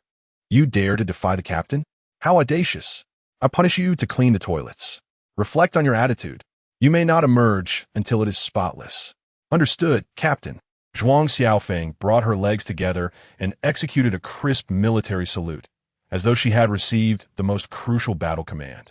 With that, she turned and marched resolutely towards the deck, her strides unwavering as the others stifled their laughter, as if she were embarking on a noble mission rather than a menial task. Just as Zhuang Xiaofeng departed, Su Qiya approached, stepping lightly. Oh dear, everyone is so naughty. Picking on a captain, unlike me, who can only feel sympathy for my dear brother. Su Qiya, Xia Yingluo, instantly flared up, positioning herself protectively in front of Lin Hao, arms outstretched, shielding him with utmost determination. Stay back. 5 meters.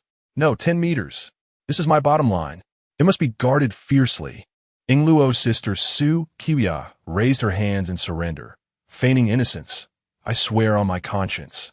I didn't even touch him. Don't call me sister. Who are you to me? Xia Yingluo retorted, her cheeks puffed in indignation. Alas, Su Qiya sighed, you're so fierce that others might think I'm bullying you. How disheartening. As she spoke, her gaze wandered towards Lin Hao with a hint of mischievousness.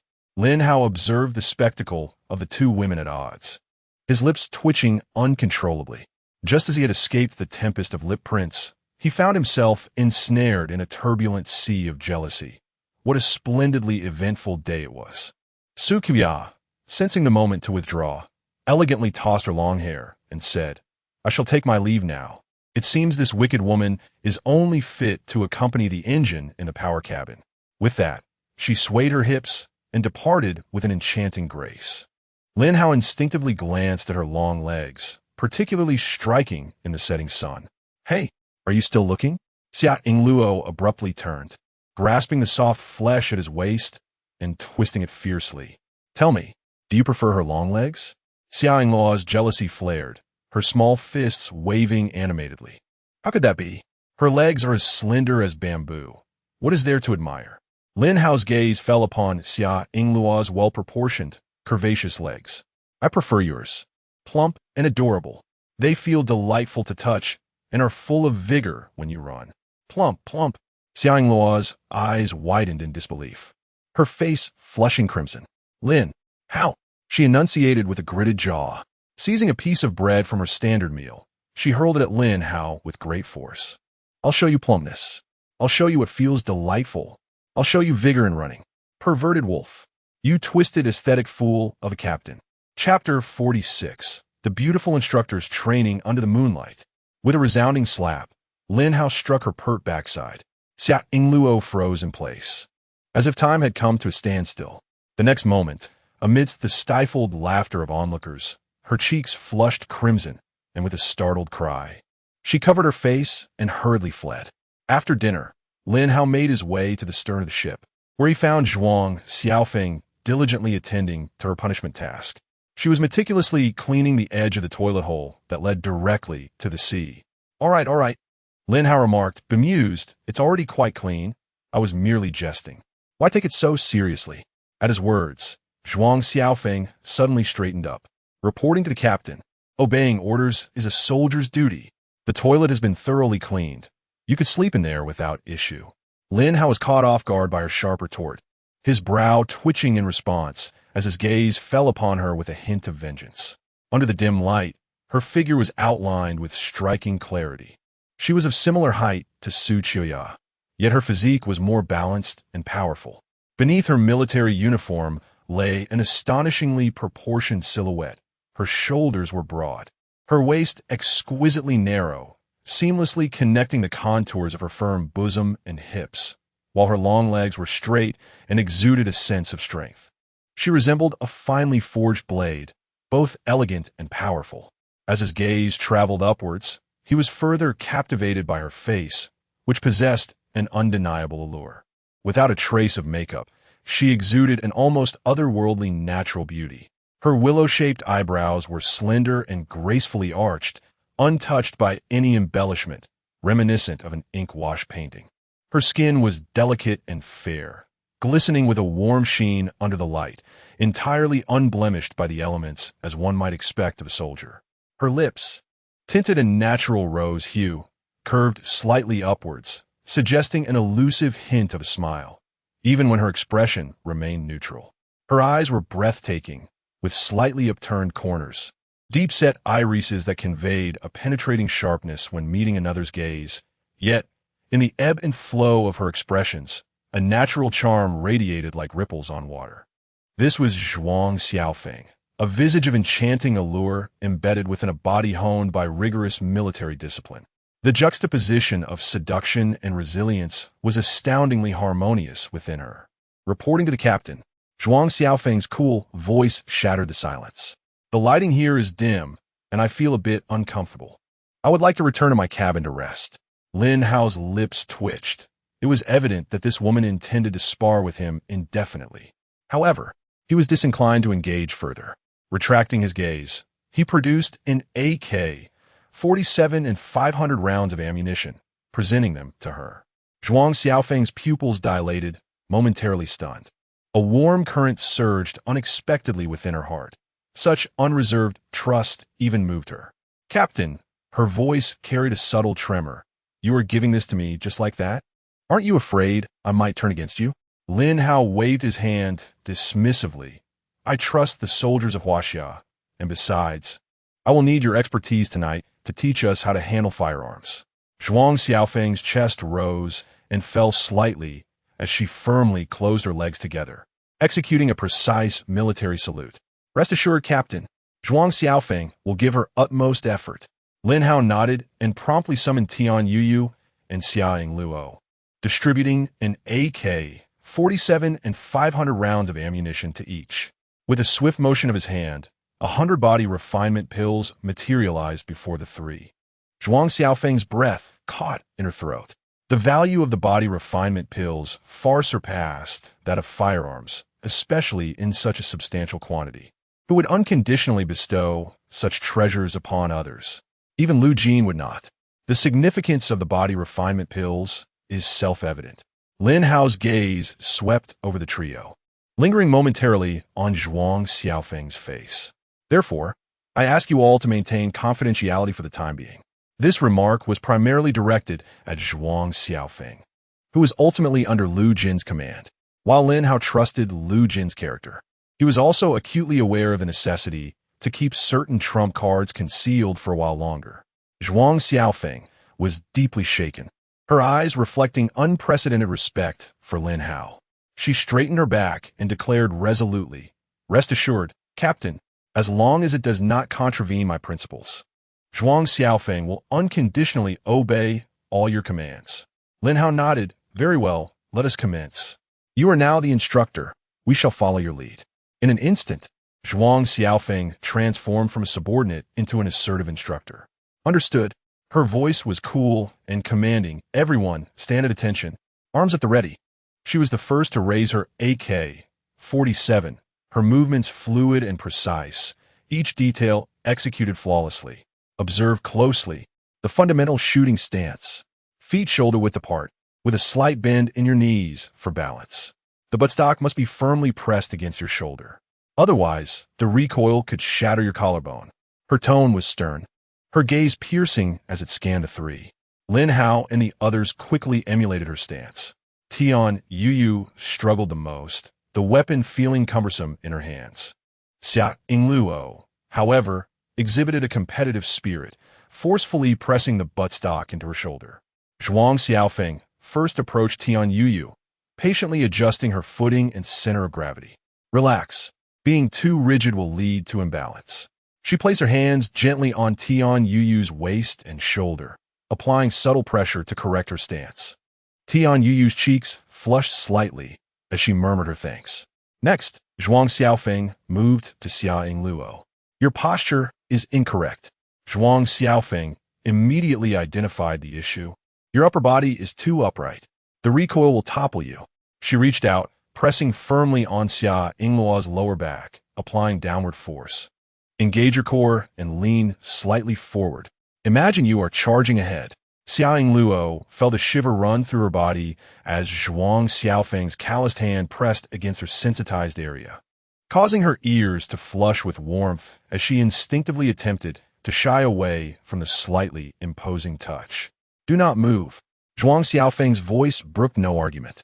As she swiftly smacked Xia Yingluo's overly rigid spine, "Here, bend it. Channel your strength downwards."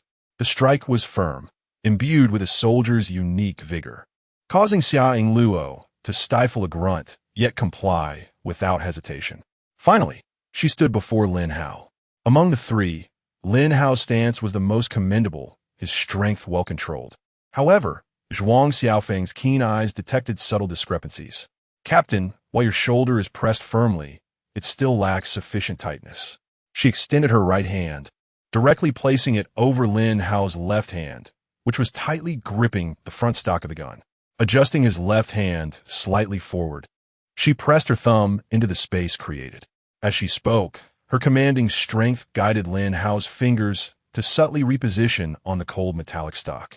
The chilling sensation contrasted oddly with the warmth of her fingertips. To provide clearer instruction, her body almost brushed against Lin Hao's right arm, her upper body leaning slightly forward. Her right hand gripped the handle firmly, with her index finger resting naturally outside the guard, only to be placed inside when it was time to shoot. This was an unyielding rule of safety. With a serious tone, she placed her left hand firmly on Lin Hao's right shoulder, pressing inward to ensure a snug fit between the stock and his shoulder pocket. "Here, exert force." Her palm pressed against his shoulder joint, transmitting strength and expectation. Through the thin fabric, the pressure and warmth of her hand were strikingly distinct. Lin Hao could only hold his breath, striving to focus on her commands while trying to dismiss the unusual sensations brought on by their proximity. "Excellent, maintain." Zhuang Xiaofeng was entirely unfazed by the ambiguous closeness. Her gaze was solely concentrated on ensuring the correctness of his posture. Once she confirmed that Lin Hao's stance was stable, she deftly withdrew her hands and stepped back. "Now, all of you, maintain your stance. For 10 minutes, feel the weight of the gun. Sense the points of support in your body. Move even slightly, and it's an additional minute." Her voice echoed coldly across the deck. Xia Yingluo shot Lin Hao a sidelong glance, observing the shoulder and hand that Zhuang Xiaofeng had just emphasized. Her lips pursed in indignation. Tian Yu gritted her teeth, striving to maintain her position, beads of sweat forming on her forehead. Lin Hao took a deep breath, casting his gaze toward the distant, inky sea, attempting to suppress the peculiar feelings and focus on the cold, heavy metallic sensation nestled in his shoulder pocket. Under the moonlight, on the deck of the Galaxy, only the sound of heavy breathing and the icy contours of the firearms remained. Zhuang Xiaofeng stood with her arms crossed, resembling a flawless statue, her sharp gaze scanning her students, diligently fulfilling her role as an instructor. The sea breeze swept by, lifting a few strands of her loose hair, caressing her perfectly sculpted jawline. Chapter 47, Post-Training Massage and Relaxation. Zhuang Xiaofeng cast a sharp gaze over the three individuals, nodding in satisfaction. 10 minutes are up. Move around a bit to keep your muscles from stiffening. After a brief respite, she continued with her orders. Next, experience the true recoil. No matter how well you execute the stance with an empty gun, it remains mere theory. Lin Hao stepped forward. Obeying her command, Lin Hao advanced a step. Zhuang Xiaofeng deftly removed several bullets from her AK's magazine, leaving only one, and with a crisp click, she chambered it, her movements as fluid as a breath. "Watch closely. I will demonstrate only once." Instantly, she entered the zone, her feet seemingly anchored to the deck. Her core tightened like a bowstring as she settled into position, pressing her shoulder against the stock, cheek to the weapon, readying herself in one seamless motion. The muzzle pointed steadily at a floating plastic bottle on the sea surface. Bang! The deafening gunfire abruptly shattered the tranquility of the night. In the cockpit, Jiang Ran and Jiang Jiyue were startled by the thunderous sound and hurriedly peered down. Su Qias, who had just stepped onto the deck to head to the restroom, froze in place. Upon seeing Tian Yu and Xia Yingluo practicing their shooting, a wave of bittersweet disappointment washed over her. In the dining area, Shi Xiaorui nearly slipped from her chair in fright, and Wei Wei swiftly caught her. The two exchanged glances, each reflecting shock and intense longing. "Wow, so fierce," Shi Xiaorui whispered in awe. I truly wish we could. Wei Wei nodded vigorously, her eyes sparkling with excitement. Meanwhile, on the deck, Mu Qingyin, wandering about, perked up her ears, her tail fluffed, and her amber eyes widened in astonishment. Meow. She gazed at the armed individuals, a strong sense of envy surging within her. On the deck, Lin Hao, who was closest, was momentarily taken aback. A brass shell ejected from the chamber, spinning gracefully through the air before landing precisely in the slight opening of his collar. It slid downwards, finally resting at his navel. Feeling a tickle, Lin Hao instinctively reached to retrieve it. Don't move. Zhuang Xiaofeng's sharp reprimand was quicker than his action. Her voice bore an undeniable authority. On the battlefield, even if a shell falls or a bullet grazes your scalp, your stance must not falter. Lin Hao, maintain your hold. That warmth won't harm you. It's not burning, it's just itchy. Lin Hao thought helplessly, having to tense his nerves and redirect his focus. Nearby, Xia Yingluo watched with a mix of pity and amusement, yet under Zhuang Xiaofeng's piercing gaze. She refrained from making any rash movements. However, her lips betrayed her with a slight upward curve, tinged with schadenfreude. Zhuang Xiaofeng approached, extending her hand, not to retrieve the shell but to press firmly on his arm and shoulder, ensuring his grip remained steadfast. Very well, you are starting to resemble a soldier. Her tone was still strict, yet there was a hint of unspoken approval. Now, feel the pressure points in your shoulder and remember them. Tian Yuyu, Xia Yingluo. Stop merely spectating. It's your turn. Come forward and load. Xia Yingluo immediately composed herself, and Tian Yuyu took a deep breath, stepping forward with a blend of tension and anticipation. The true challenge was just beginning. On the deck, the sound of gunfire echoed incessantly, mingling with the pungent scent of gunpowder and the briny sea breeze, permeating the thick darkness of the night. The training persisted late into the night. The trio had grasped the fundamental techniques of shooting, yet Lin Hao felt little, while Xia Yingluo and Tian Yu were left sore and weakened by the tremendous recoil. Upon returning to their quarters, Lin Hao summoned Shi Xiaorui, Wei Wei, and Su Chuya. He revealed 30 body-enhancing pills, laying them in the palm of his hand, and asked, "Do you desire these?" The eyes of the 3 women sparkled with excitement as they nodded vigorously. In this post-apocalyptic world at sea, none could resist the allure of the body-enhancing pills. Then assist us 3 with massages to relax, Lin Hao succinctly stated. Su Chuya's eyes lit up at his words. Without a moment's hesitation, she stepped towards Lin Hao from behind. Wait, Xia Yingluo sprang up, as if her tail had been stepped on. Do not touch Lin Hao. Let Shi Xiaorui do it. Of course, I won't touch her man. Su Chuya replied with a playful smile, not arguing, and immediately turned to approach Tian Yuyu instead. Her voice gentle. Teacher Tian, I help you? Tian Yuyu instinctively wanted to refuse, but Lin Hao cast her a decisive glance, compelling her to nod slightly. All right. I appreciate it. Lin Hao had his reasons for this. Firstly, after an intense training session, a massage would expedite the recovery of the 2 women, preparing them for the challenges of the following day. Secondly, he sought to use this opportunity to strengthen the bonds among the crew. Currently, the only individuals he could trust completely were the 3 women, with Su Chuya barely qualifying as a half-trustworthy ally, which was far from sufficient. He publicly removed his sweat-soaked shirt, revealing his muscular back, and lay directly on the bed.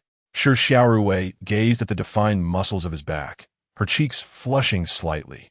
In this harsh world of survival, the resources and vessel controlled by Lin Hao, along with the irreplaceable sense of security he provided, had already instilled a sense of admiration within her. After a moment's hesitation, she lifted her skirt and delicately settled onto Lin Hao's lower back. Lin Hao's body tensed instantly. He had not anticipated that Shi Xiaorui, who usually appeared the most delicate and demure, would act so boldly. Her weight was light, and through the thin fabric, he could distinctly feel the contours of her body. Beside them, Xia Yingluo's body stiffened similarly. She understood well that with Lin Hao's capabilities and charm, it was only a matter of time before other women would be drawn to him. Moreover, she found it indeed challenging to handle alone and had intended to find a sister to share the burden. Yet witnessing the scene tugged at her heart. stirring a pang of unspoken bitterness. She buried her face deep into the pillow, striving to convince herself to adapt swiftly. Lin Hao's temper had been remarkably good, always accommodating her little quirks. Were it another man possessing his strength, he would have likely taken full advantage of it long ago. This, she was acutely aware of. Shi Xiaorui's slender, cool fingers cautiously landed on Lin Hao's heated muscles. Initially, she merely tested the taut knots in his shoulders and neck, her movements tentative and gentle, betraying her nervousness. Beneath her fingertips, she could feel his skin subtly rise and fall with each breath. When her thumb pressed upon a particularly stiff knot, Lin Hao emitted a low, muffled groan from his throat, his body instinctively tensing. The sound caused Shi Xiaorui's fingertips to tremble, and a deeper blush graced her cheeks. She took a deep breath, striving to recall the techniques displayed in the video, and began to apply greater pressure.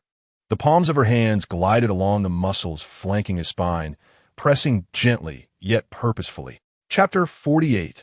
Underwater Live Broadcast. A stunning beauty at 98 points. With every gentle push from Shi Xiaorui, her body swayed, transmitting sensations directly to Lin Hao. The thin fabric seemed to evaporate, and each movement felt like a subtle electric current. Gradually shedding her modesty, she focused entirely on alleviating his fatigue. Beads of sweat formed on her delicate nose, and strands of hair clung to her flushed cheeks. Leaning slightly forward, she used her physical strength to knead his robust trapezius muscles. This action almost pressed against Lin Hao's back, her warm breath brushing against his skin in an almost imperceptible caress. Lin Hao's breaths grew noticeably heavier, especially as Shi Xiaorui unconsciously shifted her weight forward, sending clearer signals to his taut nerves. The primal restlessness deep within him was awakened, intertwining with the soreness to create a peculiar torment. He struggled to maintain control, refraining from uttering any suspicious sounds or making abrupt movements. This area feels quite tense. Shi Xiaorui murmured softly, her fingertips tracing circles over the rigid muscles above his lower back. Her voice carried a delicate tremor induced by effort. The unintentional words hung in the silence, imbued with a distinct intimacy. Her fingers explored downward along the muscle fibers, pressing into the firm valleys, each touch igniting sparks beneath his skin. Cough. Wei Wei, who was massaging Xia Yingluo nearby, couldn't help but clear her throat, her gaze drifting. Cheeks flushed, Xia Yingluo buried her face in the pillow, yet her ears perked up attentively. Shi Xiaorui's whispered breaths and the subtle sounds of fabric rubbing against skin pierced through the air like a needle. She grasped the sheets tightly, her knuckles turning pale. A wave of discomfort surged within her, nearly overwhelming her. In her mind, she fervently chanted, "I must adapt. I must share." Yet her body remained tense, rendering even Wei Wei's massage imperceptible. Su Chuya skillfully kneaded Tian Yuyu's arms, who squinted her eyes in pleasure, though her peripheral vision remained fixed on Lin Hao's side. She empathized with Xia Yingluo's feelings but recognized the inevitability of the situation and chose to pretend not to see. The air seemed to solidify, leaving only the uneven rhythm of their breaths. An atmosphere of ambiguity enveloped them, the temperature gradually rising. Lin Hao was compelled to open the system panel to divert his attention, attempting to alleviate the awkwardness. 3 days had passed, and the initial fruits of resource gathering were becoming evident, with discussions and transactions regarding nighttime illumination noticeably increasing. Torches, flashlights, searchlights, and a plethora of extraordinary items not found in earthly technology. Some individuals could even emit light from their own bodies. Even more astonishingly, someone was live streaming underwater. Yue is taking everyone to explore the underwater world. A significant exchange of body-tempering elixirs and soul-washing pills. The astonishing online viewer count display below. 314159265. In the footage, the deep, ethereal blue waters enveloped everything, and the beams of the searchlights pierced through the darkness. A woman clad in a green wetsuit floated gracefully, her striking red hair flowing silently in the water. She moved with poise, as if strolling in space. Each sweep of the searchlight revealed vividly colored coral reefs, a variety of marine fish and swaying seaweed, all clearly presented to millions of viewers. In her hands, she wielded an intricately designed spear gun, her gaze keenly searching for her next prey. The live broadcast room is divided into a free zone and a paid zone. In the free zone, the barrage of comments flows too rapidly to be comprehended, while in the paid zone, each comment costs 50 units of wood. Astonishing. Unbelievable. How is this even possible? Underwater breathing? This talent is extraordinary. It surely exceeds an S-rank capability. Oh, beauty. Oh, esteemed one. I implore you to take me under your wing. Our team boasts formidable warriors, yet we lack strategic talents like you. 50 units of wood for a single comment? It is exorbitant. Nevertheless, it is worth it. The visuals are truly breathtaking. Oh, Fish Yue, what is the name of your talent? I seek to form a team. At that moment, Fish Yue gracefully turned, her spear poised with precision. The camera seemed to sense her intent, zooming in rapidly. A grouper emerged cautiously from behind a nearby reef, only to be expertly pierced by her spear. Fish Yue deftly retrieved her weapon, showcasing her catch before the camera. A clear and prominent system notification appeared at the bottom of the live stream. Host Fish Yue has listed a new product, Deep Sea Grouper 3 kilograms, 330 units of wood. Fish Yue's voice, calm and serene, resonated within the live stream. The fish spear has captured a deep sea grouper, now available for exchange for basic resources. Her tone was devoid of excessive emotion, as if merely stating a simple fact. 330 units of wood. How expensive. Yet, it is fresh seafood. Worth it. Hurry. First come, first served. Before long, the grouper was purchased. Fish Yue seemed unfazed, continuing her patrol beneath the waves. Soon, she caught another magnificent fish, shimmering with silver light. Host Fish Yue has listed a new product. Silver Shad 5 kilograms, 550 units of wood. Fish Yue's calm voice echoed once more. Silver Shad, priority exchange for body refinement elixir or soul cleansing elixir. Those in possession of elixirs, please send a private message. The mention of the body refinement elixir ignited the entire live stream. Body refinement elixir is currently trading for several thousand units of wood each, and scarcely anyone is selling. Damn, don't get me started. On the first day, I foolishly sold one for 500 wood, and now I deeply regret it. Huh. The person above suffers a heavy loss. What does wood matter in these waters? The body refinement elixir is the true currency. Presently, the most valuable items are the body refinement elixir and the soul cleansing elixir, followed by food and fresh water. Of course, system modules, rare blueprints, and special items are counted separately. Upon witnessing this, Lin Hao swiftly purchased the silver shad and attempted to send a private message to Fish Yue, only to be met with the system notification. Host Fish Yue has set privacy permissions. You must tip to become a captain to send a private message. Lin Hao was taken aback, but quickly came to terms with it. Given Fish Yue's astounding popularity, it would be unusual for her inbox not to be inundated. After all, she is a beauty with a score of 98, and she possesses the ability to breathe underwater, truly captivating. However, upon opening the tipping interface, despite his preparations, his eyelids involuntarily twitched. Bronze Captain, 1,000 units of wood. 1,000 units of wood. Merely obtaining the privilege to converse with her privately. The ease with which this wealth is amassed is simply astonishing. In the display section of the captain list, the number representing the captains stands out with glaring clarity. 109 captains. What does this signify?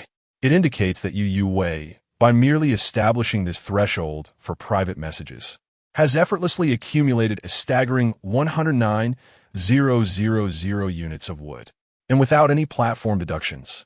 Goodness, even I, after laboring for an entire day, could barely manage over 80,000 units of wood. Without hesitation, Lin Hao decisively rewarded 1,000 units of wood. Congratulations to Lin Hao for becoming the 110th bronze captain in Yue's live broadcast. You have received an exclusive captain's emblem. You have gained the privilege to send private messages to the host. Just as he was about to message Yue, he suddenly felt a chill at his waist. Xiaorui's hands. Chapter 49. The dance on the edge of a blade of ham. There's no need to press that. Lin Hao hastily intervened. Xiaorui instinctively withdrew her hand, her cheeks flushing crimson, the heat creeping from her neck to her earlobes. What had she just done? She had been inexplicably drawn to those sculpted muscles, her hand sliding down without intention. I apologize. It was not my intention.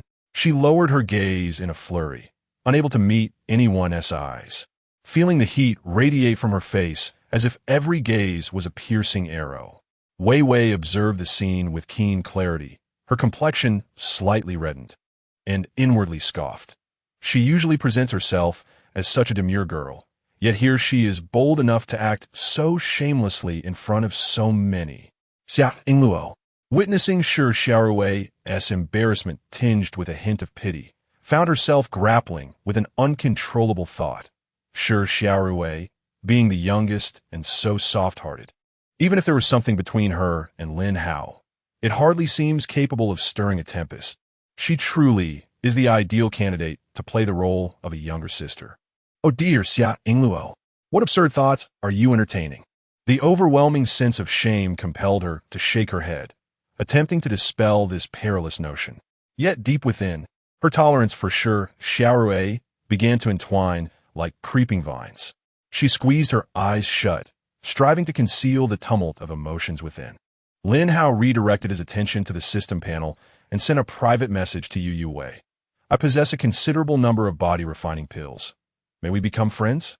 Without a moment's hesitation, Yu Wei accepted the friend request. Anyone capable of tipping 1,000 wood to become a captain must possess considerable strength and resources. How many body-refining pills do you have, and what would you like in exchange? Yu Wei inquired directly. Lin Hao pondered swiftly at this question. Fish meat? It seemed enticing, yet if he truly desired it, Xiao Ba could assist. What he genuinely lacked were those elusive resources. I am particularly interested in the underwater treasure chests, such as the Galaxy I and Galaxy 2 devices. Do you have any knowledge of them? I have not heard of them, Yu Wei replied promptly, but I possess an abundance of fish and rare metals. Rare metals? Lin Hao's eyes lit up. Rare metals would suffice. How many do you have? I have 1,000 units of rare metals, which, based on current market value, is approximately worth 10,000 wood, enough to exchange for 2 to 3 body-refining pills. A slight smile graced Lin Hao's lips. I will offer you 5. Yu Wei was momentarily taken aback, stunned by this figure that far exceeded her expectations. Not waiting for her response, Lin Hao continued.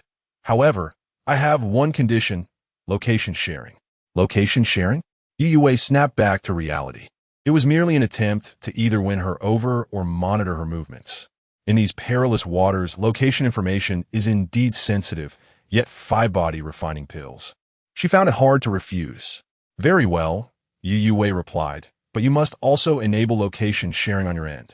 No problem, Lin Hao agreed readily. With the transaction complete, he opened the maritime chart, discovering that Yu Wei was over 1,000 nautical miles away.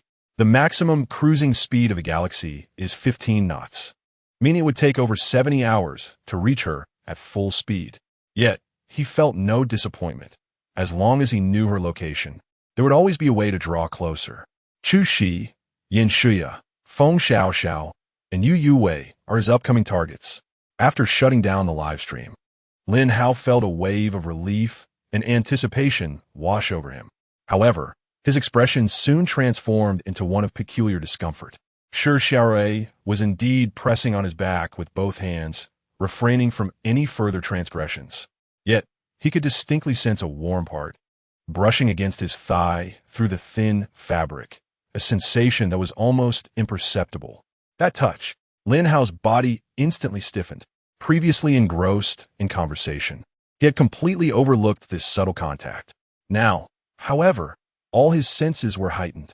The gentle yet palpable nudges felt like tiny currents surging through his entire being from the point of contact. Lin Hao's Adam's apple bobbed. His body began to awaken uncontrollably. Tensing up, was this girl acting intentionally or inadvertently? As he attempted to lift his body, he found one of his hands pinned beneath Xiaorui's bent leg. In the moment of shifting his arm, he inadvertently, Xiaorui froze. An indescribable tingling sensation erupted from the area that had been touched, racing up her nerves to her mind. Her heart raced violently, her cheeks flushed, and she anxiously scanned her surroundings. Realizing that everyone else was immersed in their massages, with Tianyu even emitting faint snores, her tense body gradually relaxed, and she let out a quiet breath. However, before that breath could fully escape, Shi Xiaorui's body tensed once more. After a brief moment of shock, a blend of embarrassment and secret delight surged within her. Lin Hao had done it on purpose. It was not an accidental touch, but rather a response, or perhaps a punishment. This realization ignited a fervor within her. Far from retreating, this subtle movement was keenly observed by Lin Hao. An unspoken understanding formed between the two. His throat convulsed violently. Shi Xiaorui could no longer contain herself, letting out a fragmented sound through her nose. She startled and raised her eyes.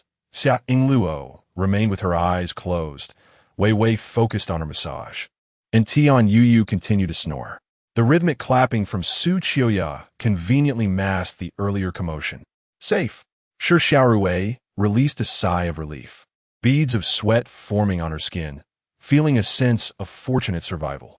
Yet, after this relief, a stronger desire for challenge surged within her, like a moth to a flame. Fully aware that ahead lay an irretrievable abyss, she could not resist the stirrings of her heart. In this confined space, under the scrutiny of many, the searing current flowed silently between their bodies pressed closely together. Both held their breath. It was akin to dancing on the edge of a blade. A slight misstep could lead to irrevocable consequences. She felt on the verge of releasing a shameful whimper. Suddenly, a spark of inspiration struck her. She swiftly raised her hand, imitating Su Qiuya's earlier actions, and with force slapped Lin Hao's back. Clap, clap, clap. The sharp sound echoed unexpectedly through the bedroom. This sudden commotion instantly drew everyone's attention. Wei Wei frowned as she looked over, visibly irritated by the disturbance. Xia Yingluo curiously opened her eyes. Even the drowsy Tian Yu was roused from her slumber. Shi Xiaorui's heart raced as she struggled to muster a stiff smile. This method of tapping can help relax the deeper muscles. As she spoke, she continued to strike with a fervor reminiscent of a cathartic release. Clap, clap, clap, clap. Chapter 50. The end of the protection period and the fusion of realms. Cough, cough. Lin Hao forcefully suppressed the surging warmth within him, expelling 2 sharp coughs. The young girl on his back appeared to be at her limit. Should this continue any longer, the consequences would be dire if she could no longer hold on. It was getting late. It was best to end things here. Thank you for your hard work, Xiaorui. Shi Xiaorui stiffened in surprise. Is this really over? How embarrassing. She was so close. Just a little bit more. Her cheeks flushed crimson as she swiftly rose to her feet. Well, I will return to my room to rest. Before she could finish her sentence, she dashed out the door, heading straight for the restroom on the deck. The others gradually departed as well. Xia Yingluo glared at Lin Hao, her eyes brimming with intense jealousy. Are you enjoying yourself? You seem to be having a great time. Calling her Xiaorui so affectionately. With a faint smirk, Lin Hao pulled her into his embrace. Wouldn't you know if you checked? Bah, pervert. Xia Yingluo's cheeks flushed with embarrassment as she feebly struggled. Yet her gaze betrayed her as it darted downward before she quickly turned away.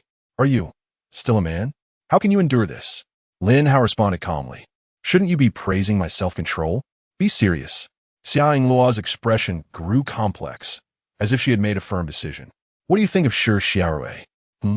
Lin Hao was taken aback. Xia Yingluo took a deep breath, speaking rapidly. Actually, I quite like Xiaorui too. She's young and gentle. If you like her as well, then I wouldn't mind having another sister. Her voice trailed off, her forced bravado failing to conceal her unease.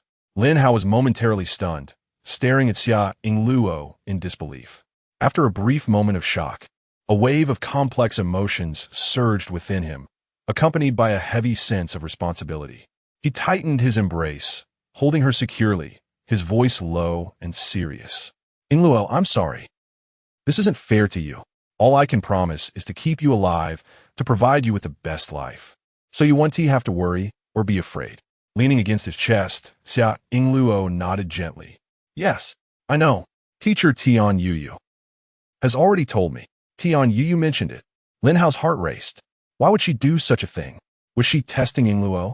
He suppressed his doubts, leaning down to place a tender kiss on her forehead. Don't think too much, at least for now. Everything is progressing in a positive direction.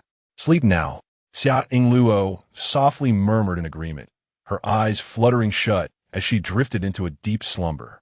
The following day, before dawn broke and the chill lingered in the air, the group hastily filled their stomachs, awaiting the sound that would determine their fate.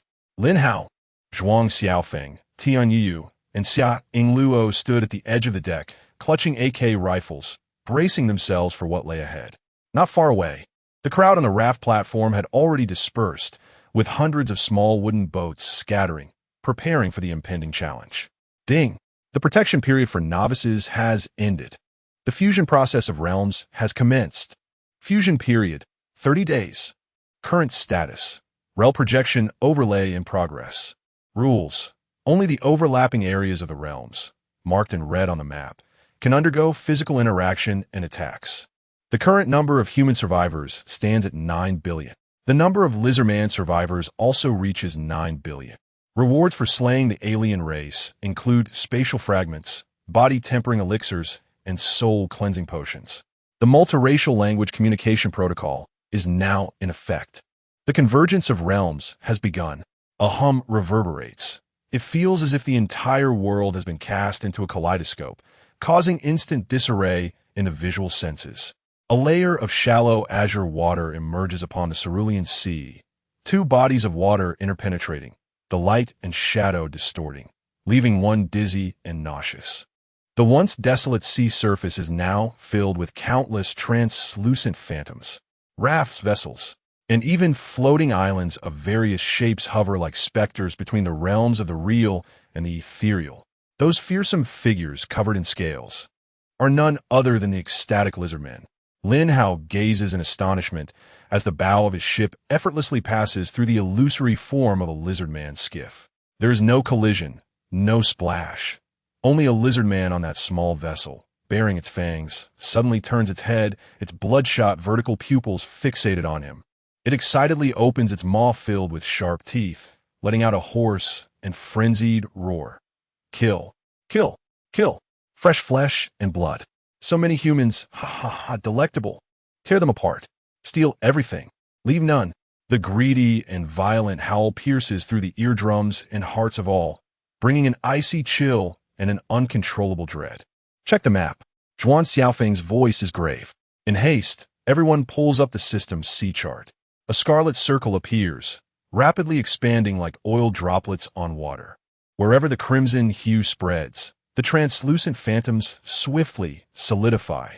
The speed of the red circle's expansion is suffocating, engulfing this sea area in mere moments. The translucent lizardman vessels emit bloodthirsty roars, converging from all directions, targeting this human gathering point. Run! A piercing scream escapes from an unknown individual. The wooden boats of the survivors clinging to the periphery of the rafts erupt in chaos. Paddles strike the water frantically, small boats scatter like startled water striders. Gather! Lu Jin's voice booms like thunder in the team channel. Run? Can you outrun that red circle? Look back. Turning to flee now is merely exposing your back to those beasts, waiting to be shredded.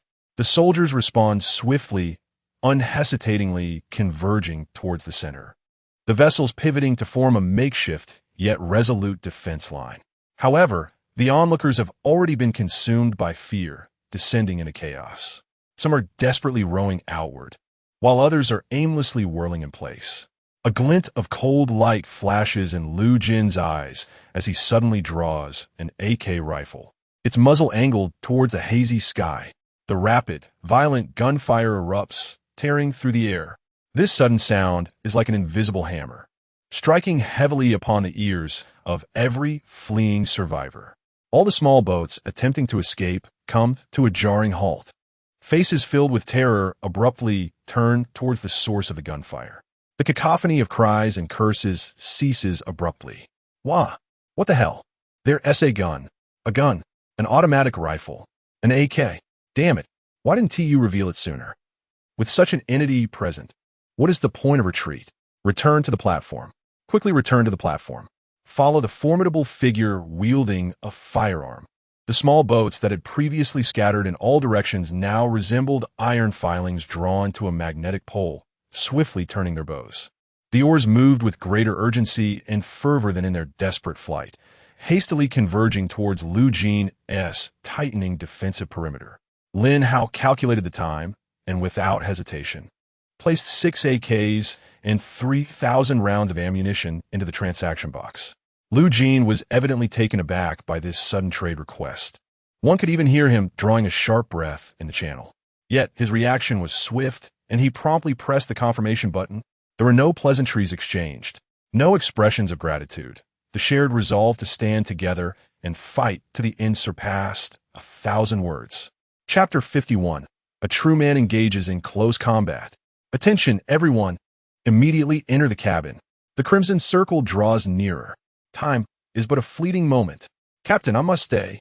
Mu Qingyuan stepped forward, her gaze fierce, her nails suddenly elongating. Jiang ran silently, ascended the deck, drawing forth a dark red long knife from within.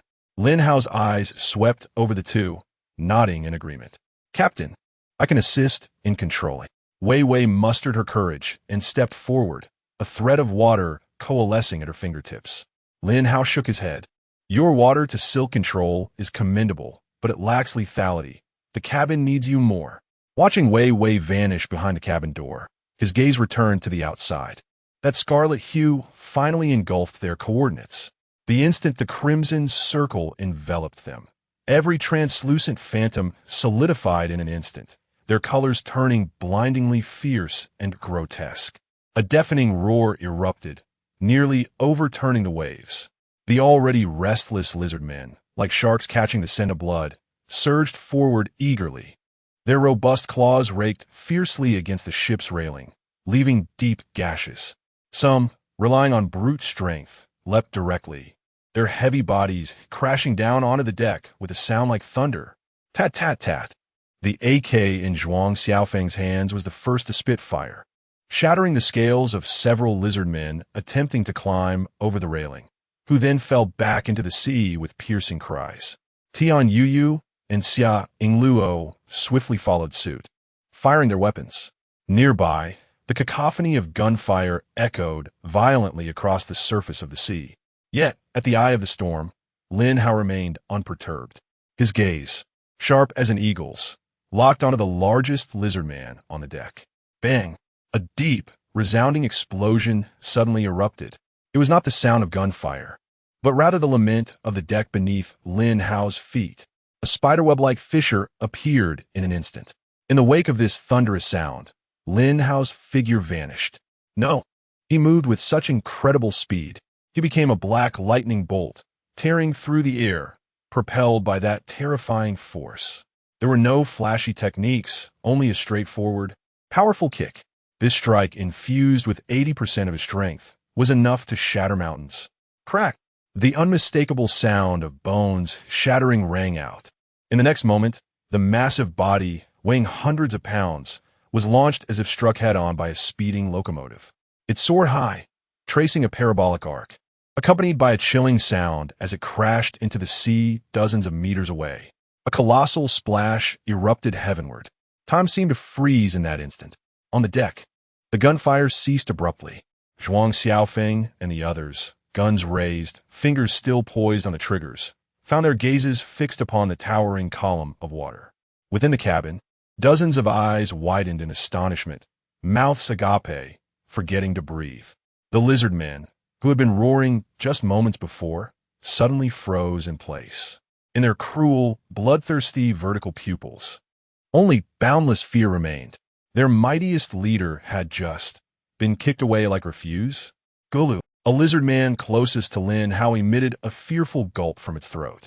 It gazed at the towering figure of this human, resembling a demonic deity, and then glanced at the blood-stained foam left upon the distant sea where their leader had been. A monster, This human is a monster. Run. Flee. We have ventured into the wrong place. This is the devil's ship. Plop, plop, plop. The once fearsome lizard men now leaped into the sea desperately, as if they were dumplings being boiled. Wow! Long live the captain! My heavens! What have I witnessed? Just one kick. Merely one kick. So powerful. So incredibly powerful. Boo-hoo! The captain is invincible. Inside the cabin, like a barrel of gunpowder igniting, it erupted with a thunderous bang. Some frantically pounded on the walls, while others waved their arms wildly at Lin Hao's back, incoherently expressing their admiration and excitement. I shall bear you a ship full of monkeys, Captain. A bold female voice stood out amidst the fervent cheers, provoking an even louder burst of laughter and enthusiastic responses. However, the smoke of battle did not dissipate entirely due to that astonishing kick. Beneath the surface of the sea, more greedy figures lurked. The first wave of fleeing lizard men had merely stirred the waves, as a new wave, drawn by the scent of blood, roared and surged toward the ship's edge once more. Da-da-da-da. Zhuang Xiaofeng, Tian Yuyu, and Xia Yingluo unleashed another stable roar from their AKs, weaving a line of fire that accurately harvested the enemies attempting to climb aboard. Yet this time, the gunfire bore no trace of the previous tension and chaos. Laughter and light-hearted banter faintly echoed within the cabin. Fear? Non-existent. With the captain present, these fearsome reptiles, no matter how many, were merely gifts.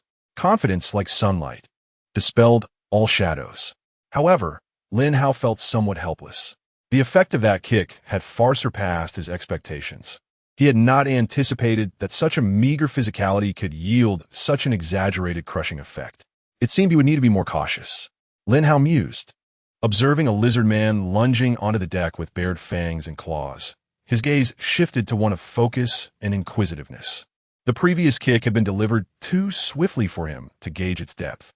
This time, he set aside his disdain, as well as the formidable AK. While shooting was undeniably exhilarating, engaging in hand-to-hand combat was even more thrilling. A true man should face challenges head-on and partake in a gratifying battle. As the lizard man lunged toward him, Lin Hao slightly adjusted his stance, no longer seeking a decisive kill. He merely channeled about 10% of his strength into his arm. Whoosh! The wind from his punch whistled, nowhere near as destructive as before. Yet it was swift and precise, evading the lizard man's slashing claws, and landed forcefully on the joint of its scaled ribs. Bang! A dull thud echoed. The lizard man trembled violently, emitting a pained shriek as it staggered back 2 steps. Lin Hao's eyes brightened. Indeed, its physicality must be around 45 points. The resilience of its scales is decent, but the joints are its weak points. He instantly deduced a wealth of information. Without waiting for the opponent to stabilize, Lin Hao glided in like a wraith. He precisely seized the robust wrist of the lizard man, twisting it with a deft motion. A sickening crack resounded, the sound of dislocation. The lizard man let out a harrowing wail as his massive form was flung by Lin Hao, crashing onto the deck in a textbook shoulder throw with a resounding thud. Although he was not sent flying, he was left dazed, his eyes sparkling with stars, utterly devoid of combat capability, writhing in agony upon the ground. Next, Lin Hao moved with the grace of a devoted apprentice, akin to a dancer performing elegantly upon the edge of a blade. Each evasion, block, punch, and grapple was executed with impeccable precision, ensuring the suppression and annihilation of his foes without the risk of instant obliteration. No longer did he seek the shock of an instant kill. Instead, he reveled in the exquisite mastery of power, honing the most effective combat techniques through real-world practice. Ding! Slaying the lizard man allows for the sacrifice of its corpse to the sea, yielding corresponding rewards. One lizard man after another sank into the ocean, only to be replaced by an array of supply crates emerging from the same spot. Submersion and emergence, death and bounty, formed a heart-pounding cycle upon the azure surface of the sea. Chapter 52. The Bounty of the Endless Sea. The gunfire finally dwindled until it ceased entirely. The blood upon the ocean's surface spread in vast, crimson swathes, ebbing and flowing with the waves. The acrid scent of blood mingled with gunpowder and the briny sea breeze, creating a nauseating aroma that weighed heavily upon the hearts of each survivor. Bolstered by the firepower of AK rifles, humanity emerged from the fray with a Pyrrhic victory. Numerous human corpses lay strewn across the raft platforms, intermingled with the remains of the lizard folk, silently narrating the ferocity of the battle.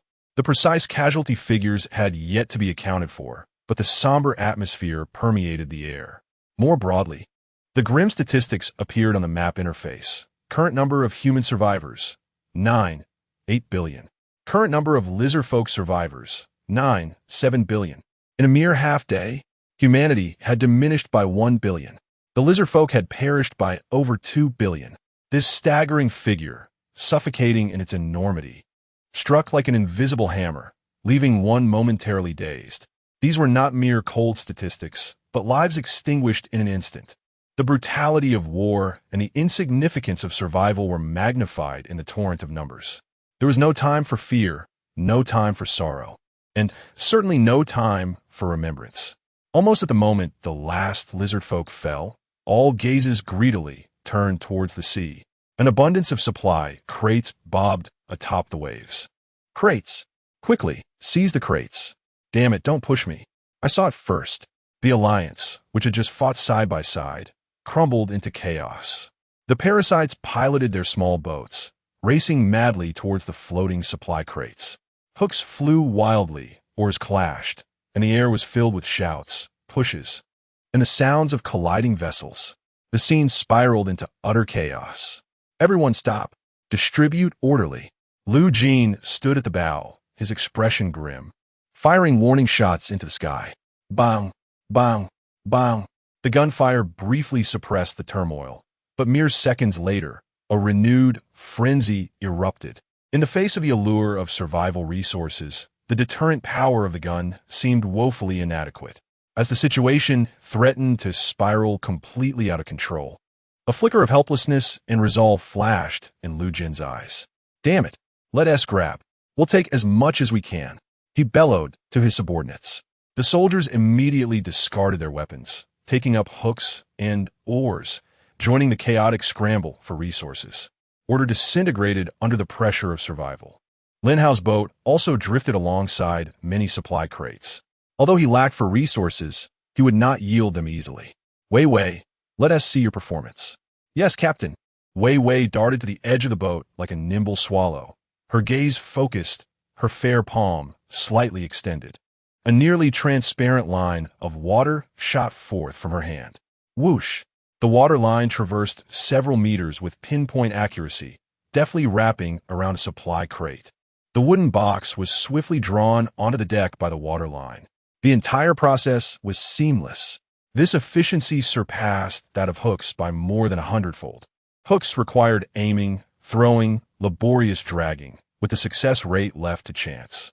Wei Wei's ability to condense water into threads, guided by her thoughts, boasts an astounding accuracy of 100%. While this talent appears formidable, surpassing even that of Spider-Man, it harbors significant risks and limitations. The threads of water are not manipulated from the external environment. Rather, they're drawn from within her own body. More perilous is the fact that these threads are an extension of her very life.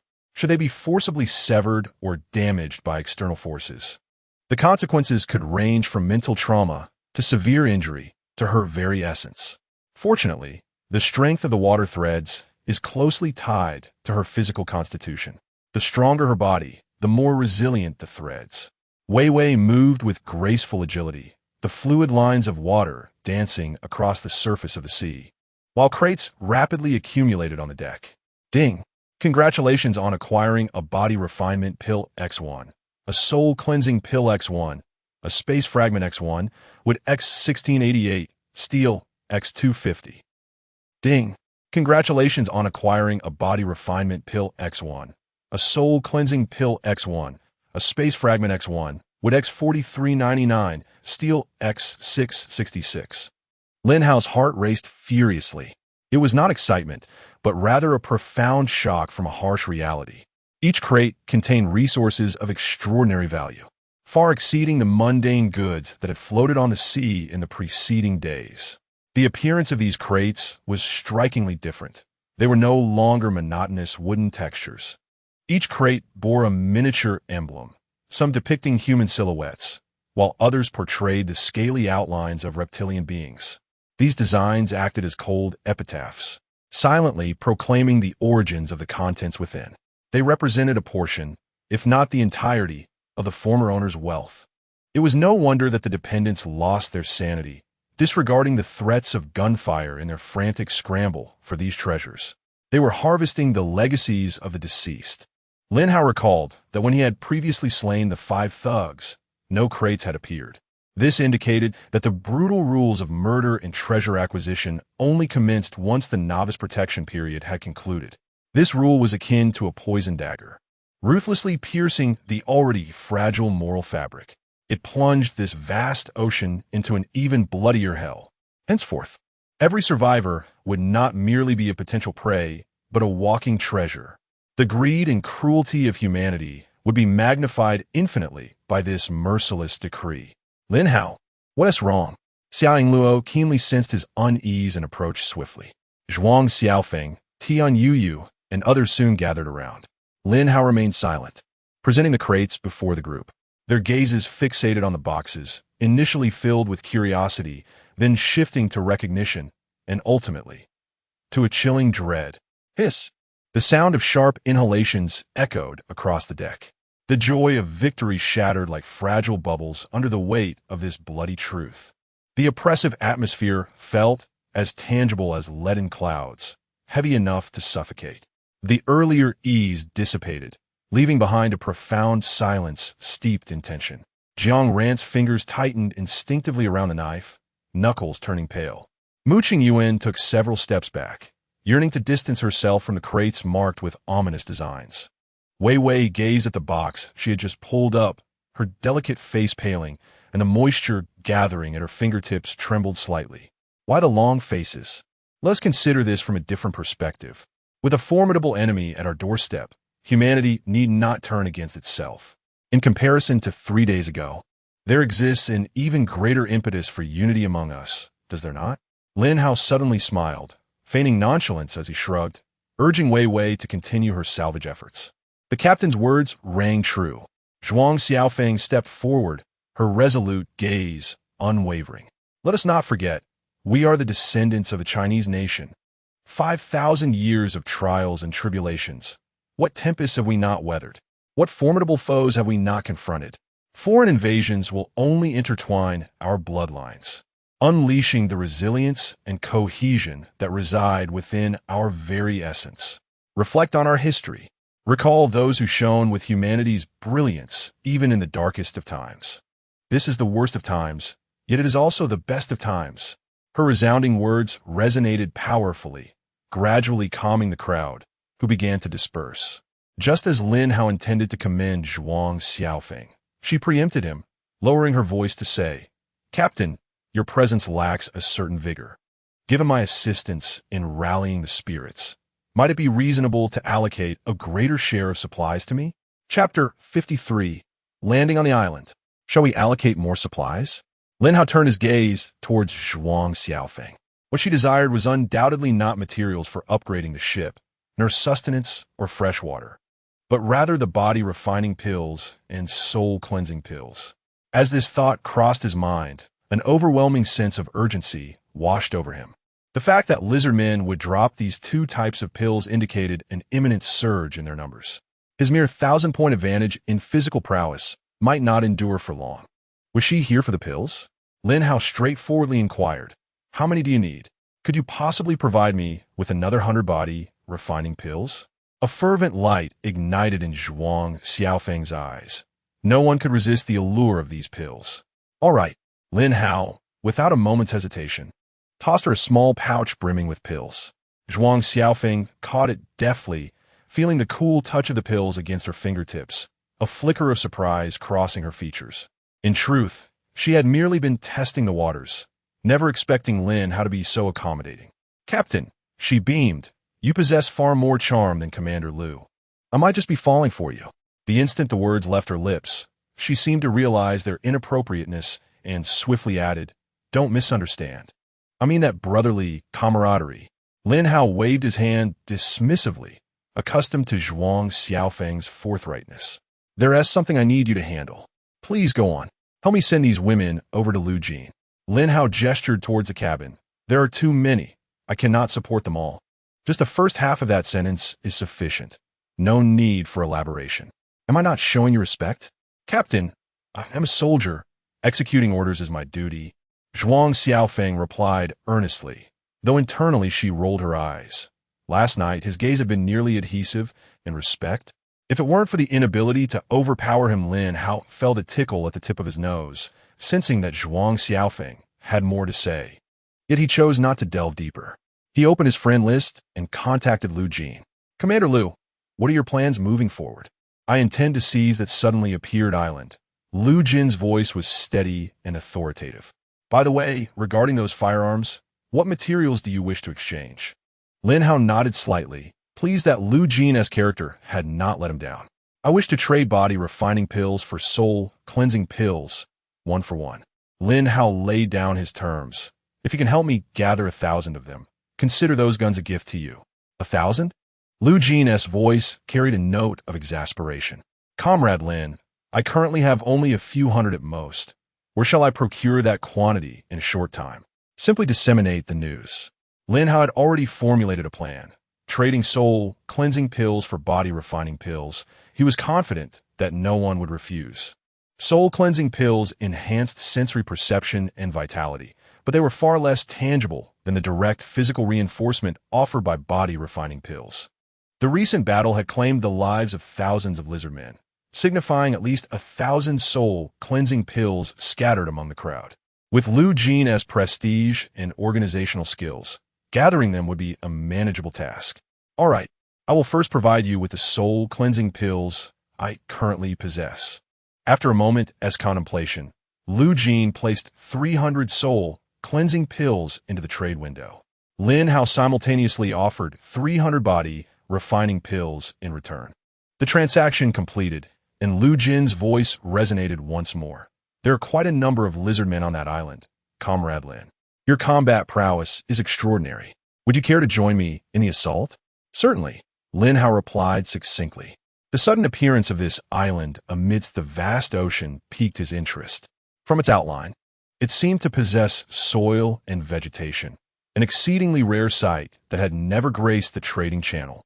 He casually opened the map and noted that the expansion of the red zone, indicating danger, had noticeably slowed, barely encompassing the distant island.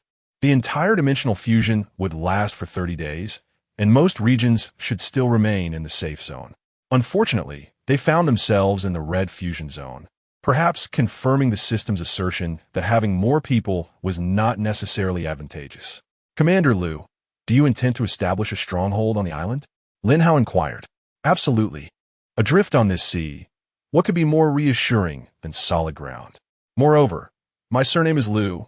Lu Jin replied with a rare touch of lightness in his tone.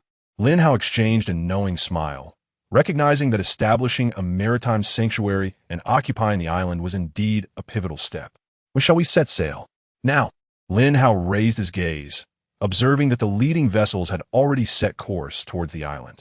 He promptly commanded Jiang Jinyue, "Turn the ship around and follow. Our target is the island." As they drew nearer, the full visage of the island gradually came into focus.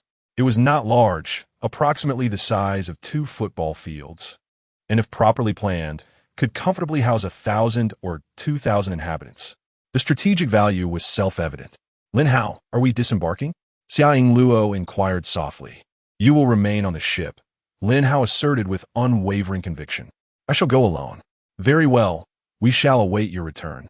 Xiaoying Luo and the others expressed no dissent, having absolute confidence in Lin Hao's capabilities.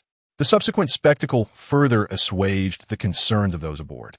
Lin Hao propelled himself from the edge of the deck, soaring through the air like a cannonball, gracefully landing on a platform of rafts 100 meters away.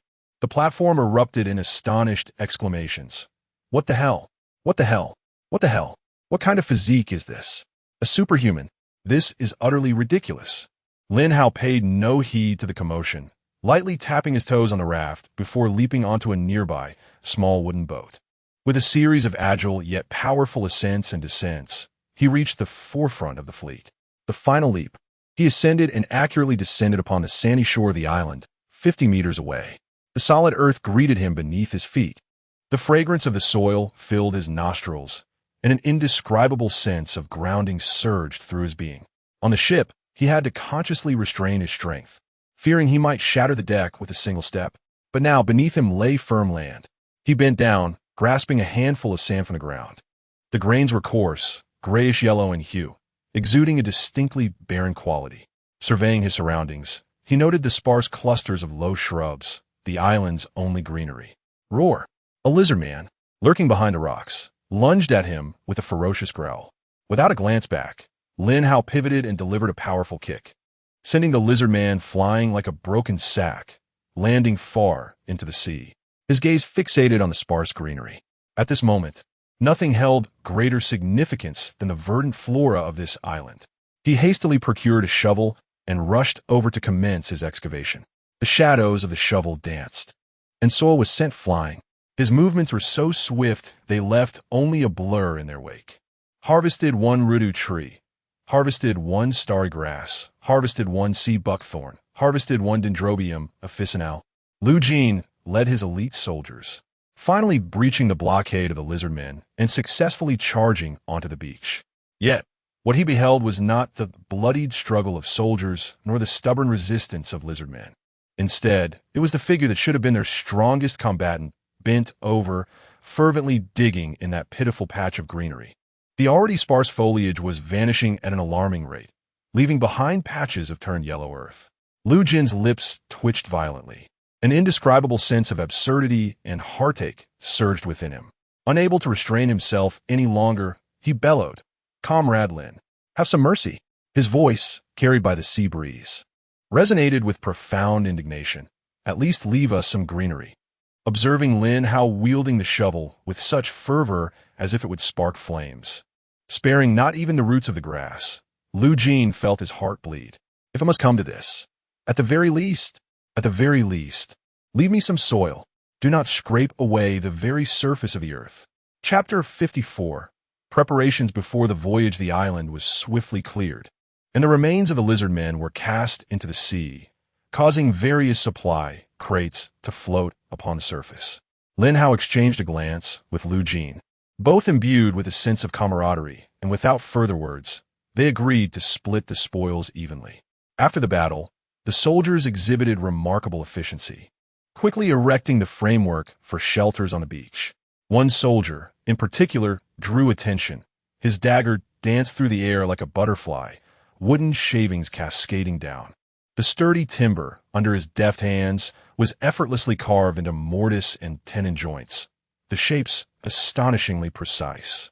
The other soldiers, armed with these prefabricated pieces, assembled them at a rapid pace, erecting houses with astonishing speed. His name was Lu Changban. Lu Jin, following Lin Hao's gaze, spoke with a note of pride, declaring him a divine carpenter. Impressive. Lin Hao could not help but exclaim, "Commander Lu, once you have settled things here, could you possibly ask him to craft a few pieces of furniture for me?" A trivial matter, Lu Jin readily agreed. Observing the scene of efficient collaboration before him, Lin Hao pondered, "It seems your thinking was not misplaced. Many individuals may lack the innate talent for survival at sea, yet that does not diminish their value." Lu Jin nodded, then shifted his tone to one of gravity. "Zhuang Xiaofeng mentioned to me that you plan to depart from the main group. When do you intend to leave?" "Tomorrow," Lin Hao replied succinctly, his gaze directed toward the boundless ocean. "My talents are not suited for prolonged stays in one place." "Ha! Understood."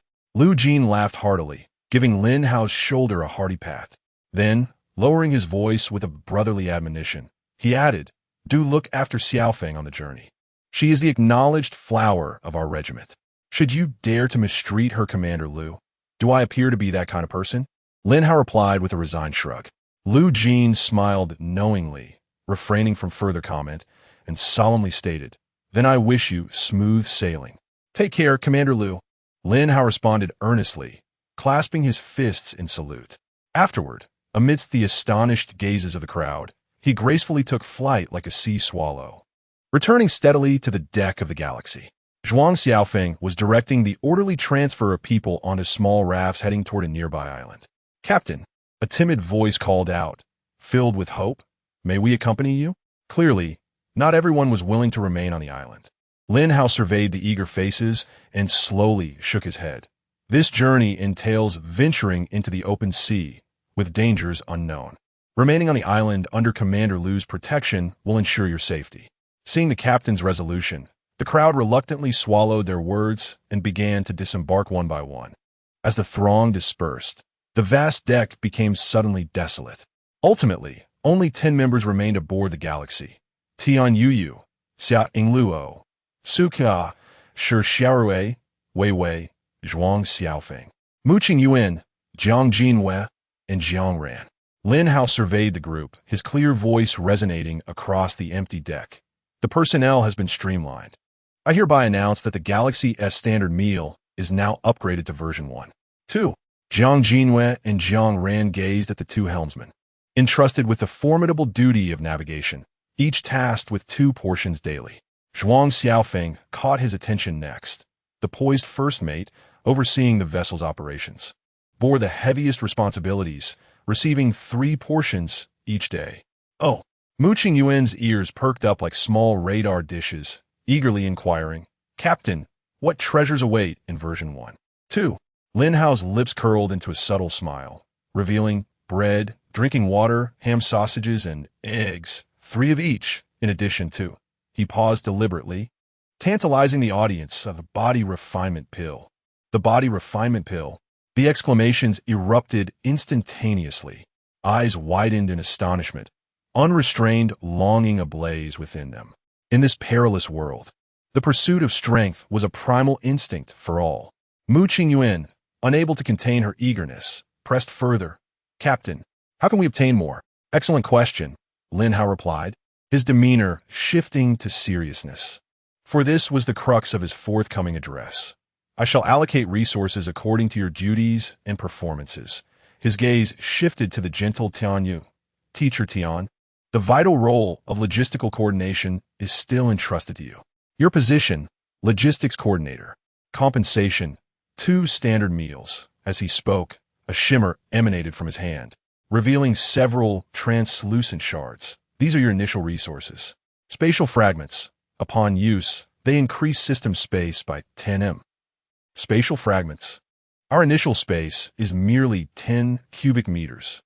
Envious gasps filled the air. This reward struck a chord with everyone. Lin Hao, feeling a gentle tug on his arm from Xia Ingluo, who playfully shook him, asked, "Do you have any more?" "I want some too." "Ahem. Let us maintain a semblance of seriousness." Lin Hao feigned a stern expression, withdrawing his arm and raising his voice to emphasize, "Spatial fragments, or any other rare resources, will be granted as additional rewards for exemplary performance." "Performance?"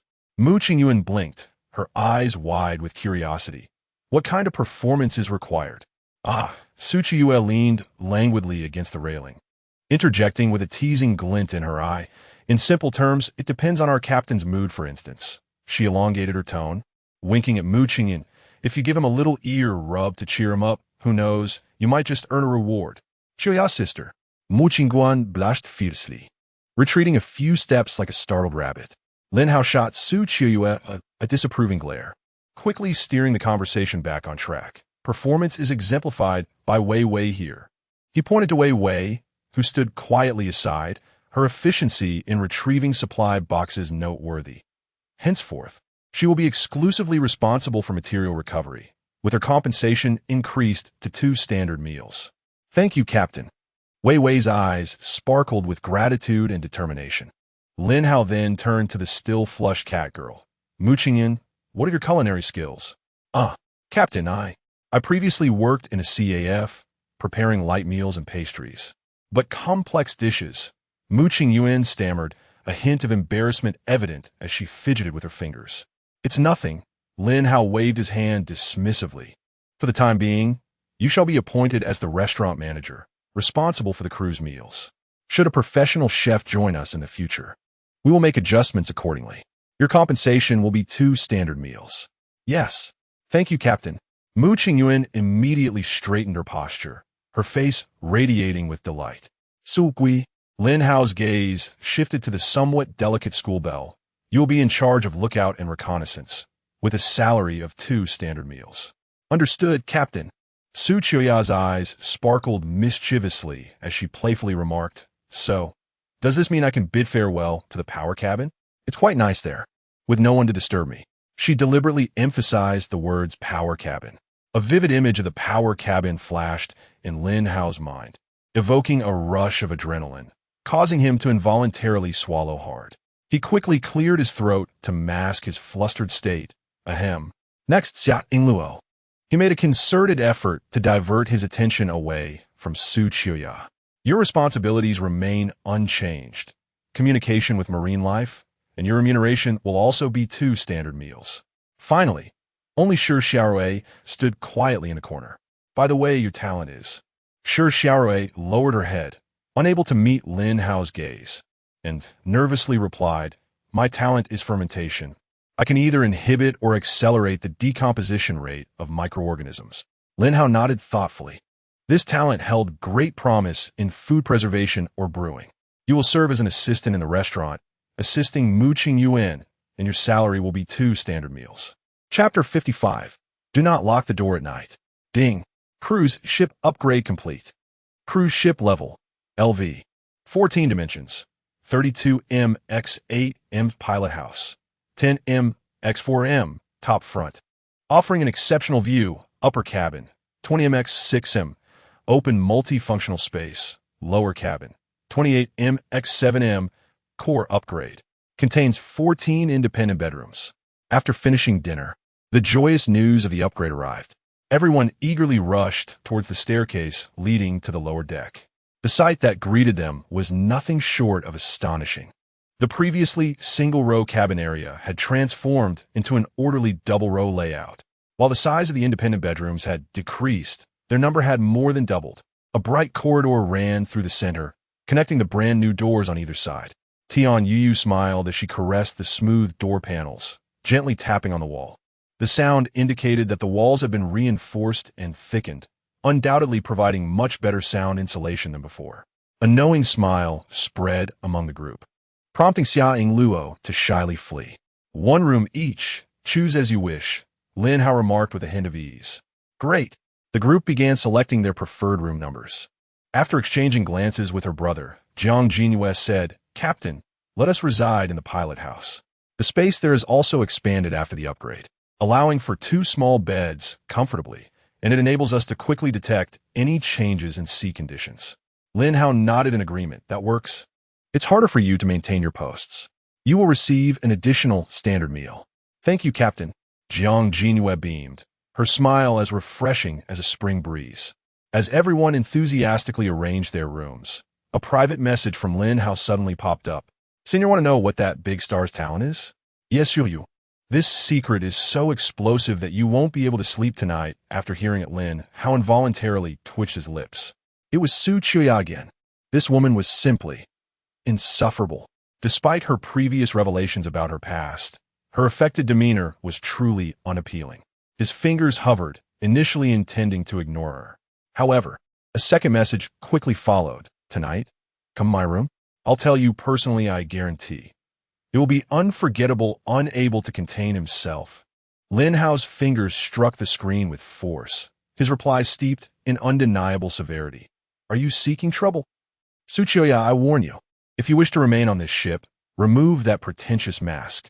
Here, you need not perform for anyone, least of all for me. Be your true self. Su Gui, reclining on the freshly made bed, froze upon reading those chilling words. The flirtatious smile on her face shattered like ice upon a frozen lake. After a long pause, she slowly stood and walked to the narrow porthole.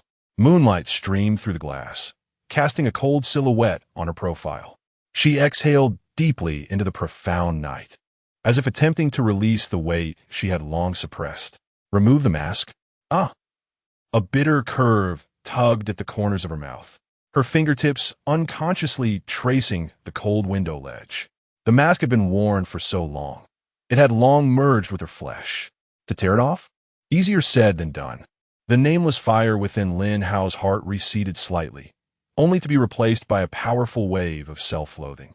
He irritably raked his fingers through his hair. Damn it, what am I? Without mythical talents, I am nothing.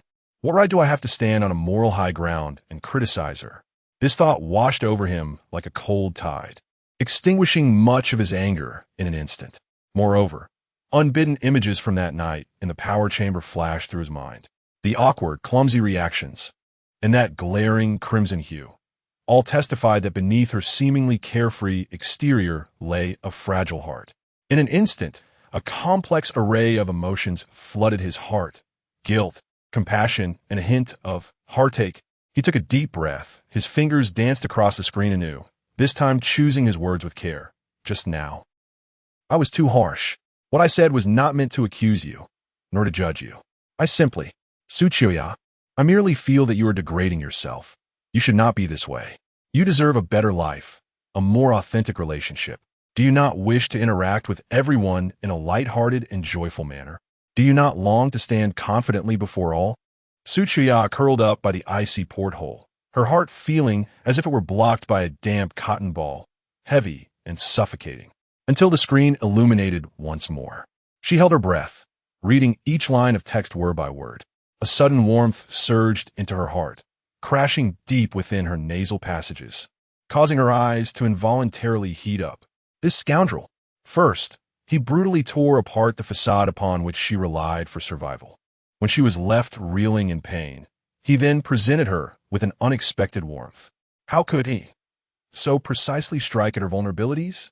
Taking a deep breath to compose herself, she trembled as she replied, "Fine. I understand. Is it wrong for me to admit my fault?" The lines bore a hint of grievance and submission that she herself was unaware of.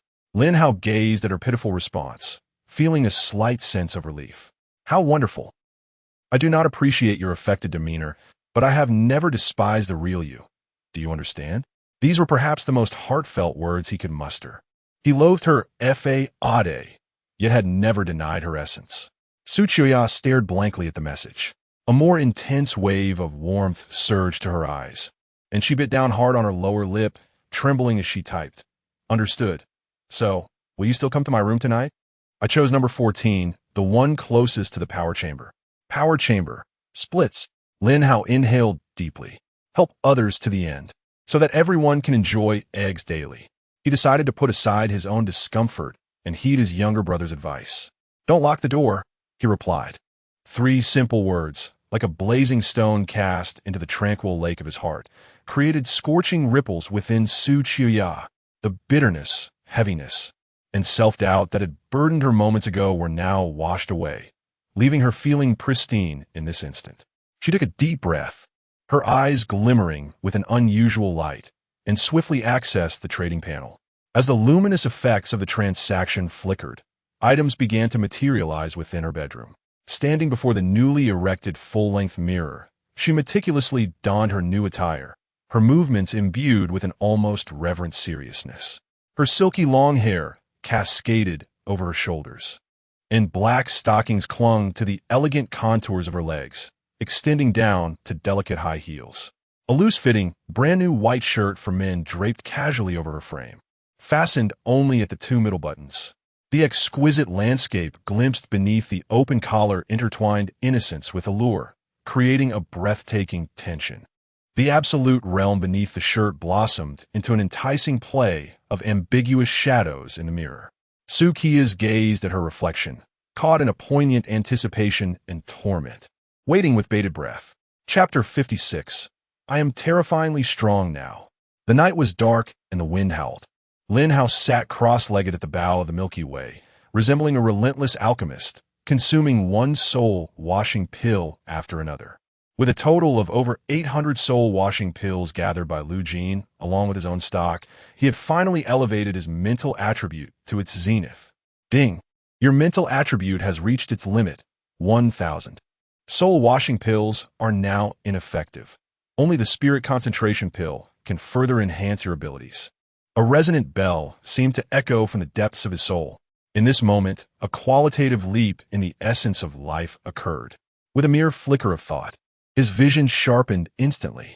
The moon, suspended in the night sky, transformed from a mere blur into a stunning spectacle of craters and seas, every detail vividly apparent. Retracting his gaze, he became acutely aware of the opening and closing of his skin's pores, the sweat seeping forth, as if he were peering into a microscopic realm. His thoughts directed, all extraneous noise faded away, leaving only sounds from specific directions and distances, varying in volume. The gentle breath of Tian Yuyu, the soft rustling as Mu Qingyuan toyed with a ball of yarn, the indistinct murmurs of Shi Xiaorui's dreams, even the faint gurgling of someone's digestive tract. All these sounds resonated with crystal clarity in his ears, akin to a three-dimensional surround sound experience. The sea breeze was no longer a singular salty tang. It carried the scent of algae from the water, the earthy aroma of distant islands, and even the faint metallic hint of rust from the oxidizing ship's hull. Much like taste, the sensations were distinct and abundant in information. Yet, the most astonishing of all was the sense of touch. When he pressed his hand against the rough hull, a slight shift in his thoughts caused the friction to diminish drastically, allowing him to glide across the wooden surface as if skating. With another shift of intention, the friction surged, securing him in place with unwavering stability. He attempted to press his body against the vertical outer wall of the ship, akin to a gecko, as steady as a rock. The myriad transformations he experienced were no less shocking than a thousand-fold enhancement of his physique. What delighted him further was the abundant energy surging within him, as if he could go 10 days and nights without rest. Microscopic vision, three-dimensional surround sound, precise control of friction, unyielding stamina. Bold ideas began to sprout in Lin Hao's mind. At that moment, a faint sound of a wooden paddle slicing through water pierced the cacophony of the waves, precisely reaching his eardrum. Many paddling sounds surrounded him, but only this one had a clear target, heading straight for the Milky Way. Lin Hao followed the sound, his extraordinary vision locking onto a figure several hundred meters away. On the pitch-black surface of the sea, Wu Zhe gritted his teeth, propelling a small raft towards the Milky Way with fervor. What was his purpose? Lin Hao raised an eyebrow slightly. With ample time at hand, he chose to remain seated, waiting with keen interest for the arrival of this unexpected guest. The heightened mental state bestowed by his enhanced attributes not only led to sensory overload, but also cultivated a transcendent perspective, as if looking down upon mere ants. Under the illumination of the Milky Way V, the ship was ablaze with light. Wu Zhe quickly spotted the imposing figure at the bow. Lin Hao, he bellowed with confidence. I have now broken through 50 points in my physique. I can take on a lizard man single-handedly. I am terrifyingly strong. Let me board your ship. Together, we shall become an unstoppable force. Lin Hao chuckled inwardly, but maintained his composure outwardly. Apologies, Brother Wu. You are far too formidable. If I allow you on board, I fear for my position as captain. Wu Zhe was taken aback, not expecting Lin Hao to be so humble. However, upon seeing the sincerity in his expression, he sensed that the words were genuine. He inwardly lamented missing the opportunity to witness Lin Hao's battle against the lizard men after departing from the main group earlier. Rest assured, brother. Wu Zhe suddenly stood up, thumping his chest with a resounding smack. Though I, Wu Zhe, possess formidable strength, I am certainly not the kind of petty individual who seizes another's hard-earned gains. You have resources, and I possess unmatched combat prowess. Together, we could roam the vast seas at will. You shall be the leader, and I shall gladly take the vanguard. Lin Hao slowly shook his head, his tone tinged with regret. Brother Wu, with such valor, you could traverse the seas single-handedly. Why condescend to this humble vessel of mine? This small shrine cannot accommodate a true deity like yourself. Nay, nay, nay. Wu Zhe hurriedly waved his hands, his face earnest. Though I excel in combat, I truly struggle with managing a team. My intellect falls short. Hence, I require your assistance. You are astute, yet I am not adept at management either. Lin Hao replied with a helpless expression. I merely possess a touch more luck than you. Luck is also a form of strength. Wu Zhe asserted emphatically. The speed at which you have elevated the ship is truly admirable. I would wager your talent rivals that of Lu Jin, adept at resource gathering, yet perhaps lacking in combat skills. Thus, you require someone of my caliber as a formidable fighter. No, I do not require you. Yes, you do. Wu Zhi's voice rose with urgency. You are aware of my bloodthirsty talent, are you not? I can absorb life energy during battle. I can engage in high-intensity combat all day long. No matter how skilled others may be, who can match that? Endurance is paramount. Impressive, truly impressive, Lin Hao exclaimed with genuine admiration. Yet it is precisely for this reason that I hesitate to allow you aboard. What if you sought vengeance upon me while I am asleep? Vengeance? Wu Zhi looked bewildered, then suddenly grasped the situation, his face flushing with indignation. Brother Lin, we harbor no grievances. Why would I seek vengeance against you? The one I wish to retaliate against is that wretched Su Qiuyue. She is nothing more than a superficial charlatan, a green tea bitch with no real talent. She toys with emotions. Brother, heed my advice. Cast her overboard at once. Such a woman can betray me, and she would turn on you without hesitation. She is a malignant tumor within the team. Lin Hao nodded in agreement. Initially, I felt the same, but later I discovered. Deep down, she is not entirely bad. She possesses principles and can be considered a good woman. Principles? A good woman? Wu Zhi seemed to hear the most cosmic of jokes, nearly toppling from the raft. Brother, you're lost. You're just like I was at first, ensnared by her manipulations. Wake up. Do not let her sell you out while you counter profits. In the end, you won't even be able to touch a single finger of hers. Oh, Lin Hao furrowed his brow, catching a crucial detail. I've touched her finger? Wu Zhi appeared as if struck at a vulnerable point, lamenting with a heavy heart. I would have liked to, but her level is far too high. She toys with all the men on this ship, igniting desires, yet none of us gain even a sliver of advantage. Brother, trust me, quickly throw her into the sea to feed the fish. Otherwise, your ship, the galaxy, will inevitably fall apart. However, Lin Hao stroked his chin, revealing a hint of confusion. It seems I may have touched her fingertips. The expression on Wu Zhi's face instantly froze, resembling a comical stone statue. Yet in merely a second, he forced himself to comprehend, as if he had seen through everything, and solemnly remarked, Brother, you may deceive me, but do not deceive yourself. Su Qiuyue is a master at creating the illusion of she likes you. In truth, her heart is made of ice, utterly incapable of warmth. She will never genuinely care for anyone. I am merely a cautionary tale. Chapter 57. Snowflakes Dance. The north wind whispers, however. Lin Hao hesitated for a moment. It seemed she truly harbored feelings for me. Wu Zhi's eyes sparkled with excitement. Look, you wavered. You faltered. Those naive lads aboard our ship were just like you in this state. They all believed themselves to be the chosen ones. And what was the outcome? All mere bubbles. Fleeting fireworks. Wake up, my brother. Enough. Lin Hao waved his hand dismissively, feigning an intention to rise. I cannot engage in this conversation any longer. It is late, and I must return to rest. Wait, brother. Upon seeing him about to leave, Wu Zhi grew anxious. He had two primary objectives, to board the ship and to eliminate Su Qiuyue. With the first endeavor seemingly doomed, the second must be realized. The moonlight is splendid tonight. Let us discuss our aspirations in life. Regarding Su Qiuyue, Lin Hao lost interest in his rambling. Just as he stood up, Senior, a surprised voice called from behind. Why are you still awake, chatting with someone at this hour? Su Qiuyue, having waited in vain, felt uneasy and decided to take a breath of fresh air on the deck. To her astonishment, she spotted Lin Hao conversing at the bow of the ship. Oh, Wu Zhi. Lin Hao turned to the side. Wu Zhi. Su Qiuyue's voice suddenly rose, laced with astonishment and a hint of panic. She hurried to the ship's edge and leaned over to look down, and there it was, the face she loathed. Wu Zhi, what are you doing here? Su Qiuyue. Yeah.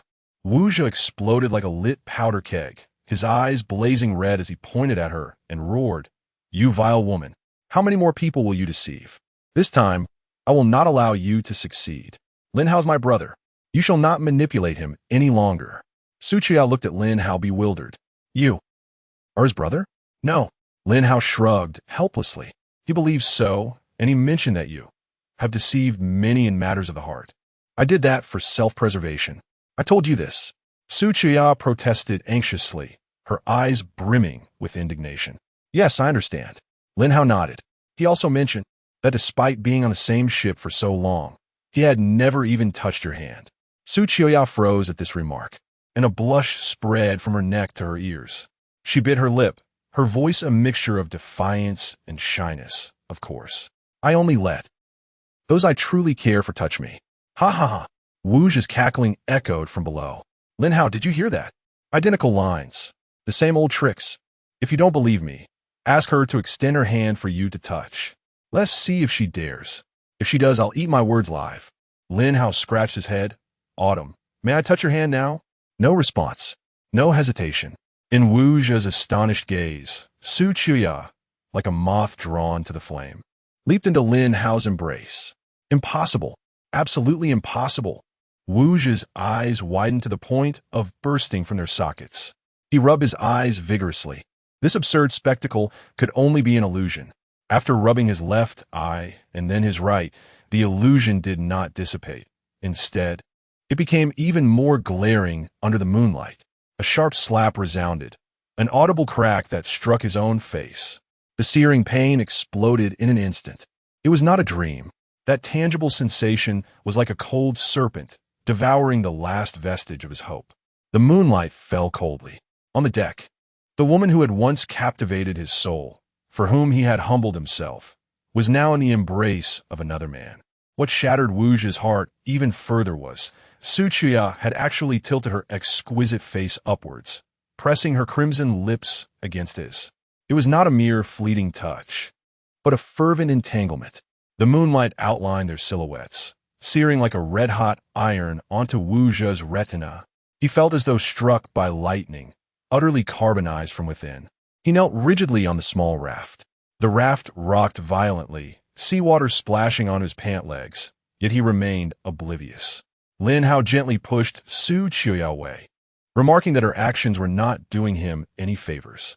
Su Chuya, however, shook her head vigorously, her gaze fiery and resolute. I don't care. I want everyone to know. I'm serious. Lin Hao felt a flicker of emotion, tucking her wind-blown hair behind her ear. It's quite windy outside. Let us return to the room. Su Chuya nodded obediently, her cheeks flushed deeper. Before leaving, as if recollecting something, she calmly addressed the figure below. Wu Zhe, please don't come looking for me again. I fear Lin Hao might misunderstand. With that, she nestled against Lin Hao like a little bird, disappearing into the warm glow of the cabin. The deck was left in utter silence. The moonlight was pale. Wu Zhe knelt on the cold, swaying raft, resembling a forsaken soul abandoned by the world. Snowflakes danced in the air, the north wind howled the heavens vast and desolate, the melancholic melody intertwined with the icy sea breeze, piercing his shattered heart like countless icy needles. No. Yuya, no. Inside the cockpit, Jiang Ran's severely off-key howls echoed. A sprig of cold plum howl in the snow, Jiang Jinhue could no longer endure it, seizing a cushion and hurling it at him. Shut up. It's unbearable. Like a wailing ghost. Can't you let anyone sleep? Some of us have to work tomorrow. Jiang Ran, hit and his head tilting, caught the cushion instinctively but showed no sign of stopping. He pressed his entire being against the porthole, his nose flattened, gazing intently at the wretched figure upon the sea. Only for the one who wafts fragrance howl. In room 14, the door gently closed behind them, and the world instantly quieted. Su Chuya wrapped her arms around Lin Hao's neck, her breath fragrant. Senior, don't you need to greet Sister Ing Luo? Lin Hao chuckled softly, encircling her slender waist. Ing Luo is unwell today. She wouldn't even let me enter her room. Su Chuya's eyes brightened, a secret joy swelling within her. This is definitely a day worth remembering. I must note it down. She gracefully stepped back like a nimble butterfly from Lin Hao's embrace, elegantly spinning in the gaze of the man who watched her intently. In that moment, the meticulously chosen attire revealed itself in all its glory. Senior, she said, her cheeks flushed with a rosy hue, slightly breathless. What do you think of this outfit I specially prepared for you tonight? Is it acceptable? Lin Hao felt his Adam's apple involuntarily bob. The sight before him was akin to a searing key, forcefully unlocking the confines of reason. The high heels and the alluring realm of her figure showcased a beauty that was tantalizingly obscured. How could this possibly be deemed acceptable? It was unmistakably a life-threatening examination. I too have a gift for you. Lin Hao gently pulled the statuesque school bell into his embrace, his palm resting upon her back. Su Qiuya shivered. What's happening with your hand? Shu. Do not speak. Just feel. Chapter 58. The Perfect Goddess. The number one brother. Oh. Please. I beg you. Senior. I truly feel nauseous. Spare me. From now on, I will heed your every word. I swear. I will comply. Su Qiuya found herself deeply ensconced in the bedding, struggling even to move a finger. Her mind was a chaotic blur, unable to fathom the events that had just transpired. From the frigid floor to the vertical walls of the cabin, and then to the dizzying ceiling. Was this truly something achievable by humankind? Lin Hao reclined nearby, a hint of unfulfilled longing etched upon his face. The transformations brought on by his 1,000-point physique and spirit were still shrouded in mystery. However, with Su Qiuya devoid of water and power, he could only suppress his burgeoning enthusiasm. In the stillness of the air, he suddenly recalled a question that had been lingering. What, precisely, was the talent of a superstar? Upon hearing this, Su Qiuya's lips curled into a knowing smile. Her talent was known as yin-yang harmony. She deliberately paused, relishing the peculiar expression that crossed Lin Hao's face before she continued languidly. Doesn't it feel as though it were tailor-made for you? It allows for the continuous enhancement of both parties. Lin Hao's expression froze, his mind racing with a torrent of bewilderment. Is this even possible? Gaining strength through dual cultivation, this talent was utterly unfathomable. The rules of this world were astonishingly revolutionary. What rank? He endeavored to make his voice sound normal. F grade. Su Qiuya nestled back into his embrace, seeking a comfortable position, adding, however, that it was a growth-type talent, which would, with, frequency of use and understanding, continuously elevate its level and efficacy.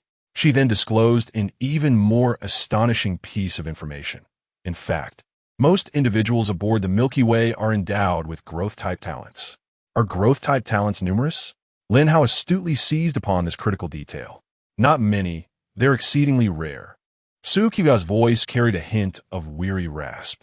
Among the thousands under Commander Liu, I discovered only a handful. Lin Hao nodded thoughtfully.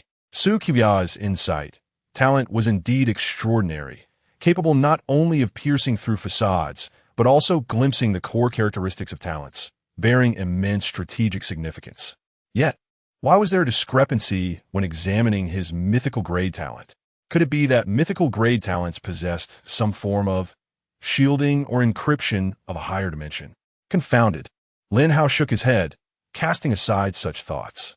However, a new question arose. He realized he was utterly wide awake. The immense energy coursing through him, a result of his 1,000-point spirit attribute, surged restlessly within.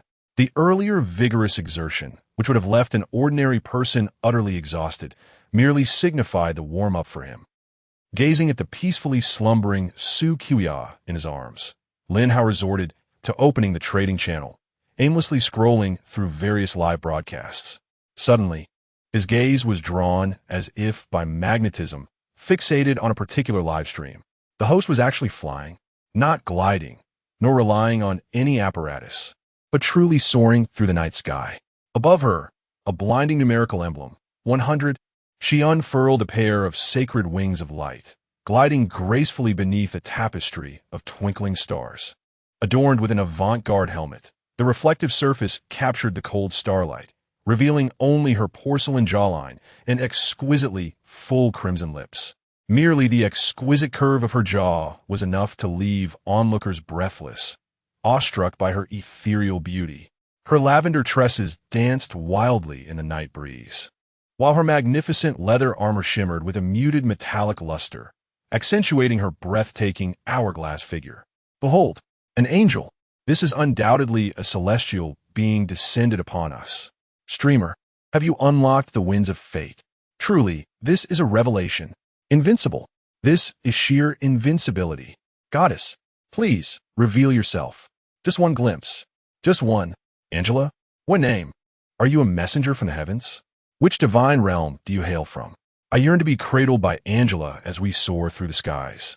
I would gladly trade an extra decade of life for that experience. Throughout, Angela remained silent, offering no response to the fervent calls or inquiries. Yet, her silence only incited greater fervor among her admirers. Within mere minutes of the broadcast, over 100 viewers had generously contributed, elevating themselves to the rank of captain. As the excitement of the audience reached its zenith, her elegant form, gliding through the air, abruptly halted. Her wings suddenly folded tightly against her back, transforming into a streak of white light that tore through the night sky, plummeting towards the inky darkness of the ocean below. The camera adjusted to her line of sight, revealing a dilapidated wooden raft upon which a grotesque lizard man gazed up in confusion. As she descended, an ancient knight's lance materialized from thin air. No roar, no flamboyant display of skill, only a blinding flash of white light. With a sickening thud, the sound reverberated clearly through the live stream. The lance pierced the lizardman's skull with the precision and coldness of a hot knife slicing through butter. The execution was clean and swift, imbued with a disquieting elegance. Angela stowed her trophy, her wings fluttering as she once again melded into the profound starry expanse. This seamless display of flight and lethal efficiency ignited a fire within Lin Hao's heart. Those wings were simply phenomenal. He marveled softly, his fingers acting faster than his thoughts, unhesitatingly bestowing 1,000 units of lumber as a token of admiration. Ding! Congratulations to Lin Hao for becoming the 119th bronze captain in Angela's livestream. You have received an exclusive captain emblem. Your messages in the live stream will now appear bolded. Done. Lin Hao intended to send a private message to forge a connection, only to find the private message button grayed out. A line of small text beside it read, "Exclusive privileges for silver captains and above." What? To become a silver captain, one must contribute 10,000 units of lumber. Goodness, this is even more extortionate than that unscrupulous merchant Yu Wei. Lin Hao could not help but scoff. He instinctively glanced at the mountain of resources in his inventory, with a lumber count displayed as staggering 234,567 units. Over 200,000, 10,000. Lin Hao's lips twitched slightly. It wasn't that he couldn't afford the money, but rather it felt a bit painful. However, thinking of those dazzling light wings and the prestigious 100-point emblem, he steeled his heart and resolutely clicked to donate. Ding! A silver notification, several times more radiant than before, forcefully popped up on all viewer screens, accompanied by a grand sound effect. Live room announcement. Congratulations to Lin Hao for becoming the first silver captain in Angela's live stream. He has risen to the top of the captain's leaderboard. At the end of the announcement, a badge shimmering with metallic luster gleamed brilliantly. The entire live room fell into a brief silence. In the next moment, a tsunami of nuclear-level barrage erupted. What the? 10,000? Wood? No amount of wood should be spent like this. Are you insane? It's only been a few days. I worked myself to the bone just to save up 3,000 wood. And this big shot casually donates 10,000? The disparity between people is even greater than that between humans and dogs. I'm that dog. Woof, woof, woof. Great one. Daddy, look at me. Watch my live stream. I will perform a headstand while washing my hair. Please donate, Daddy. Angela Goddess. Quickly check out this generous benefactor. The top brother has arrived. Chapter 59. Is Chu Shi being so forward? At last, the private message button illuminated, and Lin Hao eagerly typed, "May I add you as a friend?" The other party did not respond verbally, but promptly accepted the friend request. A surge of joy filled Lin Hao's heart as he quickly inquired, "Can we share our locations?" Silence prevailed once more, yet the location-sharing icon flickered to life. He opened the map, his heart sinking. An astonishing distance of 1,666 nautical miles lay between them. His momentary elation dissipated. Given the other party's prowess, it was likely they did not require his modest supplies, thus extinguishing his hopes of forging an alliance. Why the silence? Lin Hao could not resist typing again. I've already gifted you 10,000 wood. Surely, you could spare a word? The screen remained quiet. Lin Hao felt perplexed. The other person did not seem entirely dismissive, having added him and enabled sharing with such decisiveness. Yet, why no words? Are you mute? No, that can't be right. Mutes can communicate through the system without hindrance. Is there a specific reason you refrain from speaking in a live stream? He ventured a bold guess. Let me take a wild stab at it. Do you receive punishment for speaking? It appeared his conjecture struck a nerve, as the other party finally snapped, sending a private message laden with 3 glaring exclamation marks. My talent is called Silent Angel. The moment that message appeared, Angela's magnificent light wings abruptly extinguished. Like a kite severed from its string, she plummeted helplessly toward the ocean's surface. What the hell? The wings lost power. This is it, falling hundreds of meters. The water is no different from concrete. Is she really going to die? A fleeting moment? Truly, such extraordinary talents come at a cost. What a pity. I haven't even seen her face. Can I still make it to her coordinates in time to recover the body? Angela, wake up. Lin Hao is utterly bewildered. Silent Angel? So speaking does indeed incur punishment. What an absurd talent. Watching the rapidly diminishing figure on the screen, he felt a pang of anxiety. Could it be that this private message would lead to her demise? 10 meters. 5 meters. Just as she was about to collide with the sea's surface, suddenly, the light wings erupted with blinding brilliance, miraculously supporting her falling form, narrowly lifting her above the crest of the waves. What the heck? Is this a thrill-seeking game? To be honest, this is more exhilarating than watching a movie. It truly is thrilling. I'm soaked. Don't misunderstand. It's just seawater. Lin Hao breathed a sigh of relief. It seemed Angela was not entirely unprepared. He swiftly sent a private message. Understood. Take care. The live stream's popularity skyrocketed, surpassing Yue, claiming the top spot in viewership. In this post-apocalyptic world where survival depended on ships, both their talents were undeniably extraordinary. Lin Hao scrolled through the list. The third most popular was a seductive dancer, scoring a mere 0 points. The fourth, fifth, and sixth were essentially all dancers, none scoring above 90 points. Yet, they were all borderline streamers, none daring to reveal too much. In a live streaming channel, 2 mythical creatures made their appearance. One was a horse-like river crab, and the other a horseless divine crane. As for the male host, he had long been muted, until the 77th popular live room appeared. A score of 92. On the screen, a woman of graceful demeanor was intently preparing a meal. The free comments flooded in, so large. I can't even see my toes when I look down. My goodness. So shaky. I meant the live feed. It's quivering. I was referring to that fish. It's definitely an F. I meant talent. Real shrimp head. I was talking about the shrimp. Cooking so many dishes in the dead of night. Sister Wenxin is so focused, she doesn't even glance at the comments. Lin Hao raised an eyebrow. Another mute streamer? Just like Angela, completely immersed in her own world, indifferent to the interactive aspect of the stream. Just as the galaxy needed a chef, he decisively donated 1,000 wood. Ding! Congratulations to Lin Hao for becoming the first bronze captain of Wenxin's live room. You have received an exclusive captain's insignia.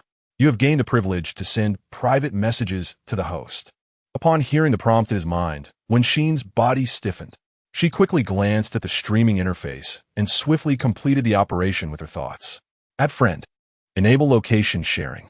Once the friend request was accepted, Wenxin's heart nearly leapt from her chest, 53 nautical miles. She immediately cut off the live stream, silently pleading, "Big shot. Help. I've been kidnapped." Lin Hao's gaze hardened. What is going on? They are robbers. They've killed many people. I rely on the illuminated cooking talent to survive thus far. Big shot. You must be powerful to donate 1,000 wood. Please save me. I'll do anything to stay alive. How many of them? Their strength? Lin Hao inquired calmly. 13. The leader is a Cyclops, the strongest, capable of single-handedly taking on lizardmen. Is it easy to face him alone? Not at all. I saw him take over 10 minutes to kill one. The others are weaker and must cooperate to deal with the lizardmen. What weapons do they have? All cold weapons. With 2 bows. Their physical stats should be around 50 points. Lin Hao quickly assessed in his mind. As for trap, The possibility exists, but it is low. Even if it were a trap, he wasn't concerned. It was nearly impossible for someone to achieve both attributes, reaching 1,000 in such a short time. At 53 nautical miles, traveling at full speed would take 3.5 hours. He pulled up the sea chart, and Chushi's position was perfectly aligned with his course to Wenxin. Stay safe. I will arrive in about 5 hours. Lin Hao sent the message. 5 hours? Wenxin could hardly believe her eyes. She was already prepared for days of torment. They one team move me for now. The food I'm cooking has attribute-enhancing effects, so there's no need to rush. I must be fully prepared before you come. Lin Hao closed the private message and quietly slipped out of the warm bed. In the cockpit, only the instrument panel emitted a faint glow. Jiang Ran was barely holding onto his watch, and upon seeing Lin Hao, he lowered his voice. Captain, what brings you here? I couldn't sleep. We're setting sail immediately.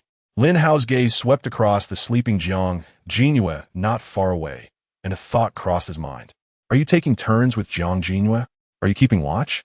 Jiang Ran nodded, heavy dark circles under his eyes. We are residing on your ship. We cannot indulge without contributing. This is the fusion zone. We must not be careless. It's arduous. Lin Hao patted his shoulder. Go get some rest. I will handle the rest from here. With that, he began to operate the control console, each movement executed with utmost delicacy. The massive vessel gradually stirred to life, beginning its slow glide forward. The acceleration was remarkably smooth, nearly imperceptible. He summoned the private messaging interface and clicked on Chushi's profile. After persistent persuasion from Tian Yuyu, this icy beauty finally accepted his friend request. With a gentle tap, he sent a message. Are you asleep? No. Chushi replied swiftly. Have you given it some thought? Lin Hao got straight to the point. 2 standard meals a day. Indeed tempting, but I fail to understand your motive. In such a post-apocalyptic world, as a man, do I need a reason to invite a beautiful woman aboard? Very well, I shall come to you. Lin Hao was taken aback. It turned out she was this proactive. Chapter 60. It's all that little pink hair's fault. The starry sky hung upside down, with shards of silver scattered across the ocean surface. Chushi's small boat quietly slipped away from the fleet, merging into the night. She did not look back. This fleet, which she had been a part of for 3 days, a loose alliance formed by several teachers and a group of students, was no longer worth clinging to. Initially, the equitable distribution of resources and the friendly atmosphere had drawn her in. Her displayed combat prowess had even allowed her to ascend to a core position. However, after slaying the lizard men, the elixirs of body refinement and soul cleansing ignited a ravenous flame of greed. Arguments erupted, betrayal ensued, and the captain openly hoarded the spoils, leading to the disbandment of members in fury. A chill settled in Chushi's heart. She could not argue. She could only leave. The glowing points on the nautical chart drew ever closer. At last, a colossal ship burst through the darkness, invading her line of sight. The vessel was ablaze with lights, its silhouette towering, akin to a fortress of steel upon the sea. Chushi's pupils constricted. Had a ship grown this immense in just a few days? A wave of intense regret surged within her. How splendid it would have been to board earlier. All because of that little pink-haired girl. An inexplicable hostility and biting sarcasm had left her exasperated and voiceless, forcing her to depart in anger. Later, Tian Yu's explanation had brought her some relief. Yet she found it utterly ridiculous. Just because Lin Hao had glanced at her a few times, was that little pink-haired girl envious? The engine's low hum ceased, and Lin Hao's figure appeared at the bow of the ship. The rope was thrown down, and Chushi gracefully leaped onto the deck, using it for leverage. Ding! Congratulations on successfully recruiting the enchanting Chushi. Unlocking exclusive binding effect. Mirror-shattering elixir supply. Mythical grade.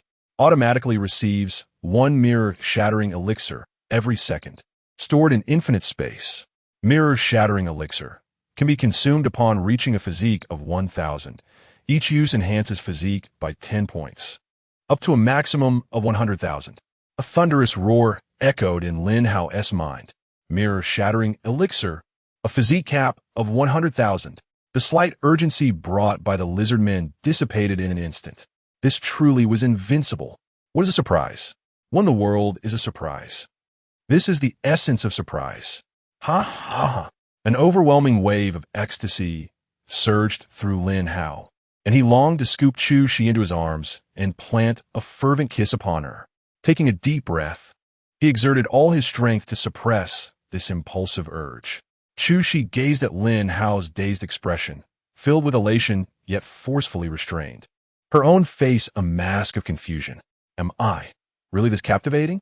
Has he never encountered a woman before?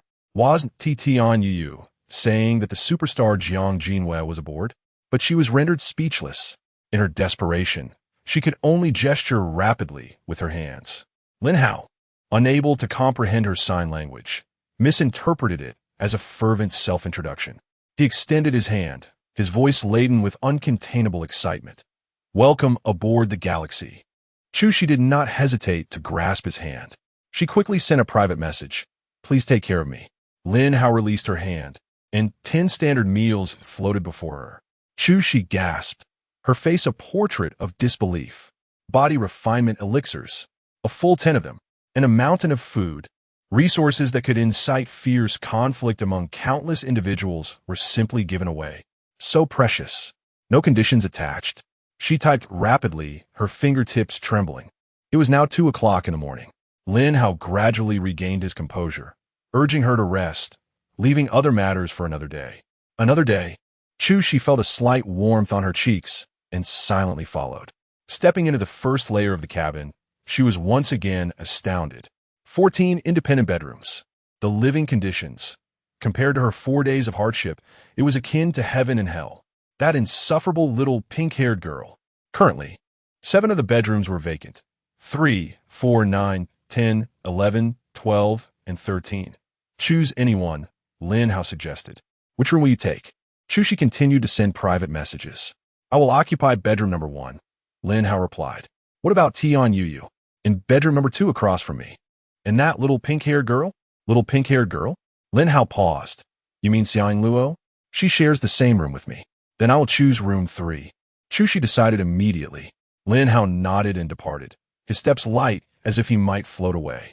With the broken mirror Dan in hand, the world is mine. Future endeavors could be bolder, without needing to tread cautiously. Among the masses, they are but ants. Chu Shi gazed at his retreating figure, filled with confusion. Just moments ago, he had been brimming with excitement. How had he suddenly turned so nonchalant? What game was he playing? Was this a strategy of feigned indifference? Truly a peculiar man. Pushing open the door to room 3, a tidy, soft bed came into view. Chu Shi felt a pang of sorrow. This was far too comfortable.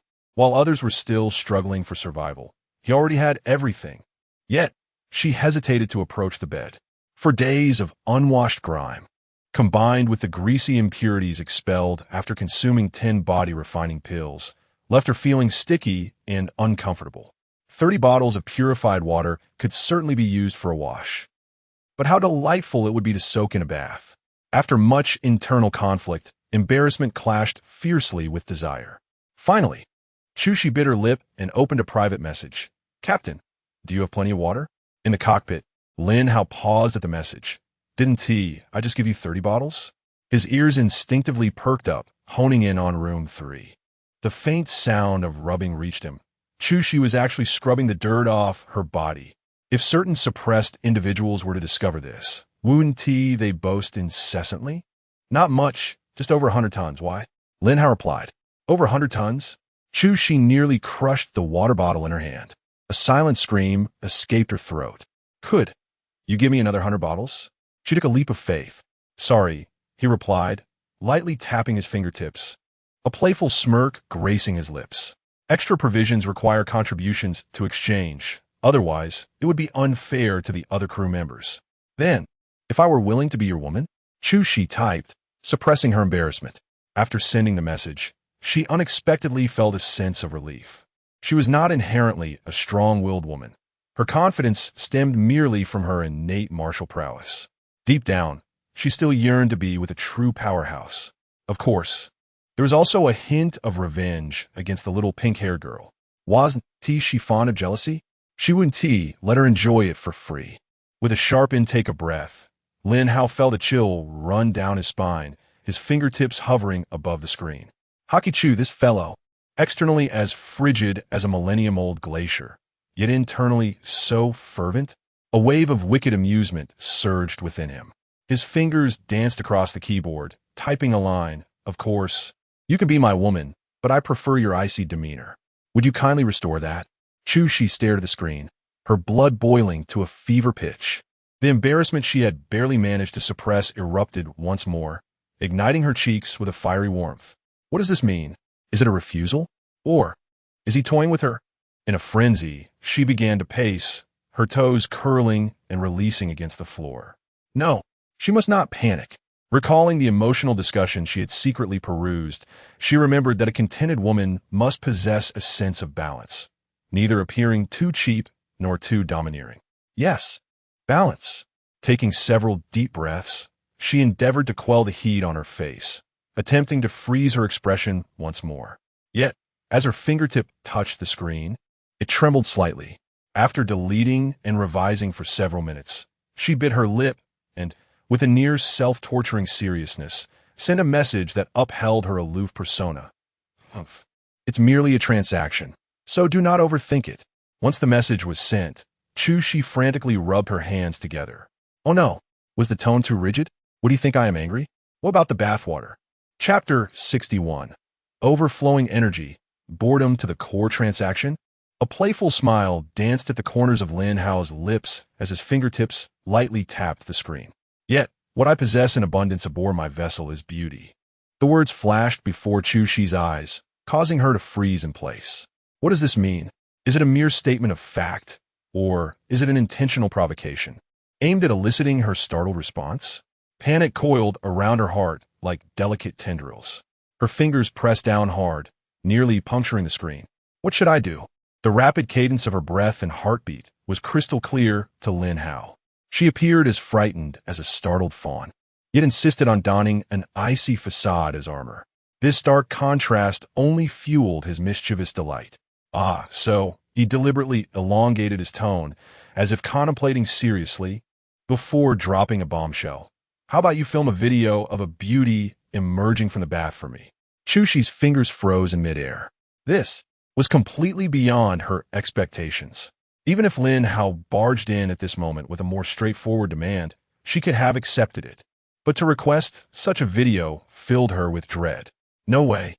She hastily typed a response, her fingers trembling. What if you used this to blackmail me?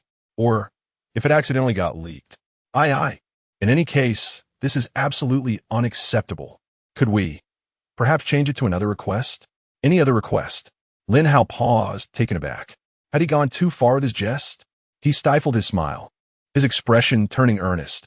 Apologies, I was just teasing you. After sending the message, he quickly added, how about this? You take charge of the cleaning duties in the public areas of the ship. Not a problem. Chu-Shi readily agreed, fearful that Lin Hao might retract his offer. The deal was struck, and 100 bottles of purified water filled one corner of the bedroom. Gazing at the clear source of hydration, Chu-Shi should have felt elated. Yet, an inexplicable sense of loss quietly crept into her heart. Indeed, he was just joking. She shook her head as if to dispel that strange emotion. A bath. All she wanted now was to take a refreshing shower. When the cool water finally cascaded over her body, washing away days of grime and fatigue, she impulsively pressed a button. Recording function activated. A faint notification flickered and vanished amidst the swirling steam. She abruptly withdrew her hand, her cheeks flushed, her gaze rife with confusion and self-doubt. What am I doing? Having set the course, Lin Hao leapt onto the lookout. The night breeze, laden with a briny scent, filled his lungs as he leaned against the cold railing, continuously ingesting the medicinal pills. The elixirs dissolved instantly upon entry, fortifying his physique, yet he found himself dreadfully bored. Buzz! A slight tremor reverberated through the ship's hull, and its speed suddenly surged, as if breaking free from some invisible shackles. His body felt lighter. Even his breath flowed with greater ease. Lin Hao furrowed his brow and quickly opened the nautical chart. Just moments ago, the galaxy had quietly departed from the fusion zone. It seems the phenomenon extends beyond mere coloration. The air and seawater in the fusion zone appeared to possess a viscous quality. Could it be the effect of dimensional overlap? If this continues to accumulate, Lin Hao's mind wandered as he surveyed his surroundings. To his dismay, not a single figure met his standards. At 3 in the morning, an eerie silence enveloped the atmosphere. The side effects of his surplus energy manifested themselves at this moment, gnawing at his nerves with an almost violent sense of boredom. He yearned to engage in something, anything to alleviate this suffocating emptiness. Tap, tap, tap. The faint sound of footsteps suddenly seized Lin Hao's attention. The sound emanated from room 5, Xiaowei. The petite figure, clad in slippers and still drowsy, made her way onto the deck, heading directly toward the restroom at the stern of the ship. The scene from 2 nights prior, during their massage, flickered through Lin Hao's mind, igniting a spark of excitement within him as he stealthily descended from the lookout tower. The wooden door creaked softly, just as Xiaowei stepped outside. Whoosh! A shadow darted in from the side, propelled by a gust of wind. An iron-like arm tightened around her waist, while another hand clamped firmly over her mouth. Xiaowei was petrified, wide awake. She writhed like a shrimp tossed into boiling water, struggling with all her might. But the force behind her felt as immovable as a mountain. Was this how it would end? Despair washed over her in an instant. Shoo! A deep and familiar voice, laced with warmth, whispered near her ear, "Don't scream, it's me." Her tense body relaxed abruptly, fear receding like a tide, replaced by a feeling of weakness and an indescribable fluttering in her heart. The hand over her mouth loosened, yet the arm constraining her waist remained steadfast. Lin Hao turned her around, compelling her to press against his chest. Bathed in the light of the Milky Way 5, Xiaowei finally discerned Lin Hao's face, and an overwhelming blush enveloped her, making her wish to disappear into the cracks of the deck. She lowered her head, her cheeks burning as if they could cook pancakes. Her delicate earlobes flushed crimson. "Captain, what do you want to do?" Her voice was barely above a whisper, trembling noticeably. Clearing his throat, Lin Hao's gaze fell upon her fair neck, his Adam's apple subtly shifting. "Have you forgotten what happened the other night?" Xiaowei's heart raced. How could she forget? After that night, she felt burdened with a scorching secret, torn between desire and insecurity. She longed to draw closer to this formidable and enigmatic man, yet feared being deemed too ordinary. The other women aboard, like Xia Yingluo and Su Qiuying, were any of them less dazzling than she? I haven't forgotten. She mustered all her courage to admit, her voice as faint as a mosquito's buzz, nearly overwhelmed by a sense of shame. "Then, do you wish to continue?" Lin Hao's voice was low and husky, imbued with an enticing allure, as his fingertips brushed lightly along her slender spine. Boom! Xiaowei felt a rush of warmth surge to her head. How could he ask so directly? Flustered and embarrassed, her toes curled within her slippers, almost ready to stomp her foot. Yet, the desire within her and the fear of missing out ultimately overpowered her modesty. Unable to articulate her feelings, she buried her flushed face deeper into his embrace, her body awkwardly pressing closer to him. This silent response spoke volumes, transcending 1,000 words. Lin Hao smiled knowingly, his arm tightening around her. "I will take you to a wonderful place." Huh? Xiaowei looked up in confusion. Before she could finish her sentence, whoosh! A sudden rush of weightlessness enveloped her. The sound of the wind roared in her ears. Lin Hao had lifted her, soaring into the air like a great rock. Leaping from the deck. Xiaowei was terrified, her heart racing as she instinctively clung tightly to Lin Hao's waist, her pulse nearly leaping from her throat. Moments later, her feet felt a solid surface beneath her. She opened her eyes, still shaken, only to realize they had reached a lookout tower several meters high. The sea breeze was fierce, tousling her nightgown and hair. Lin Hao." Xiaowei's voice trembled, tinged with an edge of panic. "Are we really going to do this here?" Anxiety and anticipation swirled within her. Wait, a more embarrassing thought struck her suddenly. But I'm so unclean right now. Memories of just emerging from the restroom flooded her mind, and she felt a wave of shame wash over her, wishing she could leap into the sea to escape. Lin Hao paused for a moment, then quickly reacted with a soft chuckle. It's all right. I can help you. Clean up. No, don't. Sure, Xiaorui gently pushed him away, her body trembling slightly under the warmth of his palm. That feeble resistance felt more like an invitation, swallowed by the joyful sea breeze. Chapter 62. Still eating? Here they come. Wait. The surface above has yet to be cleaned. As Xiaorui was embraced by Lin Hao and leaped down from the lookout tower, she suddenly regained her senses. No one would dare to ascend. If we linger any longer, dawn will break. Lin Hao, holding her, strode purposefully towards the bedroom. To their surprise, Mu Qing Yuan emerged, rubbing her eyes, and inadvertently stumbled upon this scene. Ah! She quickly covered her eyes, exclaiming, I saw nothing. Nothing at all.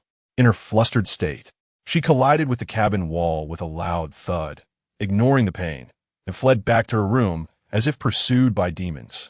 Sure, Xiaorui felt an overwhelming urge to vanish into the ground, mortified by the encounter. This was it, utterly disastrous. Lin Hao, however, remained unfazed. After ensuring Sure Xiaorui was settled, he returned to the cockpit. The nautical chart indicated that they were still less than 5 nautical miles from Wenxin's location. Captain? Jiang Jinwei yawned, sleep still lingering in her eyes as she sat up in bed. You take the helm. I'm going to rescue someone. Lin Hao succinctly explained Wenxin's predicament. Kidnapping. Jiang Jinwei was instantly alert, the remnants of sleep evaporating. She dashed to the helm without a second thought, disregarding her unkempt appearance. Leave this to me. 20 minutes later, a fleet of 7 wooden ships appeared on the horizon. They were tethered together with ropes to prevent being scattered by the nighttime waves. Lin Hao stood at the bow, the sea breeze carrying a robust scent of fish, mingled with a hint of smoke and the sharp odor of alcohol. These ruffians certainly knew how to indulge. With a distance of merely 100 meters remaining, Lin Hao propelled himself forward with a powerful kick, soaring through the air. Thud! He landed firmly on the largest vessel in the fleet. Inside the cabin, 4 burly men were seated in a circle, heartily feasting on grilled fish. Empty beer bottles littered at their feet, the air thick with the stench of liquor. The sudden appearance of Lin Hao left them utterly dumbfounded. They're chewing frozen mid-bite as they gaped at the unexpected intruder. Still eating? Lin Hao remarked coldly, I've come for you. Damn, who the hell are you? The one-eyed leader sprang to his feet, menace gleaming in his solitary eye. Lin Hao ignored him, his gaze sweeping past the 4 men. Wenxin entered, carrying a platter of freshly cooked braised fish. Their eyes met. Ah! The platter slipped from her hands, splattering sauce everywhere. Damn it! Kidnapping! The one-eyed leader reacted swiftly, drawing a gleaming long knife, its blade aimed directly at Lin Hao. The other 3 men likewise brandished their weapons. Lin Hao, unperturbed, drew his AK rifle. Time seemed to freeze. The cabin, previously filled with murderous intent, fell into an eerie silence. The 4 men turned pale, raising their hands in unison, trembling like leaves in a storm. Brother, good man, let us talk this out. Please, please don't shoot. He has a gun. He actually has a gun. Receiving a nod from Lin Hao, Wenxin fought to suppress her excitement as she cautiously traversed the cabin, her heart racing. Yet, before she could breathe a sigh of relief, a loud bang echoed, and the cabin suddenly tilted to one side. Ah! Wenxin exclaimed as she was uncontrollably propelled towards Lin Hao. Within the cabin, 4 robust men swayed precariously, but their eyes simultaneously ignited with a fierce glimmer. Opportunity, if this young man were to be knocked down, even for a fleeting moment.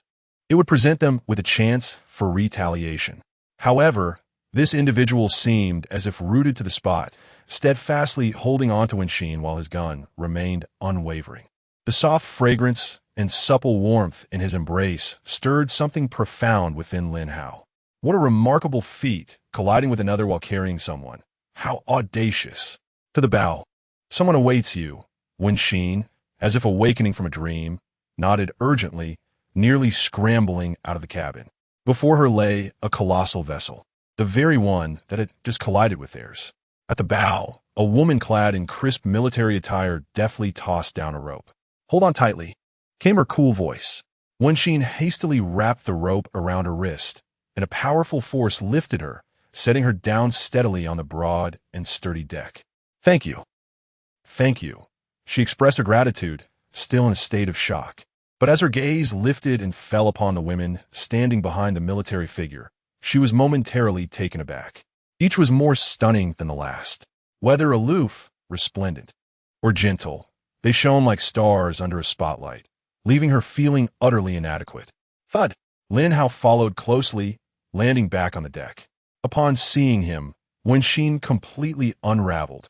The pent-up fear and despair erupted into scalding tears. "Savior!" she cried, her voice trembling with overwhelming hatred. "Kill them. I beg you, kill them. They are beasts. They are rapists. They are murderers." Lin Hao raised an eyebrow. Evidence? He was not merciful, but could not act solely on hearsay. I have it. Wenxin, as if grasping a lifeline, nodded frantically, her fingers trembling as they pointed rapidly into the void. Whoosh! A luminous screen unfurled in the air. A woman, her clothes tattered, ultimately killed and cast into the sea. The process gruesome and brutal, suffocating to witness. Silence. All the crew who beheld this scene turned pale as paper. Lin Hao said nothing, leaping once more from the high ship's railing. "Spare me." The one-eyed dragon saw Lin Hao return and was about to utter a plea for mercy. Tot. In response, the fiery tongue of the AK-47 erupted forth. The deafening gunfire instantaneously shattered the morning calm of the sea. The one-eyed dragon convulsed madly amidst the hail of bullets, falling apart. Blood splattered across the deck in blinding red bursts. The three sturdy men nearby didn't even have time to scream before being riddled with bullets. The thugs on the other 6 boats, like startled rats, instinctively dove into the water to escape. Yet, Lin Hao's awareness had already enveloped the surroundings. His gaze was as cold as steel, and the gun's muzzle turned with lightning speed. Rat-a-tat-tat, rat-a-tat-tat, rat-a-tat-tat, precise bursts. Every figure that had just leapt into the air or touched the water surface was ruthlessly pierced by the incoming bullets. The sea erupted with grotesque balloons of crimson. In less than a minute, 13 bodies lay sprawled across the deck in disarray. The morning sea breeze carried with it a heavy scent of blood permeating the air. Lin Hao held his breath, kicking each lifeless body into the sea. Before long, 13 supply boxes began to float upon the surface, retrieved by way aboard the Galaxy. Lin Hao poured gasoline on the 7 boats, stepping back a few paces to stand at the edge of the vessel. With a crisp sound, a lit match gracefully flicked from his fingertips. Boom! Flames surged forth, seemingly intent on engulfing the sins of this world. Returning to the Galaxy, Lin Hao calmly issued his command. "Let us depart." "Aye, Captain." Jiang Jinyue promptly maneuvered the control lever, and the hull of the Galaxy slowly turned, accelerating as it swiftly left the infernal scene behind. On the deck, the atmosphere was oppressively heavy. Aside from Zhuang Xiaofeng, the others bore an unprecedented solemnity. A soft whimper escaped when Xin, as she instinctively threw herself into Lin Hao's embrace, releasing the despair and fear that had accumulated over the past few days. Chapter 63. Teacher, I have difficulties. The atmosphere around the dining table remained tense, the cruelty of the apocalypse weighing heavily on everyone's hearts. Lin Hao struck the table, shattering the silence. "Let us lighten up. Wasn't this something we ought to have been mentally prepared for?" His gaze swept across the group as he declared with a resonant voice, "I bring good news. The standard meal has been upgraded to version 1.3. Version 1.3. Mu Qingyuan's eyes sparkled with excitement. Lin Hao's lips curled into a smile as he placed an array of milk cartons at the center of the table. Each standard meal now comes with 2 cartons of pure milk. Hooray! That's wonderful. We'll have milk every day. The Captain, you are the most charming." The fresh aroma of milk seemed to possess a certain magic, gradually dispelling the gloom that hung over everyone. Once breakfast concluded, Xia Yingluo, who had been neglected the entire night, could no longer contain herself. Seizing the moment Lin Hao stood up, she quickly tugged at the hem of his shirt, whispering urgently, You, come with me. Upon returning to room 1, as the door clicked shut, Xia Ingluo, enveloped in a fragrant breeze, collided heavily into his embrace. Lin Hao paused, surprised by the softness against him, and chuckled softly. Did someone not say relatives were coming? I know. Xia Ingluo nestled her head against his chest, nuzzling slightly. I just want to talk to you. Is that not allowed? Of course, it is, Lin Hao replied, his smile deepening as his hands naturally settled on her curvaceous form. Xia Ingluo trembled, her body taut yet pliable, as she bashfully pushed against his wandering hands. Don't do that. If you keep this up, how can I discuss serious matters? After several ineffective attempts to push him away, she found herself drawn closer instead. Struggling to suppress the peculiar sensations rising within, she spoke hurriedly. Lin Hao, I came to apologize. I'm listening. Lin Hao responded, his words casual while his hands remained unyielding in their exploration. Xia Luo's cheeks flushed crimson, resembling a ripe apple. She fought to maintain her focus. Speaking in a halting manner, I know I can be a bit temperamental, prone to throwing tantrums, but deep down I understand. Without you. The gruesome scene from that morning had forced her to confront the stark reality of this shattered world. Days of ease had nearly allowed her to forget just how precious and fragile this sanctuary truly was. Lin Hao, I promise. Her voice suddenly took on a tone of resolute determination. I will never throw childish tantrums again. Really, you can have as many women as you want. And I want mine. As the words left her lips, a sharp pang of bitterness pierced her heart, causing her eyes to well with tears. Lin Hao halted his movements, cupping her face gently. Silly girl, who says you need to change? I actually quite like your little quirks. They're not unreasonable. Aside from that misunderstanding with Chu Shi, your playful antics have always been more of an endearing display of dependence rather than crossing a line. Really? Truly? Xia Luo's heart, which had been in a state of suspense, finally settled, enveloped by a wave of warmth. Of course, just be yourself. If you truly err, I shall find ways to punish you, she declared. Hastily, Xia Luo pressed down on his unruly hand once more, her voice tinged with a pleading tremor. Please, Lin Hao, I beg you. These past few days, it's simply impossible. Taking a deep breath, as if steeling herself for a monumental decision, she summoned her courage and said, Could you seek out Teacher Tian, perhaps? Teacher Tian? Lin Hao raised an eyebrow, feigning surprise. That may not be appropriate. After all, she is our esteemed teacher. What of it? Xia Luo blinked her large, tear-filled eyes. Shouldn't a teacher assist their students? Assist? Lin Hao chuckled at her earnestness, raising his hand to playfully slap her pert backside. Little Xia, you seem quite bold today. Xia Luo bit her lip tightly, stifling an embarrassing gasp. Her cheeks flushed crimson. Quickly, go find Teacher Tian, she urged, her tone soft and urgent. I implore you, and if you encounter sisters in distress like Sister Wenxin, please help them as well. As she spoke, her eyes shimmered with an undeniable sorrow and compassion, yet she bore the weight of relinquishing those she cherished most. A wave of tenderness washed over Lin Hao, igniting a sense of compassion within him. Ingluo, listen well. No matter how many women may board this vessel in the future, you will always be the first and foremost in my heart. Water is the source of life, he silently affirmed. The unexpected solemn promise left Xia Ingluo overwhelmed with emotion. She buried her face deep in the crook of his neck, her voice muffled yet imbued with playful reproach. You're insufferable. You know I'm struggling now. Yet you deliberately tease me. So wicked. After a brief moment of warmth, Xia Ingluo mercilessly pushed Lin Hao out of the room. Bang! The door slammed shut with a resounding thud. Lin Hao touched his nose, feeling as though happiness had arrived rather abruptly. In teasing Xia Ingluo, had he not also been teasing himself? At this moment, a surge of vitality and fervent desire coursed through his veins, urgently seeking an outlet. Tian Yuyu. That day at the stern, their exchange had almost pierced the veil of unspoken boundaries. Lin Hao no longer hesitated and resolutely stood before the door to bedroom number 2. With his hand resting on the cool metal doorknob, he gently twisted it. The door was unlocked. He pushed it open, Tianyu was leaning against the headboard, skillfully threading a slender knitting needle through her yarn. The tranquil scene radiated the warmth of home. Upon hearing the commotion, she lifted her head. When she recognized the visitor, a blush like the setting sun colored her cheeks. Lin Hao.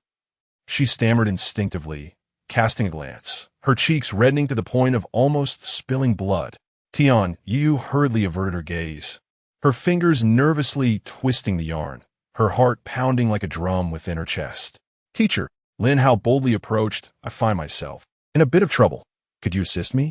The term teacher sent a shiver through Tianyu, leaving her feeling so bashful she nearly wished to burrow beneath the covers. Please, don't call me that. Her voice was as faint as a whisper, laced with a plea. This place is no longer the world we once knew. How can that be? Lin Hao had already reached the bedside. In my heart, you shall forever remain my most esteemed teacher. Bah, is this how one reveres a teacher? Tianyu feigned anger, yet her words betrayed her affection. Lin Hao, I'm truly fortunate to have encountered you in this world. If it weren't for you, teacher, meeting you has also been a stroke of luck for me. Lin Hao settled beside her, gently enveloping her in his embrace. Tianyu trembled profoundly. Lin Hao, I implore you, please do not call me teacher anymore. Chapter 64. Hurry, even faster. The galaxy slowly advanced. Suchiya scrambled up to the observation deck with great effort.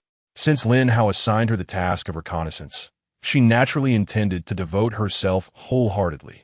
However, upon steadying herself on the narrow platform and scanning the surface, she was momentarily entranced. Dried bloodstains, mysterious markings. Oh my! Suchiya felt a flush of crimson rise to her cheeks. Her senior truly knows how to indulge.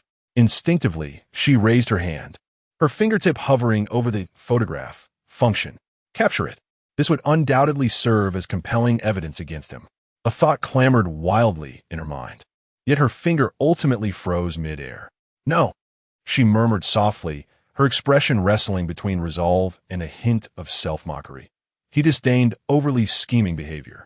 Taking a deep breath, she feigned ignorance of what she had witnessed. From her space, she retrieved a blanket to cover the compact battlefield, settling into the observation seat. Her gaze turned toward the boundless ocean, yet her thoughts galloped like untamed stallions. Who could it be? Tianigriko Shishourui, Wei Wei, Zhuan Xiaofeng, Muqingyuan. Or perhaps a celebrity. Last night, as newly arrived iceberg mute, Chu Shi. She suddenly recalled this variable. Names and faces flashed through her mind, accompanied by vivid imagery of potential tumultuous scenarios. An indescribable heat surged from deep within her, leaving her parched and her cheeks aflame. Exhaling, she irritably tugged at her collar, attempting to quell the tumult of emotions. No scheming. Then let it be straightforward. A resolute gleam sparkled in Su Chia's eyes. For him, women were a core resource, yet he had previously dismissed so many, indicating they must possess extraordinary qualities. Additionally, they must have a growth-oriented talent to genuinely assist him. As her goal crystallized, her spirits lifted, momentarily casting aside those enticing thoughts. Like a precise radar, she focused intently on scanning the surrounding waters, searching for prey that met her criteria. Meanwhile, in bedroom 2, Teacher Tian, are you ready? Tianyu tightly shut her eyes, her long lashes trembling violently. A profound sense of shame, an intense taboo, nearly suffocated her. Yet deep within, a secret and surging desire thrived. In matters such as this, she was the student. Lin Hao's every action was imbued with gentleness and patience. This was his most esteemed teacher, a rare treasure he wished to cherish. Because of this reverence, he was even more cautious in safeguarding her, guiding her to experience the most exquisite vistas of life. He meticulously felt every heartbeat, savoring her subtle expressions born from restraint, relishing the mature yet untouched fruit she represented. This forbidden beauty entranced him. As the obsession dissipated like smoke, Xia Yingluo felt a sudden lightness in her heart. It was as if the oppressive clouds that had gathered finally parted, allowing a ray of clear sunlight to break through. Countless whimsical thoughts sprouted forth like mushrooms after the rain. Teacher Tian, what might she be like now? What might they be discussing? Who truly is the teacher at this moment? Curiosity ignited like a lit fuse, crackling and making her restless. No, I must listen. Xia Yingluo cautiously pushed open the door, her head darting left and right. The corridor was utterly deserted. Fortune favors me. She pressed her racing heart and tiptoed, her ear firmly against the door of room 2. The upgraded soundproofing was astonishingly effective. She silently grumbled, barely able to hear any noise. But who was she, if not the insatiably inquisitive warrior maiden? Holding her breath, she concentrated all her attention. At last, a faint, almost imperceptible sound seeped through the crack of the door, which she keenly captured. There's hope. Elation surged within her, and she listened more intently, her bottom instinctively rising higher. Just then, the door of room 6 clicked open. Mu Qingyuan, rubbing her eyes, immediately spotted the oddly poised, pink-haired sister. She hesitated for a moment, then pursed her lips into an O shape, mimicking Xia Yingluo, and stealthily approached. Then, she playfully slapped her pert backside. A scream erupted, piercing the air like a shattered eardrum. Xia Yingluo jumped in shock, her heart nearly leaping from her throat. Turning to see the beaming Mu Qingyuan, she was suddenly engulfed in a mix of shame and anger. Her cheeks flushed crimson. Little naughty cat. I'll get you for this. The little pink-haired sprite transformed into a vengeful firecracker, lunging towards the giggling Mu Qingyuan. The two graceful figures chased and fled, sprinting out of the cabin, engrossed in an exquisite sensory experience.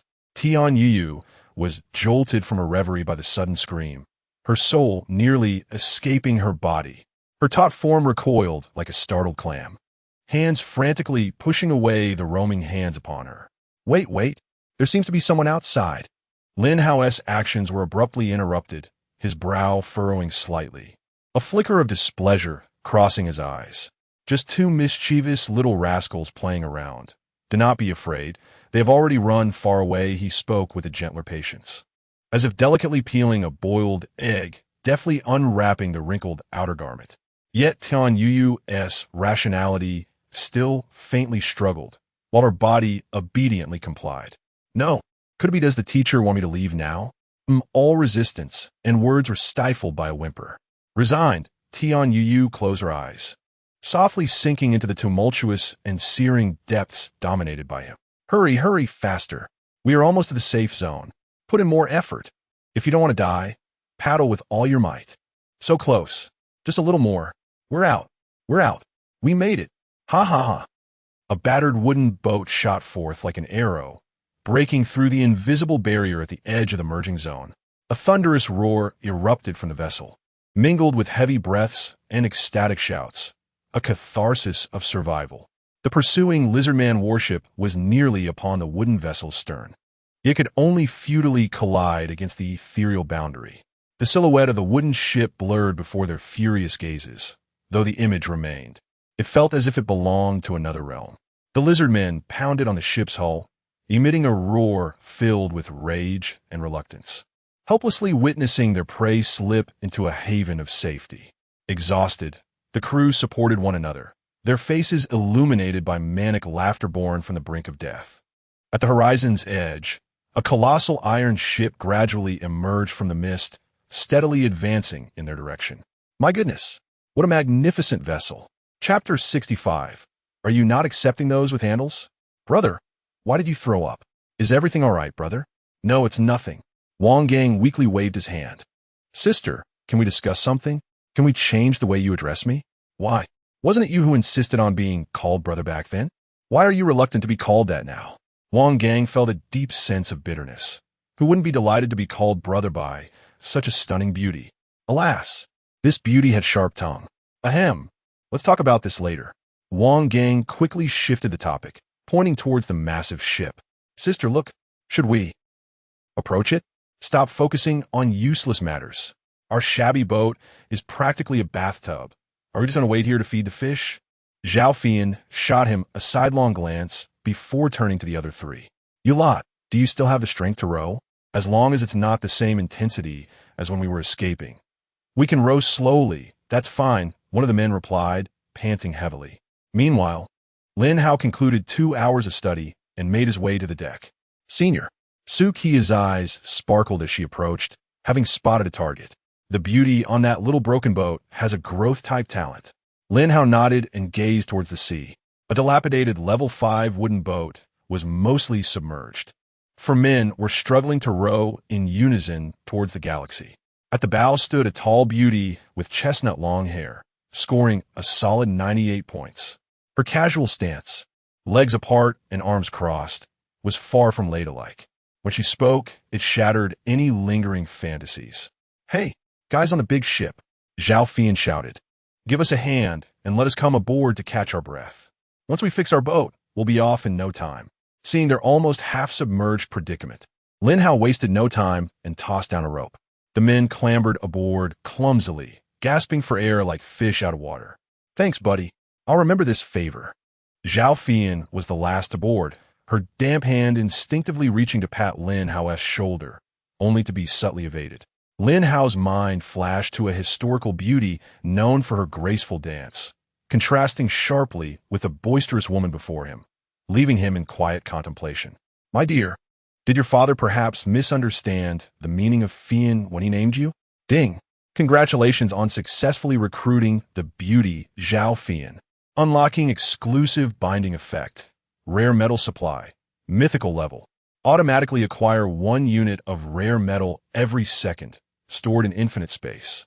Rare metals. Lin Hao's heart skipped a beat. This was a serendipitous gift. She must be kept. Zhao Fian? Lin Hao smiled slightly. "Your boat seems on the verge of falling apart. Why don't you stay on my galaxy instead?" Zhao Fian's eyes lit up. "Really? That would be great." Before she could finish her sentence, her gaze swept over the diverse group of girls behind Lin Hao, and her brow furrowed immediately. "Wait, why are they all women? Your ship does not accept those with handles?" Lin Hao admitted candidly, showing no hesitation. Zhao Fian's expression darkened as she pointed at the 4 men beside her, who had just caught their breath. "So, you mean I should stay and let them go?" "Indeed," Lin Hao replied with a calm demeanor, yet his words were resolute. "That is unacceptable." Zhao Fian immediately rejected the notion, standing tall. "I am their leader. In this world, loyalty is paramount. I promise to protect them." Upon hearing this, Wang Gang and the others felt an immense weight lift off their shoulders, their gazes towards Zhao Fian filled with gratitude. Without their leader, they would have met a grim fate. Unfazed, Lin Hao leisurely remarked, "You mentioned owing me a favor just now. A favor is a favor, and loyalty is loyalty." Zhao Fian waved her hand emphatically. "Loyalty surpasses all. I can repay you with resources, whether you need wood or stone. Feel free to ask. I do not lack resources." Lin Hao gently shook his head, then shifted the topic. "How about we first explore the benefits aboard our ship before making a decision?" "Benefits? What benefits?" Zhao Fian questioned with a frown. "Those who stay on the ship receive a standard meal daily," Lin Hao explained, his fingers lightly tapping as a standard meal materialized before Zhao Fian. "For those working, like the first mate, they can receive 3 meals a day." "A standard meal?" As if Zhao Fian, could be lacking. "Wait, what?" Her disdainful glance at the meal turned into wide-eyed astonishment upon seeing the eggs, milk, coffee, and especially the round, plump essence pill. "Eggs and milk, essence pill. These items are exorbitantly priced," she exclaimed, her voice rising in pitch. "Is this truly free? No work required?" "Correct. Simply by staying, you receive it. If you desire more meals, you must work. 2 or even 3 are possible." Lin Hao's tone was laden with allure. Zhao Fian's throat tightened, her mouth watering. She abruptly turned to see Wang Gang and the others with ashen faces, her heart torn. Finally, she stomped her foot decisively and gritted her teeth, saying no matter how enticing the offer, I cannot abandon my brothers. I, Zhao Fian, will not engage in such treachery. Brothers, let us go and repair the ship." Wang Gang and the others were so touched, they nearly cried. "Our leader." Zhao Fian waved her hand in irritation, her voice slightly faltering. "What are you staring at? I, your leader, keep my promises. I will not forsake you." She approached the ship's edge, pointing at the small wooden vessel being towed by the galaxy. With a flick of her finger, Wood flew from the air, precisely filling and repairing the damaged hull. Observing the slow progress of the repairs, it was clear it would take at least half an hour. Lin Hao remained unhurried, turning to enter the dining area. At that moment, Wei Wei had organized the supplies from the 13 boxes from the morning, and upon seeing him enter, she reported, "Captain, the boxes mainly contain wood and steel for ship upgrades, with 13 essence pills and 13 soul cleansing pills." She paused for a moment, then picked up several scattered items. In addition, there were cigarettes, alcohol, and beetle nuts. "Oh, right." Wei Wei shook a silver-gray fishing rod in her hand. Astonishingly, there was a fishing rod among these items. Lin Hao raised an eyebrow, taking the metallic glimmering rod with great interest. Premium fishing rod, adaptive lure, capable of catching fish weighing up to 100 kilograms. This item is rather impressive. Lin Hao weighed it in his hand and directly stored it in his space. "I'll keep the fishing rod. You could distribute the other items among everyone according to their share." "Distribute? Share?" Wei Wei exclaimed, nearly biting her tongue in disbelief. In this perilous sea, who doesn't meticulously calculate their resources as if they were lifelines? Yet, their captain seemed to have no qualms about distributing entire boxes of supplies, as if he had never encountered the concept of scarcity. Chapter 66. The Slim Waist of Haki Chohei. "Can I wander around your ship?" Zhao Fian boldly sauntered into the dining area, hoping to distract herself from her dilapidated vessel, which was beyond immediate repair. "There's nothing to explore. The lower deck is filled with bedrooms, and people are resting inside," Lin Hao curtly replied, his gaze unwavering. Tian Yuyu, Shi, Xiaowei, and Shu Shi were all catching up on sleep, and he couldn't allow any outsiders to roam freely. Zhao Fian, unfazed, casually plopped down on a bench and produced a dry piece of bread to nibble on. Yet, as she chewed, her mind wandered back to the standard meal served earlier, and the bread began to taste increasingly bland. "Hey, can we negotiate? I could trade something for a few eggs and milk," she suggested. "No trade, unless you agree to stay on the ship." Lin Hao's eyes remained fixed. "Then, how about coffee? Surely, that's negotiable?" Zhao Fian sought a compromise. "No trade." "Geez, you're really stingy." She pouted, taking another bite of her bread. Casting a glance at Wang Gang and the others lounging on the deck, she lowered her voice and asked, "So, if I really stay, could I possibly become a first mate?" Lin Hao smiled slightly. "First mate is out of the question, but given your combat skills, becoming a second mate should be feasible." Su Chuya had discreetly informed him of Zhao Fian's potential as a steel war maiden, capable of transforming into a humanoid mech, albeit currently possessing only partial weaponization ability. "Second mate, would I be responsible for 3 standard meals?" "Yes." Zhao Fian's eyes sparkled with excitement at the prospect of 3 standard meals a day, translating to 3 body-tempering pills daily. This was infinitely preferable to risking her life in the fusion zones against the lizardmen, and it was far safer. She had witnessed Lin Hao distributing supplies earlier. The body-tempering pills and soul-cleansing pills were undeniably real. It was obvious to anyone with sense whom to ally with for a promising future. But what about Wang Gang and his trio? "Hey, can't you bring along my 4 little brothers?" Zhao Fian pressed on, her tone a mix of determination and persuasion. "Don't let their fighting skills fool you. Their talents are genuinely impressive. They're all skilled at construction. With your ship upgrading so rapidly, you'll surely find a use for them." "Skilled at construction?" Lin Hao paused, intrigued by the unusual combination. Seeing an opening, Zhao Fian eagerly counted off on her fingers. "Exactly. My second brother can reshape steel, the third can join wooden boards, the fourth is capable of softening sand, and the fifth handles hardening sand. Together, their efficiency is unmatched. Good heavens, where did you find this construction dream team?" Lin Hao chuckled. "So are you tempted?" Zhao Fian wore an expectant expression. "No." Lin Hao shook his head once more. Zhao Fian's face fell instantly. However, Lin Hao shifted his tone, "But I can certainly point them in the right direction." "What direction?" Zhao Fian perked up again. Without further ado, Lin Hao initiated a video call to Lu Jin. As the image materialized in the air, Zhao Fian gasped, "Holy cow, an island?" "Comrade Lin Hao, what's the matter?" Lu Jin's calm voice resonated. Lin Hao proceeded to recount the situation regarding the four construction brothers. Lu Jin stared in astonishment, wishing he could leap out of the video. A talent. An absolute talent. Where is he? I will immediately send someone to fetch him. He is approximately 60 nautical miles away. If you're not in a hurry, let them stay with me for a few days, and I will send them over later.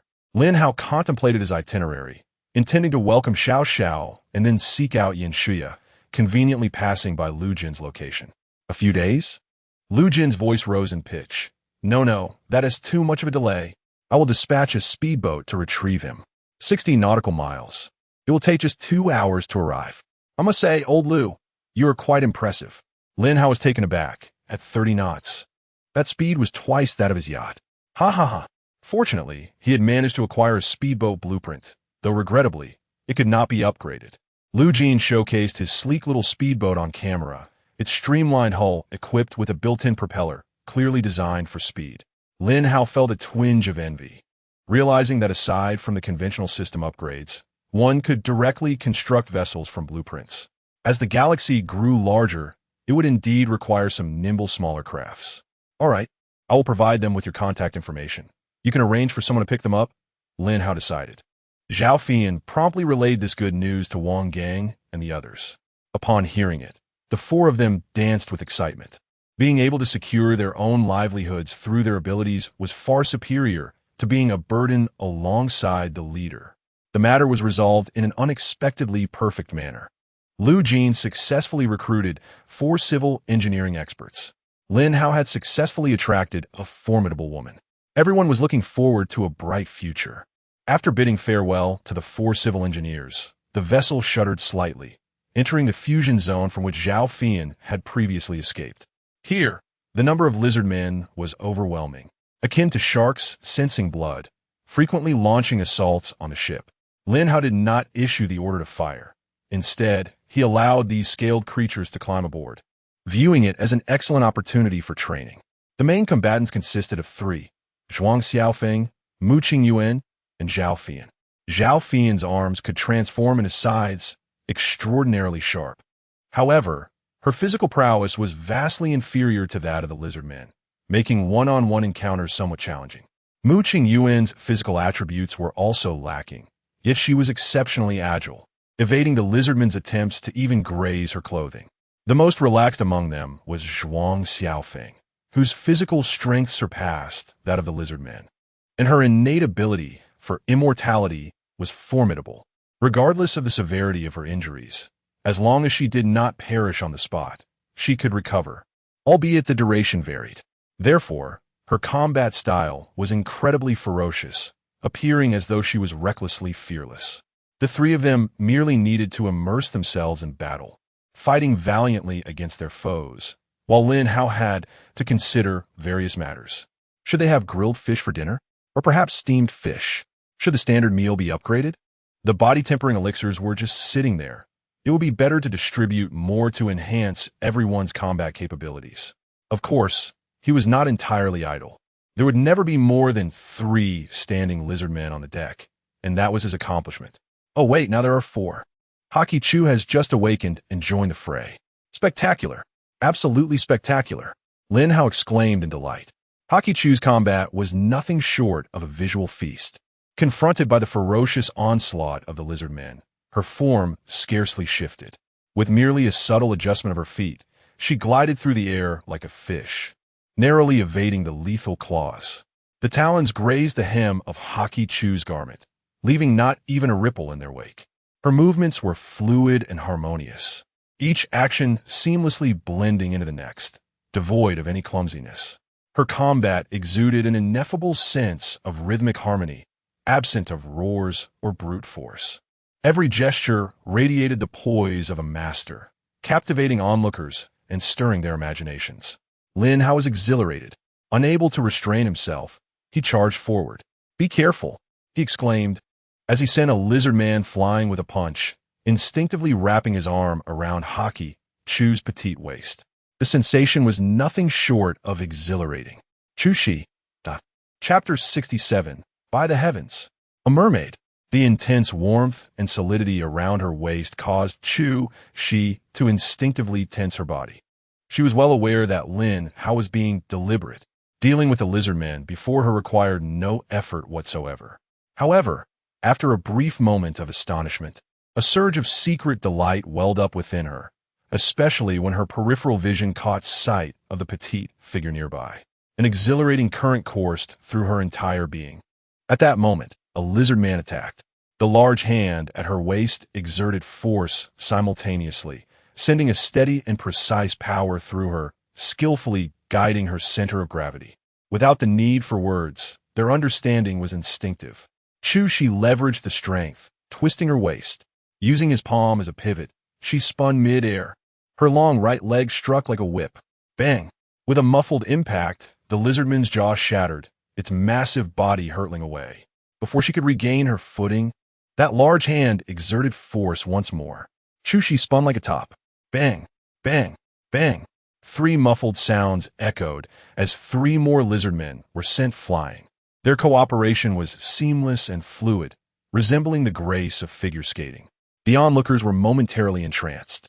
Xiaoying Luo felt a whirlwind of emotions, envy, jealousy, and a tinge of guilt for not having apologized. Zhuang Xiaofeng shot her a glance, thinking that this fellow was indeed revealing her true nature. Zhao Fian suddenly rubbed her arms. Oh my, goosebumps all over. Are you two putting on a drama here? Just go book a room already. Lin Hao shot a disgruntled glare at Zhao Fian, wondering why a woman would even speak like that. How much better it would be if he could switch places with Chu-Shi. Her interruption had dampened Lin Hao's enthusiasm, forcing him to vent all his frustrations on the lizardmen. As noon approached, the lizardmen's assault finally ceased. The group cleared the deck, retrieving a total of 50 supply boxes. Lin Hao, without hesitation, claimed them all. Once everyone gathered in the dining hall, Lin Hao announced loudly, from this day forth, the standard meal has been upgraded to version 1.4. Each standard meal will now include 3 body refinement pills. What? Another upgrade? Mu Qingyuan exclaimed, springing up from her seat in astonishment. Had tea just been upgraded this morning? Xiaoying Luo was also curious. Tian Yuyu, who had come despite her pain, felt a flush rise to her cheeks but was comforted inside. Her hard work had finally paid off. Lin Hao scanned the crowd and continued.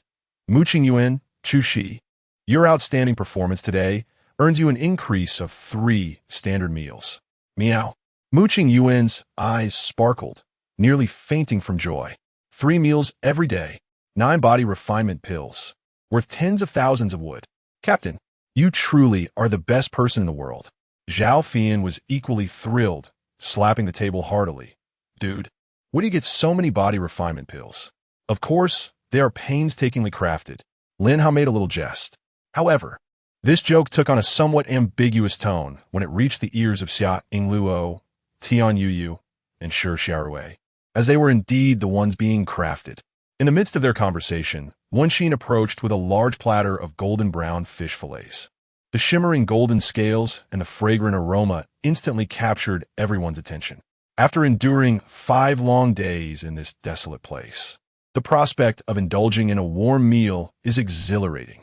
Even more thrilling is the information displayed on the panel.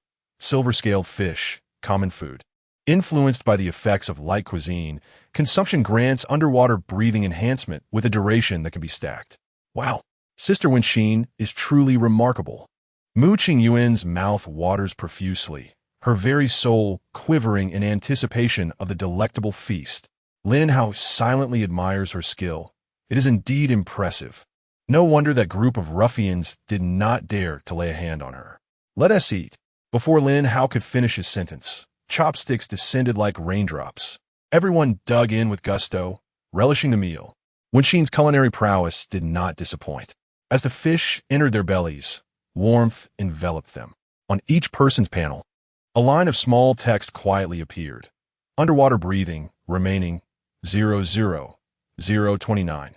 Time ticked away as each succulent bite of fish was consumed. After enjoying an hour of enhancement, Lin Hao finally set down his chopsticks. Were he to indulge further, even 10 fish would not suffice to fill him.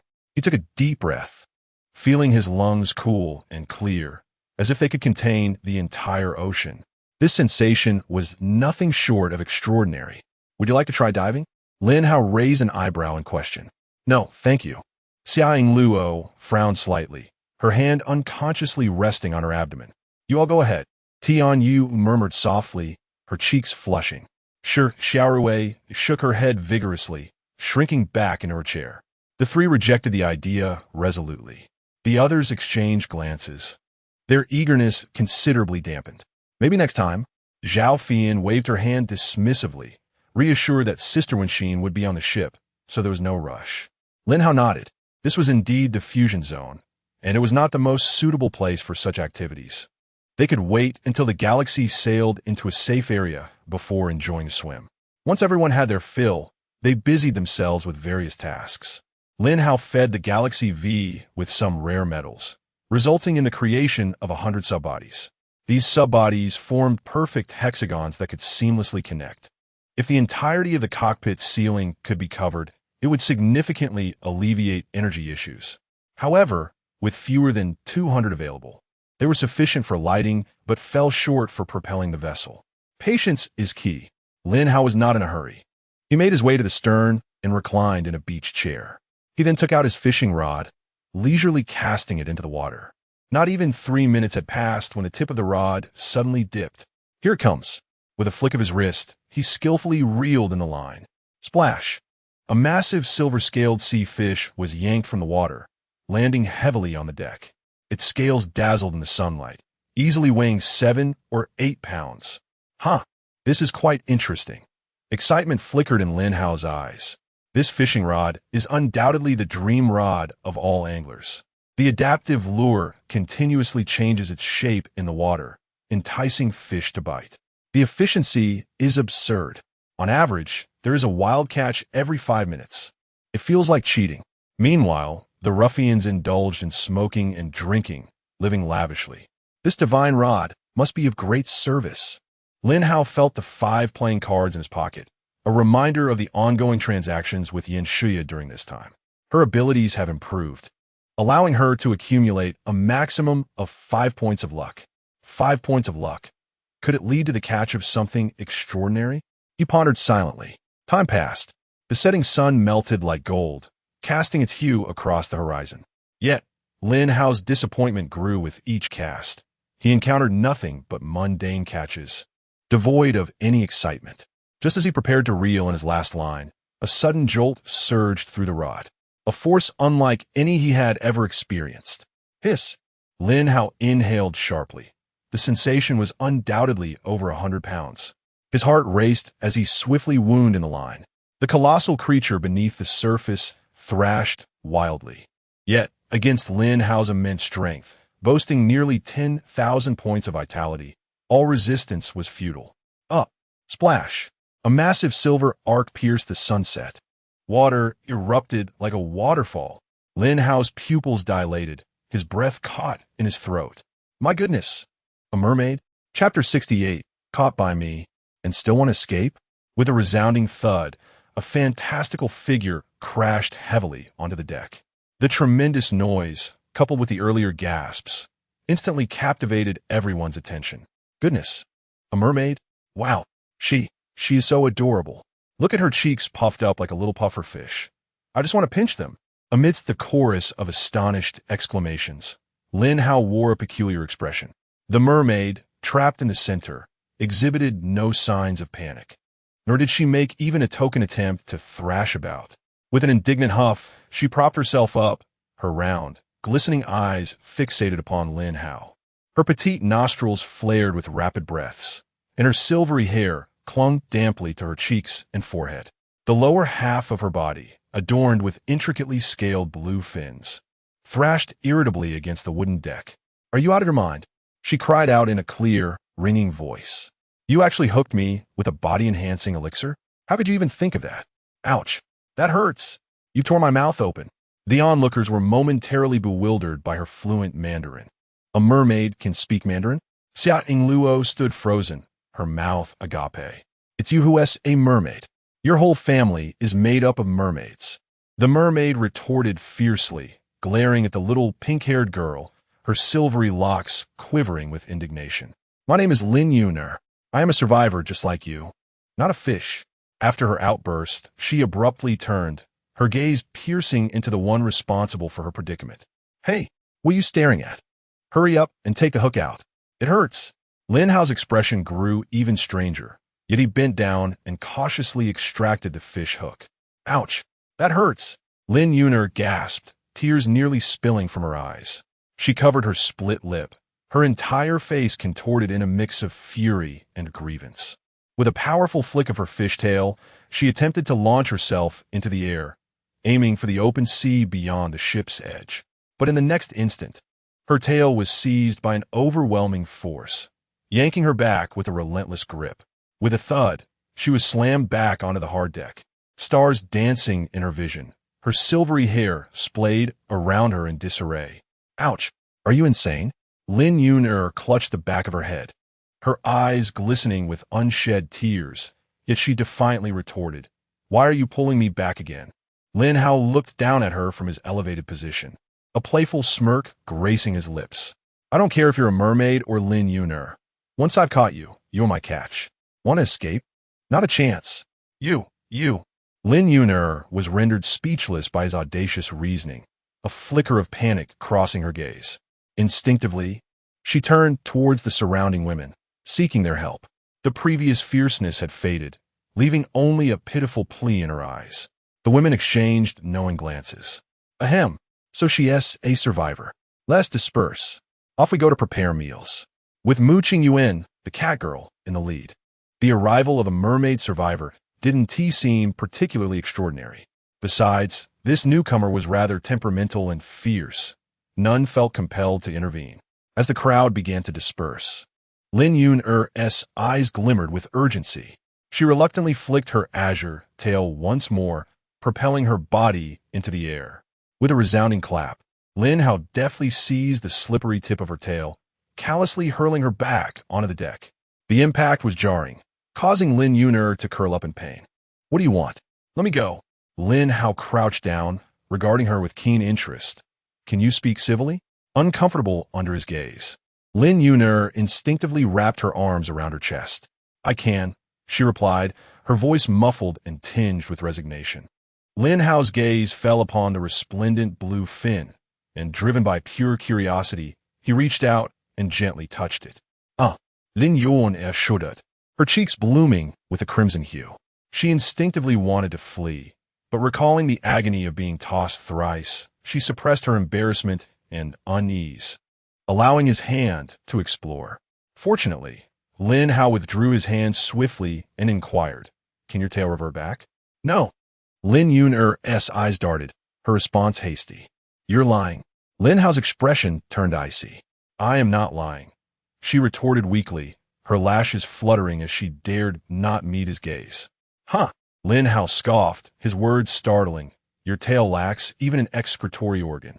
If it doesn't revert, how will you address physiological needs? Why you are so crude, despicable." Lin Yuner's cheeks flared with indignation. Do you dare challenge me?" Lin Hao raised an eyebrow. "And no, I don't dare." Lin Yuner pouted in distress. "I can revert, but it will leave me weak for a long time. As long as you can revert, that's sufficient." Lin Hao nodded in satisfaction. "Since you are a survivor, how about joining my crew?" "See, can I refuse?" Lin Yuner asked timidly, finding her own question absurdly naive. "Certainly," Lin Hao replied with unusual ease. A flicker of joy lit up her sapphire eyes. Yet his subsequent words doused her elation like a bucket of icy water, chilling her from head to tail. "If you refuse, I will sever your lower half and prepare a dish of chopped chili tail, perfect for tonight's meal." "Why, you are monstrous. A devil. A pervert." Lin Yuner trembled with rage, her tail slapping against the deck with a resounding thud. Lin Hao disregarded her outburst and calmly stated, "I'll give you another chance to respond. Will you join my crew? Yes or no?" "Yes." Lin Yuner let her head droop in resignation, her long hair concealing her expression that screamed of a prudent girl reluctant to suffer immediate losses, while secretly scheming her escape. Lin Hao observed the score indicator above her head and glanced at the unresponsive system panel, understanding her intentions. This little mermaid may have acquiesced verbally, but she was undoubtedly plotting her escape. However, this suited him perfectly, allowing him to test whether his theory of boarding first and settling the fare later would hold true. Lin Hao rose to his feet, looking down with an air of authority as he declared, "Since you are aboard my ship, you shall remain here obediently. Should you dare to flee." Lin Yun's neck shrank back as she lifted her tear-filled eyes, her voice a soft murmur of protest. "But, in my current form, I cannot be away from the sea for too long. I shall perish." This was indeed the truth, as her skin had begun to feel a hint of dryness and tension. "Is that not simple?" Lin Hao replied with an air of nonchalance. "You can simply transform back." But, Lin Yun's cheeks flushed a deep crimson, even the delicate lobes of her ears turning bright red. "But what?" Lin Hao inquired impatiently, summoning her courage.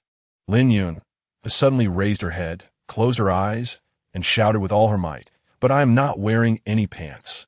Chapter 69. Not a hair in sight. So what if I'm not wearing pants? Why shout so loudly, as if to ensure that everyone notices? Lin Hao remarked with indifference, casually retrieving a blanket from his space and tossing it to her. Lin Yun fell silent, hastily wrapping the blanket around her waist. Ever since she acquired the mermaid talent, she had maintained her mermaid form. Compared to those struggling to survive at sea, she was undoubtedly fortunate, facing little adversity along her journey. However, her smooth sailing had made her increasingly complacent. When she saw a body-refining pill slowly sinking into the water, she had chuckled inwardly, wondering which fool could afford to discard such a valuable item. Little did she know, she was the fool. At this moment, the ocean was tantalizingly close, yet utterly out of reach. She had no choice but to activate her talent and revert to her human form. A wave of weakness enveloped her, as if all her strength had been drained away, making it exceedingly difficult to lift even a finger. She slumped into the blanket like a puddle of melted ice cream. Her once resilient fish tail transformed into delicate, pale feet, and her lustrous silvery hair lost its sheen, reverting to a smooth black. A chill coursed through Lin Yun's heart. In her current state, if that insufferable man had any malicious intent, she wouldn't even have the strength to resist. Lin Hao watched this miraculous transformation with keen interest, suddenly breaking into a grin. "Speaking of which, we share the same surname. Could you possibly be my long-lost sister?" Who is your sister?" Lin Yun trembled with anger. "You've thrown me 3 times upon our first meeting. My bones feel shattered." "You devil!" Lin Hao smiled nonchalantly, rising to his feet. "Can you stand? Dinner time has arrived." Lin Yun bit her cherry lips, stubbornly refusing to show weakness before this man. Noticing he was about to offer his assistance, she recoiled as if pricked by a needle, summoning all her strength to swat his hand away. "I don't need your false kindness. I can manage on my own." Taking a deep breath, she attempted to channel her strength into her legs, wobbling as she stood. Yet weakness struck again. Her knees buckled, and she uncontrollably fell backwards. To make matters worse, the blanket slipped away as she fell.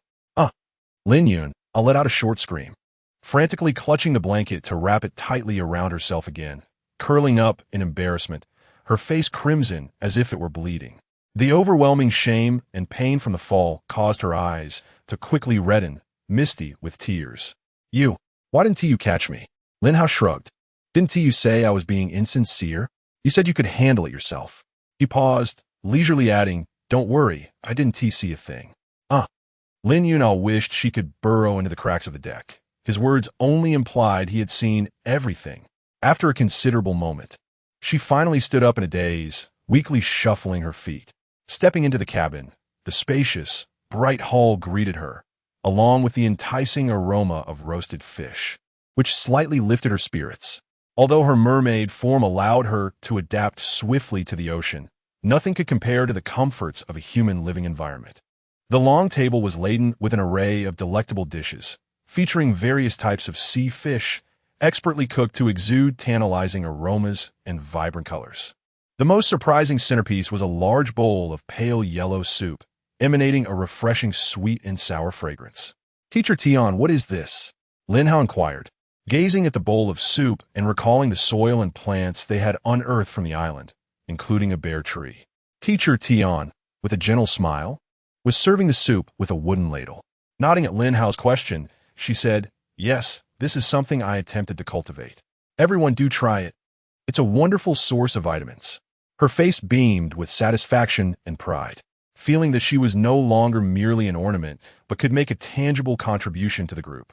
Lin Hao took a sip from his bowl, and the sweet and sour flavor unfurled on his palate, accompanied by a unique fruity aroma that stimulated his appetite. "Haha, this is truly delightful," he exclaimed genuinely. "Our meals are becoming increasingly splendid. Warm milk, golden fried eggs, crispy roasted fish, fluffy slices of bread, neatly cut ham, and this precious fruit soup before them made for a veritable feast for those struggling to survive on the vast ocean. This is all thanks to the captain. Wouldn't you agree?" Wei Wei chimed in with a wink. "Indeed. Cheers to the captain. Cheers to the captain." The lively atmosphere ignited as everyone raised their glasses of milk in a toast, the cabin echoing with cheerful laughter. Only Lin Yuna, sitting quietly in the corner, felt out of place amidst the revelry. She cradled her bowl of warm fruit soup, sipping it slowly. The sweet and sour taste spread across her tongue. Yet it could not quell the tumultuous emotions swirling within her. The sumptuous food, bright lights, the genuine laughter among companions, and the captain, who, though harsh, seemed to possess some skill, were like small pebbles cast into the lake of her heart, which she had resolved to escape. A tiny, wavering thought emerged uncontrollably. Perhaps staying on the ship might not be so bad after all. Yet, as this notion arose, her almost instinctual attachment to the ocean surged forth, like invisible threads tugging at her very soul. The sea bestowed upon her strength, freedom, and a sense of security. She instinctively curled her toes, as if she could still feel the gentle caress of the water flowing over her tail.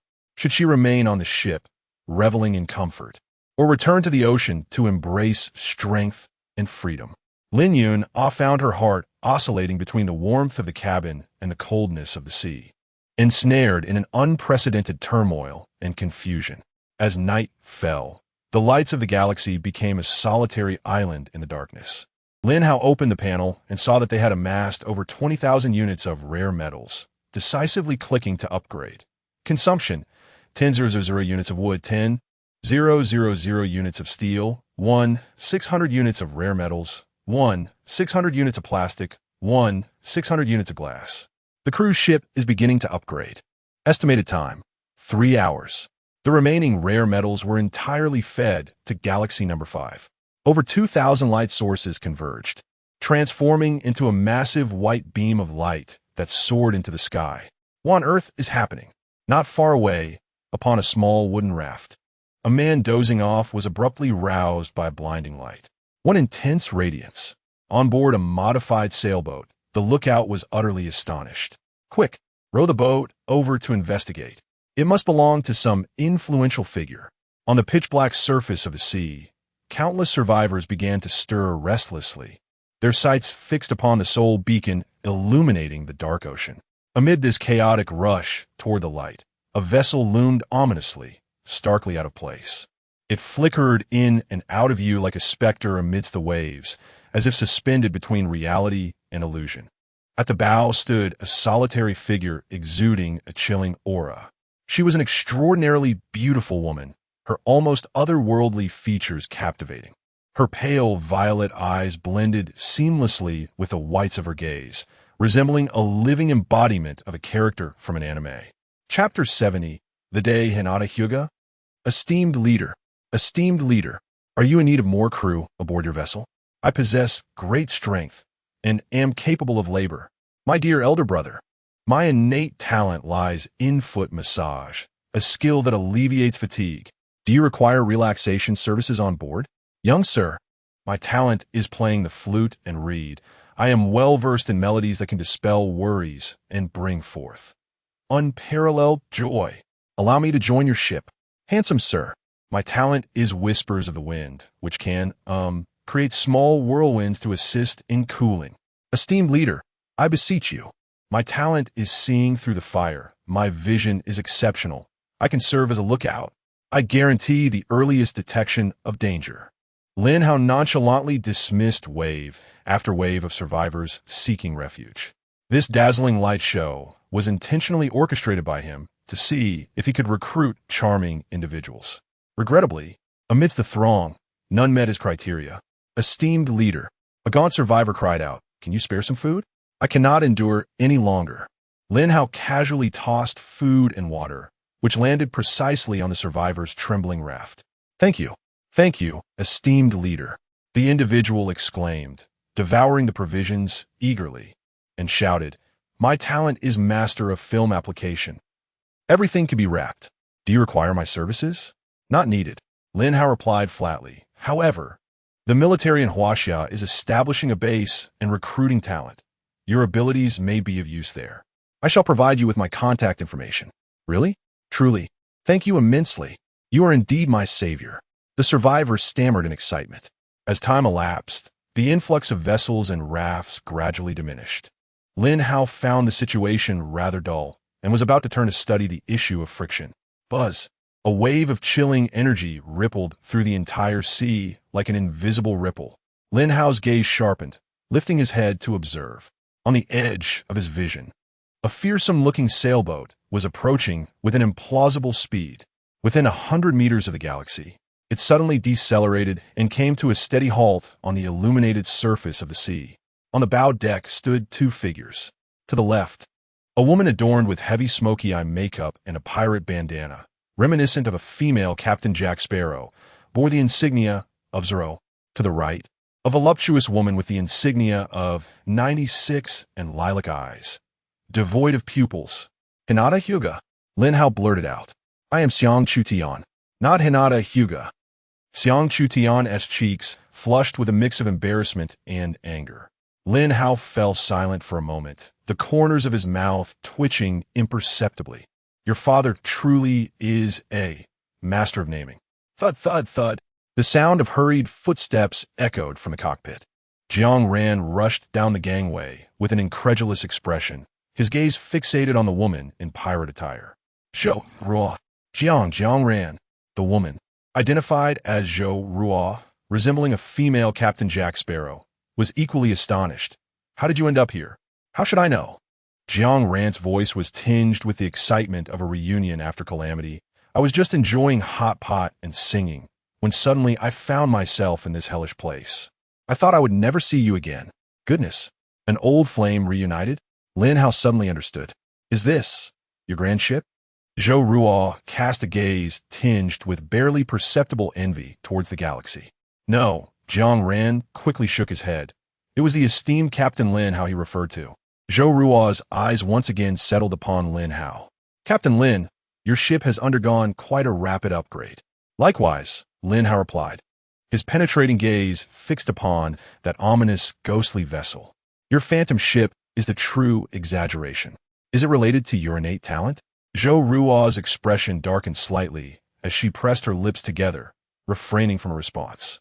Yet her tacit acknowledgement spoke volumes. At that moment, an elegant figure descended the gangway, Jiang Jinwei.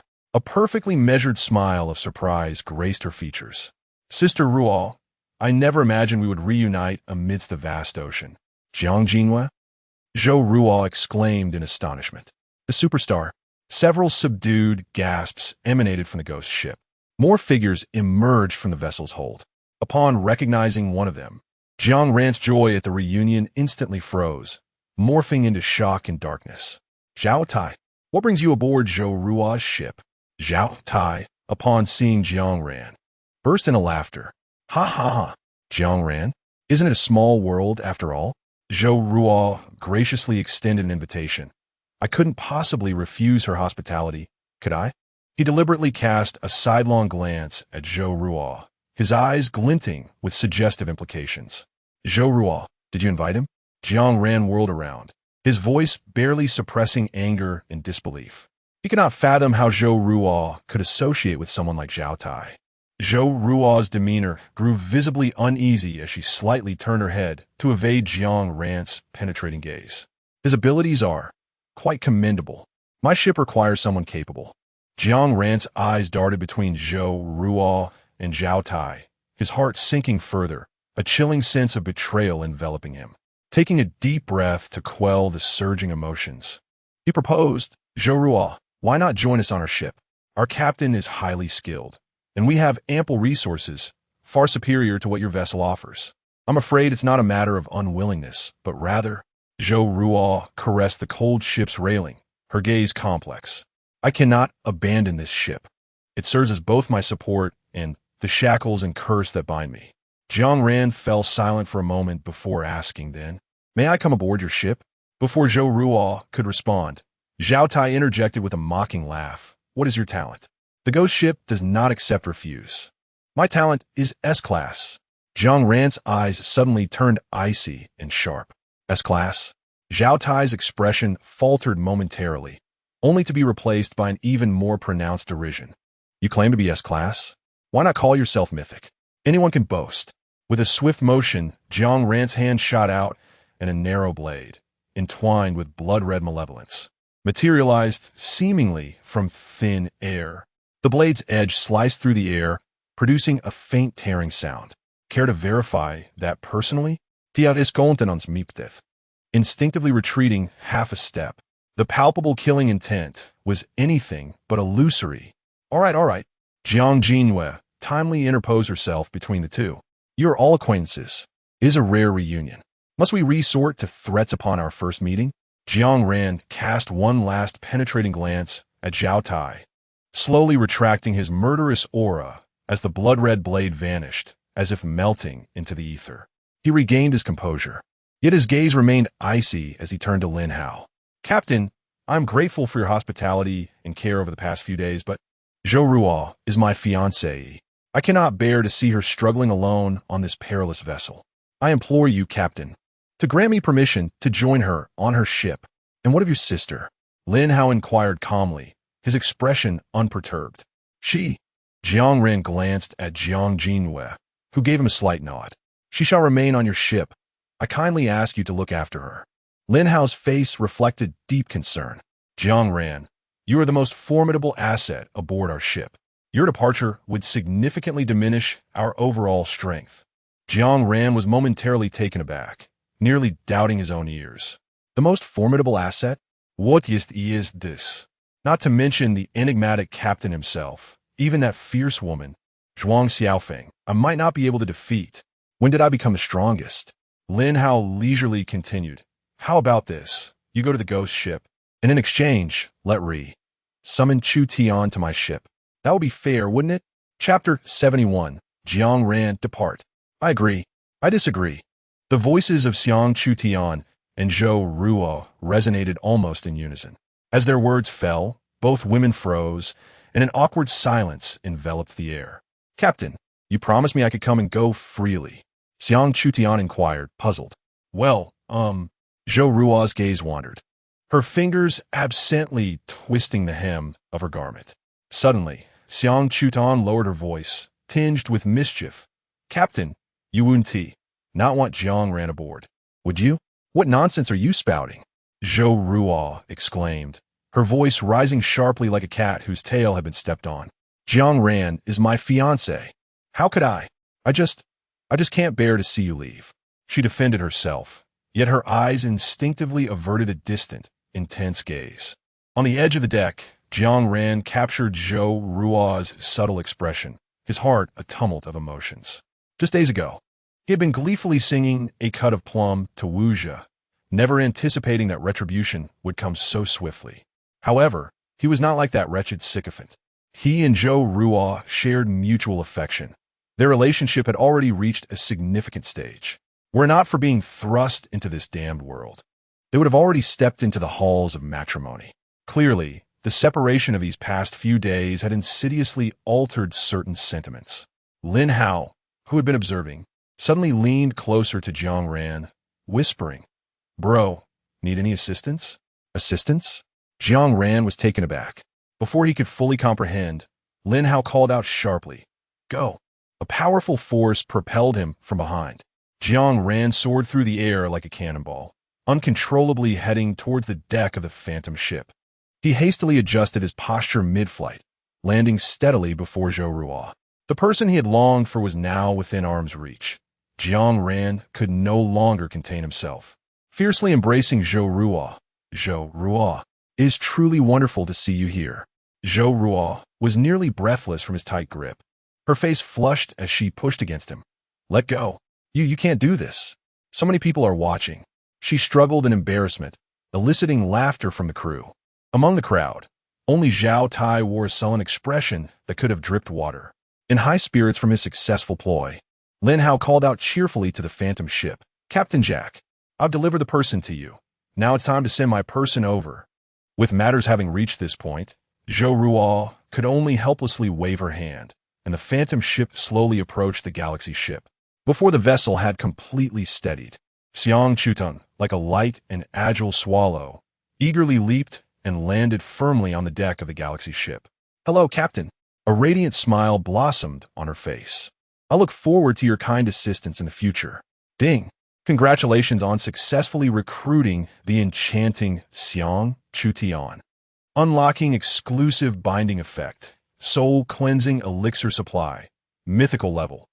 Automatically acquiring one soul cleansing elixir per second, stored in infinite space. The soul cleansing elixir seems acceptable. In comparison, he was more curious about Xiang Chutian's talents. When observed from afar, she radiated an icy demeanor, but now that they were close, she seemed like a completely different person, vibrant and full of life. Even when teased by calling her Hinata Hyuga, she remained unfazed, seemingly having made up her mind to board this vessel. "Welcome. I am Lin Hao." He extended his hand. "Captain, this is my humble gift for our introduction. I hope you accept it." Xiang Chutian suddenly produced an object resembling an electric rice cooker, cheerfully presenting it before him. Lin Hao instinctively cast a glance, and the system panel revealed the information. Galaxy number 9 sanitation cleaning device, function 1. Automatically cleans the vessel, maintaining hygiene, requires charging. Function 2. Adaptive transformation. Automatically switches forms based on space and type of waste. Just as Lin Hao was momentarily taken aback by this unexpected acquisition, Zhou Ruo aboard the phantom vessel caught sight of it and exclaimed, "Xiang Chutian, why did you take my cleaning robot?"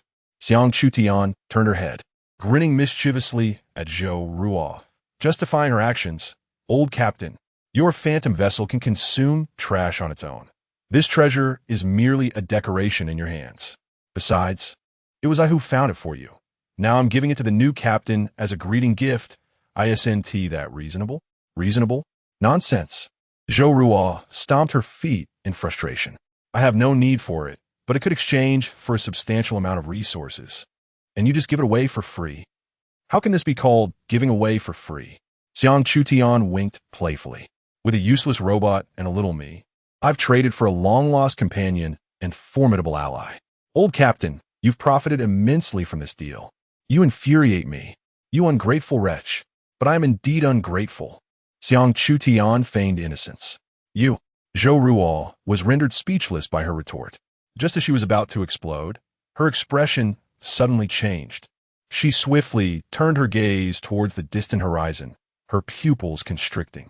Immediately, she spun around and commanded the helmsman sternly, "Quick, set sail. Full speed ahead." As soon as the words left her lips, the phantom vessel pivoted in a manner defying the laws of physics, eerily turning its bow.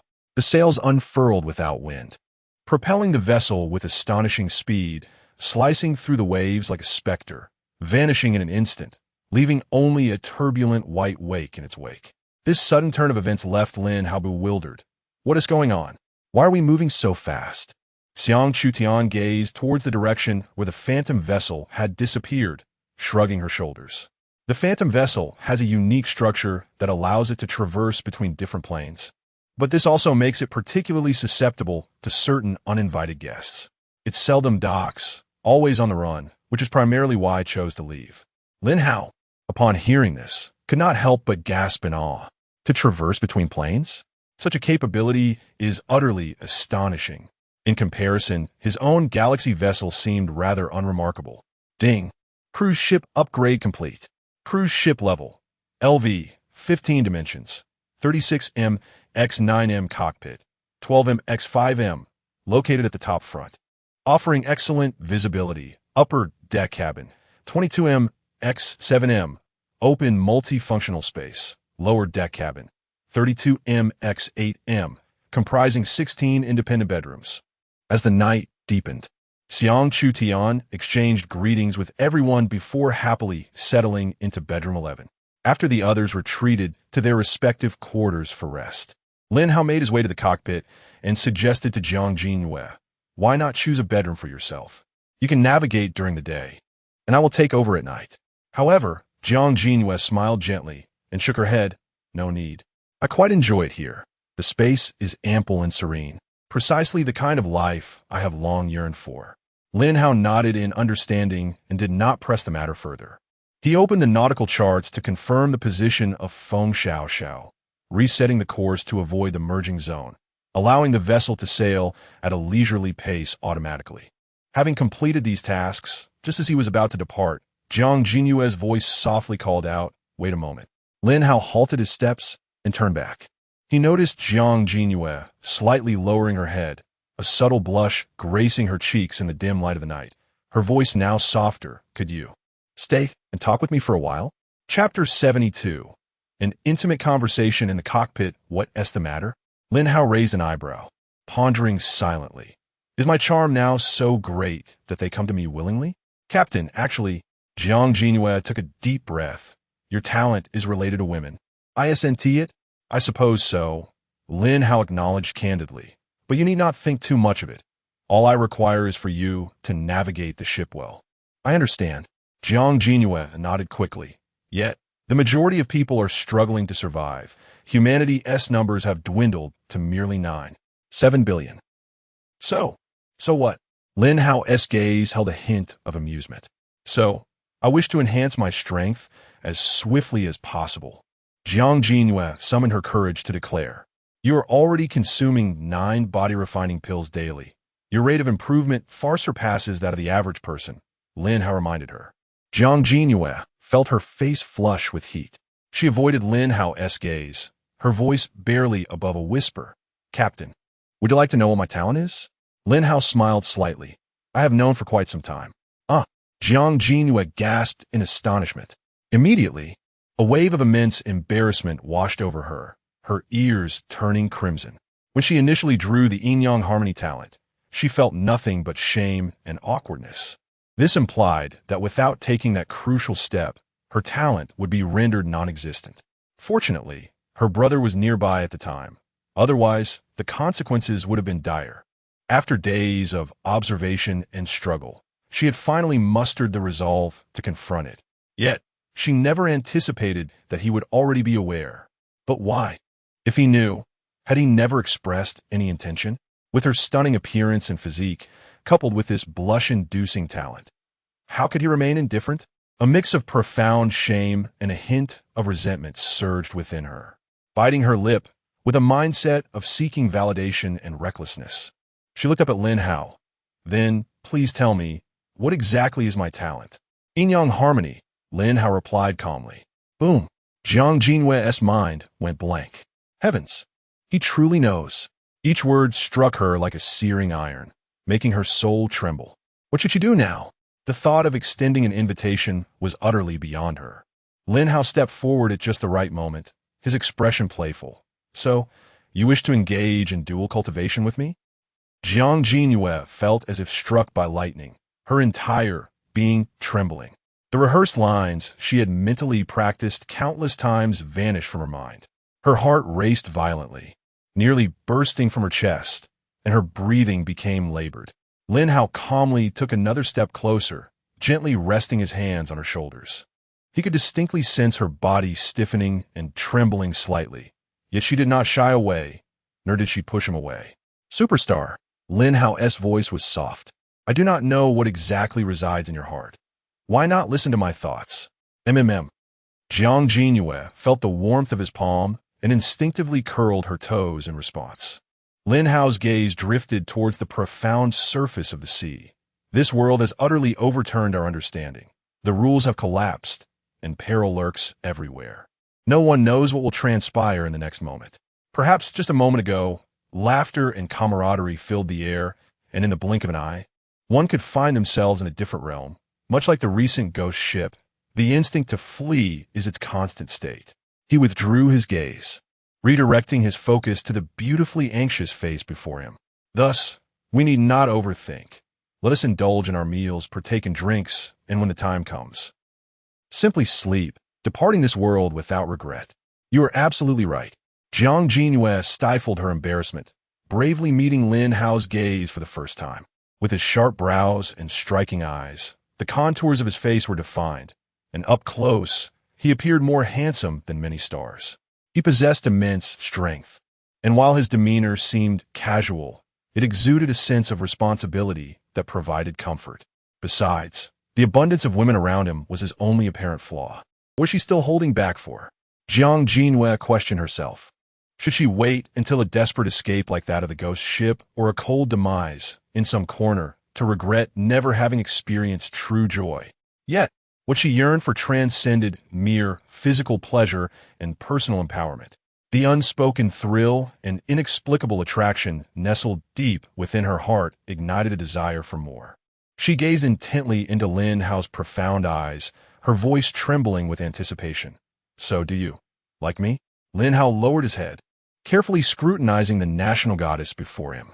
From her smooth, full forehead to her trembling eyelashes caused by nervousness, from her elegantly pointed nose to the slightly parted lips, tinged with shyness and hope, he took it all in. The cockpit fell into a profound silence. Only the low hum of instruments and the clear sounds of their breathing could be heard. The air was thick with unspoken tension. Suddenly, Lin Hao exerted his strength. He pulled her into his embrace, so closely that not even the slightest gap remained. His heated chest pressed against her softness. An undeniable sense of power completely engulfed her. He leaned down, exhaling warmth as he kissed her forcefully. The taut strings in Jiang Jinue's mind snapped at that moment. All her reservations, hesitations, and shyness were incinerated by this unexpected fervor. She ceased to ponder. She disregarded all caution. Her body's instincts took over entirely. She responded passionately. Her arms, she realized, had wrapped around Lin Hao's neck, pulling him closer. Tentative, yet wholly invested, she sought to merge her being with his essence. In their clumsy exploration lay a reckless determination and yearning. The temperature in the cockpit soared rapidly. Their hurried breaths intertwined, drowning out the hum of the instruments. Lips met, breaths mingled, and the air was thick with intoxicating allure. Lin Hao could distinctly feel the tremors and warmth of the figure in his arms. Her response was fervent, imbued with a kind of sacrificial bravery. This was far beyond his expectations, yet it ignited an even deeper flame within him. His kiss deepened, becoming more aggressive. One hand firmly encircled her slender yet resilient waist, while the other threaded through her cascading ebony tresses, cradling the nape of her neck, leaving no room for retreat. Jiang Jinhue was utterly engulfed. Lin Hao's breath was akin to the most potent of wines, intoxicating her senses and leaving her in a state of euphoric dizziness. Each entanglement felt like an electric current surging through her very being, eliciting unprecedented shivers and tingles. She clumsily learned to respond, as a dormant force deep within her seemed to awaken, yearning for further exploration. An instinctual, uncharted desire coursed through her like molten lava, causing her to forget her identity and her reservations. All she wished was to grasp tightly onto the man before her, to hold onto the fervor that set her soul ablaze. The cabin's dim azure instrument lights outlined the silhouette of their close embrace. Outside lay an endless abyss of darkness, yet within the cabin blazed a storm ignited solely for them. Reason had long been cast aside, leaving only the most primal attraction and resonance. Amidst the tumultuous and perilous seas of a world undone, two solitary and restless hearts sought solace and affirmation from one another in the most fervent of ways. They kissed with abandon, breathless and lost in the moment, as if striving to merge the essence of each other into their very lives. Chapter 73. Have you found a feeling? Lin Hao created a slight distance, his gaze resting upon the almost flawless visage before him. This was Jiang Jinhue, the epitome of stardom, the universally acclaimed goddess of beauty, a celestial being admired by countless souls, a frequent headliner in entertainment news. Her posters adorned every street corner, her figure illuminated on grand screens, and her melodious voice endlessly replayed by millions of devoted fans. Each of her expressions could effortlessly incite a tempest on the internet. How many affluent elites yearned for just a smile from her, yet found it nearly impossible to even approach her. And now, this once seemingly unattainable moon was tightly embraced in his arms. The impact of such a disparity in status was far more intoxicating than any exquisite wine. An unprecedented sense of conquest surged wildly within Lin Hao's heart. Oh, great star, if your fans were to discover this scene, would they not wish to rend my heart asunder? Jiang Jinyue's eyes were glazed, her mind conjuring images of millions of fans collapsing in tears, screaming and clawing in despair. Yet, she felt no guilt or panic. Rather, an inexplicable exhilaration surged from deep within her, in her quest to maintain the flawless persona of a national goddess. She had lived like a marionette, a cage woven by capital, and fans held her captive. Fearful of romance, hesitant to approach the opposite sex. Even her genuine smiles were meticulously crafted. She was a sacrificial offering placed upon a pedestal, relishing in a splendor unattainable by mere mortals, yet simultaneously bereft of her most precious freedom. And now, the old world had crumbled, all order and shackles reduced to mere dust. She yearned to shatter this meticulously constructed idol with her own hands. Jiang Jinyue revealed a dangerous smile, abruptly pushing Lin Hao backward. She lunged at him like a fierce leopard, embodying an almost savage beauty. Her fingertips, imbued with a searing warmth, eagerly tore at Lin Hao's garments. Lin Hao's eyes widened in astonishment. He had not anticipated such a fervent soul concealed beneath her gentle and refined exterior. She voraciously explored every taut muscle on his body. No longer was this a tender caress from an idol to her fan. It was the mark and possession of a hunter claiming her prey. She was not there to please him, but to indulge in him, to revel in the freedom and power that shattered the past and seized her destiny. In this moment, Jiang Jinyue shed all pretense. No longer was she a cage canary. Instead, she tore apart her prison, burning fiercely amidst the ruins of a fallen world. Revealing her deadly wildness and allure, she was a queen. Lin Hao gasped sharply. Jiang Jinyue's movements were chaotic, clumsy, yet imbued with an unrestrained vigor. But he was unfazed. With his current extraordinary physique, he could withstand any tempestuous onslaught. A peculiar warmth surged within their bodies, with a unique, penetrating force. It transcended the barriers of flesh and blood, flowing silently through their intertwined meridians and veins, resonating in harmony. Their senses were magnified infinitely. Lin Hao's body trembled. This was not merely physiological stimulation. It was a profound resonance of souls. The subtle gasps echoed like thunder, the texture of the skin discernible like the contours of mountains, with each heartbeat resonating like a drumbeat upon the soul. This experience transcended all his previous understanding. Is this the power of the yin-yang He-Huan talent? Alas, I'm bleeding. It hurts. Can such a minor injury truly cause pain? It's nothing, just endure it. The key lies in your posture. Too rigid, you must relax and follow the texture. Texture? Xia Yingluo gazed bewilderedly at the yarn and needle in her hand. Indeed, Tian Yu leaned in closer, observed just like this. Gently probe inside, do not rush. Exerting too much force can lead to getting stuck and even injuring oneself. Do you feel resistance? Then shift your angle or pull back a little, find that smoothest point. Xia Yingluo clumsily imitated, the needle tip veering slightly. It caught again. Caught again? Tian Yu chuckled softly. That S, because your yarn was wrapped properly, it got tangled. You must learn to control it, guiding it to move with your rhythm instead of being led by it. Here, let me help you untangle. See, if you loop it this way, isn't it much smoother? It just slides in. It seems. Not so tight now? Xia Yingluo tentatively moved the needle. Yes. Have you found the feel? A hint of satisfaction laced Tian Yu's voice. Remember, patience is key. It's fine to be a bit awkward at first. Practice a few more times, find that point of harmony, and you will weave faster and faster. When will I ever be as adept as teacher Tian? Xia Yingluo's eyes brimmed with envy. Tian Yu affectionately ruffled Xia Yingluo's hair. Do not be greedy. Take it step by step. The rhythm is paramount. Too fast may cause knots, too slow lacks sensation. It must be steady and precise. See, like I'm doing now. In and out, ISNT it fluid? Xiaoying Luo watched Tan Yuyu's deft movements, the needle weaving effortlessly through the yarn, producing a soft, rustling sound. It looks rather soothing. Soothing is indeed the goal. Tian Yuyu remarked meaningfully, practice makes perfect. Once you can master it like this, tightening when you wish and loosening at will. That is true mastery. But what if it gets knotted and I can't unravel it? Xia Ingluo stared at the chaotic tangle of yarn in her hands. Knotted, you say?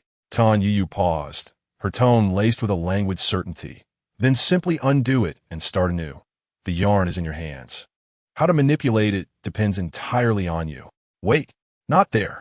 How filthy. Stop immediately. It went in. Mu Qingyuan watched in dismay as Galaxy number 9 dashed into the restroom, plopping down on the floor. Ever since she had brought this robotic vacuum cleaner aboard, it had become her new toy. The little fellow, round and plump like a rice cooker, was utterly adorable. It chased after dust and debris, extending its mechanical arm to compress larger items into its belly. Upon reaching the restroom door, Mu Qingyuan panicked, fearing it would vacuum up the stains. She rushed forward in an attempt to catch it, but the little creature possessed astonishing strength, and she could not stop it at all.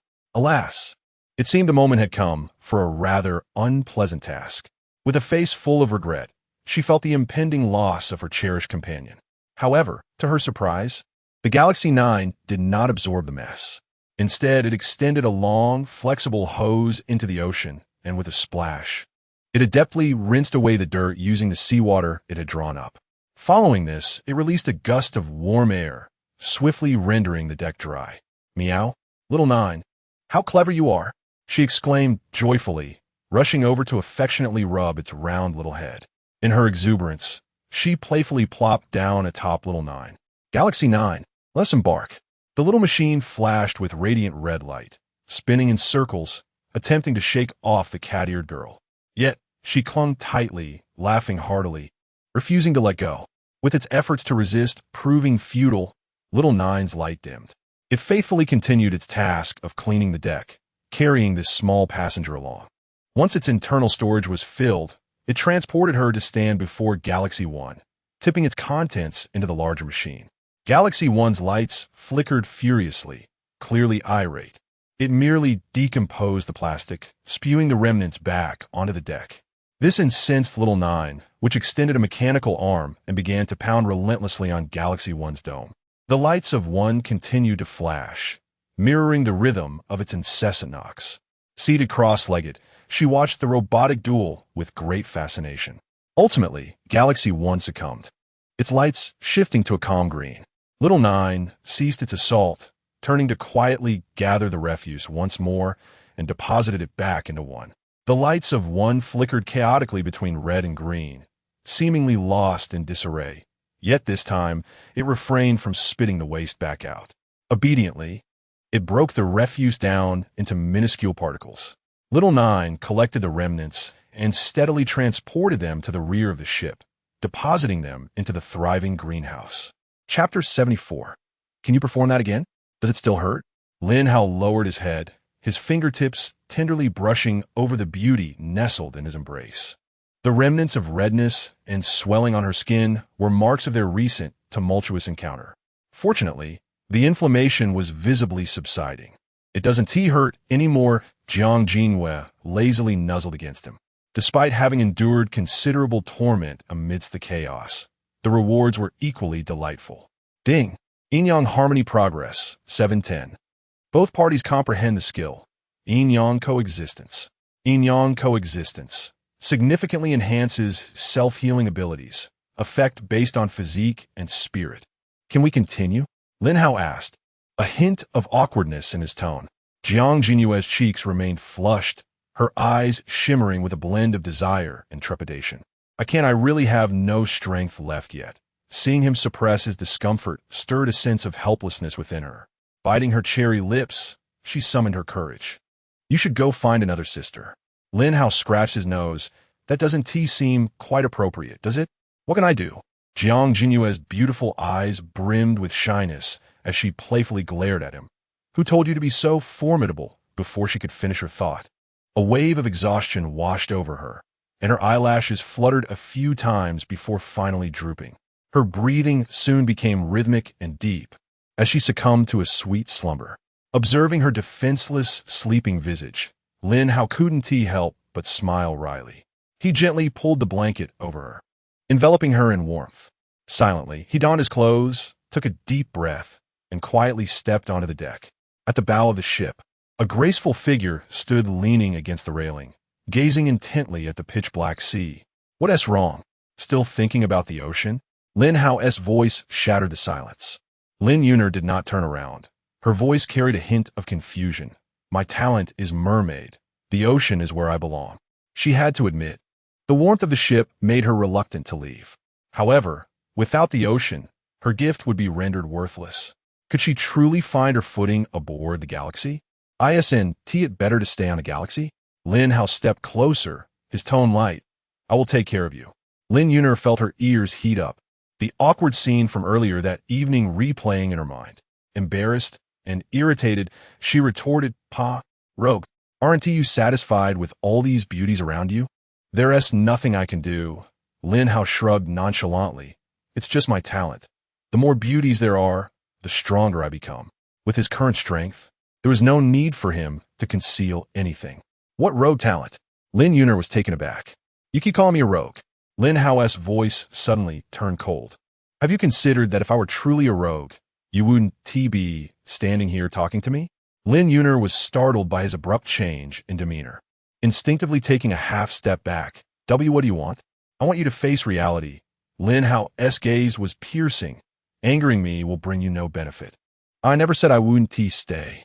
Lin Yuner stammered, her voice involuntarily rising. "If I wanted to run, I would have done so already. Do you still wish to run?" Lin Hao raised an eyebrow. "I don't. I was just saying." She eagerly defended herself, her tone softening. "With such splendid conditions here, how could I not want to stay? I'm merely afraid of my own inadequacies. Do you understand?" "Who says you're inadequate?" Lin Hao's cold demeanor softened slightly. "This seabed conceals countless treasures, and in due time, I shall require your assistance to retrieve them."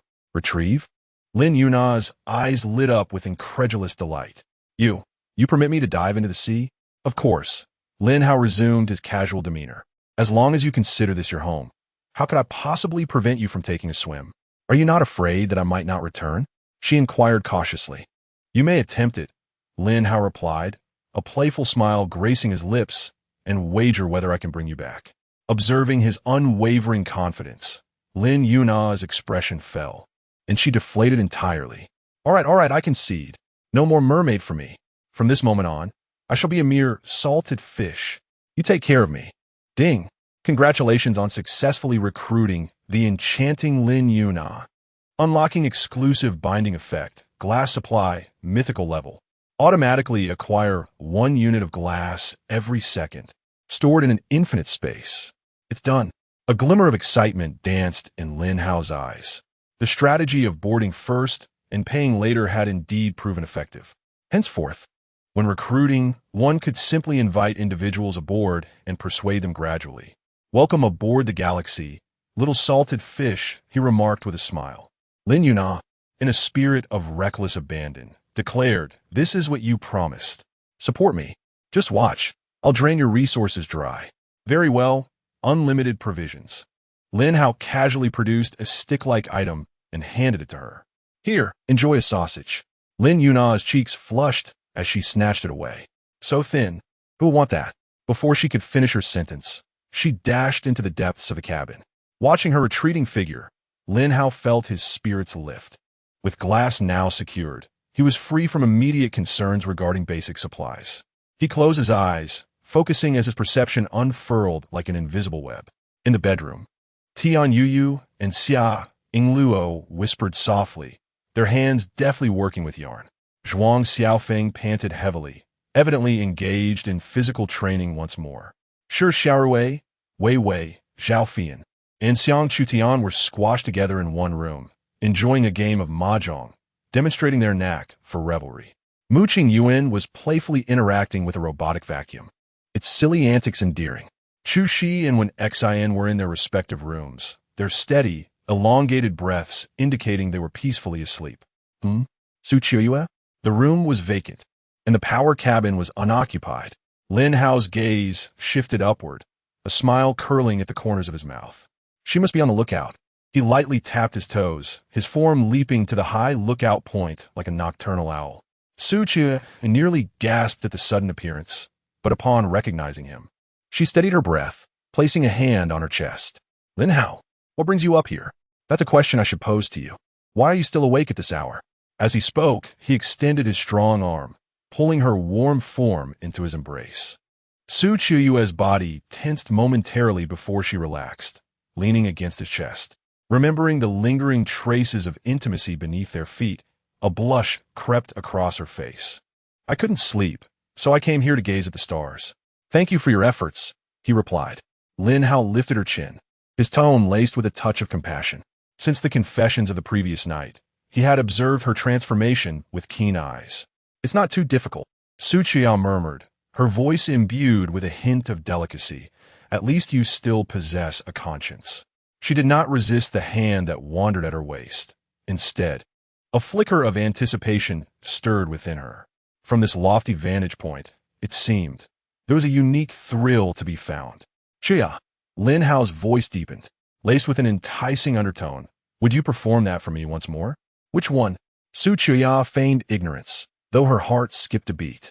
The split, warm breath brushed against her ear. How annoying! Her protest was but a whisper, yet her body betrayed her, softening in response. Chapter 75. Sure, Xiaorui. Your timing is impeccable. Enough of this game. It's unplayable. Zhao Fian slammed her cards onto the table, leaning back in her chair, which groaned under the strain. You little brat, confess. Do you possess X-ray vision? Are you watching us play? Every hand is a win for you. Xiang Chutian curved her lips into a faint smile. She lifted her gaze, as if her eyes could pierce through the thick deck and cabin walls, reaching into the vast, profound night sky beyond. The smile deepened at her lips, taking on a hint of significance. Sure Xiaorui and Wei Wei exchanged glances, both finding a sense of relief reflected in each other's eyes. They had little interest in the mahjong game, having been dragged into it by Zhao Fian's enthusiasm. Now that it was finally over, they felt happier than if they had won. Sure Xiaorui quickly stood, stretching her somewhat numb legs, and whispered, I need to use the restroom. Oh my goodness, now that you mention it, I can't hold it either. Zhao Fian exclaimed, slapping her thigh, rising swiftly. Let us go, Xiaorui. I'll accompany you. Wei Wei, Chutian, you two tidy up. She energetically threw her arm around Sure Xiaorui's shoulder and half pushed her out. The night breeze on the deck, tinged with a salty chill, made Sure Xiaorui shrink her neck. Two makeshift restrooms stood side by side along the ship's railing, resembling two silent tin boxes.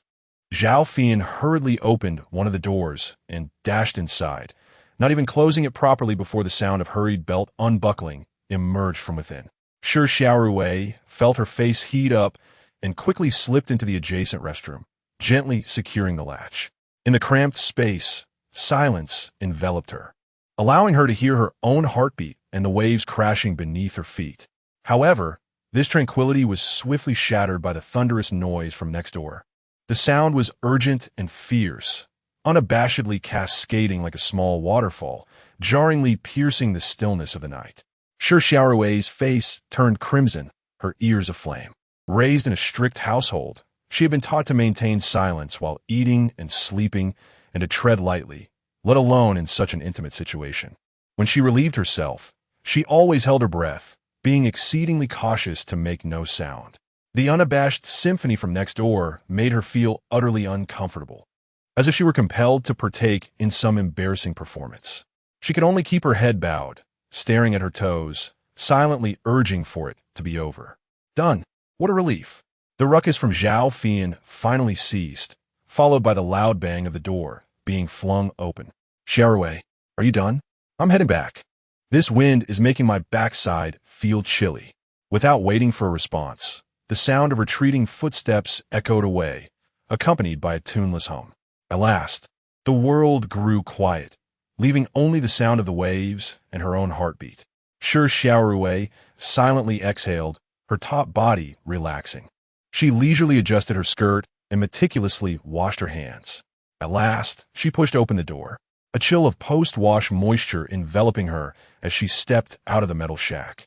The night breeze caressed her face, bringing with it a refreshing clarity. Instinctively, she raised her gaze towards the place that had brought her joy the previous night. A sudden jolt struck her heart. Beneath the hazy moonlight, she distinctly discerned two legs, long, fair, and undeniably feminine, lazily cascading down from the edge of the lookout tower's railing. Delicate ankles dangled in the air, swaying gently back and forth in a rhythm that was ineffably elusive. The curve of that sway, the suspended posture, intertwined seamlessly with the fragmented memories of the night before. Shocking currents surged through Shi Xiaorui, compelling her to suddenly lower her head, her hands pressing firmly against her burning cheeks. Her heart thundered in her chest, nearly bursting forth. Her body felt as rigid as stone, drained of the strength to turn and flee. She was rooted to the spot, her mind a cacophony of chaos. At the lookout tower, the night breeze was refreshingly cool. Lin Hao wore a playful smirk. The slightest stir on the galaxy was not lost on his keen senses. Were it anyone else, he might have tempered his demeanor. Yet, it was Shi Xiaorui, the seemingly demure girl who dared to flirt with him in plain sight. An opportunity. This was an exceptional moment. If he could take this step, their mutual trust would undoubtedly soar. At that point, the elixir in his grasp would no longer be a source of reluctance. In a swift flash of thought, a private message was sent. Xiaorui, you've arrived just in time. Come up. Upon reading the message, Shi Xiaorui felt as if struck by a bolt from the heavens. What did this mean? Did he know she was below? What to do? To turn and leave? No. If Lin Hao were to become angry, the consequences could be dire. To climb up and join in? Such a notion was far too thrilling. Within mere seconds, Shi Xiaorui made a hasty decision, stealthily approaching the base of the lookout and beginning to ascend the rope ladder. Who was above? The number of individuals on the galaxy possessing such long, proportionate legs was scant. Was it Zhuang Xiaofeng or Su Qiui?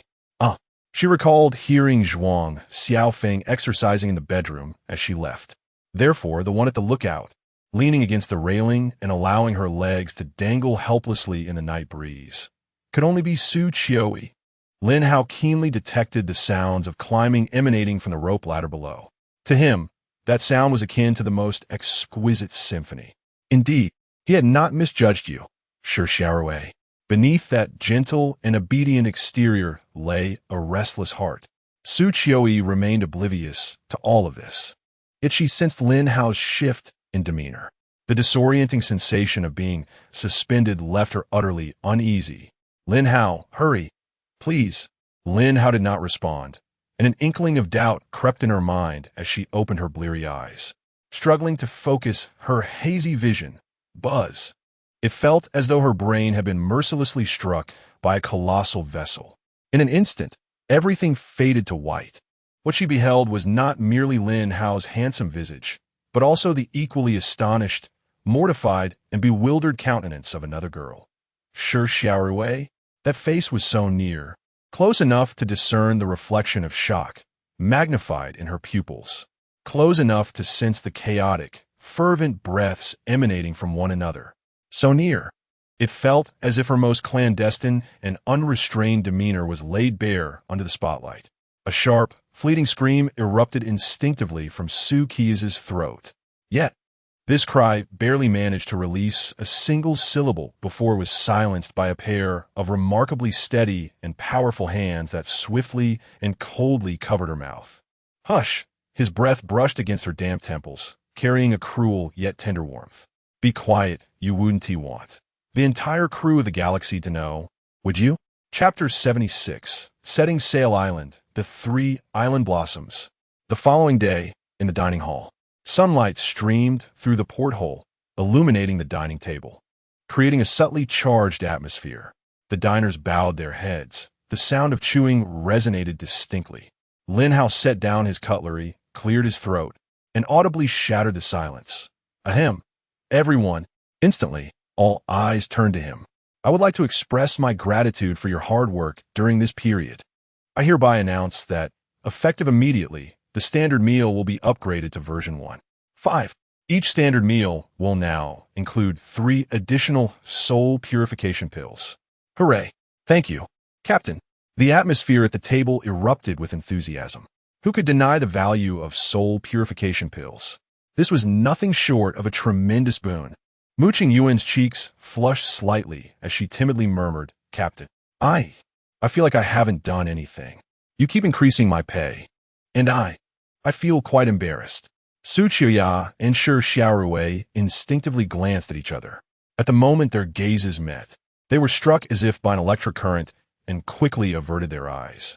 Su Qiuya raised her cup to take a sip of water as a facade, while Shi Xiaorui buried her head lower, her ears visibly reddening.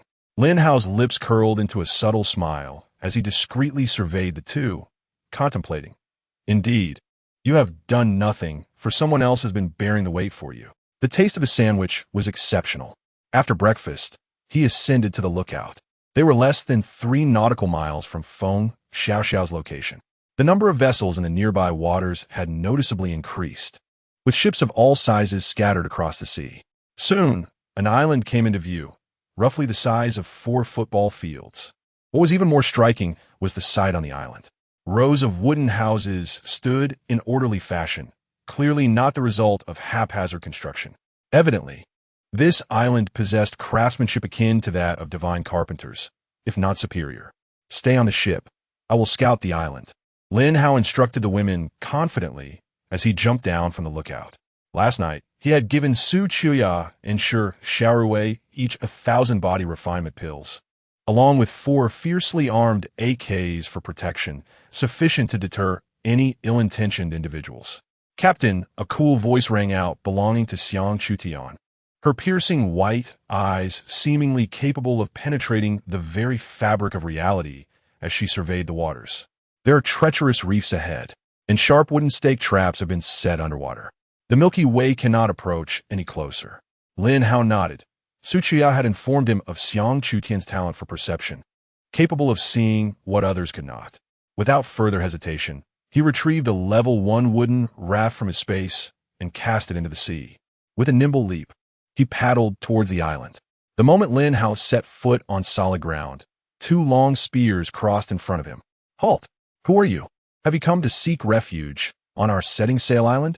The 2 guards scrutinized him warily, their tones stiff. Lin Hao did not even lift his eyelids. Proceeding to state directly, I'm looking for someone. Feng Xiaoxiao. Feng Xiaoxiao. The guards exchanged glances, a flicker of intrigue passing between them. One of them swiftly contacted their superior through a private message. The wind howled, yet Feng Xiaoxiao was one of the 3 esteemed island flowers favored by the island master. Not someone one could encounter at will. Soon, a response arrived. The guard's expression turned stern, with an air of undeniable authority. I am sorry. The deputy island master has issued an order. You cannot meet her. Please leave. Lin Hao's eyes remained tranquil, devoid of ripples. In an instant, he deftly maneuvered around the spear, moving toward the cluster of buildings with an air of nonchalance. Stop him! The guard, alarmed, shouted as he thrust his spear forward. However, they merely perceived a flash before feeling their chest struck as if by a battering ram. Puff! Ugh! 2 guards flew back like discarded sacks, crashing heavily onto the sand, not even comprehending how the attack had transpired. This scene left all onlookers in stunned silence. The previously restless crowd fell silent, their gazes towards Lin Hao filled with trepidation. This individual, his strength, is unfathomable. They hurriedly reported to their superiors. Within the island, in a wooden cabin, Deputy Island Master Ji Buxiao was reveling in the intoxicating thrill of power. This world, where the weak are devoured by the strong, felt like a paradise to him.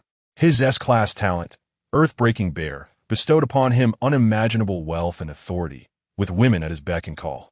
The island master had promised that aside from the 3 exalted island flowers, he could choose any woman on the island. If only he could savor the delights of those 3 exquisite beings. As Ji Buxiao basked in fantasies of conquest, a private message notification sounded like a death knell. Deputy Island Master, this is dire. Someone has forcibly invaded Qihong Island. The target is Feng Xiao.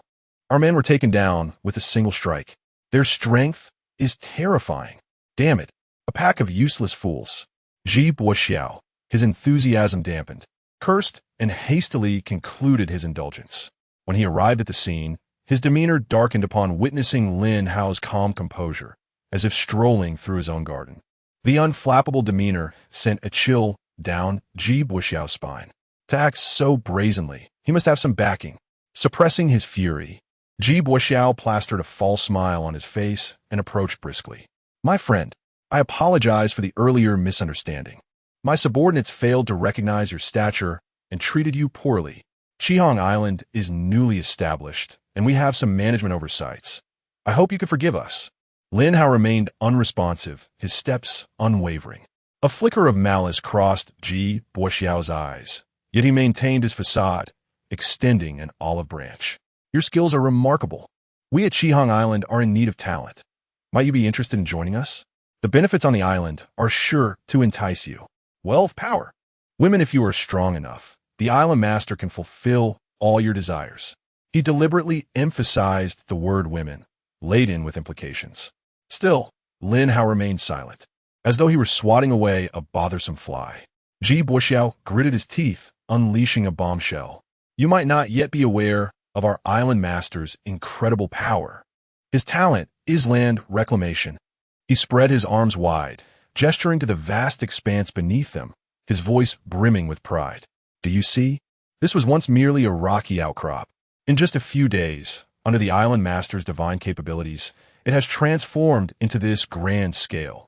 Is it not awe-inspiring? Land reclamation? Lin Hao paused momentarily, surveying his surroundings. Is this land beneath our feet all crafted by your island master? Indeed, Ji Buoxiao stood tall, as if this glory were his own, proclaiming the might of the island master. What say you? Are you now tempted to join our ranks? As he spoke, he naturally rested his hand on Lin Hao's shoulder, subtly exerting pressure. Yet, Lin Hao did not flinch. His shoulder merely twitched lightly. Ji Buoxiao stifled a grunt, his countenance shifting dramatically. He felt as though his hand were pressed against a rapidly vibrating block of steel. An overwhelming force surged through him, rendering his entire arm numb and painful, nearly robbing him of sensation. Disbelief flooded Ji Buoxiao's eyes. He was a formidable warrior with a physique of 500 points, enhanced by an S-grade talent. Yet, this individual before him, with a mere casual shrug of his shoulder, had caused him to suffer an unexpected setback. Cold sweat drenched his back. Friend, please wait. I shall summon the island master to receive you, no longer daring to obstruct or test.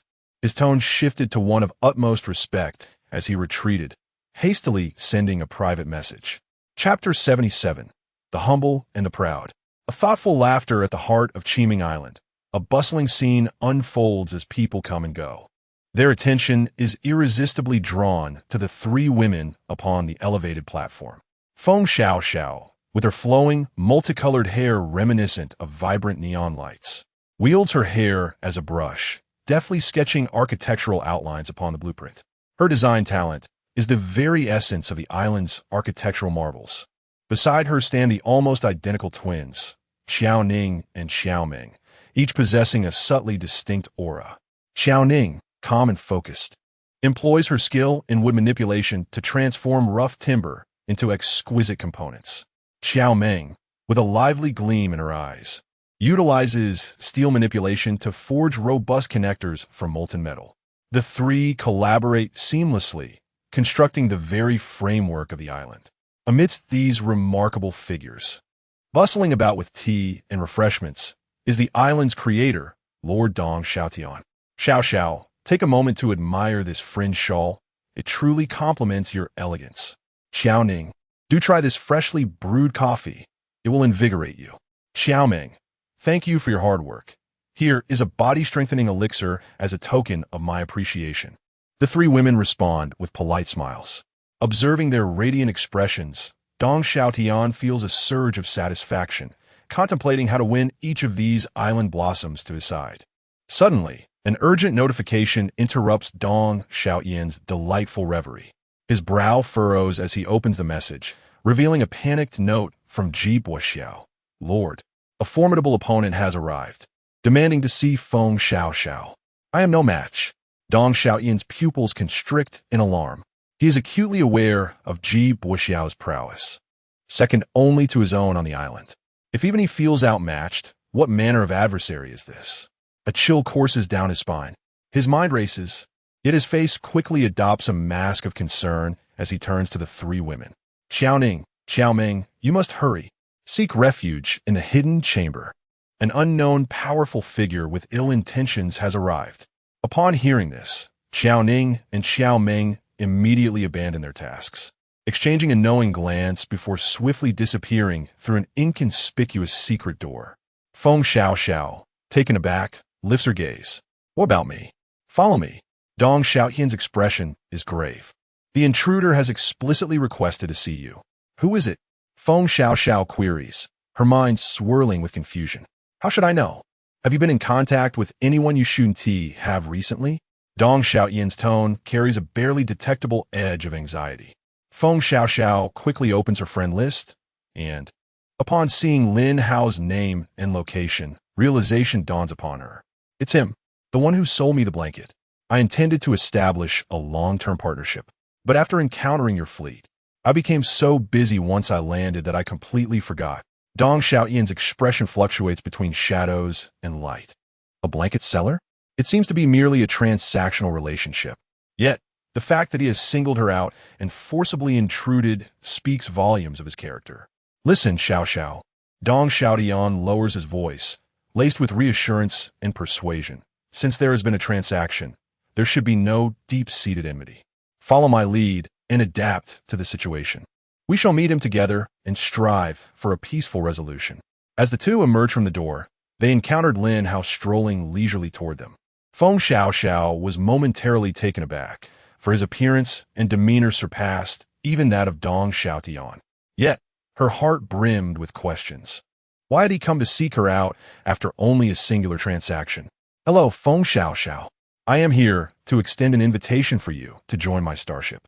The galaxy, Lin Hao stated directly. Dong Xiaotian stepped forward, positioning himself protectively in front of Feng Xiaoxiao. Greetings, my friend. I am Dong Xiaotian, the island lord of Qiming Island. Xiaoxiao has mentioned you. It seems you are not particularly well acquainted. What brings you such a distance to invite her? Lin Hao shrugged nonchalantly. I am assembling a fleet composed of elite women, and find Feng Xiaoxiao's abilities quite intriguing. Dong Xiaoyan's heart sank. The straightforwardness of Lin Hao indicated a certain confidence. Suppressing his rising anger, he turned to Feng Xiaoxiao, his tone deliberately gentle and respectful. Xiaoxiao, you see, this esteemed individual is here to invite you. Such matters should always be mutual. I, Dong Xiaotian, respect your choice. Do you wish to accompany him? Qiming Island will always be your home, and you are welcome to return at any time. Feng Xiaoxiao's expression wavered. Indeed, Lin Hao had once assisted her. Yet the sanctuary and opportunity for her talents provided by Dong Xiaotian weighed more heavily in her heart. Her lips moved, her gaze flitting between the two men, before she finally turned to Lin Hao with an apologetic expression. I'm sorry. The island lord has shown me kindness, and without him, I might not have survived to this day. I cannot be ungrateful, so I cannot go with you. A serene smile remained on Lin Hao's face, yet his eyes sharpened suddenly. I too regret that if you decline my invitation, I may have to resort to certain necessary measures. You. Feng Xiaoxiao's complexion drained of color in an instant. Enough. Dong Xiaoyan's countenance darkened, and a powerful wave of energy erupted from him. An invisible force radiated outward, causing the onlooking islanders to gasp in terror and stagger backward, cowed by the overwhelming presence. Do you truly think me a soft target? Dong Xiaotian bellowed, attempting to intimidate his opponent with sheer force. Yet, for Lin Hao, the suffocating pressure felt merely like a gentle breeze. Indeed, he inclined his head slightly, his gaze filled with a hint of playful scrutiny. With attributes nearing 1,000 points, it was regrettable. Not enough. Dong Xiaoyan's heart quaked. Not only had Lin Hao seen through his strength at a glance, but he remained unperturbed even under the full force of Dong Xiaoyan's intimidation. The casual confidence exuded by Lin Hao extinguished the courage Dong Xiaotian had just mustered. His current lifestyle was one of indulgence and control, a life of utmost comfort. To confront a person of such unfathomable power over a woman? Not worth it. Absolutely not worth it. Women could be found anew, but one's life was singular. In the blink of an eye, the fury on Dong Xiaotian's face vanished like magic, instantly replaced by a sincere, even slightly obsequious smile. A misunderstanding. It is all a misunderstanding. If only you had mentioned that you genuinely valued Xiao Xiao's talents. A gentleman does not deprive another of their desires, but should rather foster their potential. With a talent like Xiao Xiao accompanying a strong individual like you, her future is undoubtedly boundless. As he spoke, he stepped aside graciously, gesturing magnanimously toward Feng Xiao Xiao.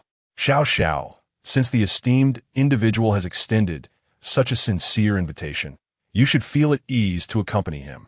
I, Dong Xiaotian, shall not stand in your way. Qiming Island will eternally remember your contributions. Feng Xiao Xiao's gaze turned vacant, her thoughts in disarray amidst the wind. She observed Dong Xiaotian's demeanor, once haughty but now obsequious, eagerly ushering her away, reflecting on his meticulous care and regard over the past days. A wave of nausea surged within her like a tempest. It became evident that his painstaking attentiveness was merely a fade, valuing her solely for her capabilities, treating her as a prized possession. And once confronted with a more formidable predator, this prized possession could be discarded without a second thought. What gratitude, what respect, appears so utterly trivial and absurd in the face of absolute power. She was merely transferred from one exquisite cage to another, now under the dominion of a more potent master. An overwhelming sense of humiliation and the profound sorrow of being utterly objectified engulfed her in an instant. A sharp sting in her nose accompanied the torrential tears swirling in her eyes. She bit down hard on her lower lip to prevent them from falling. Chapter 78. Emperor Dong Xiaotian now. Are you willing to accompany me? Lin Hao inquired, his tone unremarkable as he gazed at Feng Xiao Xiao. With the objective accomplished, he had no desire to exert further effort. Feng Xiao Xiao studied Lin Hao's unfathomable eyes and cast a glance at the ever-smiling Dong Xiaotian beside her, a bitter smile tugging at the corners of her mouth. Do I have a choice? She replied, resembling a soulless puppet, her expression vacant as she walked towards Lin Hao. Friend, Dong Xiaotian exclaimed, his face alight with a smile that bore a hint of flattery. Shall we add each other as friends? Let's keep in touch. Aren't you collecting beautiful talents? I am well versed in this. I can help you keep an eye out. You rarely visit Shihong Island. Why not take a stroll? If you fancy any beauty, just speak, and I will arrange it immediately. Consider it a gesture of friendship. Lin Hao was taken aback by Dong Xiaotian's shameless flattery. This fellow was adaptable and truly talented. Given the island master's warm hospitality, Lin Hao smiled slightly. Then I shall not be polite, but I hope you won't feel regret later. How could that be? Dong Xiaotian assured, his grin radiant as a blooming chrysanthemum. It is an honor for me and Qiming Island to befriend someone of your caliber. Feel free to choose. Whoever you fancy, take them with you. Yet internally, he was laughing coldly and feeling fortunate. Thankfully, he had been clever enough to have Qiao Ning and Xiao Meng hidden away in the secret chamber. As long as this pair of twin sisters remained undiscovered, what would it matter if he sent away 10 Feng Xiaoxiaos?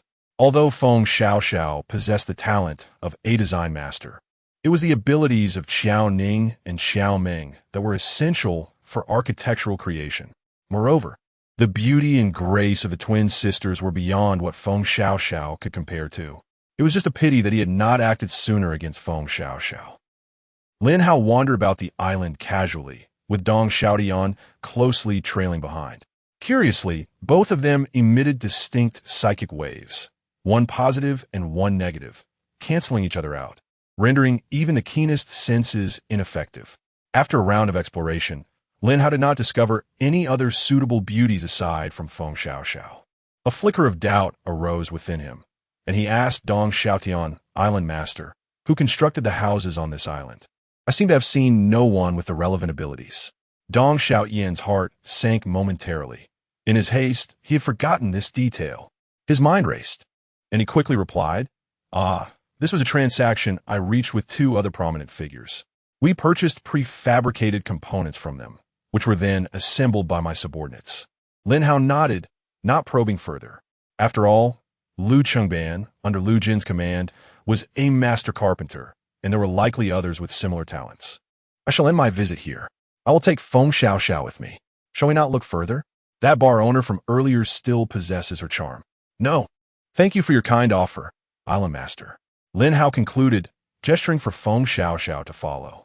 Do come back to visit. Qiming Island is always open to your esteemed presence. Dong Xiaotian waved goodbye with enthusiasm.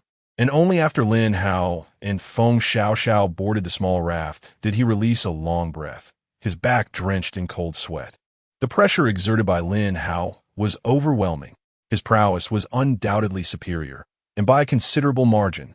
Although unable to gauge it precisely, the suffocating sensation was unmistakable.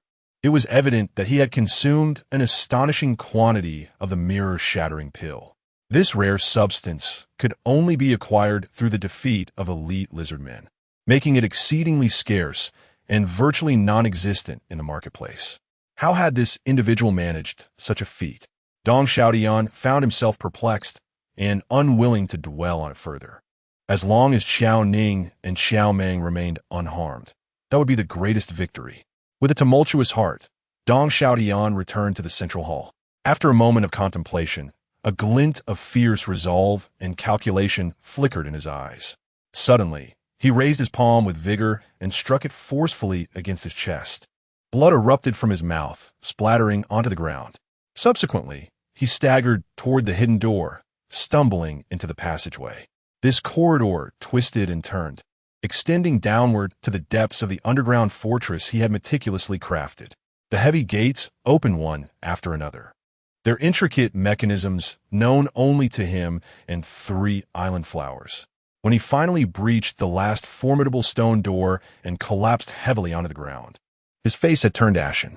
The Qiao sisters, concealed within the fortress, were startled by the sudden commotion. Upon recognizing Dong Xiaotian, their faces drained of color, and they rushed forward in alarm. Island Master, what has happened? Heavens, you are injured. Who did this? Dong Xiaotian struggled to lift his head, his gaze unfocused, as if he had expended all his strength to barely fixate on the sisters' faces. He coughed violently, fresh blood seeping from the corners of his mouth, his voice weak and hoarse. I'm fine, not dead yet. He fought to rise, but fell back helplessly, contorted in agony. It's all my fault. I'm so useless. His eyes brimmed with guilt and anguish. Xiao has been forcefully taken by that intruder. I exerted all my strength, but could not stop him. What? Sister Xiao has been captured. Xiao Meng, more impulsive in nature, was filled with shock and fury. What on earth is happening? Xiao Ning, comparatively composed, discreetly sent a private message to Feng Xiao, inquiring about her condition. Dong Xiaotian closed his eyes in torment, only to snap them open again, his gaze imbued with sorrow and indignation towards this world. What else could it be? In this ruthless world with a strong prey upon the weak, being beautiful is itself a transgression. That demon, relying on his formidable strength, specifically targeted Xiao. I had intended to protect her with my life, yet I was outmatched. How many like me genuinely wish to safeguard you, to cherish you? Can there be? But I remained too weak. Dong Xiaotian's heartfelt lament resonated like a heavy hammer, striking deep into the hearts of his sisters. A tidal wave of fear and a shared sense of enmity engulfed them, having relied on each other since childhood. And with Feng Xiao's arrival on the island bringing them closer, the bond they shared was akin to that of sisters. In this moment of turmoil, Sister Xiao has unexpectedly fallen victim to such malevolence, and the island master, in a bid to protect them, has succumbed to grievous injury. That scoundrel, where is he? I shall avenge her. Xiao Meng's eyes burned crimson, tears welling up in her gaze. An uncontrollable surge of ferocious energy radiated from her, causing the metallic components nearby to levitate and hum ominously. Meng, Calm yourself. Xiao Ning fought against her own sorrow and fear, tightly gripping her impulsive sister. She understood far better than her sibling the terrifying prowess of the individual capable of injuring the island master and forcibly abducting Sister Xiao Xiao. To confront such a foe would be akin to striking a stone with an egg. She turned to Dong Xiaotian, her voice quivering with a hint of despair and a sob. Master of the island. What? What should we do? Will Sister Xiao Xiao be in danger? Just then, Feng Xiao Xiao finally responded to her message. The island master has been injured? I am unaware. Lin Hao did not lay a hand upon him at all. Chapter 79. A Hero's Rescue. Have you perished? Lin Hao did not board the Galaxy, but halted not far from the vessel. He called out to the ship, Xiang Chutian, come down.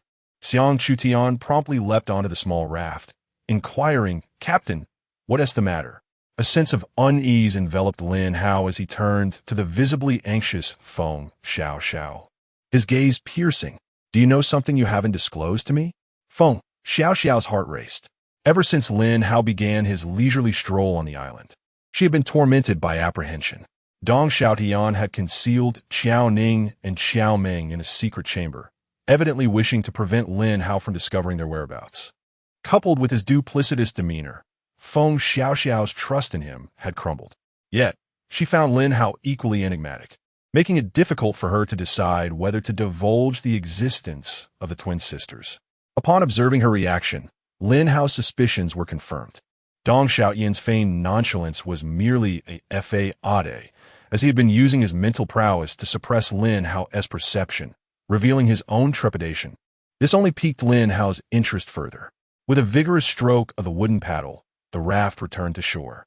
He tossed a small pouch to Xiang Chutian, saying, 100 body refinement pills. Help me uncover what secrets this island harbors. Xiang Chutian was overjoyed. The sight of a standard meal was already a pleasant surprise, and receiving 100 body refinement pills felt like a windfall. Her choice was indeed vindicated. Leave it to me, Captain, she declared, her gaze sweeping across the island, her eyes sparkling. There is an intricately designed fortress underground, housing 2 beautiful maidens. They seemed to be in a bit of trouble with a man of ill intent. Indeed, there was something amiss. Lin Hao's spirits lifted as he swiftly followed Xiang Chutian's guidance to locate the concealed entrance of the fortress.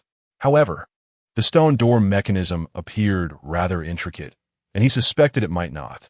Before Xiang Chutian could finish her thought, Lin Hao placed one hand firmly against the heavy stone door, his arm muscles tensing slightly.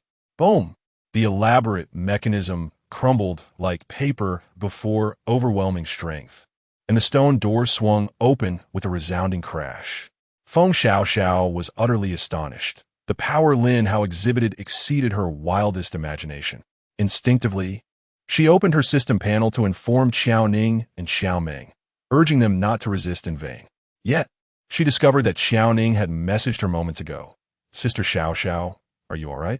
How could the island master be so gravely injured? The island master was injured? Feng Xiao Xiao felt as though struck by lightning, hastily replying, the island master is injured? How didn't he know? Lin, how didn't he lay a finger on him? Buzz. Xiao Ning's mind went blank. She abruptly looked up, fixating on Dong Xiaotian, who leaned against the wall, blood at the corner of his mouth, and his breath labored. Island master, you. Xiao Ning's voice rose in shock, laced with sharp inquiry. Sister Xiao Xiao said you weren't injured at all. Lin, how didn't he touch you? What is going on? The pain on Dong Xiaotian's face froze in an instant. A flicker of uncontainable panic darted through his eyes. He had never anticipated Xiao Ning to remain so composed, seeking verification from Feng Xiao Xiao. Much less did he foresee her confronting him directly. Ning, calm down. Dong Xiaotian feigned calmness, maintaining a frail tone that belied his urgency. Xiao. She must have fallen under Lin Hao's control. His strength is formidable. He undoubtedly possesses mental manipulation techniques. Her words cannot be trusted. This is a scheme to sow discord. He aims to incite internal strife among us, seizing the opportunity to return and capture you. Mental manipulation? Xiao Ning's gaze was as sharp as a blade. This explanation sounded feeble and contrived to her ears. I will video call Sister Xiao Xiao right now. With that, her finger decisively pressed the video call button. Stop. Absolutely not. Dong Xiaotian, like a serpent whose tail had been stepped on, erupted in fury. Where was the semblance of his previous injury? He struck like lightning, his fingers curling like claws as he lunged for Qiao Ning's wrist. Ning Ning, are you out of your mind? The video call will expose our location. Do you wish to lead that demon into the fortress to doom us all? His grasp was swift and merciless, accompanied by a rush of wind. Qiao Ning was caught off guard. Her wrist was gripped in a vice-like hold, sending waves of agony through her. As she beheld Dong Xiaoyan's twisted face, contorted with rage and that overwhelming strength, the last remnants of her hope shattered completely. He was acting. His intentions were all too clear. Let go of my sister. At last, Xiao Meng was jolted into awareness. The instinct to protect her sister surged, overpowering all else. Fury blazed in her eyes. Steel bindings. With a commanding shout, her ability activated. The metallic components nearby twisted and morphed like living creatures, transforming into several menacing metal serpents that coiled around Dong Xiaoyan's form with lightning speed. Overestimating yourselves. Dong Xiaotian shed all pretense. Malice and ferocity replaced his earlier effet of weakness. His eyes were filled with wrath and disdain. Break from me. With a thunderous roar, nearly 1,000 points of physical prowess erupted. A violent shock wave surged forth. Crack, crack, crack. The resilient metal, capable of restraining the strongest, splintered under Dong Xiaoyan's brute force as if it were decayed wood, shattering inch by inch. Fragments of metal shot out, embedding deeply into the walls. You bring this upon yourselves for refusing my goodwill. Dong Xiaotian broke free from the bindings, his gaze fierce as he turned and delivered a resounding slap towards the unsuspecting Qiao Ning. Am I not good enough to you? Must you force my hand? The wind from his palm howled. Qiao Ning's complexion drained of color. There was no escape, and in despair, she shut her eyes. Smack! The sharp sound of the slap echoed. Yet, the excruciating pain she anticipated did not arrive. Instead, she felt a gentle force push her backward, just managing to evade that strike. Opening her eyes in astonishment, she beheld Dong Xiaoyan's arm being firmly held in midair by a long, powerful hand.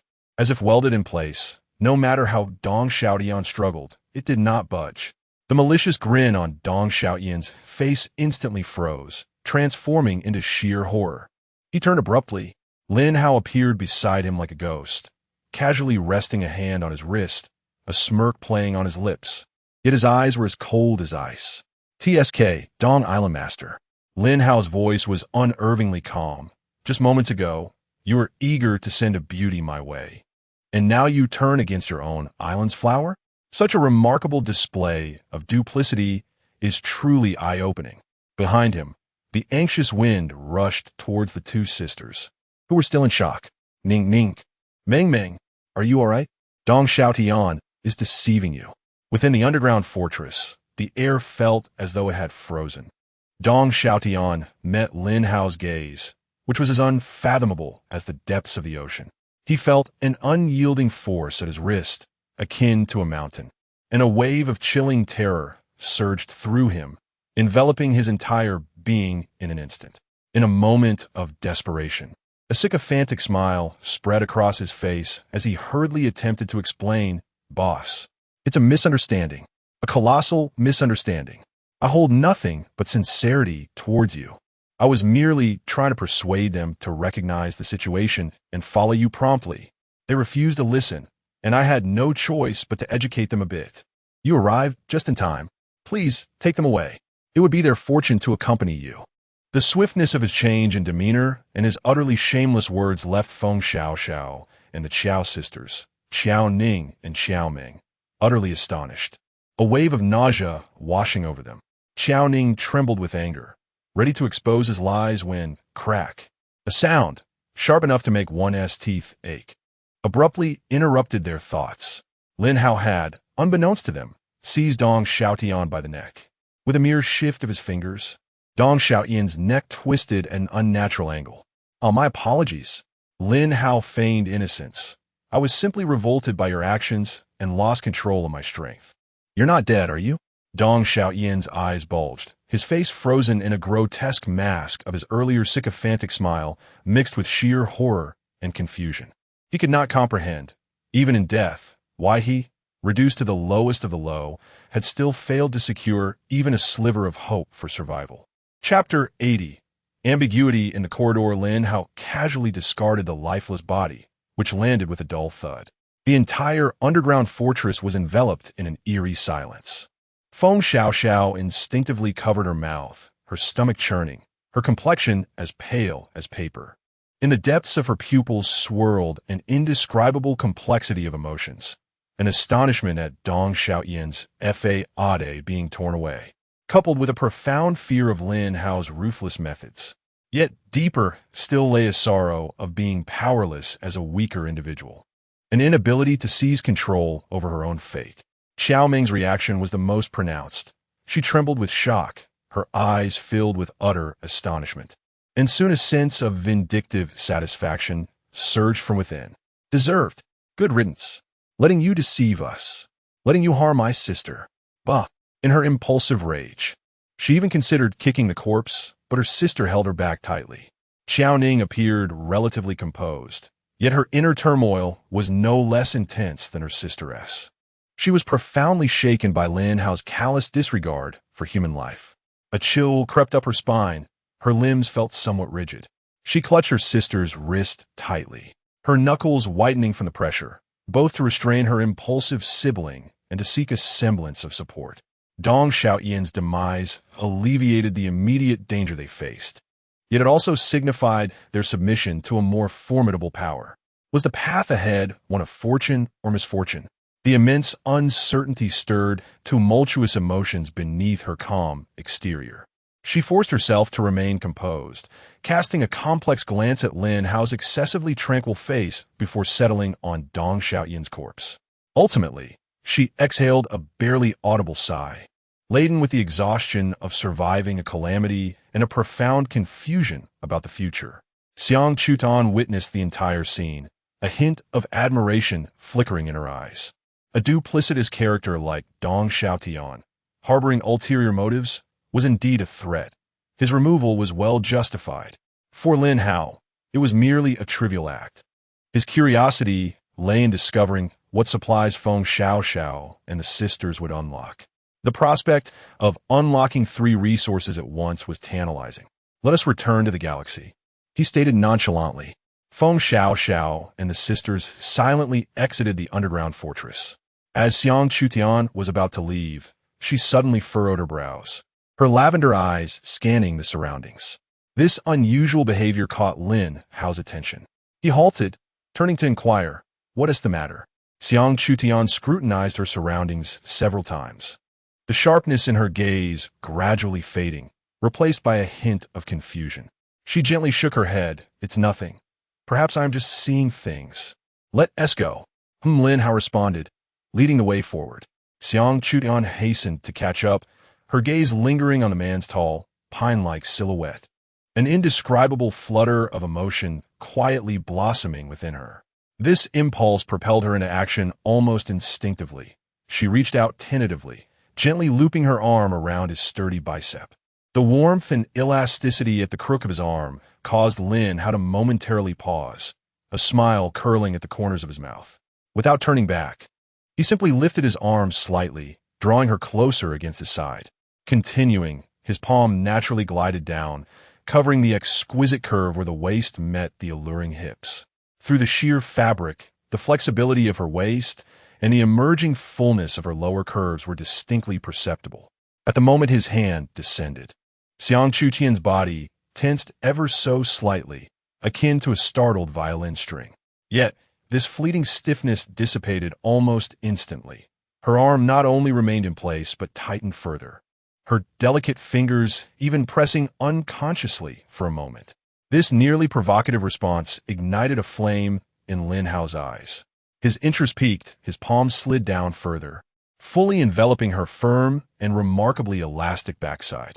The sensation was exquisite. Though not as perfectly pert as Xia Ingluo's, it was instead round and ample. its touch reminiscent of the finest gelatin, astonishingly springy. With an air of evaluation and possession, his fingers gently curled, savoring the exhilarating resilience beneath his touch.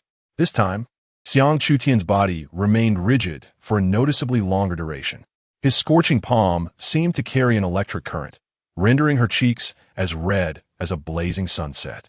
Yet, the stubbornness inherent within her was also thoroughly ignited by this bold invasion. With an attitude of "if you can, so can I," she defiantly pressed against the man's powerful gluteal muscles. Lin Hao nearly burst into laughter. This woman was simply adorable. He felt a mischievous thrill. Xiang Chutian felt as though she had been electrocuted, biting down hard on her lip to stifle any sound. Yet her entire being flushed crimson from head to toe. Embarrassed and indignant, she retaliated with all her strength, fiercely grasping the man's muscular backside.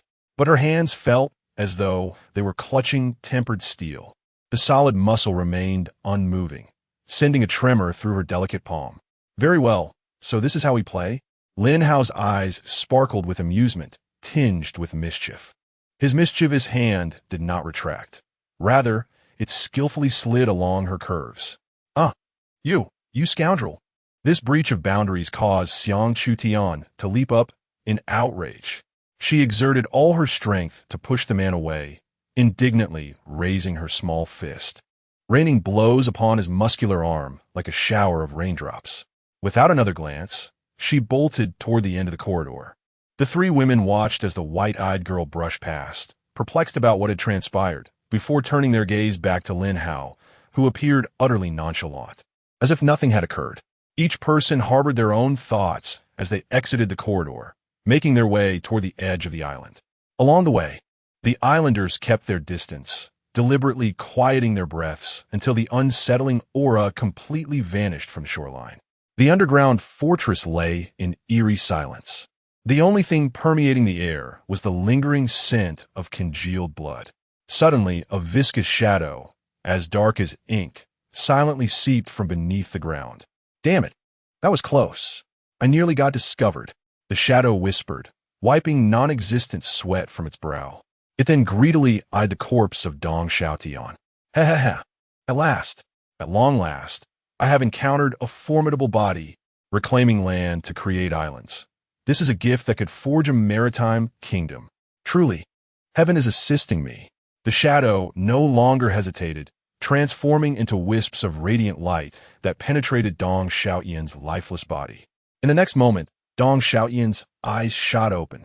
Within the depths of his pupils, an enigmatic glow flickered. With an awkwardness that defied coordination, he scrambled to rise from the ground, using both hands and feet. He stumbled aimlessly, turning and moving in a clumsy, bizarre manner. Gradually, his odd movements began to refine, becoming more fluid. Yet, upon lowering his gaze, he was taken aback to see his own backside. Alas, this wretched vessel requires some adjustments. A foreign voice emerged from Dong Xiaotian's throat. With a blank expression, he extended his hands to cradle his misaligned head, resolutely twisting it back into place. A disconcerting crack echoed throughout the fortress. His head was forcibly returned to its rightful position. He swayed his neck side to side, producing a series of soft clicks, seemingly verifying the proper installation. Once assured, an uncontrollable surge of euphoria and an air of dominion erupted within him. He spread his arms wide, as if to embrace the entire world. "Ha ha ha! Oh, the realm of Yinfu. After lying dormant for so long, you shall finally take flight, with the power of soul reincarnation at hand. Who among these wretched seas can stand against me? From this day forth, I shall be the sovereign of Qihong Island." Dong Xiaotian. Chapter 81. I adore my odious younger brother. Ding! Congratulations on recruiting the enchanting Feng Xiao Xiao. Unlocking exclusive binding effect. Mythical banana supply. Mythical banana supply. Automatically acquire 1 seedless banana per second, stored in infinite space. Ding! Congratulations on recruiting the charming Qiao Ning. Unlocking exclusive binding effect. Mythical citrus supply. Mythical citrus supply. Automatically acquire 1 seedless citrus per second, stored in infinite space. Ding! Congratulations on recruiting the delightful Xiao Ming. Unlocking exclusive binding effect. Mythical Sweet Orange Supply. Mythical Sweet Orange Supply. Automatically acquire 1 seedless sweet orange per second. Stored in infinite space. Bananas, citrus, sweet oranges. Lin Hao gazed at the 3 new varieties of fresh fruit that had appeared in the space, his eyes gleaming with excitement. Goodness, with vitamins A, B, and C, this is bound to be a feast of unparalleled abundance. Let me introduce our new members, Feng Xiao, Xiao Ning, and Xiao Ming. Welcome to the family aboard the Galaxy. Cheers and applause erupted as the ladies warmly welcomed the newcomers, their faces radiant with sincere smiles. The beauty and unique charm of the new members captivated everyone present. Lin Hao's gaze swept across the array of stunning visages, some enchanting, some pure, and others exuding heroic grace, filling his heart with an uncontainable sense of pride. Each of these women would have been a goddess in any previous life. Yet here they all gathered aboard his galaxy, an achievement that was beyond words. Clearing his throat, he announced with a booming voice, to celebrate the arrival of our new members and to replenish everyone's much-needed vitamins. We are upgrading the standard meal to the luxurious version 1.6. Each standard meal will now include 3 additional bananas, 3 oranges, and 3 sweet oranges. Wow! Mu Qingyuan was the first to leap up, her face flushed with excitement. Long live the captain! What work have we done to deserve this upgrade? I absolutely adore fruit. Feng Xiao and the others looked on in bewilderment. Standard meal? Upgrade? Fruit? Soon, their confusion was dispelled by the bountiful platter that Tian Yu brought forth. As they beheld the lavish spread before them, their eyes widened in disbelief. Bread, milk, and ham, eggs, coffee, and so much fresh fruit, body refinement pills, soul-cleansing pills. These are available every day. Indeed, Tian Yu nodded with a beaming smile, her eyes sparkling with joy. As long as you are aboard the ship, you can receive such a standard meal every day. And if you hold a position or perform exceptionally, you will be rewarded with additional bonuses. The 3 exchanged incredulous glances, each seeing the astonishment mirrored in the other's eyes. Their confusion and anxiety rapidly dissipated. A singular thought resonated within them. Remaining aboard this vessel seems to be an exceptionally wise choice. The jubilant cheers of the crowd still echoed in his ears as Lin Hao quietly slipped away, entering the cockpit. Without hesitation, he gripped the helm fiercely, and the massive cruise ship sliced through the deep blue waters, pivoting towards Yan Shuya's direction. Simultaneously, his fingertips danced lightly over the control panel. Consumption, 10,000 units of wood, 10,000 units of steel, 200 units of rare metals, 200 units of plastic, 200 units of glass. The cruise ship is commencing upgrades. Estimated time, 3 hours. Just as he was about to turn away, a sudden warmth enveloped his waist. 2 slender, yet strong arms, infused with a familiar fragrance, wrapped around him tightly. There was no need to look back. In this exclusive realm of the cockpit, who else could it be but Jiang Jinhua? Her poise, honed in front of the camera, rendered her bolder and more assertive than the average girl. Once the veil of hesitation was lifted, she approached him with a magnetic pull. Lin Hao, do you need something? Her voice carried a hint of anticipation, her breath gently brushing against his back. Lin Hao placed his hand over hers, which was intertwined around his waist, yet he refrained from turning around. I'm checking the nautical charts. Soon we'll have to enter the convergence zone. Unless you take the helm and help me steer clear of those lizard men. I fear I might be unable to respond. Jiang Jinhua comprehended instantly, her cheeks flushing slightly, imbued with a touch of playful reproach and determination as she promptly released her embrace. Rest assured, I'll handle the navigation. She swiftly maneuvered into the position Lin Hao had just vacated, her hands firmly grasping the helm, her gaze fixed on the distant horizon. Yes, you. There will be no issues. This is what you promised. Lin Hao smirked mischievously, yet he did not rush into action, choosing instead to linger behind her leisurely. Under the sunlight, Jiang Jinua's silhouette was adorned with a dazzling golden hue. Barefoot on the deck, the light filtered through the thin fabric, accentuating the graceful contours of her long, slender legs. Lin Hao's gaze was calm and focused, skillfully adjusting his perspective. The blinding sun hung precisely at the intersection, and in that moment, he seemed to glimpse the very shape of light. The heat of the sunlight, coupled with the palpable gaze behind her, sent countless tiny currents skittering across Jiang Jinyue's skin. She gripped the helm tightly, her eyes locked onto the sea surface, as if she were one with the vessel. Lin Hao gradually rose, his palm gently resting on his designated steering wheel. Rather than retreating in shyness, Jiang Jinyue adjusted her stance. This deliberate gesture rendered her figure even more breathtaking, perfectly rounded and inviting in silence. Lin Hao chuckled softly, leisurely tracing circles. The minute currents swiftly pierced through Jiang Jinyue's reasoning. "Stop it, don't." Lin Hao found amusement in her words. They were remarkably well-placed. "If you can articulate, please say more. Naughty brother." She nearly pleaded, her tone elongated with a hint of allure. "Brother?" Lin Hao increased the pressure of his fingertips slightly. "ISNT your brother Jiang Ran? He's a good brother." Jiang Jinyue's voice was as delicate as a whisper, tinged with the embarrassment of being cornered. "You're a bad brother." "Oh." Lin Hao raised an eyebrow. "Which brother do you prefer?" "I don't like any." She bit her lip, as if braving everything, and whispered, "I like." "Very well." Lin Hao feigned indignation. "How dare you insult me?" Before his words had fully escaped his lips, he raised his palm and forcefully brought it down. Jiang Jinyue was caught off guard. The helm was violently jerked askew. The vessel emitted a disconcerting metallic groan, swaying violently for a moment. Lin Hao's hand lifted once more, still claiming that nothing would go awry. "At this rate, I cannot feel at ease." Jiang Jinyue bit her lip tightly, desperately trying to steady the helm. Chapter 82. Charge. The traitor. Under the scorching sun, the sea boiled like broth.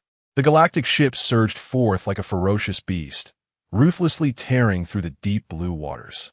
The bow crashed violently against the towering walls of waves, sending sprays of white foam soaring into the air. Boom, boom, boom. With each impact, a thunderous roar erupted. The entire vessel trembled violently. The keel groaned deeply, as if the metallic giant were nearing its limit, gasping in agony. Navigation? A wild, uncontrollable dance. Hard to port. The ship tilted sharply. Objects on the deck screamed and slid. A quick starboard turn.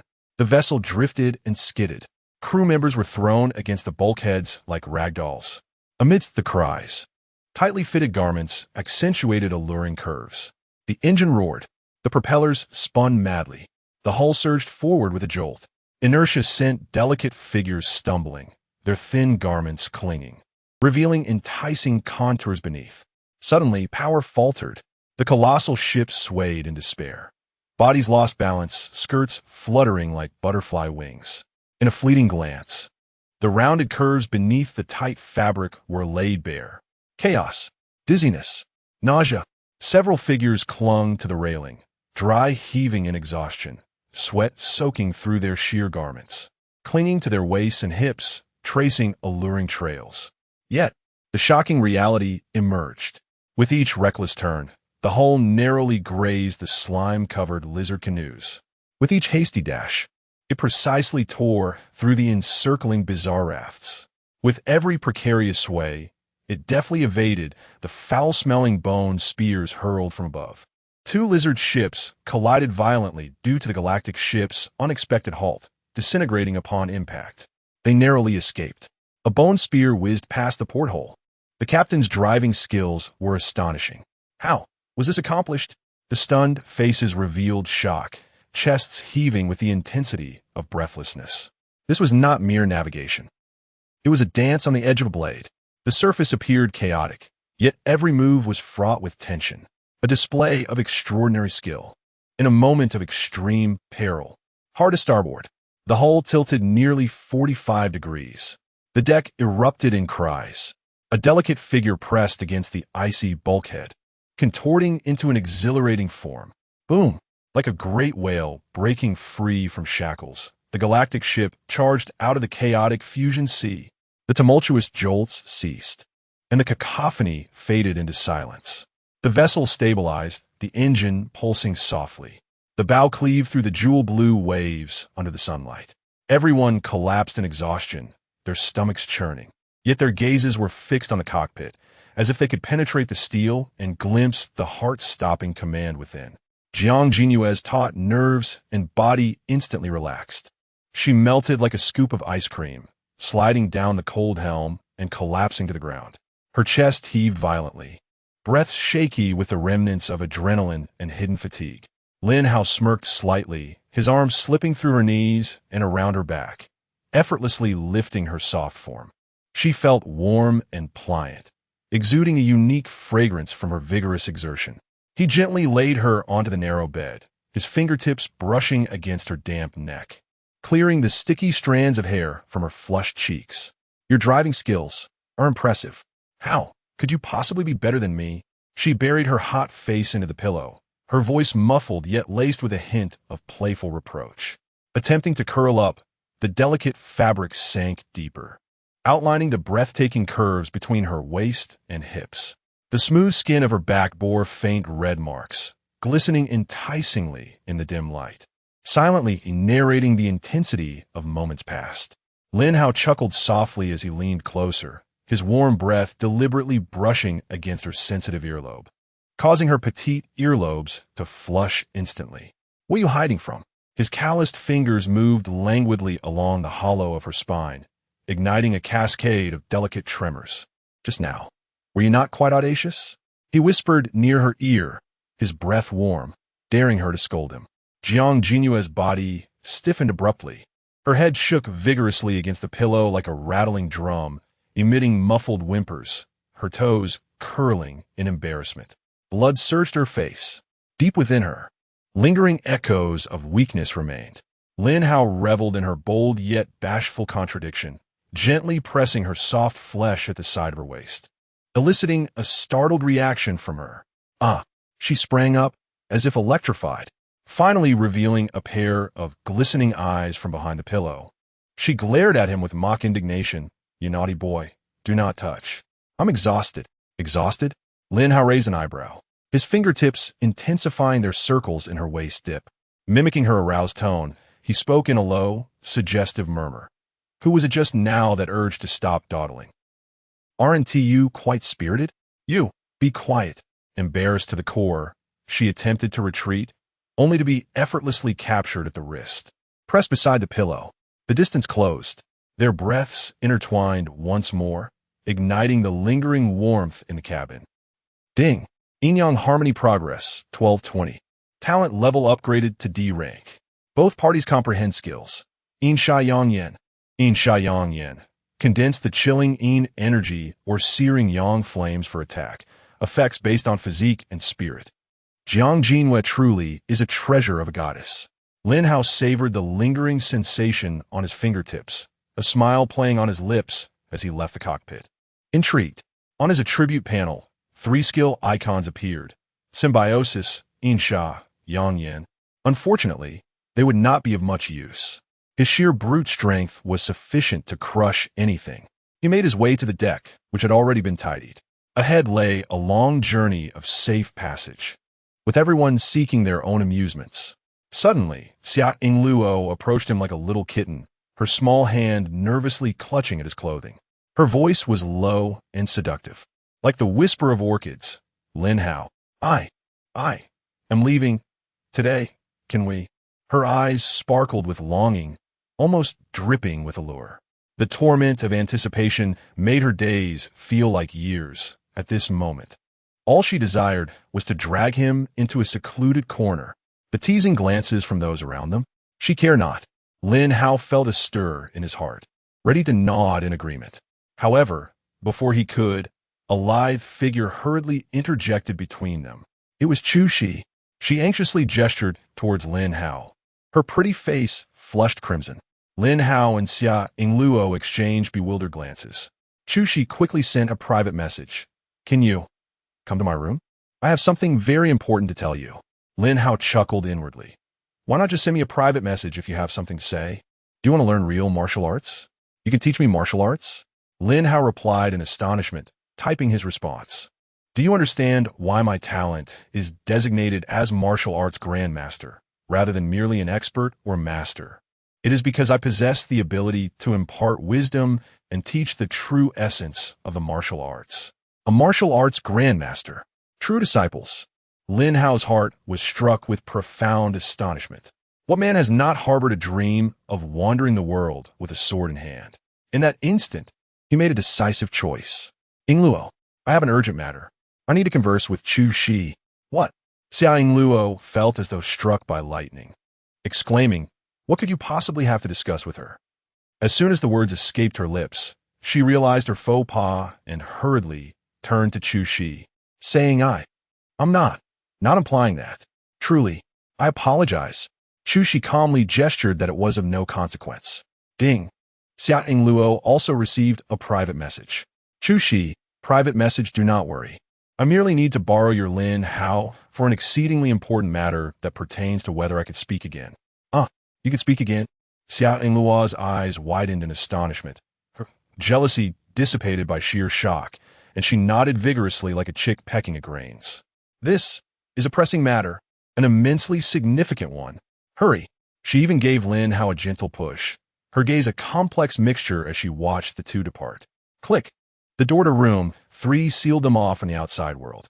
Lin Hao scratched his head, saying, I still don't understand. Why must we go into a room just to practice martial arts? Chu Shi's face suddenly flushed crimson. Her gaze flitted away in a flustered manner. Her delicate fingers, tinged with a hint of indignation, swiftly typed 4 words. Charge. Master. Defy. Disciples. Chapter 83. The Ceremony of Apprenticeship for Chu Shi. A reversal of roles? Lin Hao's pupils trembled in shock. Is it what I imagined? That kind? Chu Shi lowered her gaze, remaining silent, her eyelashes quivering violently, a blush spreading from her cheeks to her collarbone, conveying more than words ever could. Master above. Lin Hao wore a cunning smile, feigning the intention to bow, inviting his disciple. Before he could finish a sentence, Chu Shi shook her head vigorously. Her fingertips danced, and the screen lit up. Wait, there is something more important. TSK. Lin Hao pretended to be angry, stepping closer.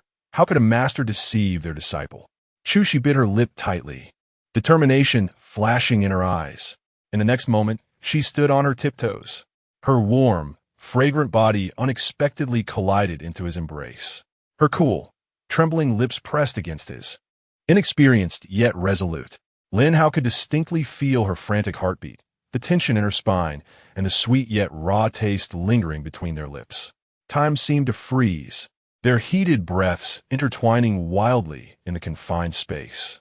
She was clumsy, like a frightened little beast, yet brimming with the courage of a last-ditch effort, as if she wanted to etch his essence into her soul.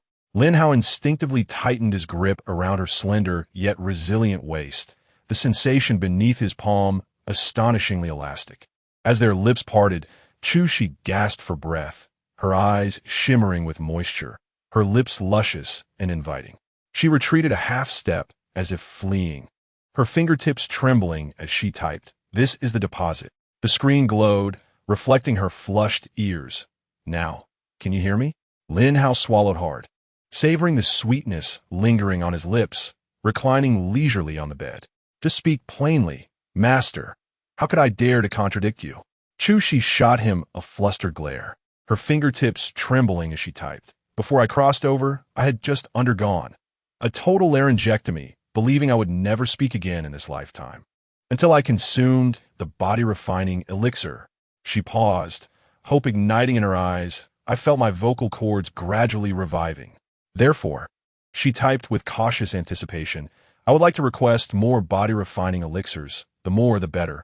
Before she could finish, Lin had already produced a heavy bag, tossing it effortlessly into her arms. 1,000 pills, is that enough? Chu Shi froze in disbelief. 1,000? She could hardly believe it, clutching the bag tightly. This quantity was nothing short of a fantastical dream for her. Overwhelmed by ecstasy and shock, she struggled to contain her tumultuous emotions, taking a deep breath to continue typing. As compensation, I shall take you as my disciple, imparting all my knowledge. Wait, Lin Hao suddenly interrupted, his expression unusually serious. Chu Shi, I am giving you the elixirs because you need them. There is no compensation, no transaction. I would give them regardless. A jolt of emotion surged through Chu Shi. An indescribable warmth, mingled with a touch of bitterness and gratitude, washed over her. Her eyes grew warm, and she hurriedly looked down, typing faster.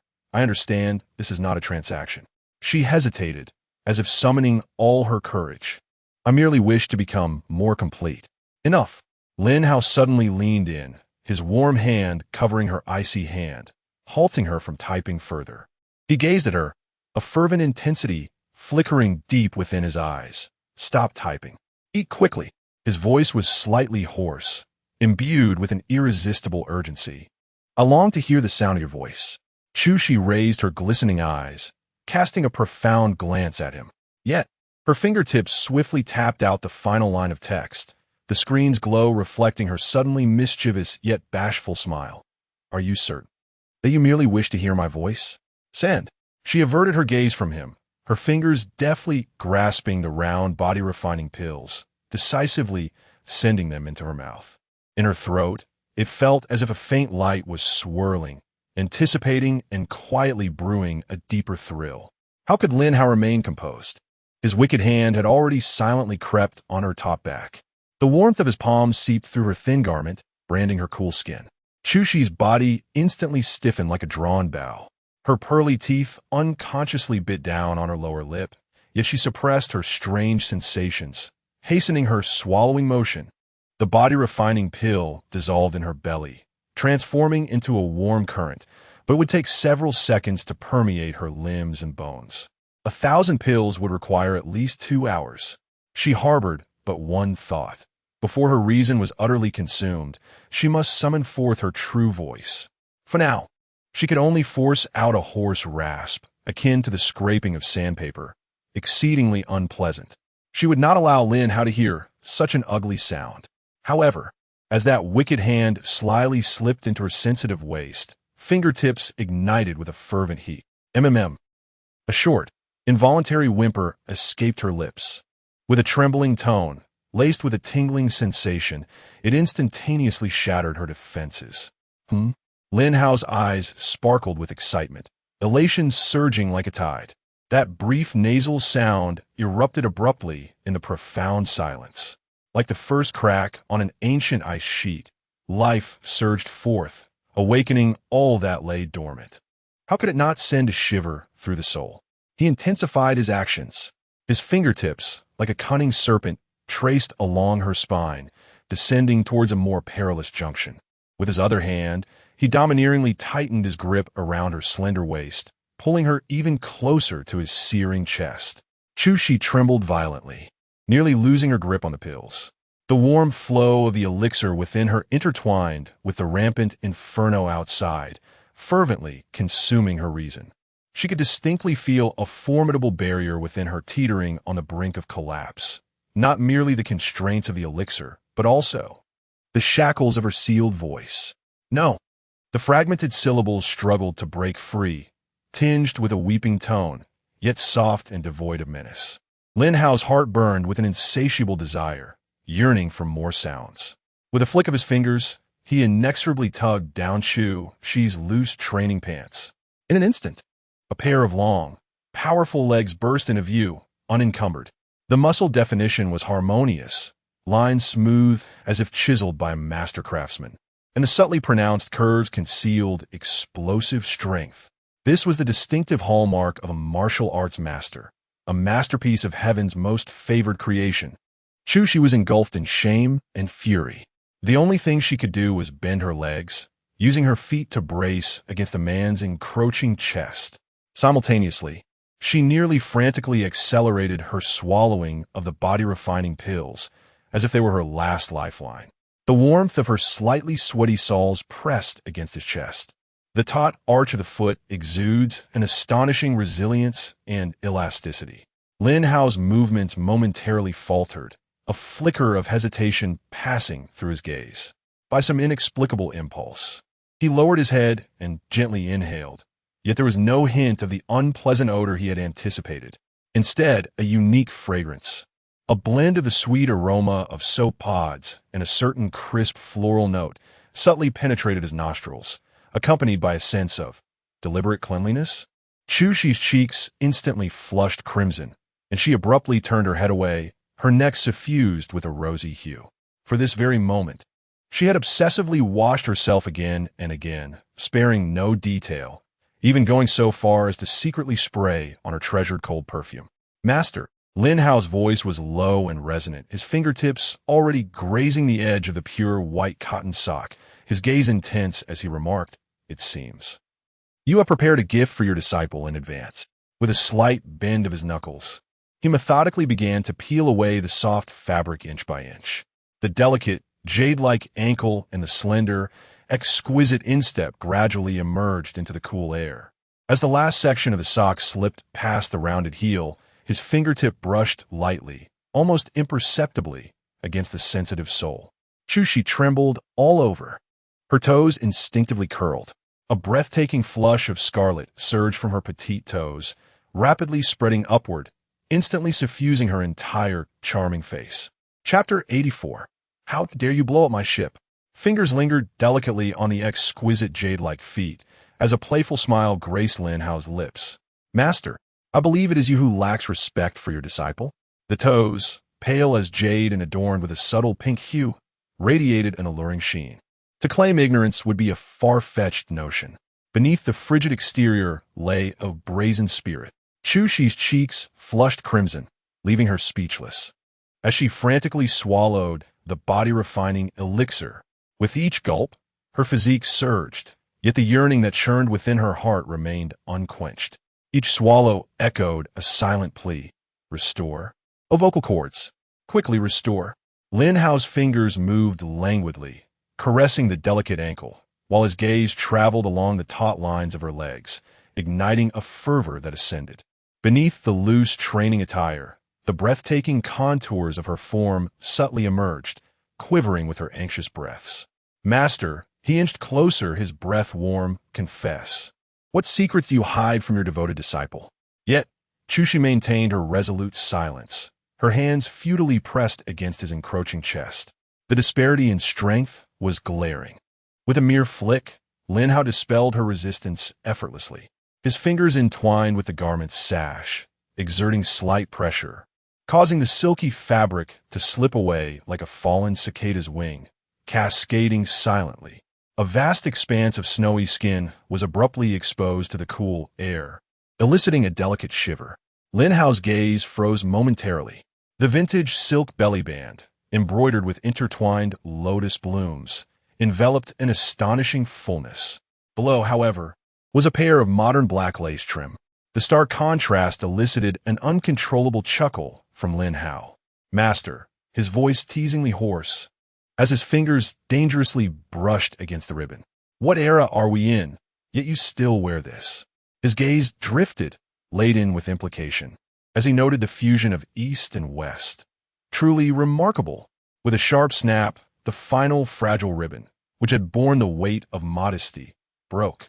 The vibrant red belly band lost its support, akin to petals wilting in the wind, teetering on the brink of collapse. Chushi trembled violently, the crimson hue rapidly spreading from her cheeks to her neck. Despair and shame surged like molten lava within her chest. From her tightly constricted throat, a faint, wavering sound escaped. Wait, just a moment, please. Her pleading gaze, misty and shimmering, failed to deter him. Instead, it was akin to a spark igniting a barrel of oil, fueling Lin Hao's deeper desires. He leaned in to advance, but at that moment, every hair on his body stood on end. A chilling sensation shot from his spine to the crown of his head. Without a second thought, Lin Hao's arm encircled Chu Shi, pulling her tightly into his embrace as he rolled them both aside with fervor. Ugh! Chu Shi's beautiful eyes widened in shock, filled with confusion and lingering embarrassment. Boom! A thunderous roar erupted. The cabin wall was violently torn apart as if it were mere paper, revealing a gaping maw. Scalding waves of air mingled with frigid seawater surged violently inside. Metallic shards rained down like a torrential storm, clattering against Lin Hao's top back. Enemy attack. The galaxy was in chaos. Screams and shouts filled the air. Lin Hao clutched the soft warmth in his arms tightly, leaping up like a cheetah, crashing through the twisted cabin door and sprinting swiftly onto the deck. His eyes, sharp as lightning, locked onto a target 1,000 meters away. A menacing giant ship loomed, its mast proudly displaying a skull flag, the lingering smoke of cannon fire reminiscent of a fearsome beast of the deep revealing its fangs. Surrounding it, 12 swift boats circled like a pack of bloodthirsty sharks, their engines roaring as they surged forward to assault the galaxy. Damn it! Lin Hao cursed, fury boiling within him. The women reacted swiftly, gathering on the deck. Their gazes fell upon the disheveled Chu Shi, and their pupils constricted in alarm. There was no time for hesitation. Whoosh! A piercing shriek tore through the air. Another cannonball, trailing a deadly flame, hurtled towards them. Lin Hao moved with the swiftness of thunder. With a gentle toss, he propelled Chu Shi towards the women, who caught her deftly. Simultaneously, the deck beneath him erupted in a cacophony of splintering wood. He launched into the air like a cannonball. His right fist, charged with the force of a tempest, struck the incoming cannonball with ferocity. Boom! Thunderous explosions followed. The cannonball was obliterated by his immense power, transforming into a searing fireball.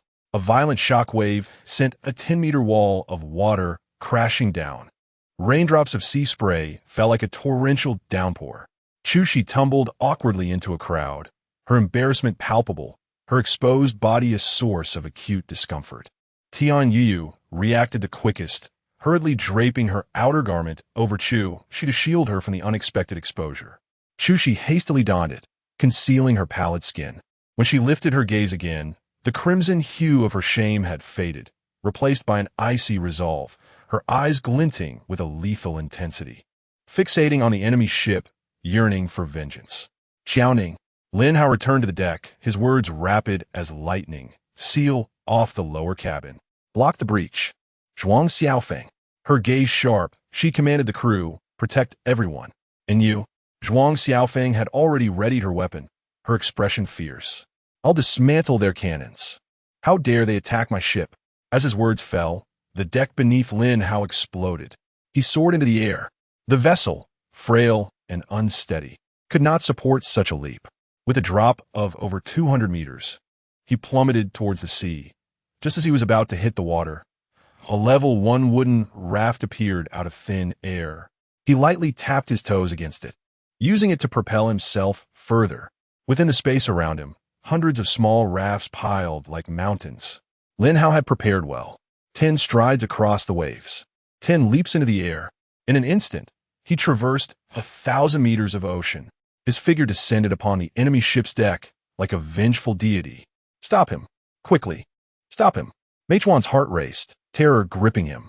Having rampaged for days, leaving a trail of fire and blood, they had never faced such a formidable opponent. Lin Hao's goal was clear, the massive cannon at the bow. Ignoring the bullets and arrows whizzing past, he harnessed the momentum of his descent and struck. His right leg descended like a battle axe, infused with unimaginable force, crashing down. Crack, boom! The steel cannon barrel twisted and shattered under the impact, rendered utterly useless. In the next moment, a harbinger of death emerged. The deck transformed into a battleground. Lin Hao darted like a specter, his fists shattered bones. His palms splattered blood. Bullets merely tickled him. Arrows brushed past him. The pirates aboard had never encountered such an invincible force. Monster! They cried, flee. Quickly flee. Their anguished wails reverberated, their hearts torn asunder. The pirates leapt overboard like dumplings into boiling water, scrambling to escape. In an instant, the deck was cleared, leaving Lin Hao standing alone. A god of vengeance, surveying all. He did not rush to pursue, but instead cast his gaze towards the galaxy. Zhuang Xiaofeng remained composed, commanding with unwavering certainty.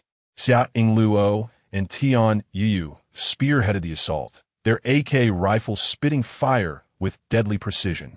Su Qiya and Shi Xiaorui stood firm like sentinels, safeguarding the flanks. Zhao Fian and Xiang Chutian wielded their firearms with ruthless efficiency, executing swift eliminations. As for Chu Shi, this woman had lost her mind. She dared to leap from the galaxy, maneuvering atop the enemy's speedboat with acrobatic finesse, a gleaming steel knife in hand, each strike drawing blood. The adversaries soon found themselves in disarray, with only one speedboat managing to escape. Without hesitation, Chu Shi commandeered another speedboat, pursuing relentlessly. Lin Hao felt a surge of confidence. It was time to thoroughly cleanse this wretched vessel. "Spare me. Have mercy," one man cried, tears streaming down his face as he knelt, prostrating himself like a garlic clove being crushed. Lin Hao's gaze was as cold as ice. He paid no heed, his right leg striking out like a whip, swift and decisive. Bang! The head exploded like a ripe, rotten watermelon. Scanning the deck, it was evident that this ship had not undergone mere system upgrades. It had clearly been violently modified. The deck was unusually expansive, resembling a vast plaza. Only a solitary control room was visible, with no entrance to the hull. Within mere minutes, aside from those who had jumped overboard, no living soul remained on the deck. The vermin within the control room seized the opportunity to flee amidst the chaos. Lin Hao strode purposefully to the center of the deck, his gaze fixated on a concealed hatch. "This is the spot. Open." With a forceful kick, he struck. Boom! The heavy iron cover twisted and flew off, revealing a dark, descending entrance. A foul stench, mingling sweat and blood, surged forth as if it were a tangible force. Lin Hao's breath caught in his throat. His pupils contracted sharply. In the dimness, dozens of women were crammed together. They were tattered and worn, their eyes hollow or filled with terror, cowering like lambs awaiting slaughter in the stinking confines of their prison. In the oppressive silence, only the muffled sobs and labored breaths could be heard. Chapter 85. Which official can endure such trials? Damn, these beasts! Lin Hao's gaze swept across the faces filled with terror and numbness, instantly comprehending their harrowing plight. A tempest of fury surged within him. He took a deep breath, suppressing the boiling intent to kill, and spoke in a tone as calm and deep as he could muster. "All the scum on deck have been dealt with. You are safe now." Silence enveloped the cabin. The sound of a pin dropping could be heard. Dozens of bewildered, frightened eyes fixed upon him in disbelief. Moments later, a muffled sob broke the stillness from a corner. Then came the sounds of weeping, wailing, an outpouring of relief akin to a dam bursting, echoing throughout the foul-smelling cabin. The cries were thunderous, heart-wrenching. Lin Hao furrowed his brows tightly. The lamentations stirred his already tumultuous heart. There was no time for comfort. Lurking threats awaited resolution. With a fierce gleam in his eyes, he strode purposefully toward the ship's edge. Just then, the engine shrieked, cutting through the waves. A seized speedboat sliced through the water, executing a textbook-perfect drift. The spray of the boat resembled wings as it smoothly nestled against the side of the ship. The driver was Zhuang Xiaofeng, her gaze sharp as a blade. "Captain, get on the boat." Her voice was crisp and decisive. Without hesitation, Lin Hao lightly tapped his toes and accurately landed at the boat's stern. "You pilot. I'll provide cover." Zhuang Xiaofeng spoke rapidly, turning nimbly to face the bow, the stock of her AK pressed firmly against her shoulder. "Understood," Lin Hao responded, instinctively preparing to switch positions. "Stay put." Zhuang Xiaofeng called back sharply, "You drive from the back. I have a clearer view in front, and my aim will be steadier." In an instant, Lin Hao understood. Without hesitation, his arms encircled her waist, grasping the handle ahead. This embrace was seamless. Zhuang Xiaofeng's waist tightened within his arms, taut as a bowstring poised to release. Through the combat attire, he could distinctly feel her powerful, explosive muscles, devoid of any excess. A scent mingling gunpowder and sweat pierced his nostrils. "Hold on tight," Lin Hao bellowed, twisting his wrist fiercely. The engine roared to life, and the speedboat surged forth violently, its bow rising high, cleaving through the waves. The immense inertia sent Zhuang Xiaofeng crashing against Lin Hao's chest. The warm sensation and astounding elasticity were palpable through the thin fabric. Her body tensed even more, yet she remained as steady as a rock, swiftly raising her weapon. The hunt began. Bang, bang, bang. Zhuang Xiaofeng's gun blazed with rapid, precise shots. On the water, the fleeing bandits flailed like desperate targets. One shot, a head emerging from the distance, exploded like a rotten melon, blood and brain matter splattering across the sea. Another shot, a figure attempting to dive to escape had a gaping hole erupt in its back, the body instantly submerged by the crimson tide. Yet another shot, a would-be assailant aiming to retaliate found a black hole suddenly appearing in their forehead. Their movements abruptly halted. Lin Hao maneuvered the speedboat with deft precision. He executed sharp turns, the boat nearly tilting sideways. Zhuang Xiaofeng's core unleashed a terrifying strength, steady as Mount Tai. The gun's muzzle remained locked on the target. At times, the vessel would come to a sudden halt, sending colossal waves crashing from its stern. Seizing the momentum, she adeptly adjusted her position, capturing the fleeting opportunity for combat. With each violent maneuver, the two bodies were inevitably pressed together in an intimate embrace. Lin Hao's chest pressed closely against her straight and resilient spine. His encircling arms felt the tautness and rhythm of her abdominal muscles. He could even detect the subtle yet powerful rise and fall of her chest as she held her breath to aim. Zhuang Xiaofeng, this icy female officer, seemed to transform into a lethal weapon of the world. Wherever the gun pointed, there lay death. In tandem with the boat's ferocious agility, they danced a deadly ballet upon the sea's surface. However, Lin Hao found himself in dire straits, exclaiming his inability to endure. The wicked fire ignited by Chu, she had merely been forcibly suppressed by the fervor of battle.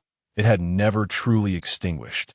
The sensation of her firm waist within his embrace, the elasticity of her upright spine brushing against his chest, and the intoxicating blend of gunpowder and sweat, acted like the most potent catalyst. The desire that had been so painstakingly suppressed erupted once more. In the midst of such intense physical contact, it was far more challenging to contain than an AK. Suddenly, Zhuang Xiaofeng's body stiffened. As a top-tier soldier, her sensitivity to any unusual sensations was acutely honed. That abrupt touch, like a branding iron, seared into her back, instantly disrupting her focused rhythm of killing. Damn this physiological response at such a critical moment. Instinctively, she created a bit of distance, straining her waist to shift her taut hips away by a fraction. Yet, this movement only exacerbated the situation. Not only did she fail to evade, but the boat's subsequent violent jolt caused her ample curves to press heavily down upon the AK. Hiss! Lin Hao drew in a sharp breath. The arms encircling her waist tightened like iron bands. The veins at his temples pulsed slightly. A surge of wild electricity coursed up his spine, nearly incinerating the last vestiges of his sanity. Zhuang Xiaofeng, too, was not faring any better. She distinctly felt the man's explosive power behind her and the searing contours. For the first time, a blush crept on her frosty cheeks, even her ears flaring with warmth. "Scoundrel, how can you think of that at a time like this?" Zhuang Xiaofeng scolded. I cannot be blamed for this." Lin Hao's voice was filled with bitterness and an unspeakable frustration. Which officer could withstand such trials? "Let go. Allow me to take charge." Zhuang Xiaofeng struggled to rise. "Be careful." Lin Hao's pupils constricted sharply, his voice booming with urgency. He exerted force with his arms, his back bending like a bow as he pulled the control handle back with all his might. Boom! The bow of the speedboat reared up like a furious sea beast, violently elevating nearly 70 degrees. Bang! Crack! A bandit, just surfacing with a harpoon in hand, was met head-on by the rapidly rising, solid hull. The sound of shattered ribs was distinctly audible as the man flew back like a discarded sack, crashing heavily into the sea. This extreme evasive maneuver caused a drastic shift in their center of gravity. Zhuang Xiaofeng, who was about to rise, was caught off guard. Her body lost its balance, and with a startled cry, she began to slide backward along the steep surface of the boat. Whoosh! The precious distance she had worked so hard to maintain was instantly obliterated. In fact, it only intensified. Under the immense inertia, unwavering and impartial, she once again settled firmly back into her original position, fitting seamlessly. A soft, stifled sob escaped from Zhuang Xiaofeng's throat. No matter how resolute a soldier she was, she remained a woman, vulnerable to the relentless and increasingly fierce collisions. A surge of searing warmth erupted from the depths of her being, instantly overwhelming all barriers of her willpower. The combat trousers, soaked in perspiration, could not withstand the onslaught of this torrent. Lin Hao, who was closely pressed against her, suddenly stiffened. The iron muscles coiling around her waist throbbed with blood, his expression a tumult of astonishment, embarrassment, and an indescribable complexity of emotions, ultimately crystallizing into an oddly frozen visage. Chapter 86. Blood Prophet, Saving the Ice Beauty. Goodness, why is there so much water? Xiaojiu quickly absorbed the water. The galaxy number 9 emitted a low hum, striving to siphon off the surging seawater, yet the water level continued to rise visibly. Sister, is the breach still not sealed? Xiao Meng waded through the frigid seawater, stumbling towards the direction of the third bedroom. At the breach, Xiao Ning was desperately bracing against a massive wooden plank, grappling with the torrents of seawater gushing in through the ship's hull. This is impossible. The water pressure is too great. Her voice was laced with frustration and urgency. Aside from Xiao Meng, the others looked utterly bewildered. What on earth does it mean for wood to become rigid? Don't panic. My friend is here. Xiaoying Luo's voice rang out like a celestial melody, timely and reassuring. Friend? As a flicker of confusion arose among them, they were startled by a colossal shadow suddenly looming close outside the porthole. It was a whale, with a resounding crash. The whale's massive body swiftly obstructed most of the surging water. Quick, now is the moment, Xia Yingluo shouted. Xiao Ning felt invigorated, immediately activating her innate ability as planks of wood soared from her spatial domain. Under her command, the wood conformed like soft clay, covering the breach. Then, with a gleaming flash, it rapidly solidified, regaining its sturdiness and completely sealing the opening. Wow, Sister Ning's talent is truly remarkable. Mu Qingyuan clapped her hands in awe. Indeed, it is astonishing, Wei Wei murmured, almost to herself, so effortlessly controlled. As the words escaped her lips, she suddenly grasped the double entendre. Her cheeks flushed crimson as she hastily averted her gaze from the others. Cough! Stop daydreaming. We need to drain the water from the cabin. It has flooded into our room. Sukiya reminded loudly. Right. Everyone, let's work together. With everyone pitching in and the galaxy number 9 operating at full power, the raging seawater within the cabin was finally expelled. Each person was drenched, their clothes clinging tightly to their bodies, outlining their undergarments in an unseemly manner. The battle on the surface of the sea also came to an end.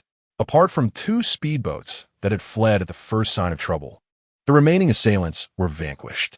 Numerous supply crates floated upon the sea, their surfaces shimmering in the glimmering waves. Wei Wei and Zhao Fian piloted the commandeered jet skis, skillfully weaving through the debris to salvage the spoils. Lin Hao and Zhuang Xiaofeng returned to the deck of the galaxy, their bodies soaked. Zhuang Xiaofeng struggled to maintain her composure, saying, "Don't overthink it. That was just seawater." Lin Hao replied vaguely, his gaze drifting elsewhere. The seawater was cold, yet just moments ago, it had distinctly felt warm. This was a thought he would never voice.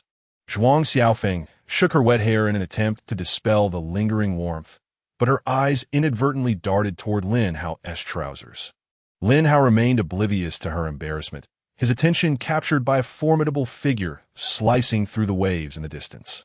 Zhu Si, standing with her long legs apart, she was simultaneously maneuvering 2 jet skis. With an almost brazen demeanor, she cleaved through the waves, speeding directly towards the galaxy. What should we do with these jet skis? Tian Yu thoughtfully offered a towel. Naturally, we should stow them. Lin Hao took the towel and wiped his face. Initially, he intended to drag with a rope, but upon reconsideration, he realized he possessed infinite space. He immediately leaped from the galaxy and landed steadily beside a jet ski, placing his palm against the hull. He silently intoned, "Collect." Whoosh! The jet ski vanished in an instant. Lin Hao's eyes sparkled with excitement as he swiftly repeated the action. 1, 2. 12 captured jet skis were seamlessly absorbed into his space. The frustration of being interrupted was instantly swept away. This was a lucrative endeavor. He maneuvered the galaxy closer, pointing a large sailboat 1,000 meters away, sensing that those aboard required assistance. Jiang Jinhua nodded, her earlier confusion now entirely dispelled. Overcoming her weakness, she promptly activated the galaxy, gradually approaching their target. As the distance closed, the expressions of those on the deck grew solemn.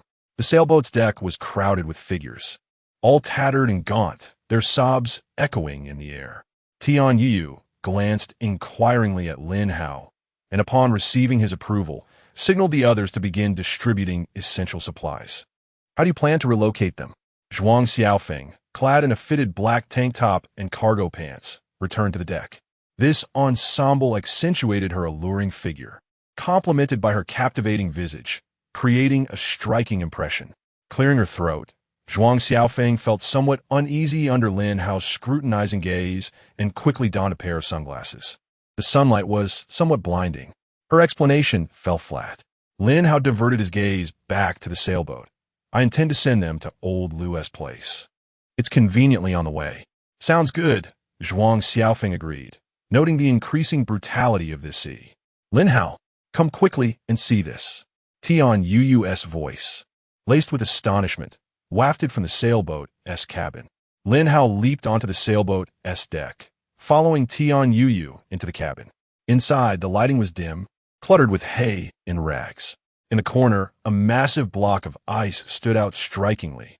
Even more shocking was the fact that within the crystalline ice, a woman was encased. A woman of extraordinary beauty, rated 97 by the system. Her expression was frozen in sheer terror, her long hair as white as snow. Even her eyelashes were pale, rendering her a lifeless ice sculpture. I just asked the surviving sisters, Tian Yu explained in a hushed tone. This girl is named Ling Shuang. She was also captured by those bandits. Just as they were about to assault her, she suddenly unleashed a freezing aura from her body, encasing herself in this state. We don't know if she is alive or dead. She should still be alive, Lin Hao intuited.